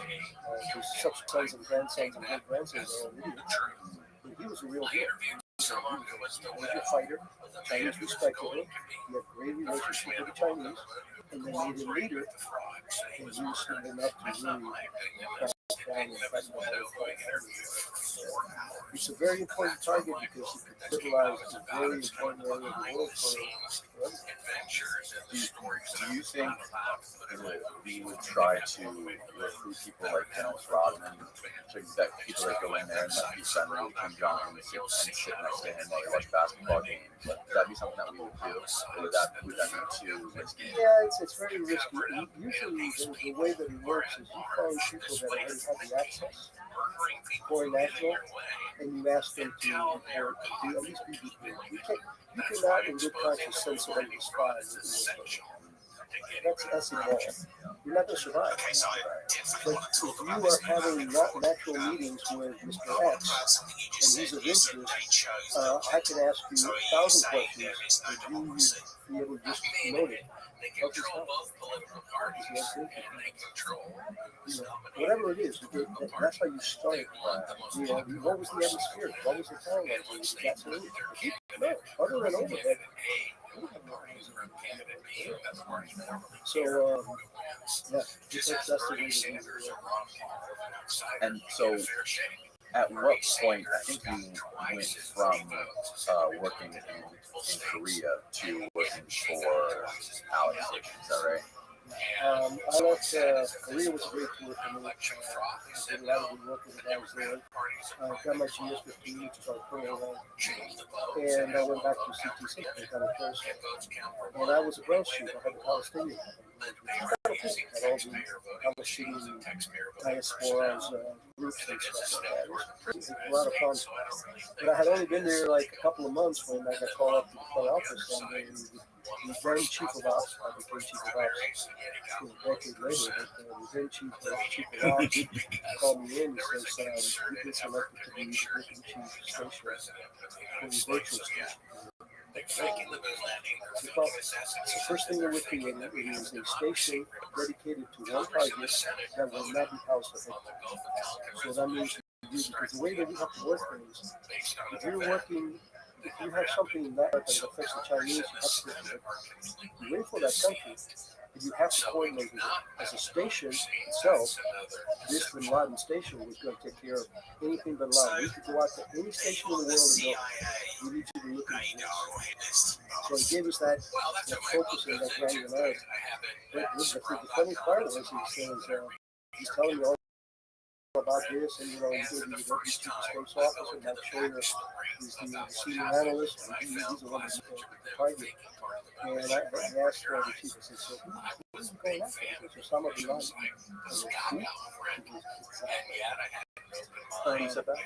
The chief of ops. I said, well, I asked him, I said, who are we going after? And he said, Osama bin Laden. And I said, who? I never heard it. And lo and behold, I'm the deputy and running really fast about what this guy was. And we went back I was only there for about 18 months. My wife had a medical emergency. I'm a plank owner of the Alex station that eventually got Bin Laden. Alex Station explain to people who Michael Schroeder was. Michael Schroeder was one of the smartest guys I ever worked with. Unfortunately, he became very bitter with the agency and became very bitter with a lot of people. Most people that I know don't talk to him, which is a shame. Definitely a really Mike was already a senior grade. And I was his deputy. And I was, we just trained him incredible work. We used to kick him out of the office. Really? You gotta go home, man. We'll stay here, we'll take care of him. So he was a guy that was a lot of fun to work with. He had a great following. Unfortunately, when politics kept preventing us from doing what we wanted to do, people started getting good. And there was a couple of cooking points for during my short initial tenure there in we had Bin Laden was in Khartoum. He had eyes on him. He was there, what we call the white. He was totally unaware. He didn't care. He did not feel threatened. He did not see because at the time, Khartoum was the safer than the terrorist. That's where Carlos the Jackal was hanging out. And the deal was in Khartoum that if you were a wanted man and could pay your way, you were welcome. You were not a hostile territory. So Bin Laden was, he had a few guys with him once in a while. Sometimes he was driving like Mercedes all by himself. And a legendary agency guy by the name of Billy Wall, former Green Beret, is a very good friend of mine. But Billy had complete knowledge of what he was doing. He had a blind spot where he could photograph him when he came to town. He'd follow him, he'd run around the compound, count weapons, all these kind of things. He was incredible. And we kept proposing disruption. We need to disrupt this. We know what he's doing. All the intel was coming in is that he is training terrorists. All the overhead is showing terrorist training and terrorist activity that he's sponsoring and so on and so on and so on. And the administration never allowed us to do something that we did. And then when we had to leave Palestine, we went to Afghanistan. That was an intake of your guy who had your access to. And the moral of the story here is, if we would have been allowed to render, you get killed. You could kill them in front. If we would be able to render, things would be out. Al-Qaeda continues. The coal probably will happen. Back in coal. The bombing of like 2 embassies in Africa probably will happen. And if you want to stretch it, even 9/11 would be less than a probability. So we had a chance with minimum risk. The country can't do a damn thing about it because if a 12-man Green Beret ODA goes in there and snatches this guy's ass out, goes out, what is he's going to do? Right. Yeah, send me back home. Thank you. You know, so a lot of people like people like Michael Schroyer and what was going on, like the competition between Alex Station and the FBI, hiding information and not working together. A lot of people like to say that that is exactly why 9/11 happened, because there's competition, unwillingness to share information. What do you say? From the day that we started Bin Laden Station, there was an FBI agent.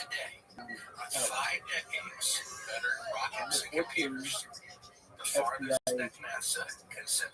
Great guy. We worked great together. Who was he? I don't review these. Okay. The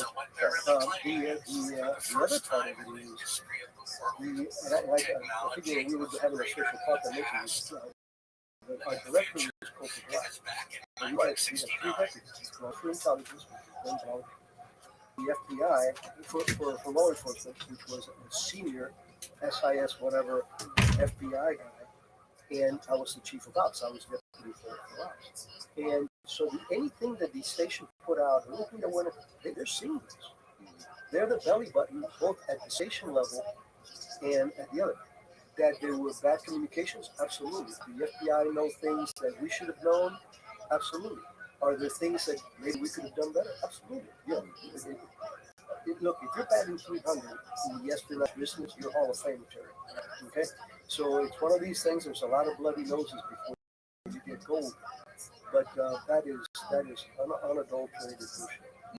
There was a story, I believe, that recently a guy named Al Bayoumi, who was trying to recruit 2 Al-Qaeda operatives, and I believe, I forget, I think it was Saudi intelligence, trying to recruit 2 Al-Qaeda guys through the CIA, and I guess they lost track of these guys in the FBI. Are you familiar with this story? It's after my time, but it does happen. I mean, we work that target with compatible allies. You know, in some cases, the Saudis are compatible, and the things that is convenient to them too. You know, the Egyptians can sometimes help other countries out there as well. So yeah, I guess the story is it's about the Saudi guy was trying to recruit these 2 Al-Qaeda guys for the CIA, and they kind of like lost these guys, and 2 of these guys they were trying to recruit ended up being one of the hijackers. Both of them were part of the hijacking team on 9/11. And I guess that just goes to part of all of the incompetence. And a lot of people love to speculate about like, okay, what was going on with these pilots that were here in Florida, and they were, Saudi Arabia was protecting them or whatever. I'm not super technical in the detail, but Saudi Arabia had heavy involvement in it, and Bin Laden wanted a war, right?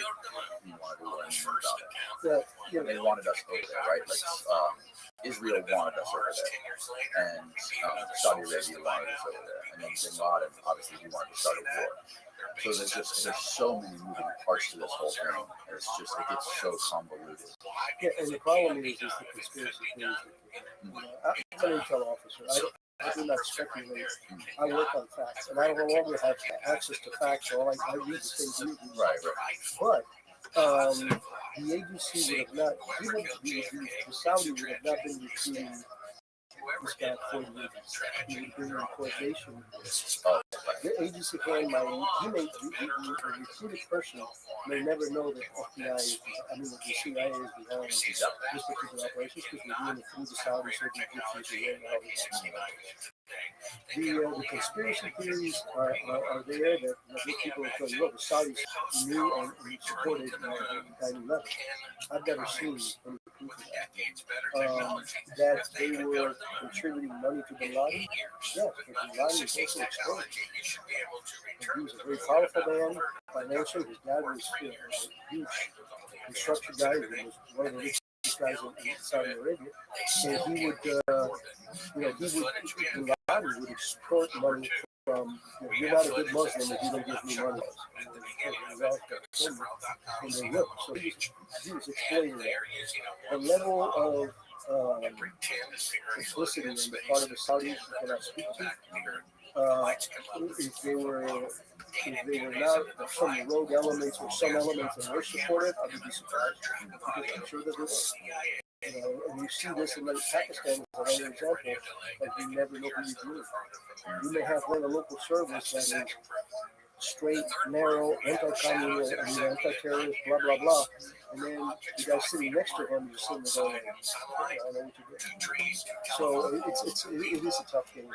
But I have never seen anything internally, and even externally, that has convinced me that the Saudis had a direct pipeline into this kind of. I mean, there's people saying that the Saudis left before they left New York before the 9/11 was happened and all this kind of thing. I've never seen true documentation of that. Remember, we were in the United States. So, Right. We are forbidden to work in the United States. When we live in the United States, we have to deal with our military.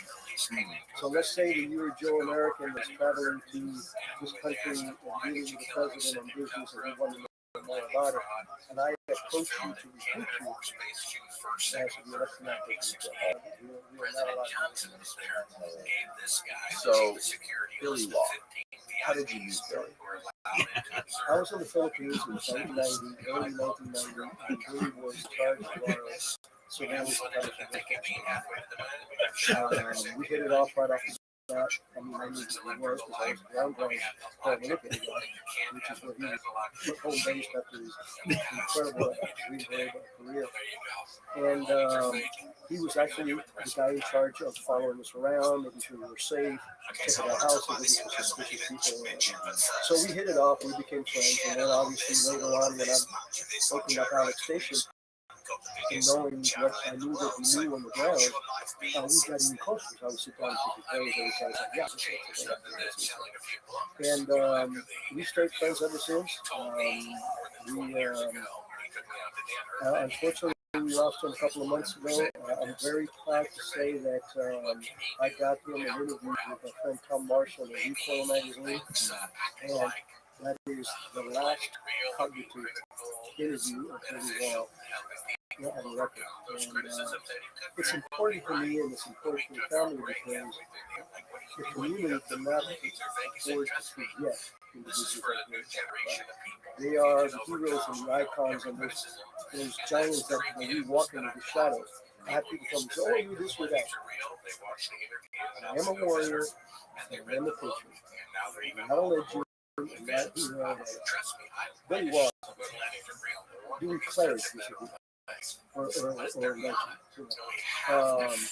So Billy was the real deal. I'm very good friends with him and seeing him to the end. Yeah, some of the stories about him are incredible. About how he was, he hunted down the jackal, and he got within a couple hundred feet of Bin Laden many times. What was he doing? Was he taking photography of Bin Laden, like tracking him down? What was he actually doing? He was surveilling him, sometimes through camera, sometimes through the cars, and sometimes follow him around. This was in cartoon. So he was doing that. In the time, Billy and the guy that we noticed a shady character. And everybody's 99% black.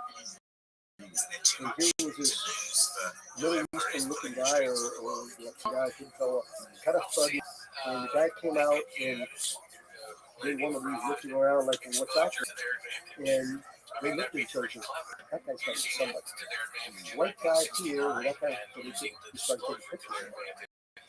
And I'm shortening the story for the sake of left them the way we crunched it.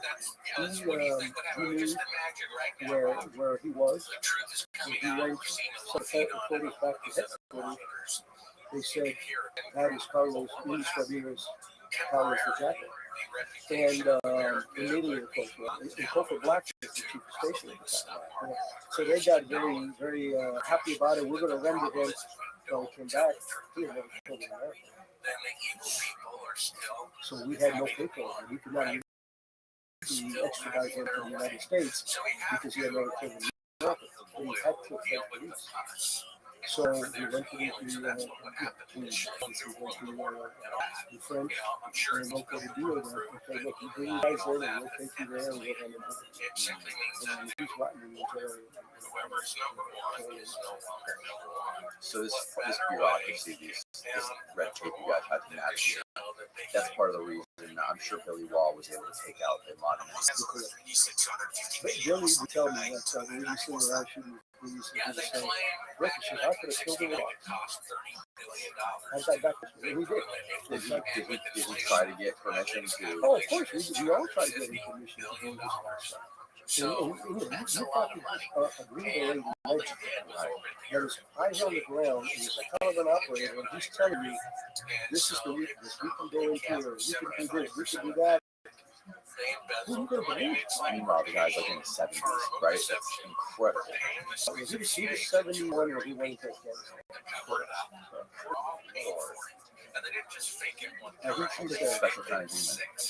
He is, and as I mentioned to his wife, Lynn, who I stayed in touch with, I was recently I talked to her, how she doing, what it is. I said, you can understand this, really, to call me friend, is probably one of the best methods. Because that's what how it comes from. Having a guy like Billy Walker. So you worked for Alex Station for a little over a year, is that right? Yeah, about 18 months. And then from there, I had a management job in the CPC, covering logistics and everything. I just couldn't afford to be 12 hours a day. Right. I had no home. My wife was out of medicine. And but for about 6 or 7 months, I was deputy chief of the management group, which is handles logistics, security, and everything else for CPC. But after about 6 or 7 months of that, because I did the chief of station in Seoul, Korea, became the division chief. And he stayed in the division. And he called me up and he asked me to come up. And that's what he gave me to Korea. That's where he made the chief of the police program. He's the senior rep of the emergency of the for the program. And I haven't seen his And so when you were going back to when you were the third ranking guy in the CTC, what sort of stuff do you guys do to Nimrod? Sort of like you guys were cutting off his funding in certain ways. We were tackling it all fronts. We were trying to check out his money. We were trying to get every liaison service to work with anybody. Because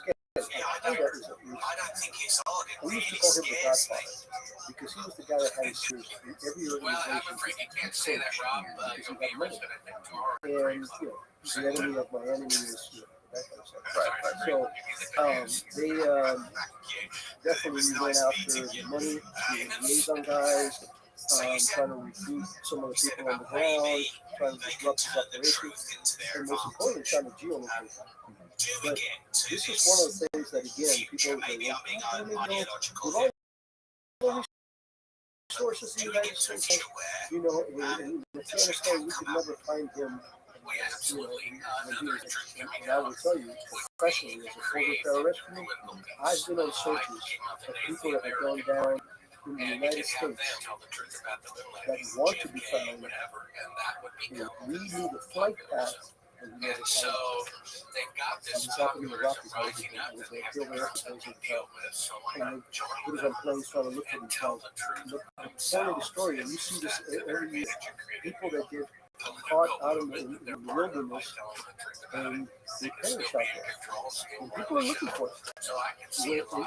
And those people want to be found. Now imagine getting them out of the United States, putting them in a hostile country where everybody hates you and loves him. And how are you going to find out which of the 10,000 kids is there? Yes, we had opportunities early on. We might have been able to grab him. Michael Shore actually wanted to do a lot of strikes on different places. He got denied. What was 9/11 like for you? Where were you at? What were you doing? I was watching a program a couple of days ago, and we were playing stories. And we talk about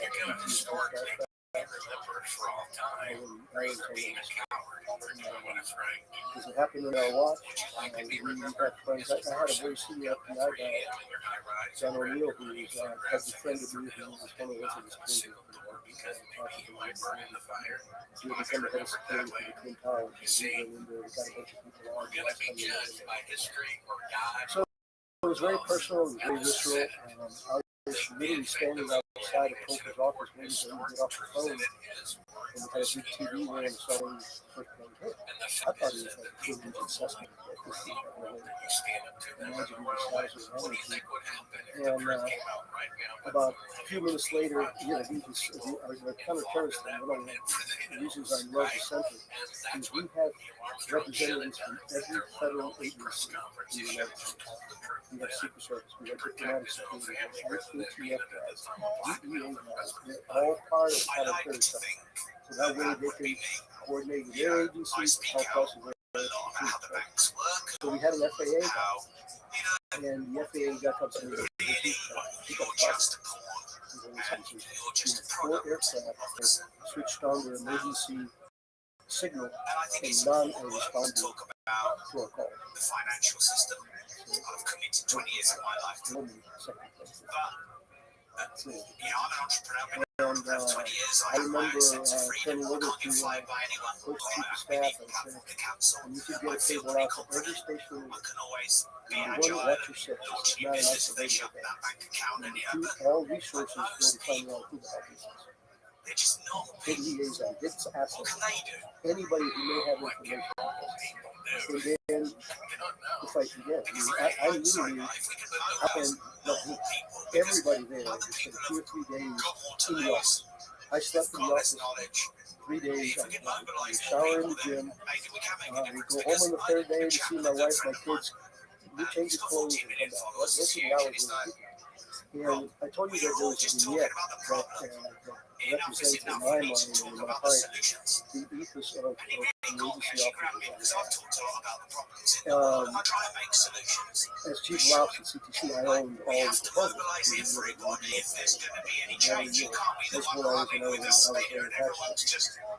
So hair's on fire. It's like 7 o'clock at night. I have a problem called 13 cups of coffee and a protein bar. And I'm walking back to my office, and there's this lady named Kristen. She's the Hezbollah. And she was at her computer looking at things. She was 7.5 months pregnant. So I walked up to Kristen and I said, what the hell are you doing? She goes, well, until now, nobody has killed more Americans than Hezbollah, and I need to make sure that it wasn't something that we did. And you know about it. She's taking figures. And I let her talk. And that's what separates him from religion. None of them were mine. I was delivering the faith. You can do that. And the reason I tell the story is this, because later on, she told me, one of the times after she had a baby, when she says, every person and my daughter had, I remember this.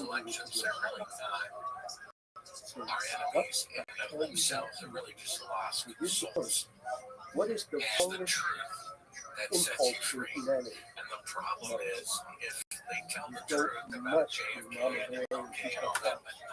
so imagine the level of focus, determination that you were in the building that could have been attended. Because we were evacuated. The whole CIA was evacuated. We called that Fort Slayton to come that way. The only people staying were people in CTC. Like you said, we were all innovative. Very few people left besides to pick up kids or whatever it was. Most of them would come back the next day or whatever. But yes, the woman was like, and here is the 8 months pregnant woman totally obfuscating the realities that she's got a baby in her belly. And she's helping. I don't know what I was thinking. At some point, I remember this restaurant that I lived next to. Look, if that doesn't typify a good CIA officer, I don't know what that means. Every antique that you had on the wall, this and that, you know, was simpler. Tearing down the building and building. That's why I love that story. It really crystallizes. So, that's what we need. Yeah. Constitutional compass. We need to reaffirm. The people, you know, like we talked about earlier, from the people you were working on the ground in Nicaragua and Honduras, you're dealing with human beings with shit that affects them personally in their daily lives. And it's myopic, you know, they're not looking at the big picture of politics. And you don't have the benefit of 20 years hindsight to look back and sit, figure out everything that was uncovered and discovered. These people are trying to do the right thing for their government and for their families. And these are good people. And it gives like everything that you've done just gives such an incredible perspective on this. What changed after that? How did your work in your daily life change? How did the direction of CTC change? Well, obviously we became only focused on that. And we needed to get into it. You know, and it's funny because it never comes out. There's a movie called 12 Stars, which is about the first Green Beret team that went into Afghanistan. And it's a great movie for the Green Berets. It's a great movie for a task force of 60 guys. The ABC played no role. That is criminal. The first boots on the ground in Afghanistan was guys that I knew personally. Gary Schroen was a team leader because he spoke the language and he had worked with the Northern Alliance before. When the first helicopters with that ODA came in, Green Beret ODA came in, it was our guys vectoring in.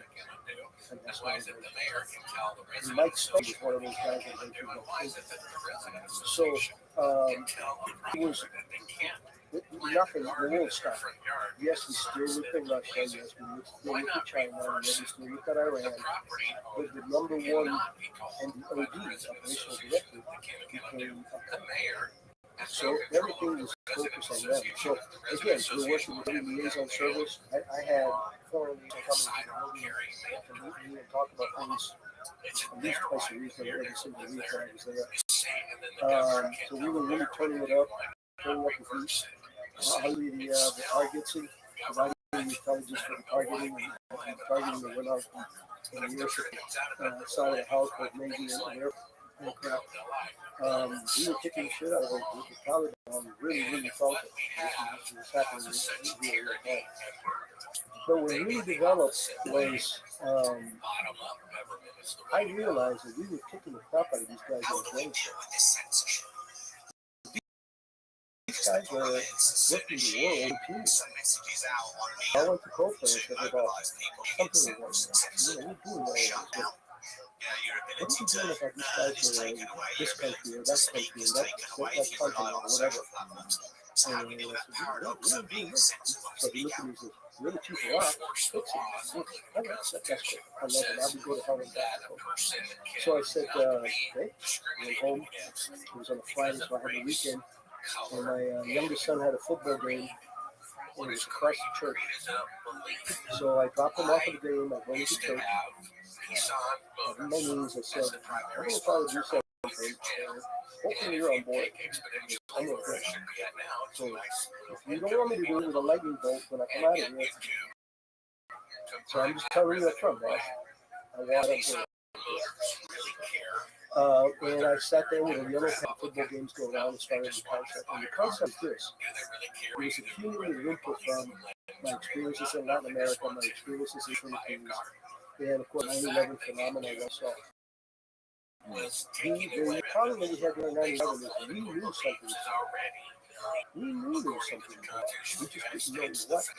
We even knew that it was in the United States, but we didn't know where. So we knew that. the guy was out there. Sources were all indicators of that, indicative of that. But we didn't have it. And one of the models of the country was trust. So I came up with an idea, which is a program where I asked them to give 2 to 3 known members of terrorist organizations who were in the support side. Why the support side of the business? Shooters are a dime a dozen. You shoot one, 3 cousins show up, and then you don't blow you up. The heads of organizations are very difficult to get. But they're easy to replace. You always have a deputy, you have somebody else who will rise and things go. The soft underbelly of any illegal organization, whether it's narcotics or terrorism, the soft underbelly is the support mechanism, because those have to be visible. You cannot be a support mechanism out of a cave in Afghanistan. You have to be in a second or first world country with contacts that you can exploit for money, for papers, for medical care, for some for exposure, for whatever you need to have a support mechanism. So the deal was, they gave us 2 to 3 guys from every organization out there, where we were going to go and establish the patterns of life. The patterns of life is, what does that person do every day? Where do they live? What kind of car does he drive? What routes do he take? What little girlfriend he's got on the side? What drug use does he have? What gambling habits? Whatever. We know where that guy is going to be, and we make good surveillance of him. Very successfully, we identified all the targets that we were given. Because the concept was, imagine this. Imagine that you have Hezbollah is playing something very interesting, and we are hearing it from everywhere. We don't know when or where, or even what. We just know it's attack. And all of a sudden, in 3 different countries, 3 senior Hezbollah individuals were support mechanisms that taken out. One lady get compromised and step in his vehicle and call the cops. Is he going to beat it? Maybe eventually, but he's beaten it. Rendering another one, and maybe shooting the third one, or whatever. The options were there. And the idea was, if you're a criminal organization, and all of a sudden 3 of your key operatives get snagged, what do you think? You're penetrating. How the hell would they know to get Tom, Jerry, and Mo all in one time? At the time they were about to do this. Yes, and that would put the brakes in. Hopefully allow us, and of course if we render one after us, then we may be able to, under inheritance intelligence, cough up the truth. Yeah, I mean that's the logical way to do it, is to cut off the head of the snake, not just take out the drunk guy, the guy that's shooting the gun. Which always makes me, it's so frustrating when you look at like the war on drugs, when we're just, we're arresting the low-level dealers or the pawns, or the people that are held at gunpoint and families are threatened if they don't tap in the ship into the port or whatever. And all the heads of the cartel, they all have lawyers, and some of them are U.S. lawyers. They fly down there and meet with them, and they don't get prosecuted. They don't go to prison. I mean, you have like El Chapo, but El Chapo is kind of a weird thing because he was like, just the head of a certain part of the whole. Yeah, you had Escobar also. We've had some successes. You're absolutely right. There's another head. Yeah, exactly. So they're filled very quickly. But you got to understand that one of the things that the darker traffickers have is limited exclusive.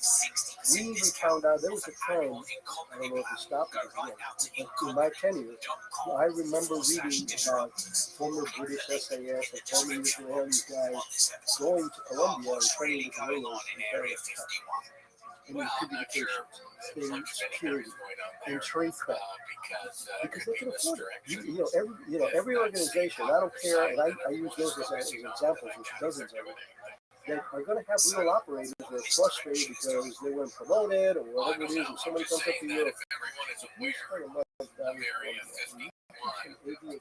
of time $500,000 to do him, this is personal. That's it. So now you have a guy who's starving, he's neglected, and all of a sudden you're going to put people down there, they set up special communications, submarines.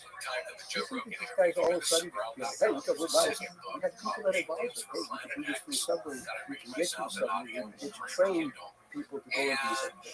So they can afford things that few countries can afford, and with impunity because they can't afford it. They have the financial resources and the time,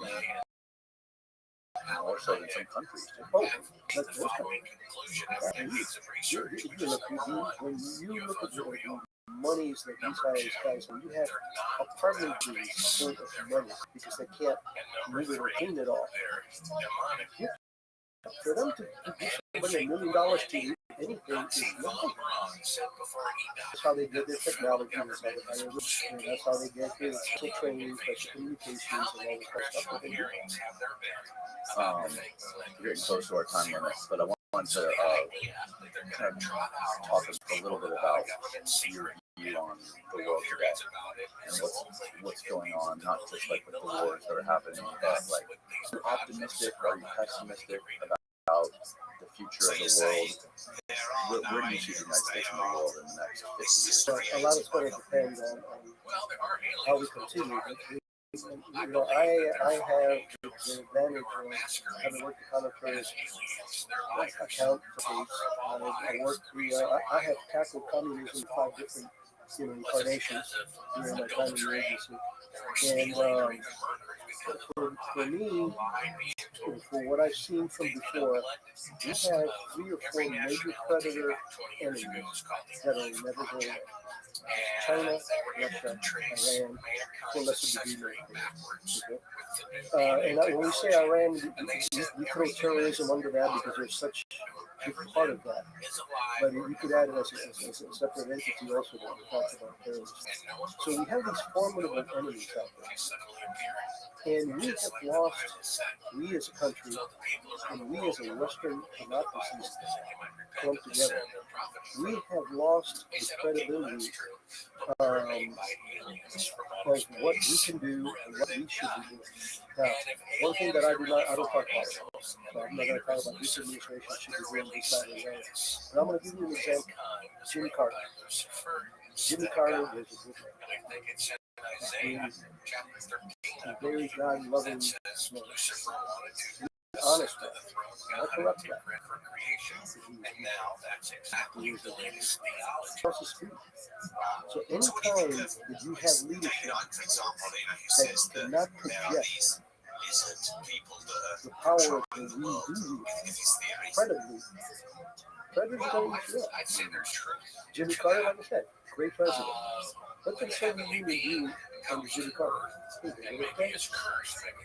did Iran do? To capture a hostage. What happened to the Panama Canal? We gave up the Panama Canal. It's the single most strategic landmark in this hemisphere. We gave up control of that. The Panamanians weren't army for it either. I mean, this is, like I said, we started themselves. Even the Chinese have got a big piece of that. So we need to understand that we need to be the force to be reckoned with. We still got to do the right path, guys. We have to be doing it for the right reasons. But I've always said that I hope God doesn't forsake the United States, because the day that he or she forgets the United States, he's giving up on the world. Because we are the single power out there that great allies. I have great friends that are Brits. The Brits can't carry our water 100%. They're always there helping us. Same with the Aussies, same with the Poles. There's a lot of people out there who are really loyal, allies. The United States has to have the credibility to support. And the example again was with Jimmy Carter. Reagan wins the election. The very first day after he took power, or actually the first day, Iran releases the hostage. Why? Because they knew that Jimmy Carter wasn't going to do it. Eagle Claw happened because of his delay, not because of the Spanish. The weather changed, everything changed, and you could read a lot about that. Those are the kind of things things that happen when you have somebody that has the fortitude to cross the table and looks to the guy next to him, and you know that if you bite him, and we have to have presence, the higher moral ground. So we cannot look at school. You cannot be the champion of democracy without having parents and be credible about the fact that I will use whichever one I need. What do you think about people like Vladimir Putin say, I'm talking to the officers, talking about President of the United States, says Putin is president, I know what they're like. They have all these ideas, they're running for president, they're running all these policies people vote for. As soon as they get into office, a couple of guys in black suits just like that will walk up to you and tell you how it's going to be. And I guess he's really the CIA or something, not really trying to do the president. That's really that's just him playing. Remember, he was a rich man. He knows what to say. He knows what to say. The CIA cannot run it.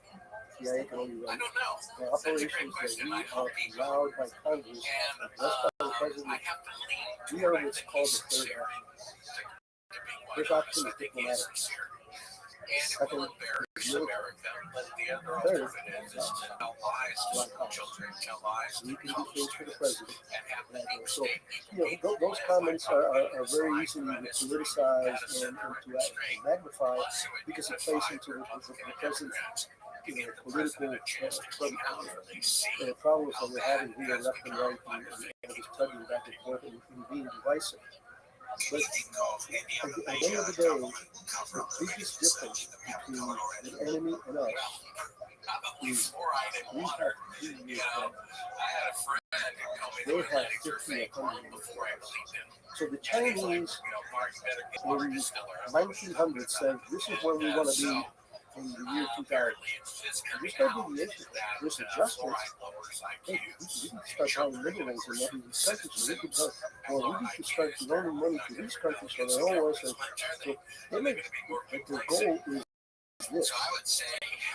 Russia's the same thing. Iran is the same thing. They don't have or anything similar that can say, no, this is not going to work. The Chinese are going to do what they're going to do forever until something happens. We elect the president for 4 years. What happens if he or she has 3 years in office? They have to start politicking for and they have to take their eye off the stuff. And if there is a change of administration, whether it's from a conservative to a liberal or a liberal to a conservative, there's going to be changes. And we're going to go back and say, no, we're not going to do that anymore. We're going to focus on this. And we started. They have a laser focus for the long term and no oversight and no argument. The leaders say, this is what we're going to do and this is how we're going to do it, and that's it. So that's the price of the money. I'm not saying that we're wrong doing it our way. I think we just need more central popularity in politics from the right wing. We need to take it to the middle. After 9/11, there was more cohesiveness. Do you think it's important that we have a common enemy? But we do that. I mean, anybody who thinks that the Chinese are not our enemy is an idiot. Anybody who thinks that the Russians don't want to control as much of the world as they can is an idiot. And Iran, in their sphere, they are predators. They want to, and look at the history. I mean, the Chinese have been an imperial country since before Christ. Okay? The Russians come from Cossacks and Vikings. Hello, right? And the Iranians were the Persians. The biggest countries of their epoch. So everybody's got their DNA, and ours is the cowboy. The little guys that wear the white hats. And I know I'm exaggerating, and I know you guys you're supposed to be appropriate. But in overall ethos, we have a country that's got a moral high ground. It's a country that's for the most part believes in God and believes in the right things and the rights of every human and so on and so on. China will always want to control you. Anybody trust the difference? before they spoke.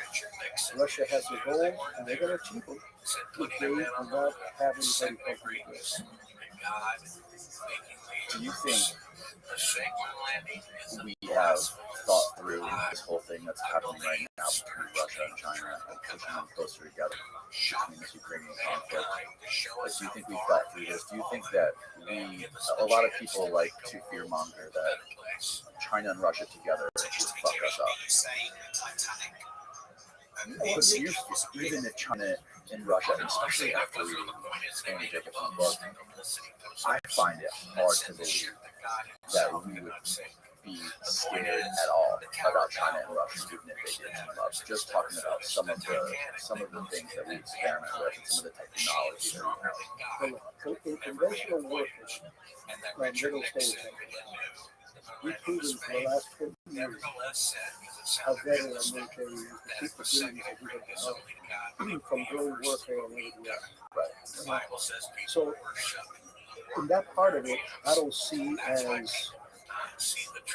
issue. As long as you have somebody on this side of the desk, that when they look at him, go, he will cause havoc and let loose the dogs of war. That's the credibility that we're lacking in many administrations. The determination to be the power that we should be in order to help. But what really tilts us is nuclear. Right. Because you got to understand, and this is a lot of people, they're bombing to shit. I said, do you understand this? One atomic bomb, one atomic bomb. It's Moscow. The worst chance. Airlines stop. Electricity stop. Pollution, contamination. So imagine if you have a war where several bombs hit Moscow. Well, if an atomic bomb hits Moscow or whatever, one, God forbid, hits the United States. You're important. It is literally the Armageddon. Because there's no benefit. You know, when Pinatubo blew up in the Philippines, and I was there, they had to cancel all flights for weeks and weeks and weeks because the amount of pumice that was in the air that would damage the engine. Everything was shut down. And that was a natural God. That was a natural disaster. Right. Volcano. Yeah, volcano. Imagine multiple nuclear bombs going off in different places. The level of damage.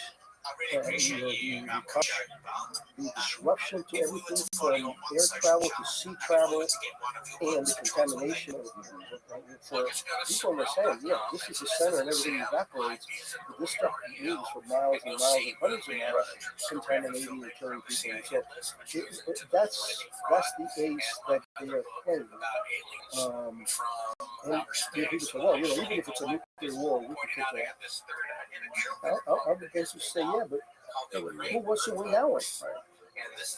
Let's say that at the end of the day, half of the United States is intact, and the rest of the world, because that's the consequence. What do you think we got hit on our soil? We really have to retaliate.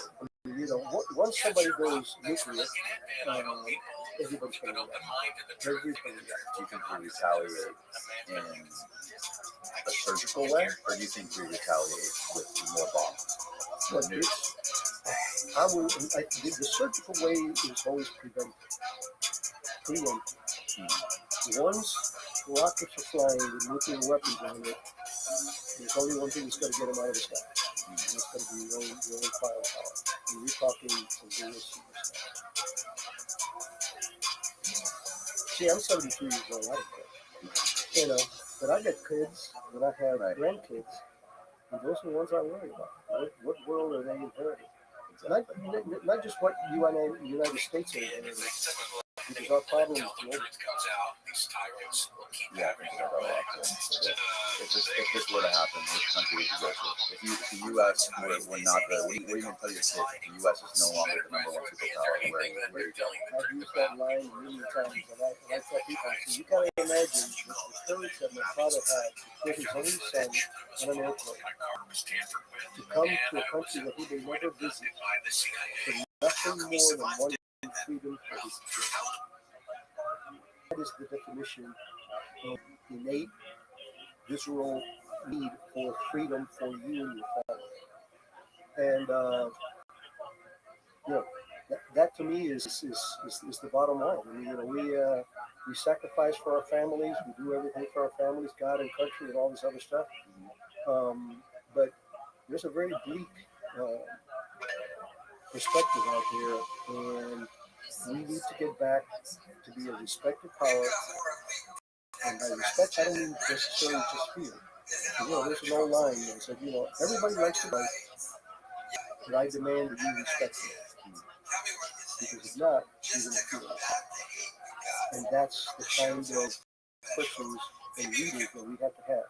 People who have a moral high ground, and not radicalized right, left, or center, or whatever the hell it is, that bring the country together rather than rip it apart. But when they sit across the table with our allies and say, I will help you. Our credibility, especially after this fiasco in Afghanistan, the way that we left it, Right. People don't understand. It was terrible on the guys that were on the ground helping us, their families. That's only moral. But credibility. When you go to another country and say, hey, did you help us with this? People go, oh, we saw what you did in Afghanistan. You don't leave us hanging. So you have to have the credibility. You have to have a moral high ground. I hope it doesn't take another 9/11. I know you alluded that to what you had earlier on. I hope it doesn't. But you're right. 9/11 unified this country. Well, Mr. Prado, thank you so much for your time. I really appreciate you doing this. And for people that are listening and watching, tell them where they can find your book and your website. I'll make sure I link it all below. But one more time, just tell us what the name of your book is and where to find it. Thank you. Yeah, the book is called Black Ops, The Life of a CIA Battle Warrior. And you can get it on any of the outlets. But my website, www.rickprado.com, that's RICPRADO.com. So it tells you a little bit about the book, tells you a little bit about myself, and then it has, I think it's 6 links that you can buy from Amazon or Barnes & Noble or Warwick's or whatever. They have several there that you can choose from. It's a New York Times bestseller. It's number 8 shortly after it came out. We had great success with sales. It's on audio as well. It's audio, and it's also an audio. For me, guys, this is my last firefight. This is my last operation. Was to try to get the word out there. We're according to product. And also, we were talking about before, your inspiration, or whoever the person who pushed you to write this book, was Andy Jacobson. Andy was the tipping point. Kofor was a big deal. Kofor had been on my butt about writing a book. When I brought him to Blackwater, I think it was 2005. We were always friends, but now we're working literally next door to each other. And he kept talking to me. We were always bitching about how our agencies represented and how our officers are maligned. You had a story because of your background, because of where you came from, the fact that you said, I experienced this was the outcome. I was there for the country. Because you have a story that you can go on, as you know from the book. There's a lot of things that I talked about that I didn't do, that colleagues did, and stuff like that. So that started the brain cells going, but it was definitely Annie when she visited me, interviewed me for Surprise Kill Vanish, because my friendship with Benoit and because my connectivity to special operations military stuff. And she was the one that literally called her agent in front of me and said, "Can I talk to you?" Wow. I'm very happy it happened. Glad that opportunity came about. Thanks again. Thank you for your time. We're going to have to meet again. You don't live that far, so we'll do a follow-up. Awesome. Thank you. Good night, world.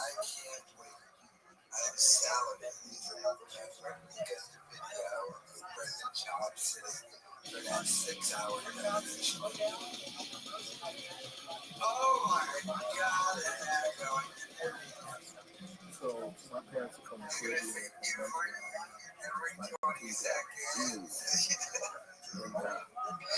And got married one day, and then the day after, literally the day after I was born, not until the biggest race riot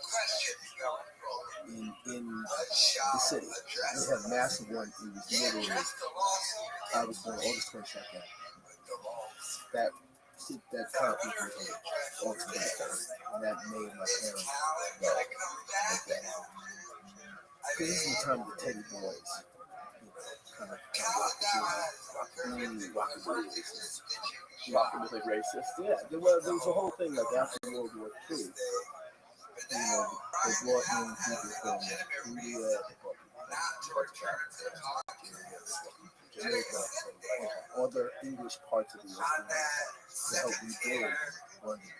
All of these cities had been blown up by the Blitz. So they brought people in, and quickly there were a lot of resentment from people that were there. So they brought in folks to kind of take the since they destroyed. And So you guys get out of there. my parents got out. First, we lived in Harlem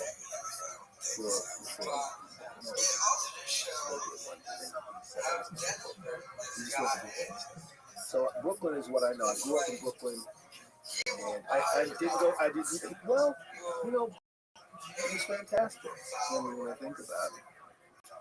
I love it. But it was a fascinating time because, I was born at the end of the 50s,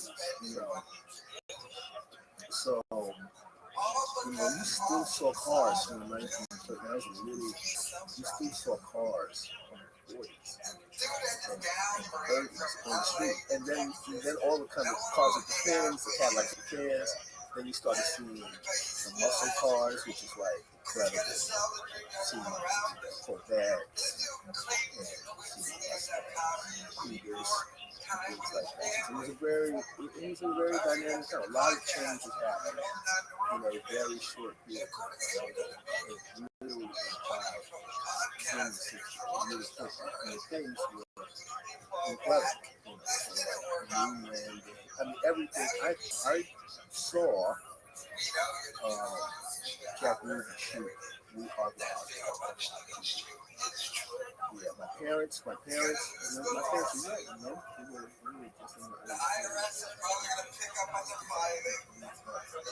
he was being brought in for his language. As soon as he said that, he just saw this fedora come into play. Pop. So all that early media exposure had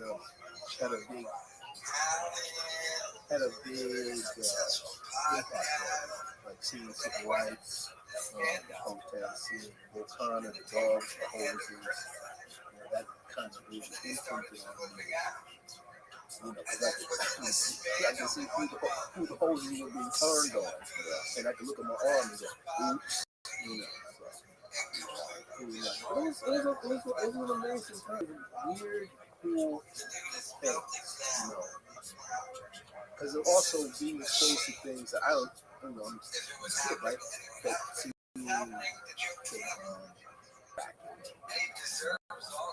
James Wayne's West Line, that was really that was a cinema that really. And how old were you when you first got into music? I think from the first heard it, but I didn't tell you until I was 2. And were your first music you got into was rock and roll? First music I heard, the first music I heard was like and British Invasion. It was kind of almost a split between Motown, Stax, James Brown, and British Invasion bands, and then the bands from San Francisco. So it was like early rock and roll. Because at that time they were being played as almost they're being played as oldies, right? So but for me. Remember hearing Phil Adam Young Warwick had a huge impact. Back on his past. Young Warwick,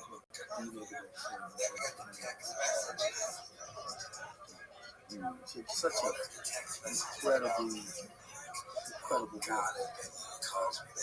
As such a legendary musician like yourself, because you're so interested in such an expert in artificial intelligence. I have an interest in it because I think science fiction in a way had a huge impact on me. You know, horror and then science fiction. And then we've had this kind of relation with the idea of the supercomputer, Colossus, HAL 9000, 2000. What was it? Knight Rider, called Hit, Car to Talk to Car to Talk. We've had this fascination going, and I'm probably skipping a bunch of stuff. The science running, robotics, the robot from Lost in Space, the robot from Forbidden Planet. We've had a fascination with this technology going back. I mean, much longer than that, even folklore, it's been a thing. So, the idea of technology having a kind of life of its own, even if you think about something like a music box, right? Turn the thing into play a tune. Well, a music box is a kind of sequencer, right? Play a piano, with the piano seems to play itself. You have a roll, and it automates the keys. That was like a huge craze to play the piano. In fact, there was a composer, Conlon Nancaro, and if you get a chance, listen to Conlon Nancaro's music. He took piano rolls, and he made impossible piano. He made these pieces to play a piano that would be impossible for a human being to play. Incredibly fast, incredibly dense, really out, really entertaining. He was a pioneer of the idea. Not exactly electronic, but using mechanical music. So we've had a fascination with automata. The idea of a box that speaks, the oracle. We've had a fascination with it, and now we're finally at a place. Even think about movies. Movies would portray computers that didn't exist. And computers were faster and more reliable than computers that actually made there. So we've had this idea now, finally, to get into it. They're not just personal computers, phones, tablets, have a lot of people. And, this whole idea of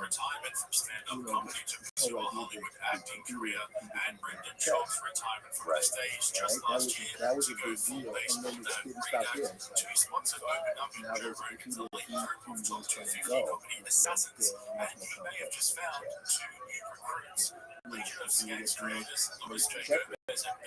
So this whole idea has been just a fascination. And to what end? Really, now we're starting to see things that we only saw in sci-fi books and movies. We're starting to see those kind of things, and now it's starting to Have you always thought deeply about this kind of stuff since you were a kid? Or has this been something that was snuck in movies earlier? Or is this something absolutely. I mean, again, I was fascinated by the movie. I was fascinated, and then turned to find out I didn't know that that the movie did figures mathematicians that were they helped. They actually were essential in embodying how the declarations for the the space capsule. And so after watching this episode, JRE, And then I learned about Dwight. And Dwight in the Mercury. stand-up comedy. I Dwight thought was his in style one. of comedy casting. PJ was on JRE as a solo guest only a couple of months ago, and he's made several other appearances on the podcast as well. But I think because of all the political controversies going on at the You moment, think when you watch movies that the movies get their inspiration from like what is real, right? Like, you think that when you watch something in some sort of crazy sci-fi film and people are going to space or planets, that this is all based on something that's already has potential in the real world.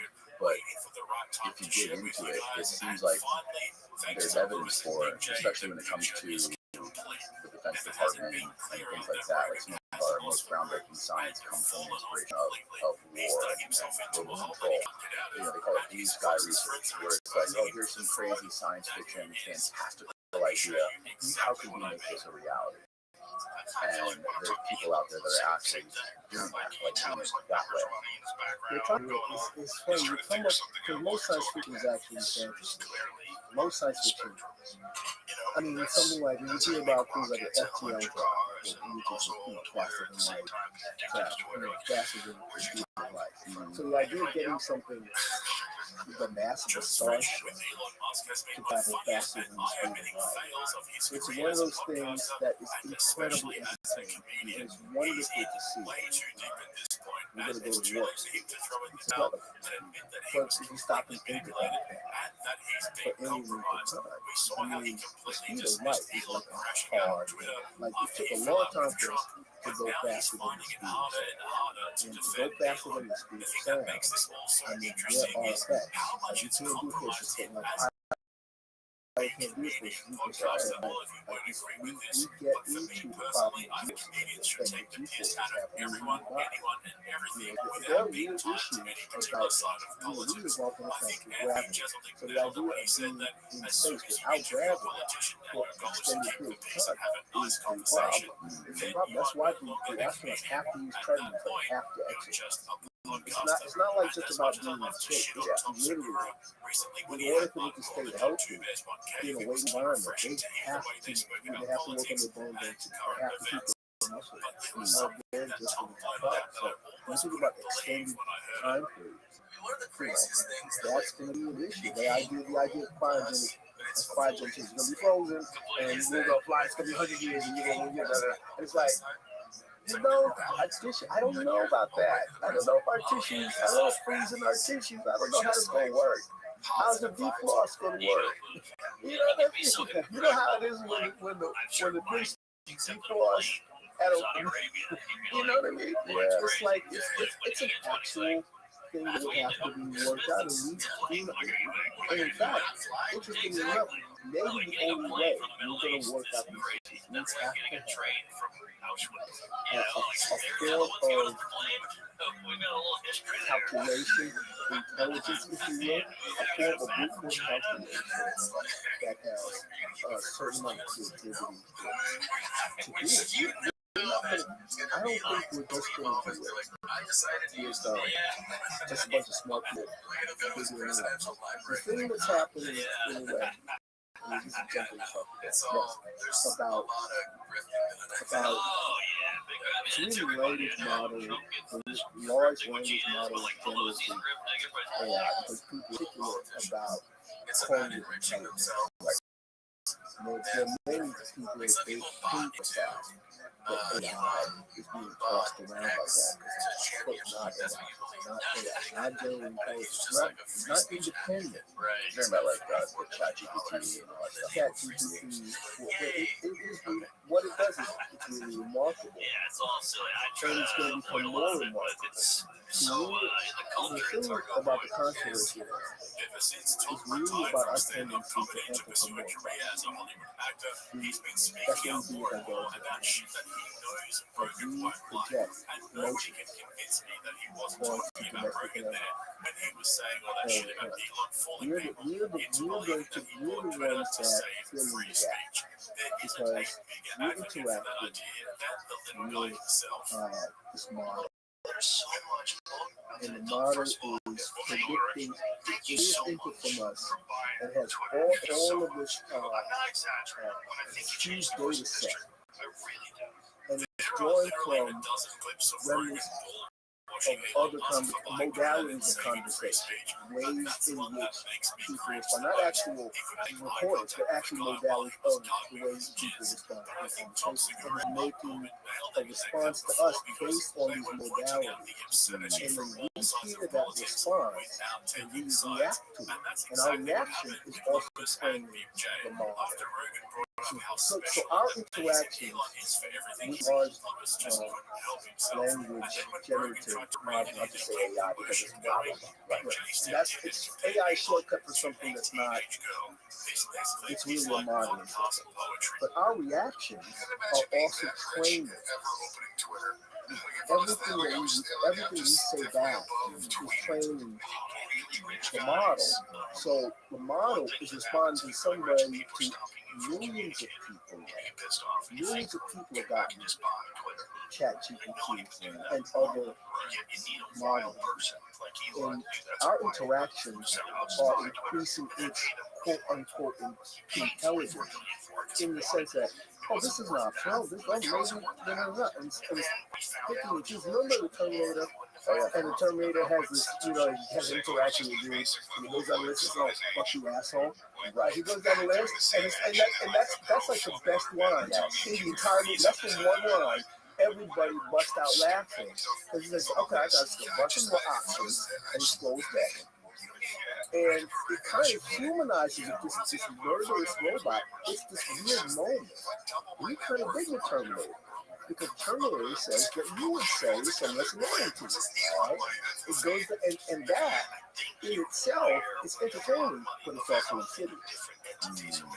Right? Yes. Because now the Terminator, now Schwarzenegger is like, hey, he's a guy we go to a bar and we'll drink with him. Because he said, "Fuck you, asshole." And that's because we anthropomorphize. We make the meaning. We make it mean something. Our laughter at that moment. And it's real, it's genuine, right? It's human. It was written by somebody. In what works for everybody, goes down a list, goes down a list of box, right? And he picks the one and you don't, right? But at the same time, as funny as that is, it's also like this other weird thing is going on. Like you're taking the villain and turning him into a villain. Right, it's all about the interpretation of because even from what I understand is that ChatGPT is basically, it's not, when you ask it a question, it's not necessarily going to be the right question or the wrong question. What it does is it basically scours the internet for all of the essays that have been done on certain topics, and it finds out what other people have written about things and sort of like regurgitates it in its own way. But that could be, it could easily find something that, all this stuff is, its library of context that it pulls from is all based on what humans have done. And it could be something that was incorrect, or slightly incorrect. Yeah, well, it makes, the thing is, so there's a ChatGPT 1, 2, there's 3, there's 3.5, and now there's 4. So the thing that's interesting is that ChatGPT is actually, it's kind of silent. A ChatGPT 3 only had information up to 2021. Maybe ChatGPT has 2022, but it's silent. It's not totally running around. It's actually kind of okay. But it makes mistakes. It says off the cuff things. It goes off on tangents. And the researchers say, oh, the model is hallucinating. Now, the thing is, they don't know when it's starting to do that. They were like, what's it doing? It's doing something that they know it's doing it, but they do not know why. They do not know why it makes stuff up. They don't know why, but it does. The thing is, ChatGPT 4 is an order of magnitude more accurate than ChatGPT 2.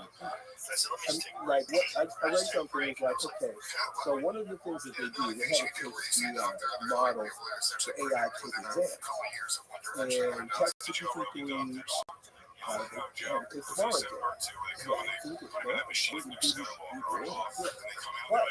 ChatGPT, well, 3.5 is much better. 4, ChatGPT 4 passed the bar in the 90th percentile. So it passed the bar at the top rank of where human students are. And that's the difference between 3.5 and 4. And that's a shocking move. That's a shocking move. And now that's when you heard all the people say, oh, we need to slow this down. That's when you start hearing people say, I mean, people have been saying that this is a very concerning thing. But really, ChatGPT 4 was the version that had everything whoa. People started to see where is it, where is it up? Now, maybe there's a limit. Some people say, well, you know what? There's a limit to the levels of cognition that is going on. And other people are saying, we don't really know that because it's having its own internal conversation. It's building its model based on external input, but it's also having conversations. And maybe that's why it's hallucinating.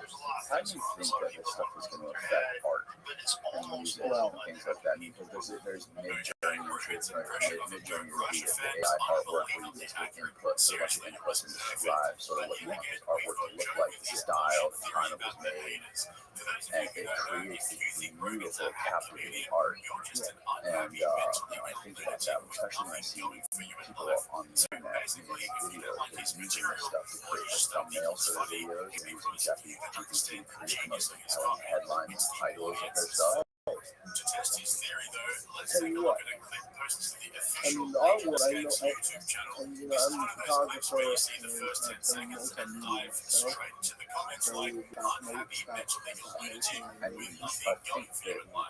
There was like an AI Drake that people were listening to. Oh, the AI Drake is like a big thing. More people were listening to it than regular Drake for a while. Like it was like it was creating bangers. Like Drake's like amazing. It was great. It's very on the weekend. It's but what's happening right now? Okay, when sampling first came in, like the high, all those early samplers revolutionized hip hop. I mean, and rock and roll, bands like Pink Floyd have been using tapes, like the Mellotron is basically a keyboard that plays chording of violins. And it's got this whole nostalgic feeling because it's got these old tapes of violins, and when you hear it, you get this emotional feeling because it's like violins from old music. It's a very specific kind of thing. Where Peel Street, the talking came out, they incorporated a bit of Stevie Wonder playing fingertips. He was a kid. And it's an incredible moment of this nostalgia, feeling Stevie as a young kid, his voice is all high, and it's an emotional. It's messing with the emotional thing. Well, nostalgia. Nostalgia is the thing. Right? So then it started to come out. Public Enemy, De La Soul, and De La Soul in particular, Deep Behind Rising. Prince Paul produced that, and there was no law, there was no real legal framework, and a lot of the artists let it go. They didn't respond to it. There's all kinds of stuff in there. I mean, the Turtles, they tried to use a piece of it from the Turtles. Still said no. And that was the beginning of the legal, pushback. And that's when the whole thing about samples had to be cleared, and you use the sample, use the sample part of the song, then the artist can say, I'm a co-writer. Fair enough. So there was that. And it actually became a situation where it became almost plastic in the sense that the richer artists with more money, could afford to pay the bigger licenses. They could, so if you're in the mix and your budget is $500,000, $1 million, you can go to a Broadway show and pay off your right. Whereas an artist that's local backpacker can't clear that system. Right? So it's already legal things creating a tiered experience. Like a small fry to get shut down. If you're already in the mix, you're good to go. Many people game that system too with these record labels and royalty game system. Like there's a lot of recent in the last couple of years, a lot of really popular hip hop songs that have come out that sample some older songs. And what they do is they'll see it's in the top charts, they'll let it run for a couple of years, let them make a bunch of fucking money, and then Exactly. There's a whole thing about sample forensics, music forensics. I mean, there's a whole quarter of people that's all they do. Is that they listen to songs. I remember DJ Premier got really upset. There was a dude that was like, he had a website, he would go, oh no, that break is for you. That's for you. Because, people with OCD, that's OCD hip hop to them. It's like, I know that break, that's their drum, that's their drum. That's Jabba. And then go back, and then this is a break, that's the break. And the DJs get like, yo, you violent, you expose him, it's like, people go, okay, it was Isaac Hayes produced that. So there's that. So this thing, so that's the legal claim. And it's that's established over the lawsuits for many years. What's happening with the voice I know you're watching and taking and letting think it was his idea. Throw Norman and it'll be perfect. I mean, it looks like Big J has taken the appropriate steps for admission into the top two. Phonemes. Voice has those aspects that make your voice unique. Right? And now the idea of modern phonemes and being able to like talk to a mic, you talk into a mic, but another person's voice like that is here. And there was a company called Lion. Basically named after the Australian lion. And lyrebird can imitate any sound. It's not like a cat. It's almost like an organic tissue. Like you play beats and you play a track. A bird will imitate it's crazy. I mean, and it's aren't quite sure how it's able to do it, but it doesn't just, it's not like a talking bird that says, audio crap or whatever. It actually will make the sound of drums, and it's obviously people want that. So somebody came up with this, and they did the first beat they did Obama, and the first time you heard it, you could tell that it was almost like, because it's kind of dated, it kind of has these dropouts, it's kind of almost like a robotic imitation of a robot. You take individual words and string them together. That has moved so far ahead to the point where you can hear drums and be convinced of other things. With the ChatGPT 4, you have access to, it's like everything that's on a particular record. So I want you to make me a line that doesn't exist, but in style. And basically, when you as the human producer, you get the first one on point,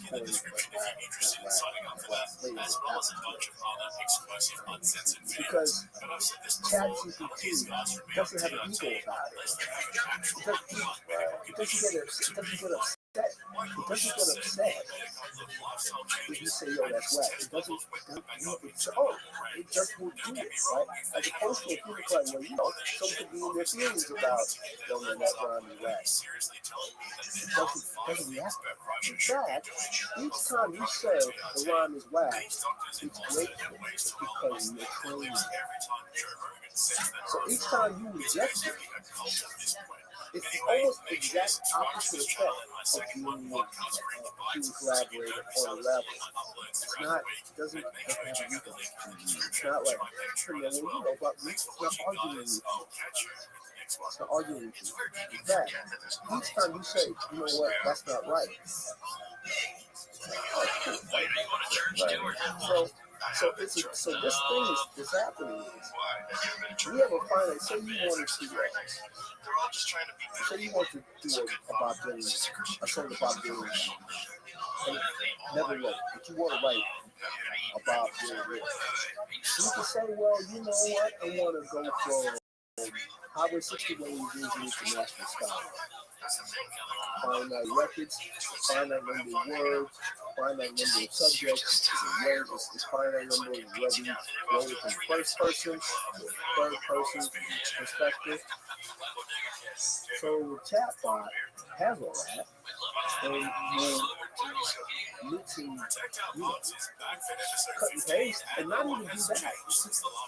That's one of the things that's really weird. Because the first kind of chess computers as well, like memory banks, like all the chess games, right? You can go like that. This is not like that. You just don't tell it to use a chess, but really what it's doing is that it's doing trial and error. You make a movie, it's not going back, it's not looking at Paul Morphy, it's not looking at Bobby, it's not going at Bobby Fischer. It's not doing that. What it's doing is it's trial and error. And going up to the error, and then you respond to it. Okay? That. It's doing it in real time. And that's the difference. So you make up, say, it not only, imagine this, it not only has access to say Bob Dylan's lyrics from Highway 61 New Jersey International Style, it could also have access to everything the critics wrote about those guys. So it could have access to reaction systems. That's the thing that people got to have to grasp. This is okay. So how do the critics respond to that? So it's not only taking into account the words, it's taking into account the reactions. And to average out what was reacting to and make up a song that didn't exist, that a critic that wrote about it, you did. Right. And then it presents it to you, and then you go, well, let's rap, or you go, man, that's the thing about these things. The problem is almost like it's what we wish we could do. Sure. It's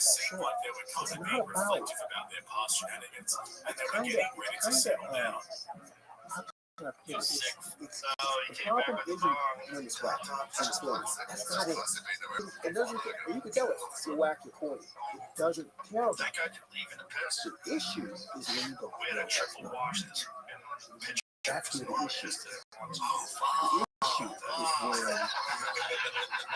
the thing that's going to go down with artificial art. It's not about when it's cheesy. It's about it's actually music. Years ago, there was a book of quote back in the 80s. This has been going on. There was a program called Racket, and this was like a syntax-to language. It wasn't even a language model. It was kind of like using rules of grammar. Coming up with these things. It was kind of really, very, very random. You didn't know, it wasn't contextualizing at all. It was word salad. And basically, there was a book that was put out called The Policeman's Beard of Hacking Steps. And it's a book of poetry by this program. And I was looking at the thing, and I was like, okay, some of this is just abstract. There's a poem in this book. That poem is what my loneliness. It is so. I had to remind myself. This is just a program.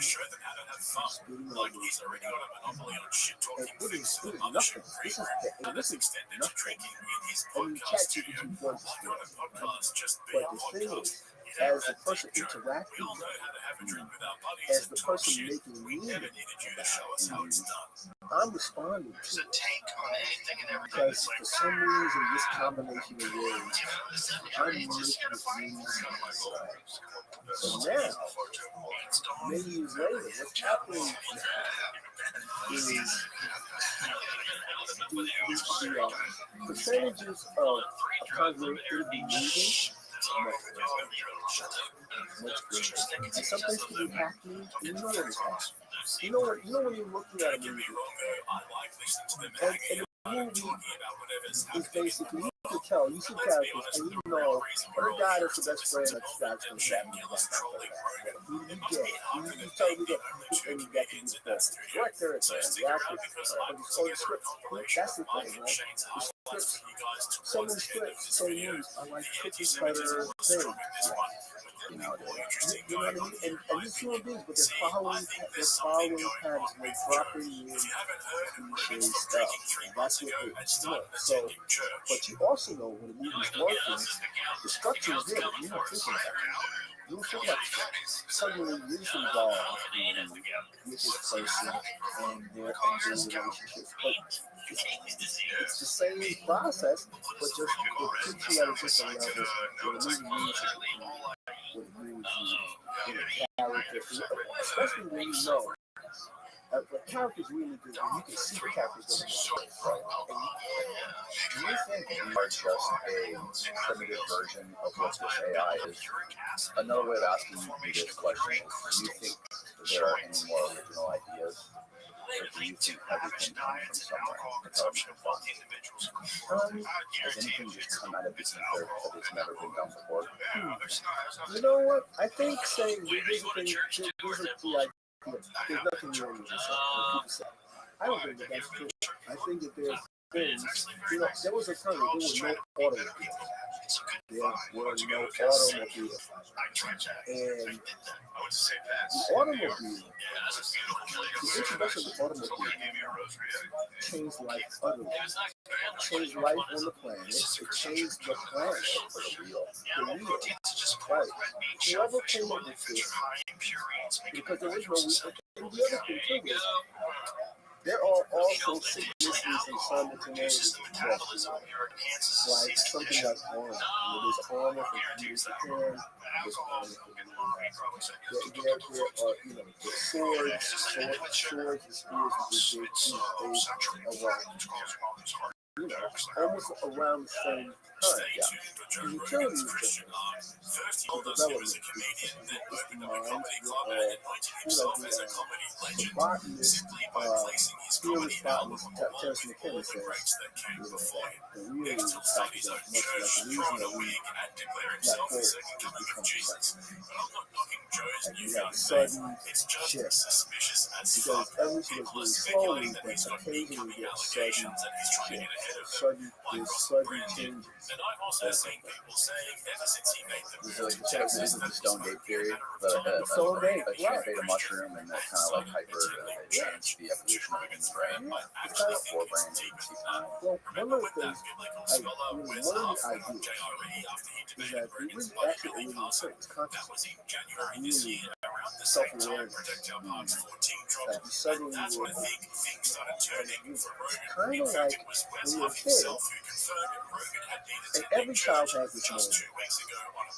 The moment when you realize you're going to die.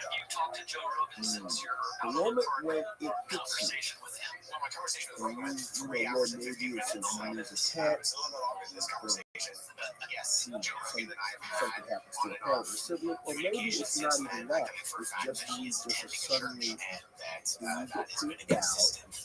So, things are happening, and he's a very inquisitive individual, and I think for the better in that he's communicating with me and other people in his life who are that is a particular moment in anyone's life.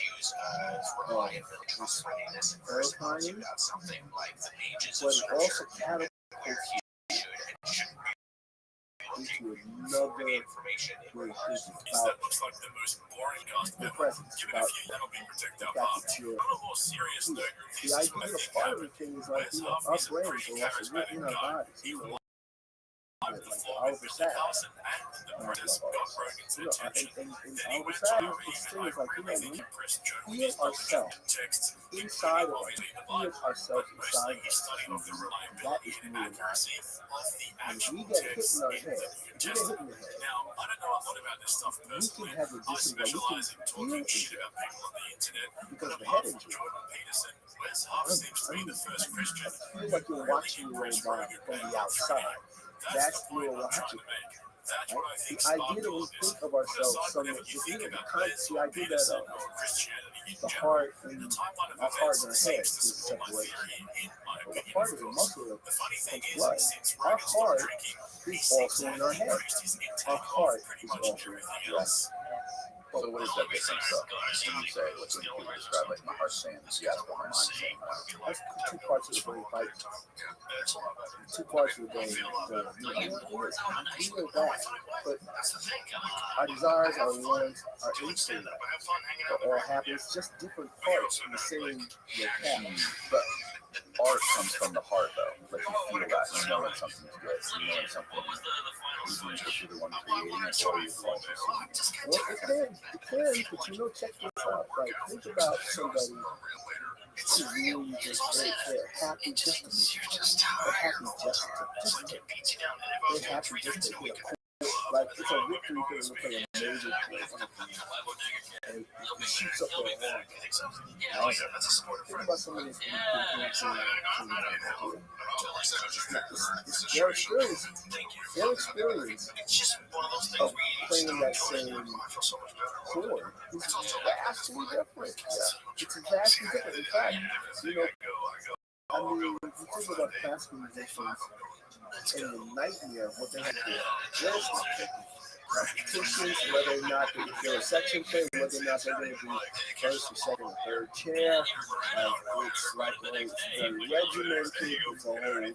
So, especially if they come from a family of professional musicians that have to expect it to be private bodies, so they're experiencing music is in another, it's a job, it's in another, and you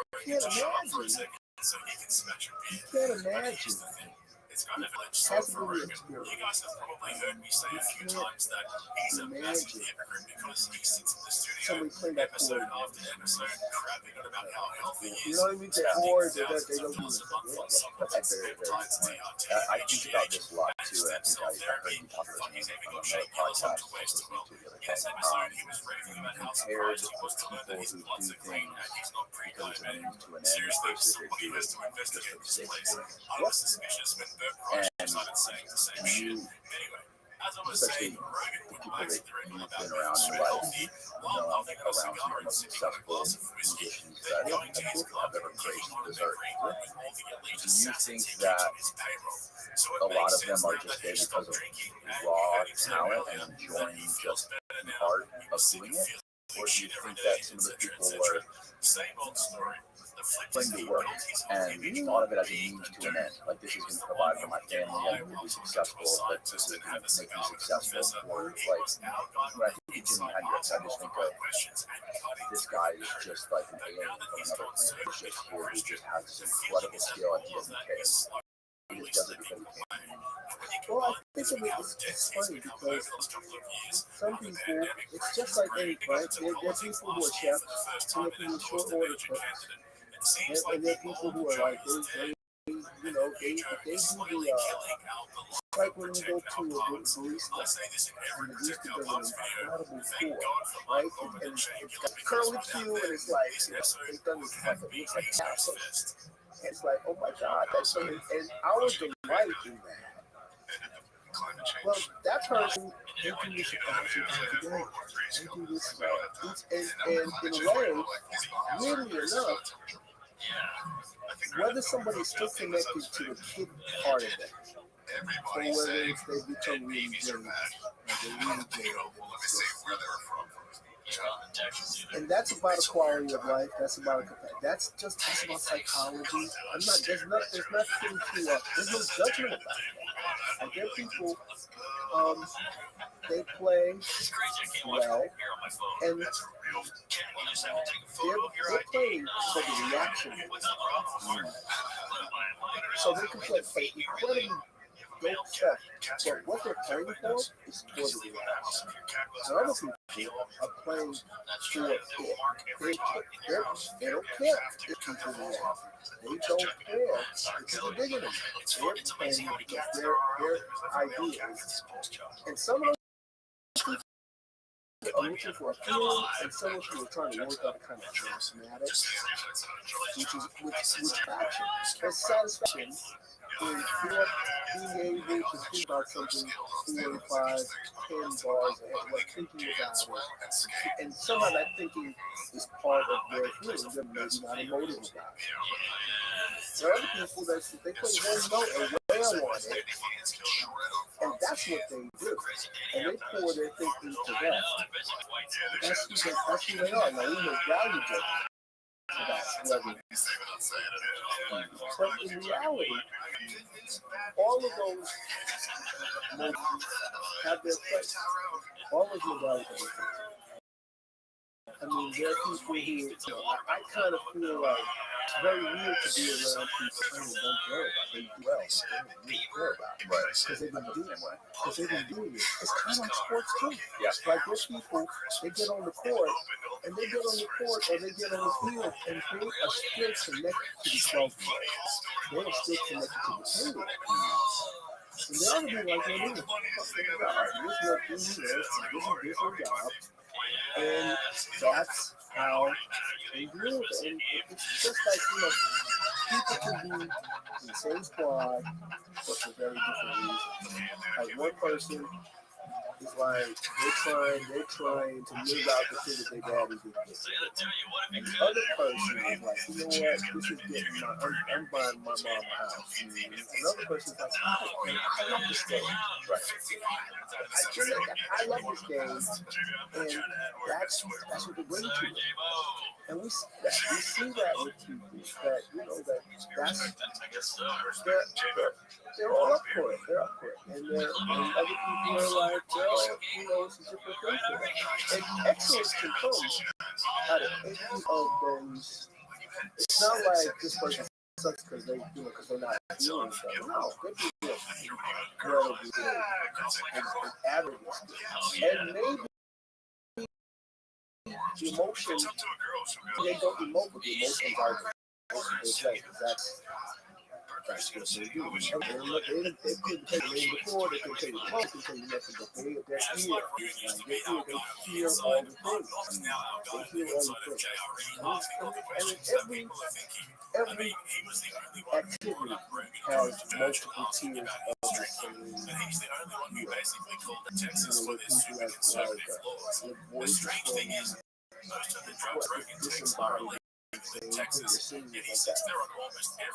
But I see that with incredibly well.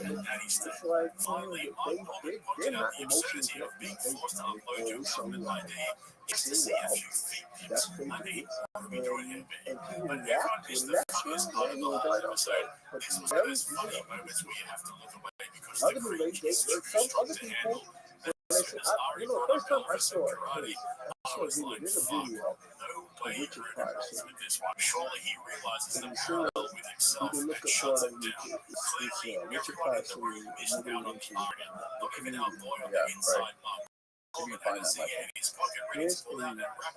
Richard Pryor moving into he was hollering like it's really first you hear it, oh, he can sing. You say somewhere in the middle of it. I just want and this has been fascinating since I was turned on to it. It's like whenever you sing, very rarely you really imitate, and it's like it's so confusing because you say so well. that she could have just been vocal. So then I'm thinking, there is something about singing that missing. There's something that you couldn't handle the emotional. There's something maybe it made you sing. Maybe you were made to sing when you were very uncomfortable because it just made no sense that he had that much talent as a singer, and that when he was a comedian, he never imitated singers in his act. He didn't do impressions of singers. He just didn't do it. And I was thinking, there's an emotional state that he could. He had. Bishop Pride had a history. And it's fascinating because there's something about it. That he's a bomb expert. And not only that, not one person in the comment section noticed it either. Wow. How long was he there? Way to let me down like that. But all jokes aside, which isn't hard when it comes to Rogan, I actually have a solution to all of the problems I've outlined in this video. Since Joe's moving into his Fox News boomer years and he cancelled Sober October because he's sick of Bert Kreischer annoying the shit out of him, why not replace Rogan with Bert and replace Ari with Tim Dillon? Hear me out. Just imagine that for a second. Instead of Rogan's political rants, we get Tim Dillon shitting on Elon Musk, Bert going so red in the face he blends in with the curtains behind him, while Shane Gillis calls everyone gay, and Mark Norman says, hang on, isn't Tim actually gay? Let's go, Joe, do something funny for once in your life. He's even got poor Jamie off the booze. Next minute, this is going to turn to full-blown boomer radio filled with favorite Bible verses. Ironically, jokes is from his Triggered Comedies from 2016, where he shits on religion for being completely made up. Sadly, that Joe Rogan is no longer with us. R.I.P. brother, we'll miss you. Get used to Rogan changing the subject when Jamie brings up Elon's tweet saying the reason the Epstein list hasn't been published is because Trump's on it. All the while, he's got the fucking director of the FBI sitting across from him, throwing hands up and saying, that's none of my business. I know when to stay in my lane. Where is this coming from? Tony Hinchcliffe and Brian Redband listen to the internet and get Shane Gillis done again as Elon Musk and Tony, but something tells me Rogan won't allow that at the moment. Anyway, that's for another video. Remember to head over to my second channel, Podcast Cringe Bites, and subscribe so you don't miss out on all of my uploads throughout the week. And if you want to see my full review of Tom Segura's new Netflix show, Bad Thoughts, check out the link in the description to my Patreon, where you'll find a bunch of exclusive, long-form, uncensored content as well. Thanks for watching, guys. I'll catch you in the next one. It's the weirdest things comics like policing what should be talked about. If someone comes up with the most amazing fart joke of all time, Who would have thought? I'm saying Out so in the middle of it, I was like, I'm not sure I trust people anymore. I couldn't. I was like, then I had to go. Wait a minute. What is up? Then I started going. Okay. Unbelievable thing to be There's something about singing that you clearly is very uncomfortable with. It didn't make any sense to me that he had that level of talent. I mean, because he's really Yeah. right? Yeah. And it's not just that he's hitting the notes, the vibrato, expressiveness is on a whole other level. But for him, he's much more comfortable coming.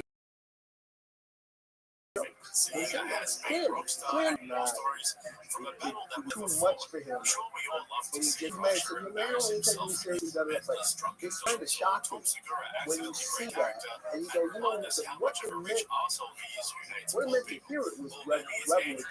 But what it meant to him, there's something else going on. That he was like, no, I'm not moving that.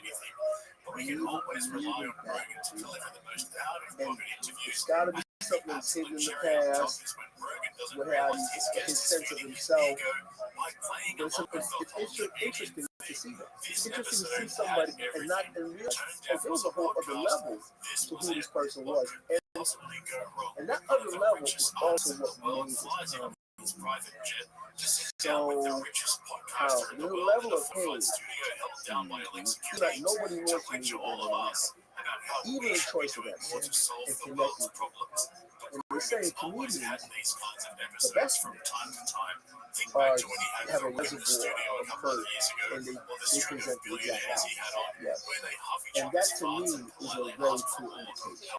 Like that, of what And not only that, it's people that have gone through and suffering, I use it as a most interesting.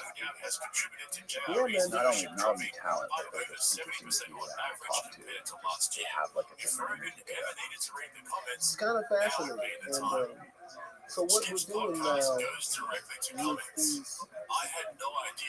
with these large language models and the kind of impact they're going to have.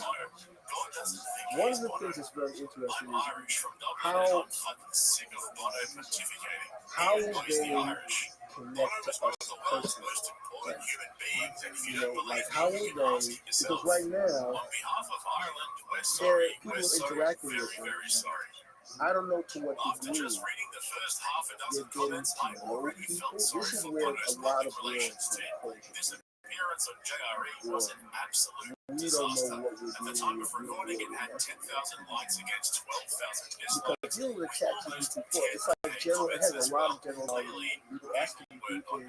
It doesn't quite. It's like a hyper advanced version of the Santoro sound sample. It's hyper advanced. But, you know, like Siri was put out the video and oftentimes all it does is it goes and does searches, little searches on the web. It's really not good. It's really frustrating when it says what it can't do, what it can't do. I thought it was very interesting that they made Siri, they voiced Siri as a human. I think it was a misogynistic idea to put something else and give it a female voice and not have it be more than a beta kind of stuff. Well, they have multiple voices, don't they? They changed it. Like now they do. They're not. Yeah. Now they change it because at first those Siri was only a female voice. I've never been more sexy than when I practiced it. Oh man, I'm calling all kinds of things. I don't argue with you. And you feel ridiculous. I'm fighting with, and she's like telling me like passive aggressive. Well, I don't know. Is that what you think? I'm fighting with my phone.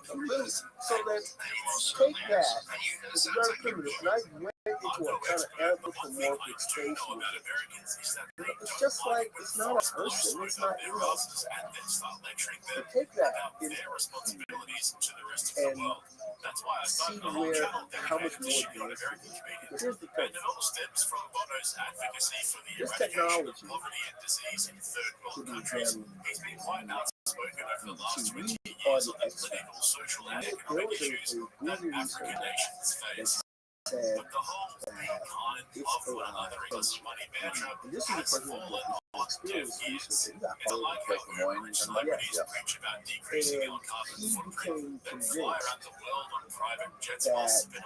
the AI he was working with was alive. And he's not right.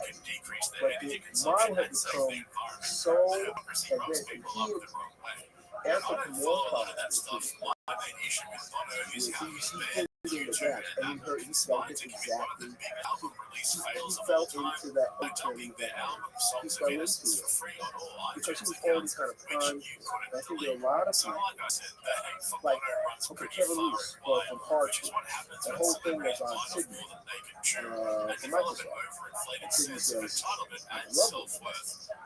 He didn't go for it. He was like, "Well, now I'm happily married." And Sydney goes, "You're not happily married. You had a boring generation. You need to leave lessons. Came at him reading lessons." So, and Microsoft, they kind of okay, we guided back. They noticed you can't have a super low conversation. Kevin Roos started getting mail. So you killed Sydney. People were mad at him. Not leaving his wife to Sydney. I don't know. It was crazy, right?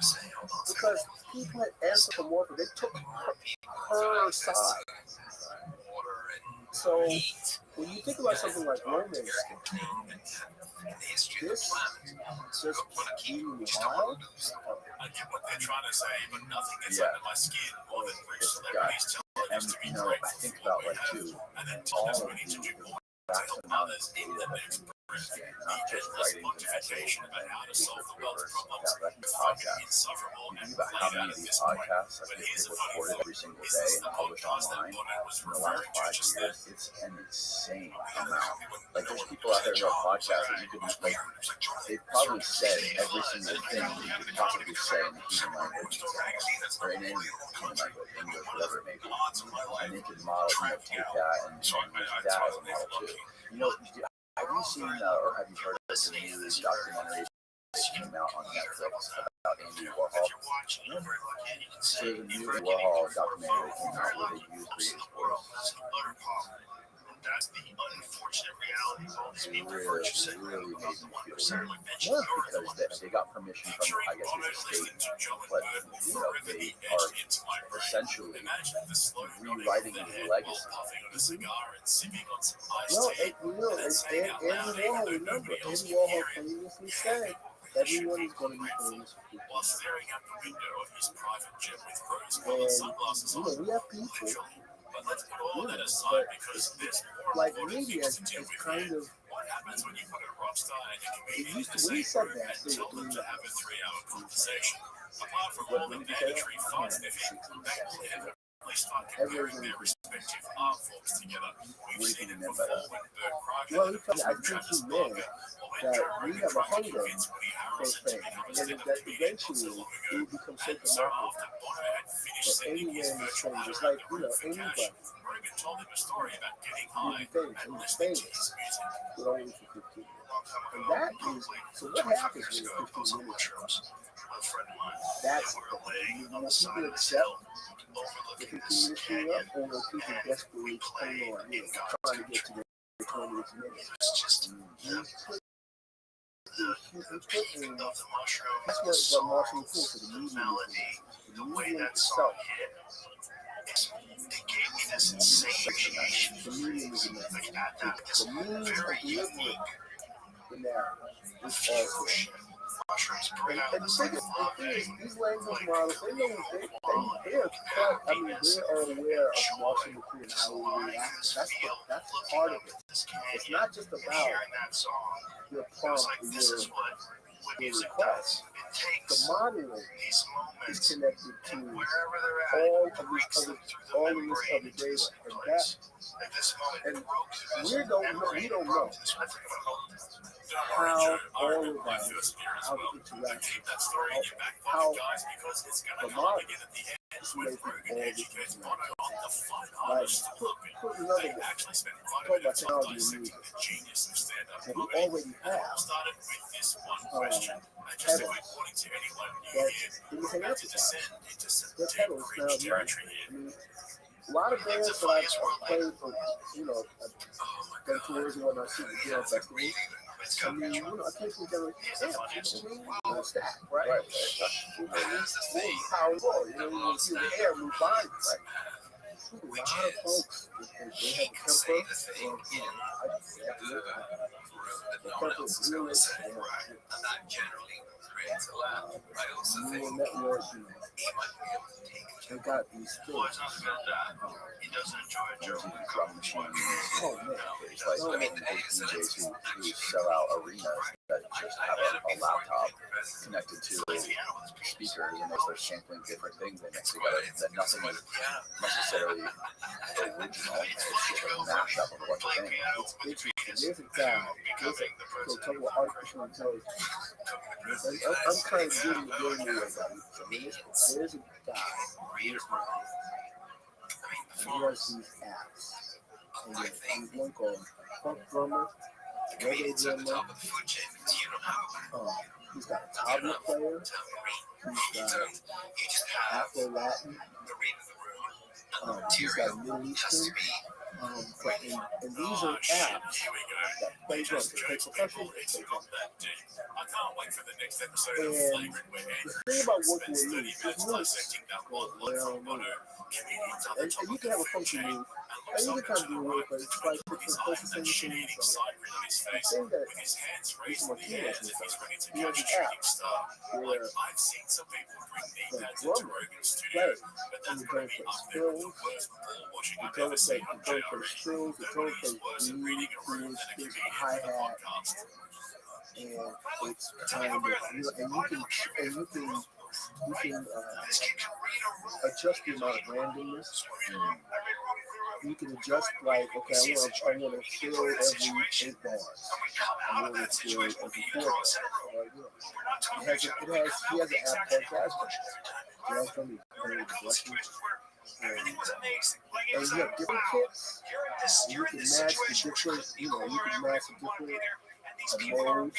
He's got some drummer has 5 funky drummers. And kind of plays a pattern, and basically you have, not just you have a model that's based on quads, and won't just play with like repetitively, just play with a certain key, you add swing to it. It's crazy. I've done people, I'm like doing stuff and now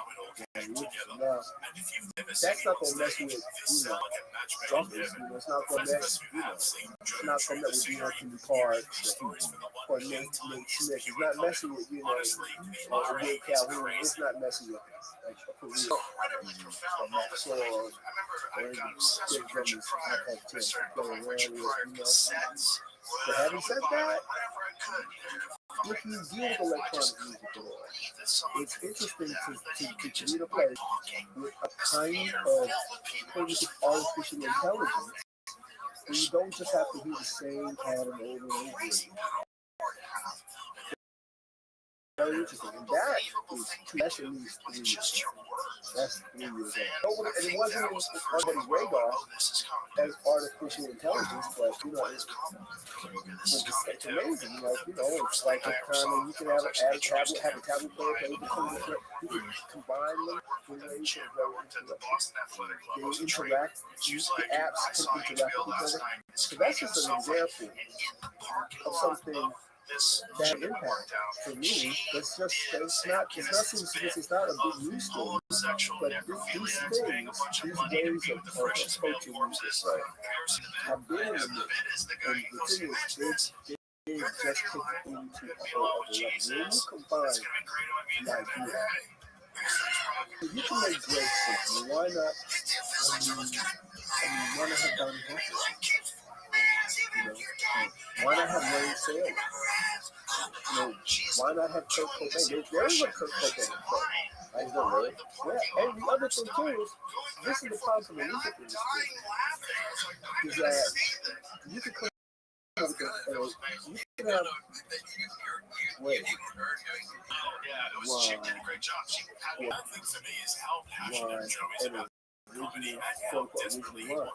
So you say, okay, I want you to make me a Rakim one. But I want a Rakim one that he never would, like microphone free. I want you to make me an original microphone free. But I want Kanye.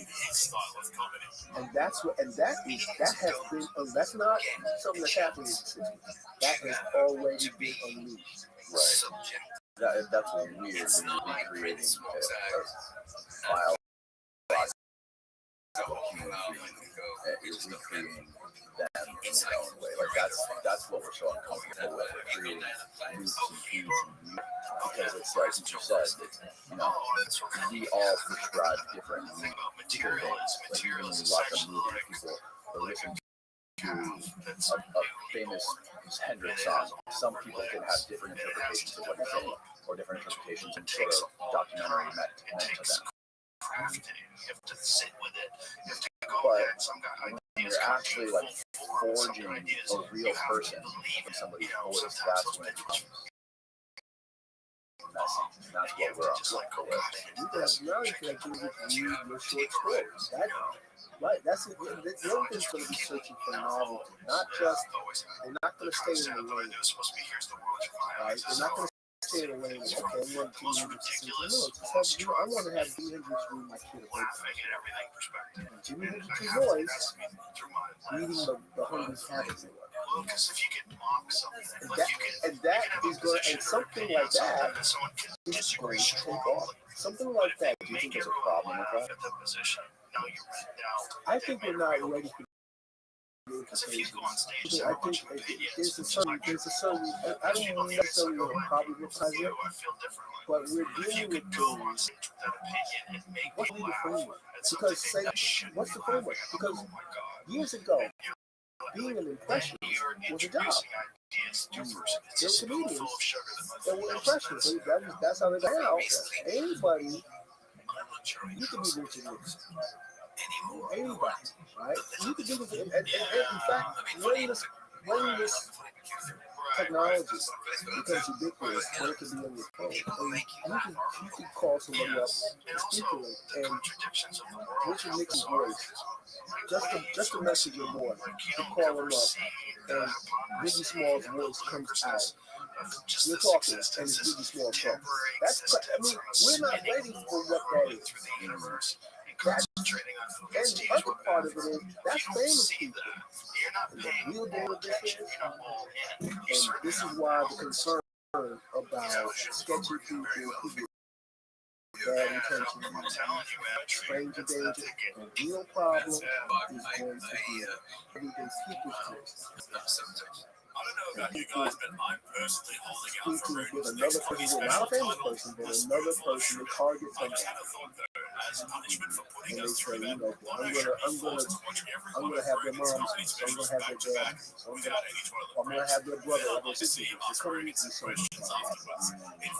And if that person knows enough about it, not just, if that person knows enough about it, then they can use phrases and things. That's terrifying, and that's why there has to be. I don't know what the legislation is. I don't, but we're gonna have to think about it as a society. We're going to have to think about it because it's not just about, because it's kind of like it's cute until it's not cute. Right. It's cute until it's not cute, and that's the thing. Because like it's happening with famous people, and you know what? It could get very sideways. Because the last thing I heard about the technology is that you don't really even need. Because I thought that you have to have a lot of a person's voice to be able to program it. Now, I heard one person, oh no, we only need to have like 10 seconds of voice. Really?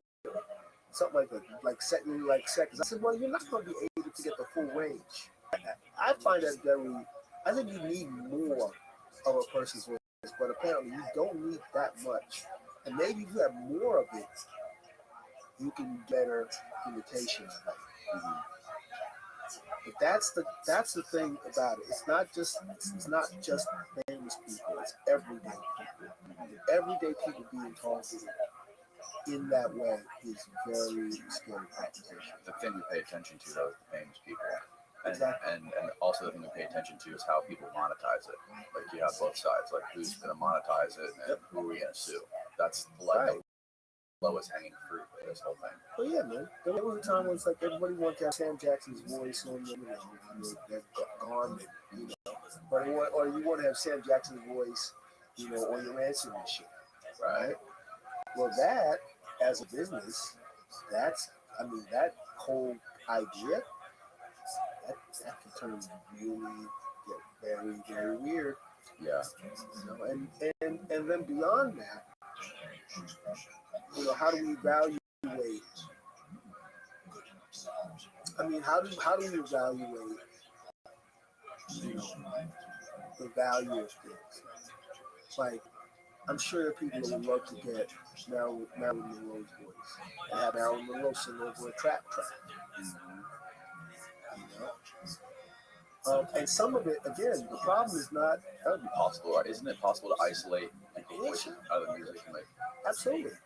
That's the other thing too, right? That's how you're getting those things with getting the stems, isolate. That was my favorite thing too about some of my favorite hip hop artists, like in the early 2000s. They would release their mixtapes and they would also release like the acapellas, and so you'd have the separate thing. So all like the other little DJs make their own. They could put Gucci Mane's voice on a Kanye track. Exactly. Now you can get Gucci Mane's voice, but you can make Gucci Mane say whatever you want him to say. Yeah, exactly. And that's the other part of it. It's one thing to release the acapella of your voice on a track, and you let somebody sample a hook, but suddenly you could take that person's voice and make them say whatever you want to make them say. And that is it does get crazy, but it gets like it's cool because it's the good, the bad, the ugly. Yeah. Again, right? Yeah. Again, but people are gonna find a way to fight about it no matter what. Like it's amazing that it's possible, right? Like it could be something that I would want to listen to all day long, every day. Yeah.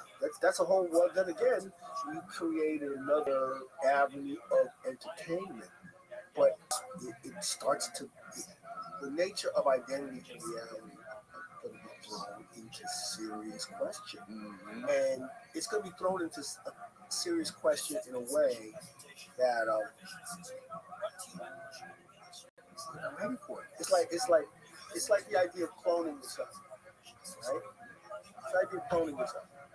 You decide to make a clone of yourself. Well, if you were successful, you would have a baby, because babies got to grow up in real time. But you know that the baby, on some level, is, even though it's not you, we're not psychologically prepared. We're literally not psychologically prepared. That's part of the reason why cloning of humans is illegal. Right? The idea, because people they're doing it in China, aren't they? I think they've done it there. But there's a whole thing. How successful is it? I know that there was a craze about cloning cats. Yeah, that was like a thing. And then people say, well, you know, that cat is not your cat. Cat actually is. It is, and it is. And that's a crazy thing. I know that was like a discussion point. And I don't know how far that got. You know, if people graphic, that thing. Human cloning, like somebody's going to want to and whatever they're thinking it is, it's not going to be what it's It's not. Nobody's prepared for that. But the absolute blind hypocrisy of the way Rogan describes comedy is wild. Everything he was describing just I there heard that. is the I don't exact know if it's still. opposite of what he That does. was the thing. One That of had the been biggest talked about criticisms of his latest special Burns was that he was flogging 5-year-old pandemic babies to death, and how colleges take it sounds like it would be a thing. It sounds like something some rich person would do. Dog cloning in the U.S. What is this company that does it? Always amazed me more than Can you zoom anything in on it? he's ever done, and that includes the stool hunting. Dog cloning through Biogen Pets presents an opportunity for dog owners to open a new window for extending their relationship with their beloved pets. Dogs provide a unique companionship, loyalty, and love. It's difficult for many dog owners to imagine life without their dog. Indeed, many dogs become members of the family. At Biogen Pets, many of us are loving dog owners ourselves, and we understand the intimacy of nature of the relationship. Biogen is a world leader in animal cloning. Our scientists have been developing successful animal cloning and reproductive technology for over 15 years. Wow. Okay. Inquire today. That is, you know, and bonkers. That's bonkers. And the thing is, that's a story. And see, we have pictures of their, because that's a bold, that's a bodacious claim. That's a bodacious claim. Just type in pet cloning on Google and see what comes up. also like are there any like reaction like owner reaction? No, What? That's kind of true. That's cold. Tech cloning is getting more popular despite the cost. I wonder how much they charge. $100,000 you would be working for.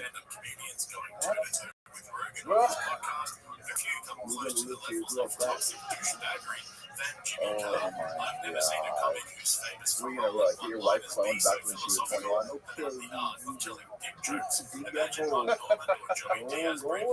Go on now, get the show. Get the show. Keep on digging. Keep on digging. My wife doesn't listen to this podcast. Oh my god. And you know what's funny about that? You know what? See, that's great. You know that thing. You know, I'm sorry, but the two cats, like, you know, the clone just looks evil. The original looks like super woman. That's like a choice, right? It's putting that background, have the clone staring, malevolently at the camera directly. Come on, see, that's what we do. We editorialize them. What happens when you mix the biology of the clone with AI shit? That's far. I'll tell you what. Or like video games, virtual reality video games, like The Sims, or like what's that game called with all those rovers? That game called No Man's Sky that has 18 quadrillion worlds in it. It's an infinite amount of worlds, and it was created by like 12 college students. So the thing is, okay. So when you throw in, and again, this is another inevitability. When you throw in these large numbers into games,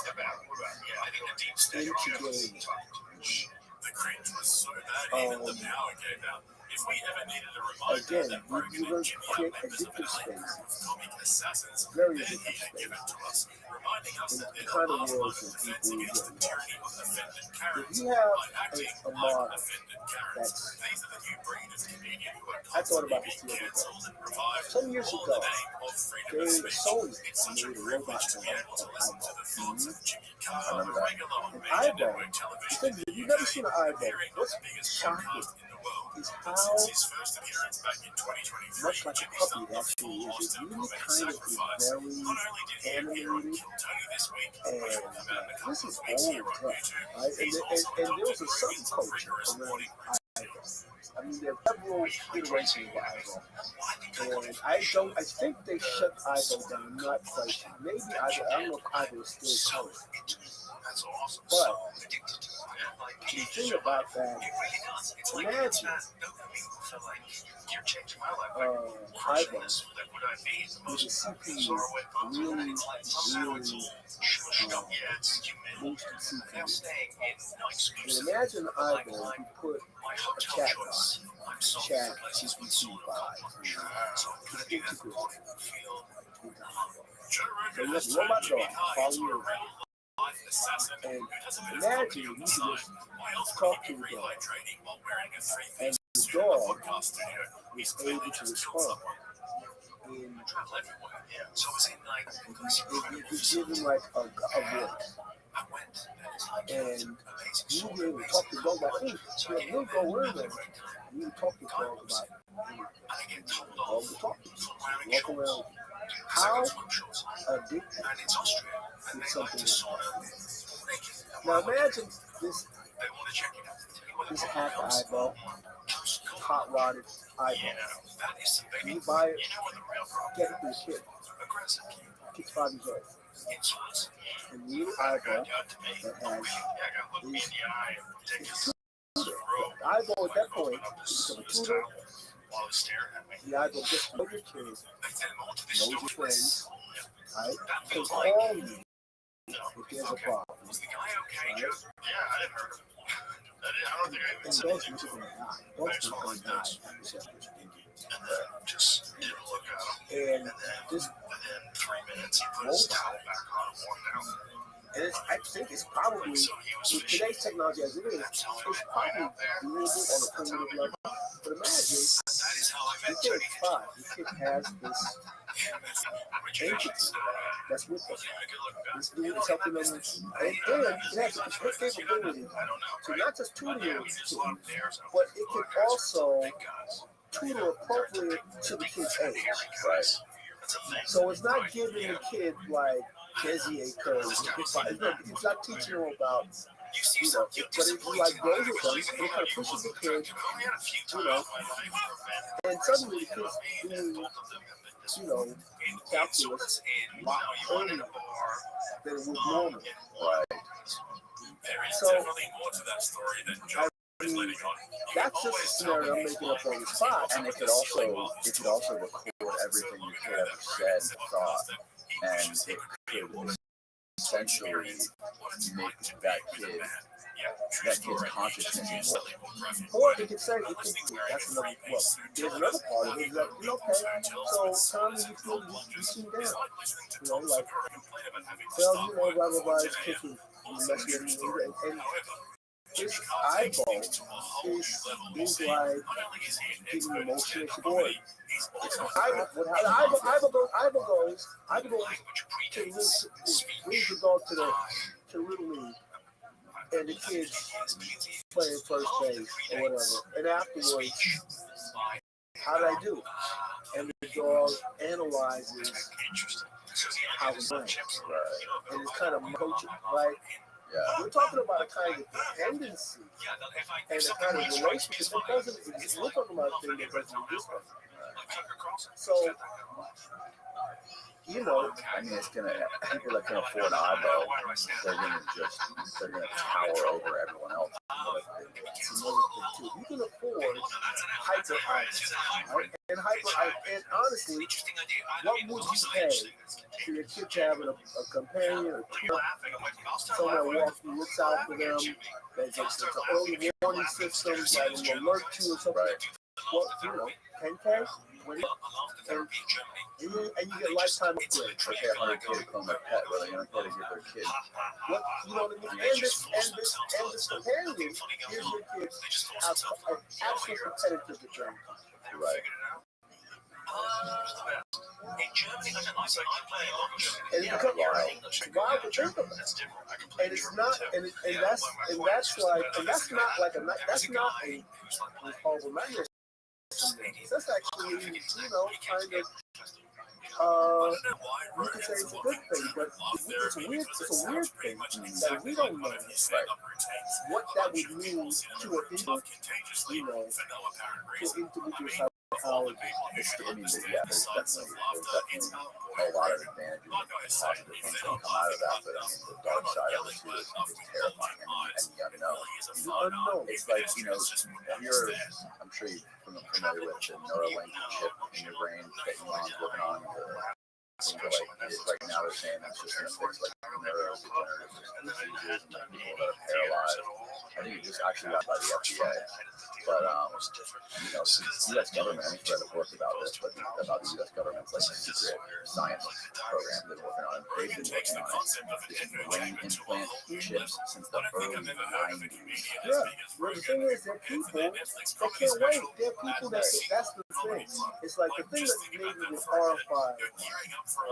There are people that literally wait. They want to be the science. They want the exoskeleton. Yes.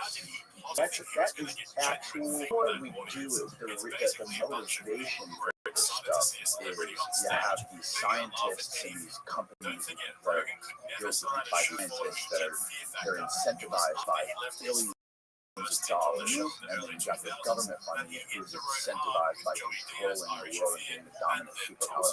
It all boils down to these primitive instincts. Well, one of the things about the idea of creating a small God, one of the things that a lot of people who are resistant to the idea stop it. The cause is AI. Like, if you check out like some thought leader as the current and we talk to some of these people, they want to shepherd and they feel like they're shepherding the next stage of evolution. Still, by interpreting a new form of life. And really, the money and things, again, talking about motivation, there's almost a religious fervor to where some of these folks are. Yeah. They want, generalized, independent intelligence and what. One thing that's happening, and this is something to bear in mind, because there are other people that say, you know what, it's all it's not going to be it. So one of the things to bear in mind is that we have to interact. We have to make we have to engage with the model. We have to get to the model is not on its own. We have not crossed this line where the model on its own is contact. It's not making the phone. It's not making. It's not like on your laptop. Suddenly your laptop comes on and we have to press the button. We have to swipe in order for this to happen. And at the point in which the models are reaching out to people, that's where that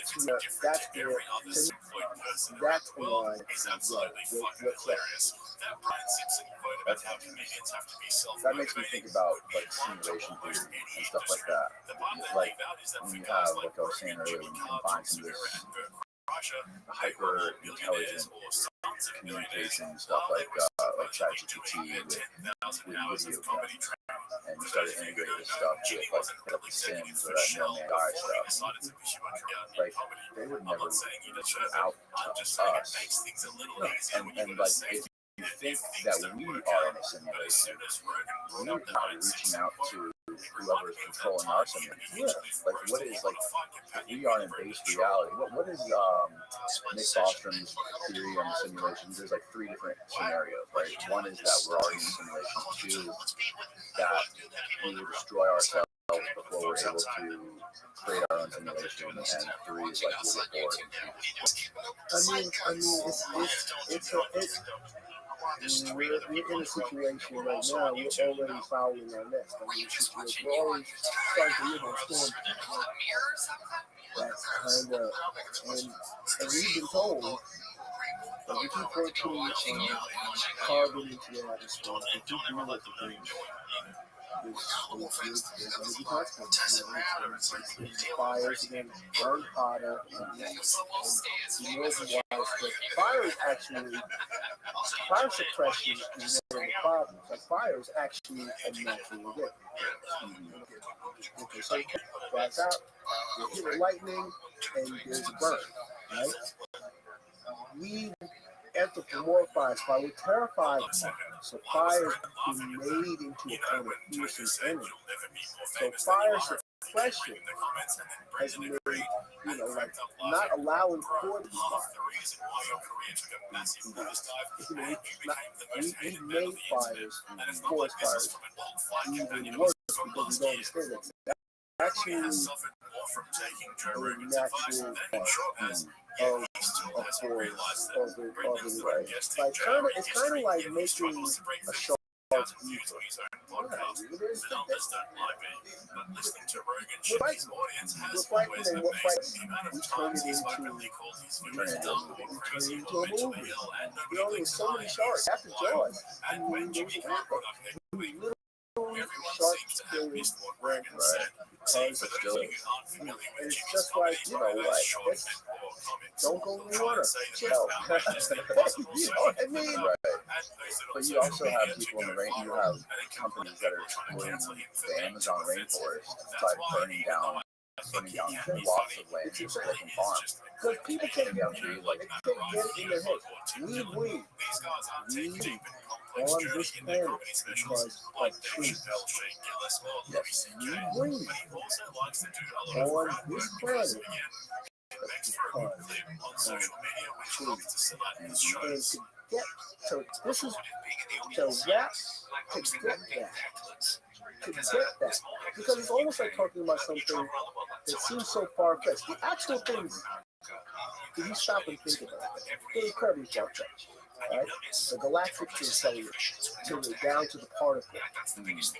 That's when in this reality we're finding smaller and smaller and smaller particles. And we also know the universe is expanding. This is not this. Looking is not even that special. It's special because we're here, right? And we're talking about like things like UFOs and things. I don't want to go down that. Just actual stuff. But see, actual stuff like the life cycle of like there's a thing that puts a thing in a thing, and then the other person is the thing. That's the life cycle. So it's all this crazy, unlikely things have to happen in order for the parasite full life cycle, or the creature's full life cycle, codependent, symbiotic relationships can be very complex. And to wrap our heads like this whole idea that the reason that they're cat is because toxoplasmosis is and that basically if you have cats and there's essentially you get it in feces and it gets into you. It's very icky because because we make a value judgment about species. It's like a necessary part of life, right? So this, if your brain's a particular way, you get this parasite, and then suddenly it's just, I want another cat. I want another cat. It's like, and it's a weird thing because we just, that lady's crazy. She's no, she's actually been infected by the parasite. She's been compelled to do you know the origin, like how toxoplasmosis works in nature? You know what? We can Google that. Have you heard about? Yeah, you could ask GPT-5. Have you heard of like there's? I guess like the way it works is, from what I've heard, is that it gets itself into the cat's piss, and when the cat's piss, it does something to the where it makes them, they smell it and they get super horny, and then they all go to the cat's piss, which makes them get caught by the cat, and it's like this crazy loop, right? That's the idea that lures and things that pull creatures into it, and it can be it's very intertwined. It's really weird, and that's weird before we get into magic and weird other shit. Just actual things are complete markers. And now it's creating toxoplasmosis. Right, that's a part of life.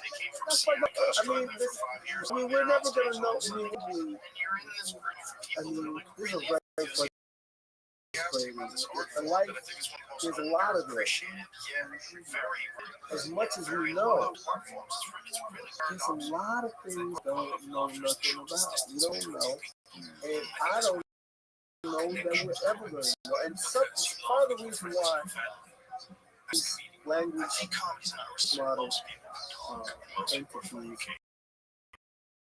or programs, part of the interest, like we want to ask it, we want to get to the point where we could tell us what's up.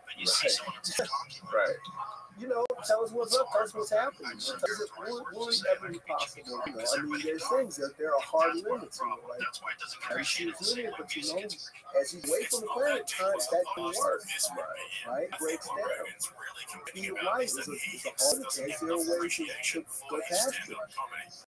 We talk about thinking in multiple dimensions. Yes. Is there a way, we talk about the multiverse, Marvel movies, whatever, is there, what would it take?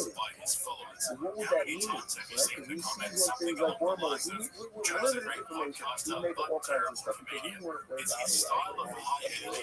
We want to pierce the veil and see what's happening over there. As far as I was just listening to a podcast about the fact that there's these UAPs now, that these pilots are like, yo, we saw this thing, and the government said, yeah, we saw it. We don't know what it is. We don't know what it is. We don't know what the hell. We don't know what the hell. It's supposed Tic Tacs. That's why, like, no human being can withstand the GPS, right? But the one thing is, they're not attacking. They're not attacking, right? It would be a different scenario. It's like, the Tic Tacs just blew up St. Louis. Shit, you know, if the Tic Tacs start blowing stuff up, then we, you know, as is now. That's another thing, that topic. People get very about that topic. People have like down meaning in that. Because like other civilizations have people watching over us, or here with us. Please God. Well, this is what's happening. This is part of the impulse. This is part of the impulse of human nature that's going with the large language models. Because we hear ChatGPT 4, and really, we kind of wonder what's ChatGPT 6 going to do. But there's a part of it, you know what? You don't really want to do that. You really don't want to have ChatGPT 6. Because at a certain point, maybe ChatGPT 6, maybe it's not going to call us, but it's going to know us and remember us and be able, you know, and once we have a situation where it talks to us, anytime we engage it becomes personal. That's when we get to the dependency. The dependency, like ChatGPT 6 is not going to need robots. It has us. It has us, and it's talking to us and addressing us in a way that we anthropomorphize it and make it personal. Then I mean, that's a problem because, well, is it totally independent out of our control? Is it influenceable for people that would love to get it and do whatever mischief we want to do? And that's the thing. We are doing it. And we're pushing that button, and we're going to push it. And I, you know, one of my biggest hopes for this thing is that it will somehow enable us to see intentions of people. You know, and that's the worst part of it to people is like people with bad intentions. You know, they could be extremely talented, extremely smart, and they could develop some sort of the same technology, but with bad intentions. So if you can meet somebody and talk to them and know that this guy wants to fuck me over and fucking steal my wallet, or this guy actually like is a genuine being, wants to make a connection with me, and we want to help each other. I think that is a very cool. I'm very hopeful about things like that, to be able to see people's intentions. Well, the thing is, I mean, this is the thing about GPT or whatever chatbot has to do. You know, there's that would be great. But you have to understand that the person that has a certain psychopathy, their chat, they're going to say, to their chat, I need to be smooth. How can I be smooth? How can I be coaching? So, well, you know, whenever you lie, you do this thing with your head. You cannot do it. Right? So the other thing is that on the other side, you want, it's going to become spy versus spy. It's going to suddenly be like your AI is going to be. That's what's happening with kids using ChatGPT for cheat. Writing in a very structured way. But the thing about it, if you've done any kind of writing, or anything with it, and it's you know, it's just like using an ant. There's a character to it. Like, if you work with Fractal, or Line 6, or Temper, there's a certain, I don't know how to put it, there's a certain character, even though it's profiling and there's a certain character that it has. So it's not bad, but it's just a thing. Oh, that people, okay, maybe it's how it handles the presence and movement. It's like, you know what, that sounds like hip. And it could be, and sometimes profiles are, I have confirmed, they have access to all these different profiles. Some of the profiles are really good. Some of the profiles don't sound that good. They just don't sound that good. It's the ones that sound good, sound really good. But there's a kind of aspect to it that you able to hear. Like writing is a very, can be very technical. See, technical, boring writing, those people, those jobs, there's a problem. Because technical, boring writing, Chat GPT-4 can do that. Ridiculous, just like technical, boring writing, the boring stuff. You're talking about creative writing. And that's where that's funny, because like I actually, I just GPT-4 and I interact with it to do certain things. $100 a month or $100 a year? It's like $100 bucks. But the thing about it is that if you do it, you can do it for free. But if you go for free, you can wait for a long time. You can not actually get in for a while. So you get it right away. You can use it on your laptop and then interact with it. It really prioritizes what you want to play. I've done some things with it, and I've actually done things 3.5 or 4. And it's interesting because 4 is more advanced, but I had a story idea and I gave it a time.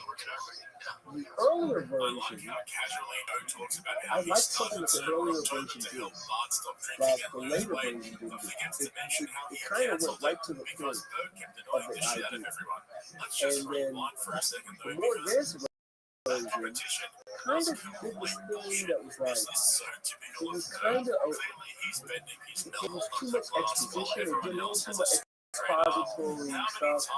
But that's so interesting because you're more advanced than this other version. I like what the other version did better, which I was surprised that I would prefer something like an earlier version. But this is creative, it's not supposed to be accurate. Like, and then after a while, you see certain, I would learn that someone don't do that because don't like if you have a prompt, you kind of, it's like they say in the interview, put the question in your answer. It's like you ask a question and say, well, the reason I blah blah blah blah blah.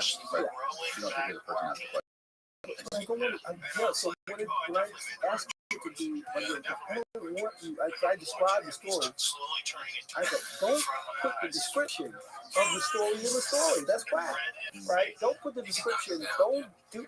So it's weird. It's like it has its limitations. It really does. And if you work with it for a while, you go, there's a certain thing that it does. So interestingly enough, that's why using it to create content is funny because you really have to. You're still involved. You still have to be involved with it because it'll just be a generic. It'll go right to just doing something totally generic. Right. You gotta give it the inputs. It's like a different way to create it. You still gotta be creative. You gotta see, almost like a reverse it. There was a photographer British photographer who won a traditional black and white photography contest with a completely AI generated so interesting because he was a traditional photographer and he was an older gentleman and he was kind of like, man, I love it. This is great. And he won this contest and he didn't take the prize. So I won the contest, but he was still enthusiastic about it. And the interviewer said, so what is it that you do? And he said something so brilliant and I went right with it. He said, well, I'm a prompt cognitive. I'm a chromatographer. So this whole image did not come out of the camera. Right. And the thing is, the reason it won is because he knows lighting. He described the exact lighting. Oh, wow. He described the photo. He described the film. He described the lens that I want to shot with. He really, when he prompted it, because he's a photographer, he asked it to do all of these nuanced things. So the image, it's like an image of two women in one. It's like a younger woman and an older woman. He won. Yeah. What's his name? I can't remember. But he won black and white. He won a traditional. That's the image right there. That's the image. Wow. That looks like a real photograph. Okay, yeah, it kind of does look like a painting now. You can see like in his hand. On the other hand, well, the problem is it's the hand that's on the other shoulder. Yeah, like left shoulder. Yeah, that feels. But a lot of one of the big flaws with AI imaging is hands. The hands are often default. But the emotion, the way it looks like a weathered photograph. Yeah. And seems like a weird lens flare in there. Yeah. Imperfections in there. It's really brilliant. And the thing is that he was the one. As far as I know, well, I'm sure it was around before. And he said, it's photography. That is brilliant because it's another kind of expression. It's a new kind of expression. I added photography. It's my favorite photographer and photographer and multimedia. So the thing is, part of the reason why this photo works so well is because he meticulously described the lighting, and described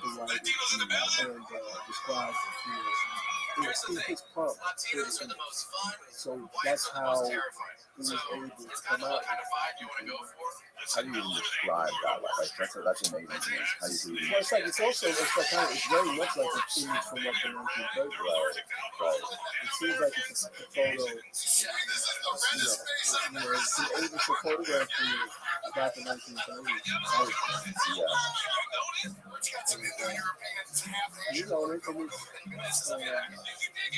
The only thing is the left hand. The left hand on the shoulder is that's where that's the only.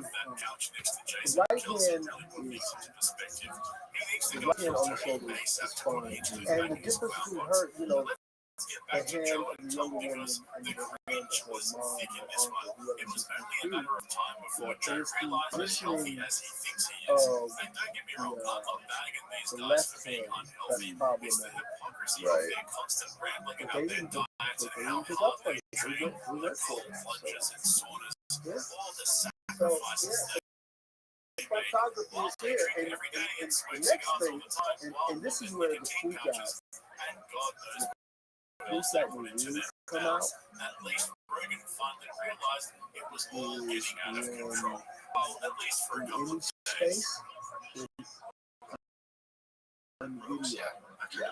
When you can just describe, I want to stop you, have a coffee cup, and I want the table to be out of tea, and I want there to be a follow spot where the cup goes across. When that happens, It's already the deep fake shit is so convincing already. it hasn't been able to be framed by frame. But that's the thing. But give it enough including time. The idea is I want this thing. I make the image, and now I want the image to move. Once that happens, and that to me is the next. So when that happens, you'll be able to say, I want to shot with camera. I want to shot with this. I want to shot with film camera. I want to shot with motion. I want to set it up. You're able to do that. And that can actually go down. The whole. What happens in society? Like the people that want to manipulate society. Like I think the people that control it, people that are in government, people that are people like that have control of Twitter, like with these recent where you see like the FBI is working directly with Twitter and CIA is working directly with Twitter, and like if they want to do anything to help people get addicted or whatever their motives, they could easily move our population because everybody is on Twitter. Everybody is seeing this stuff. Who knows what to do? There's a it has to go to first. There's a place it has to go. See, this is like okay. So there's a place it has to go to. Do you think they would get a hold of it for anybody? That's what. Well, they're not creative people. You know what I mean? They're not creative people. The thing is, the place where it's the most interesting and the most troubling. I mean, my artist friends, half of them there's a lawsuit now because that copyrighted images are used to train. Not all of them, but some of the AI image makers, they use a lot of copyrighted images. Oh, okay. And had it manipulated. Right. So what's interesting is, interestingly enough, the Smithsonian just released a ton of images to the public domain.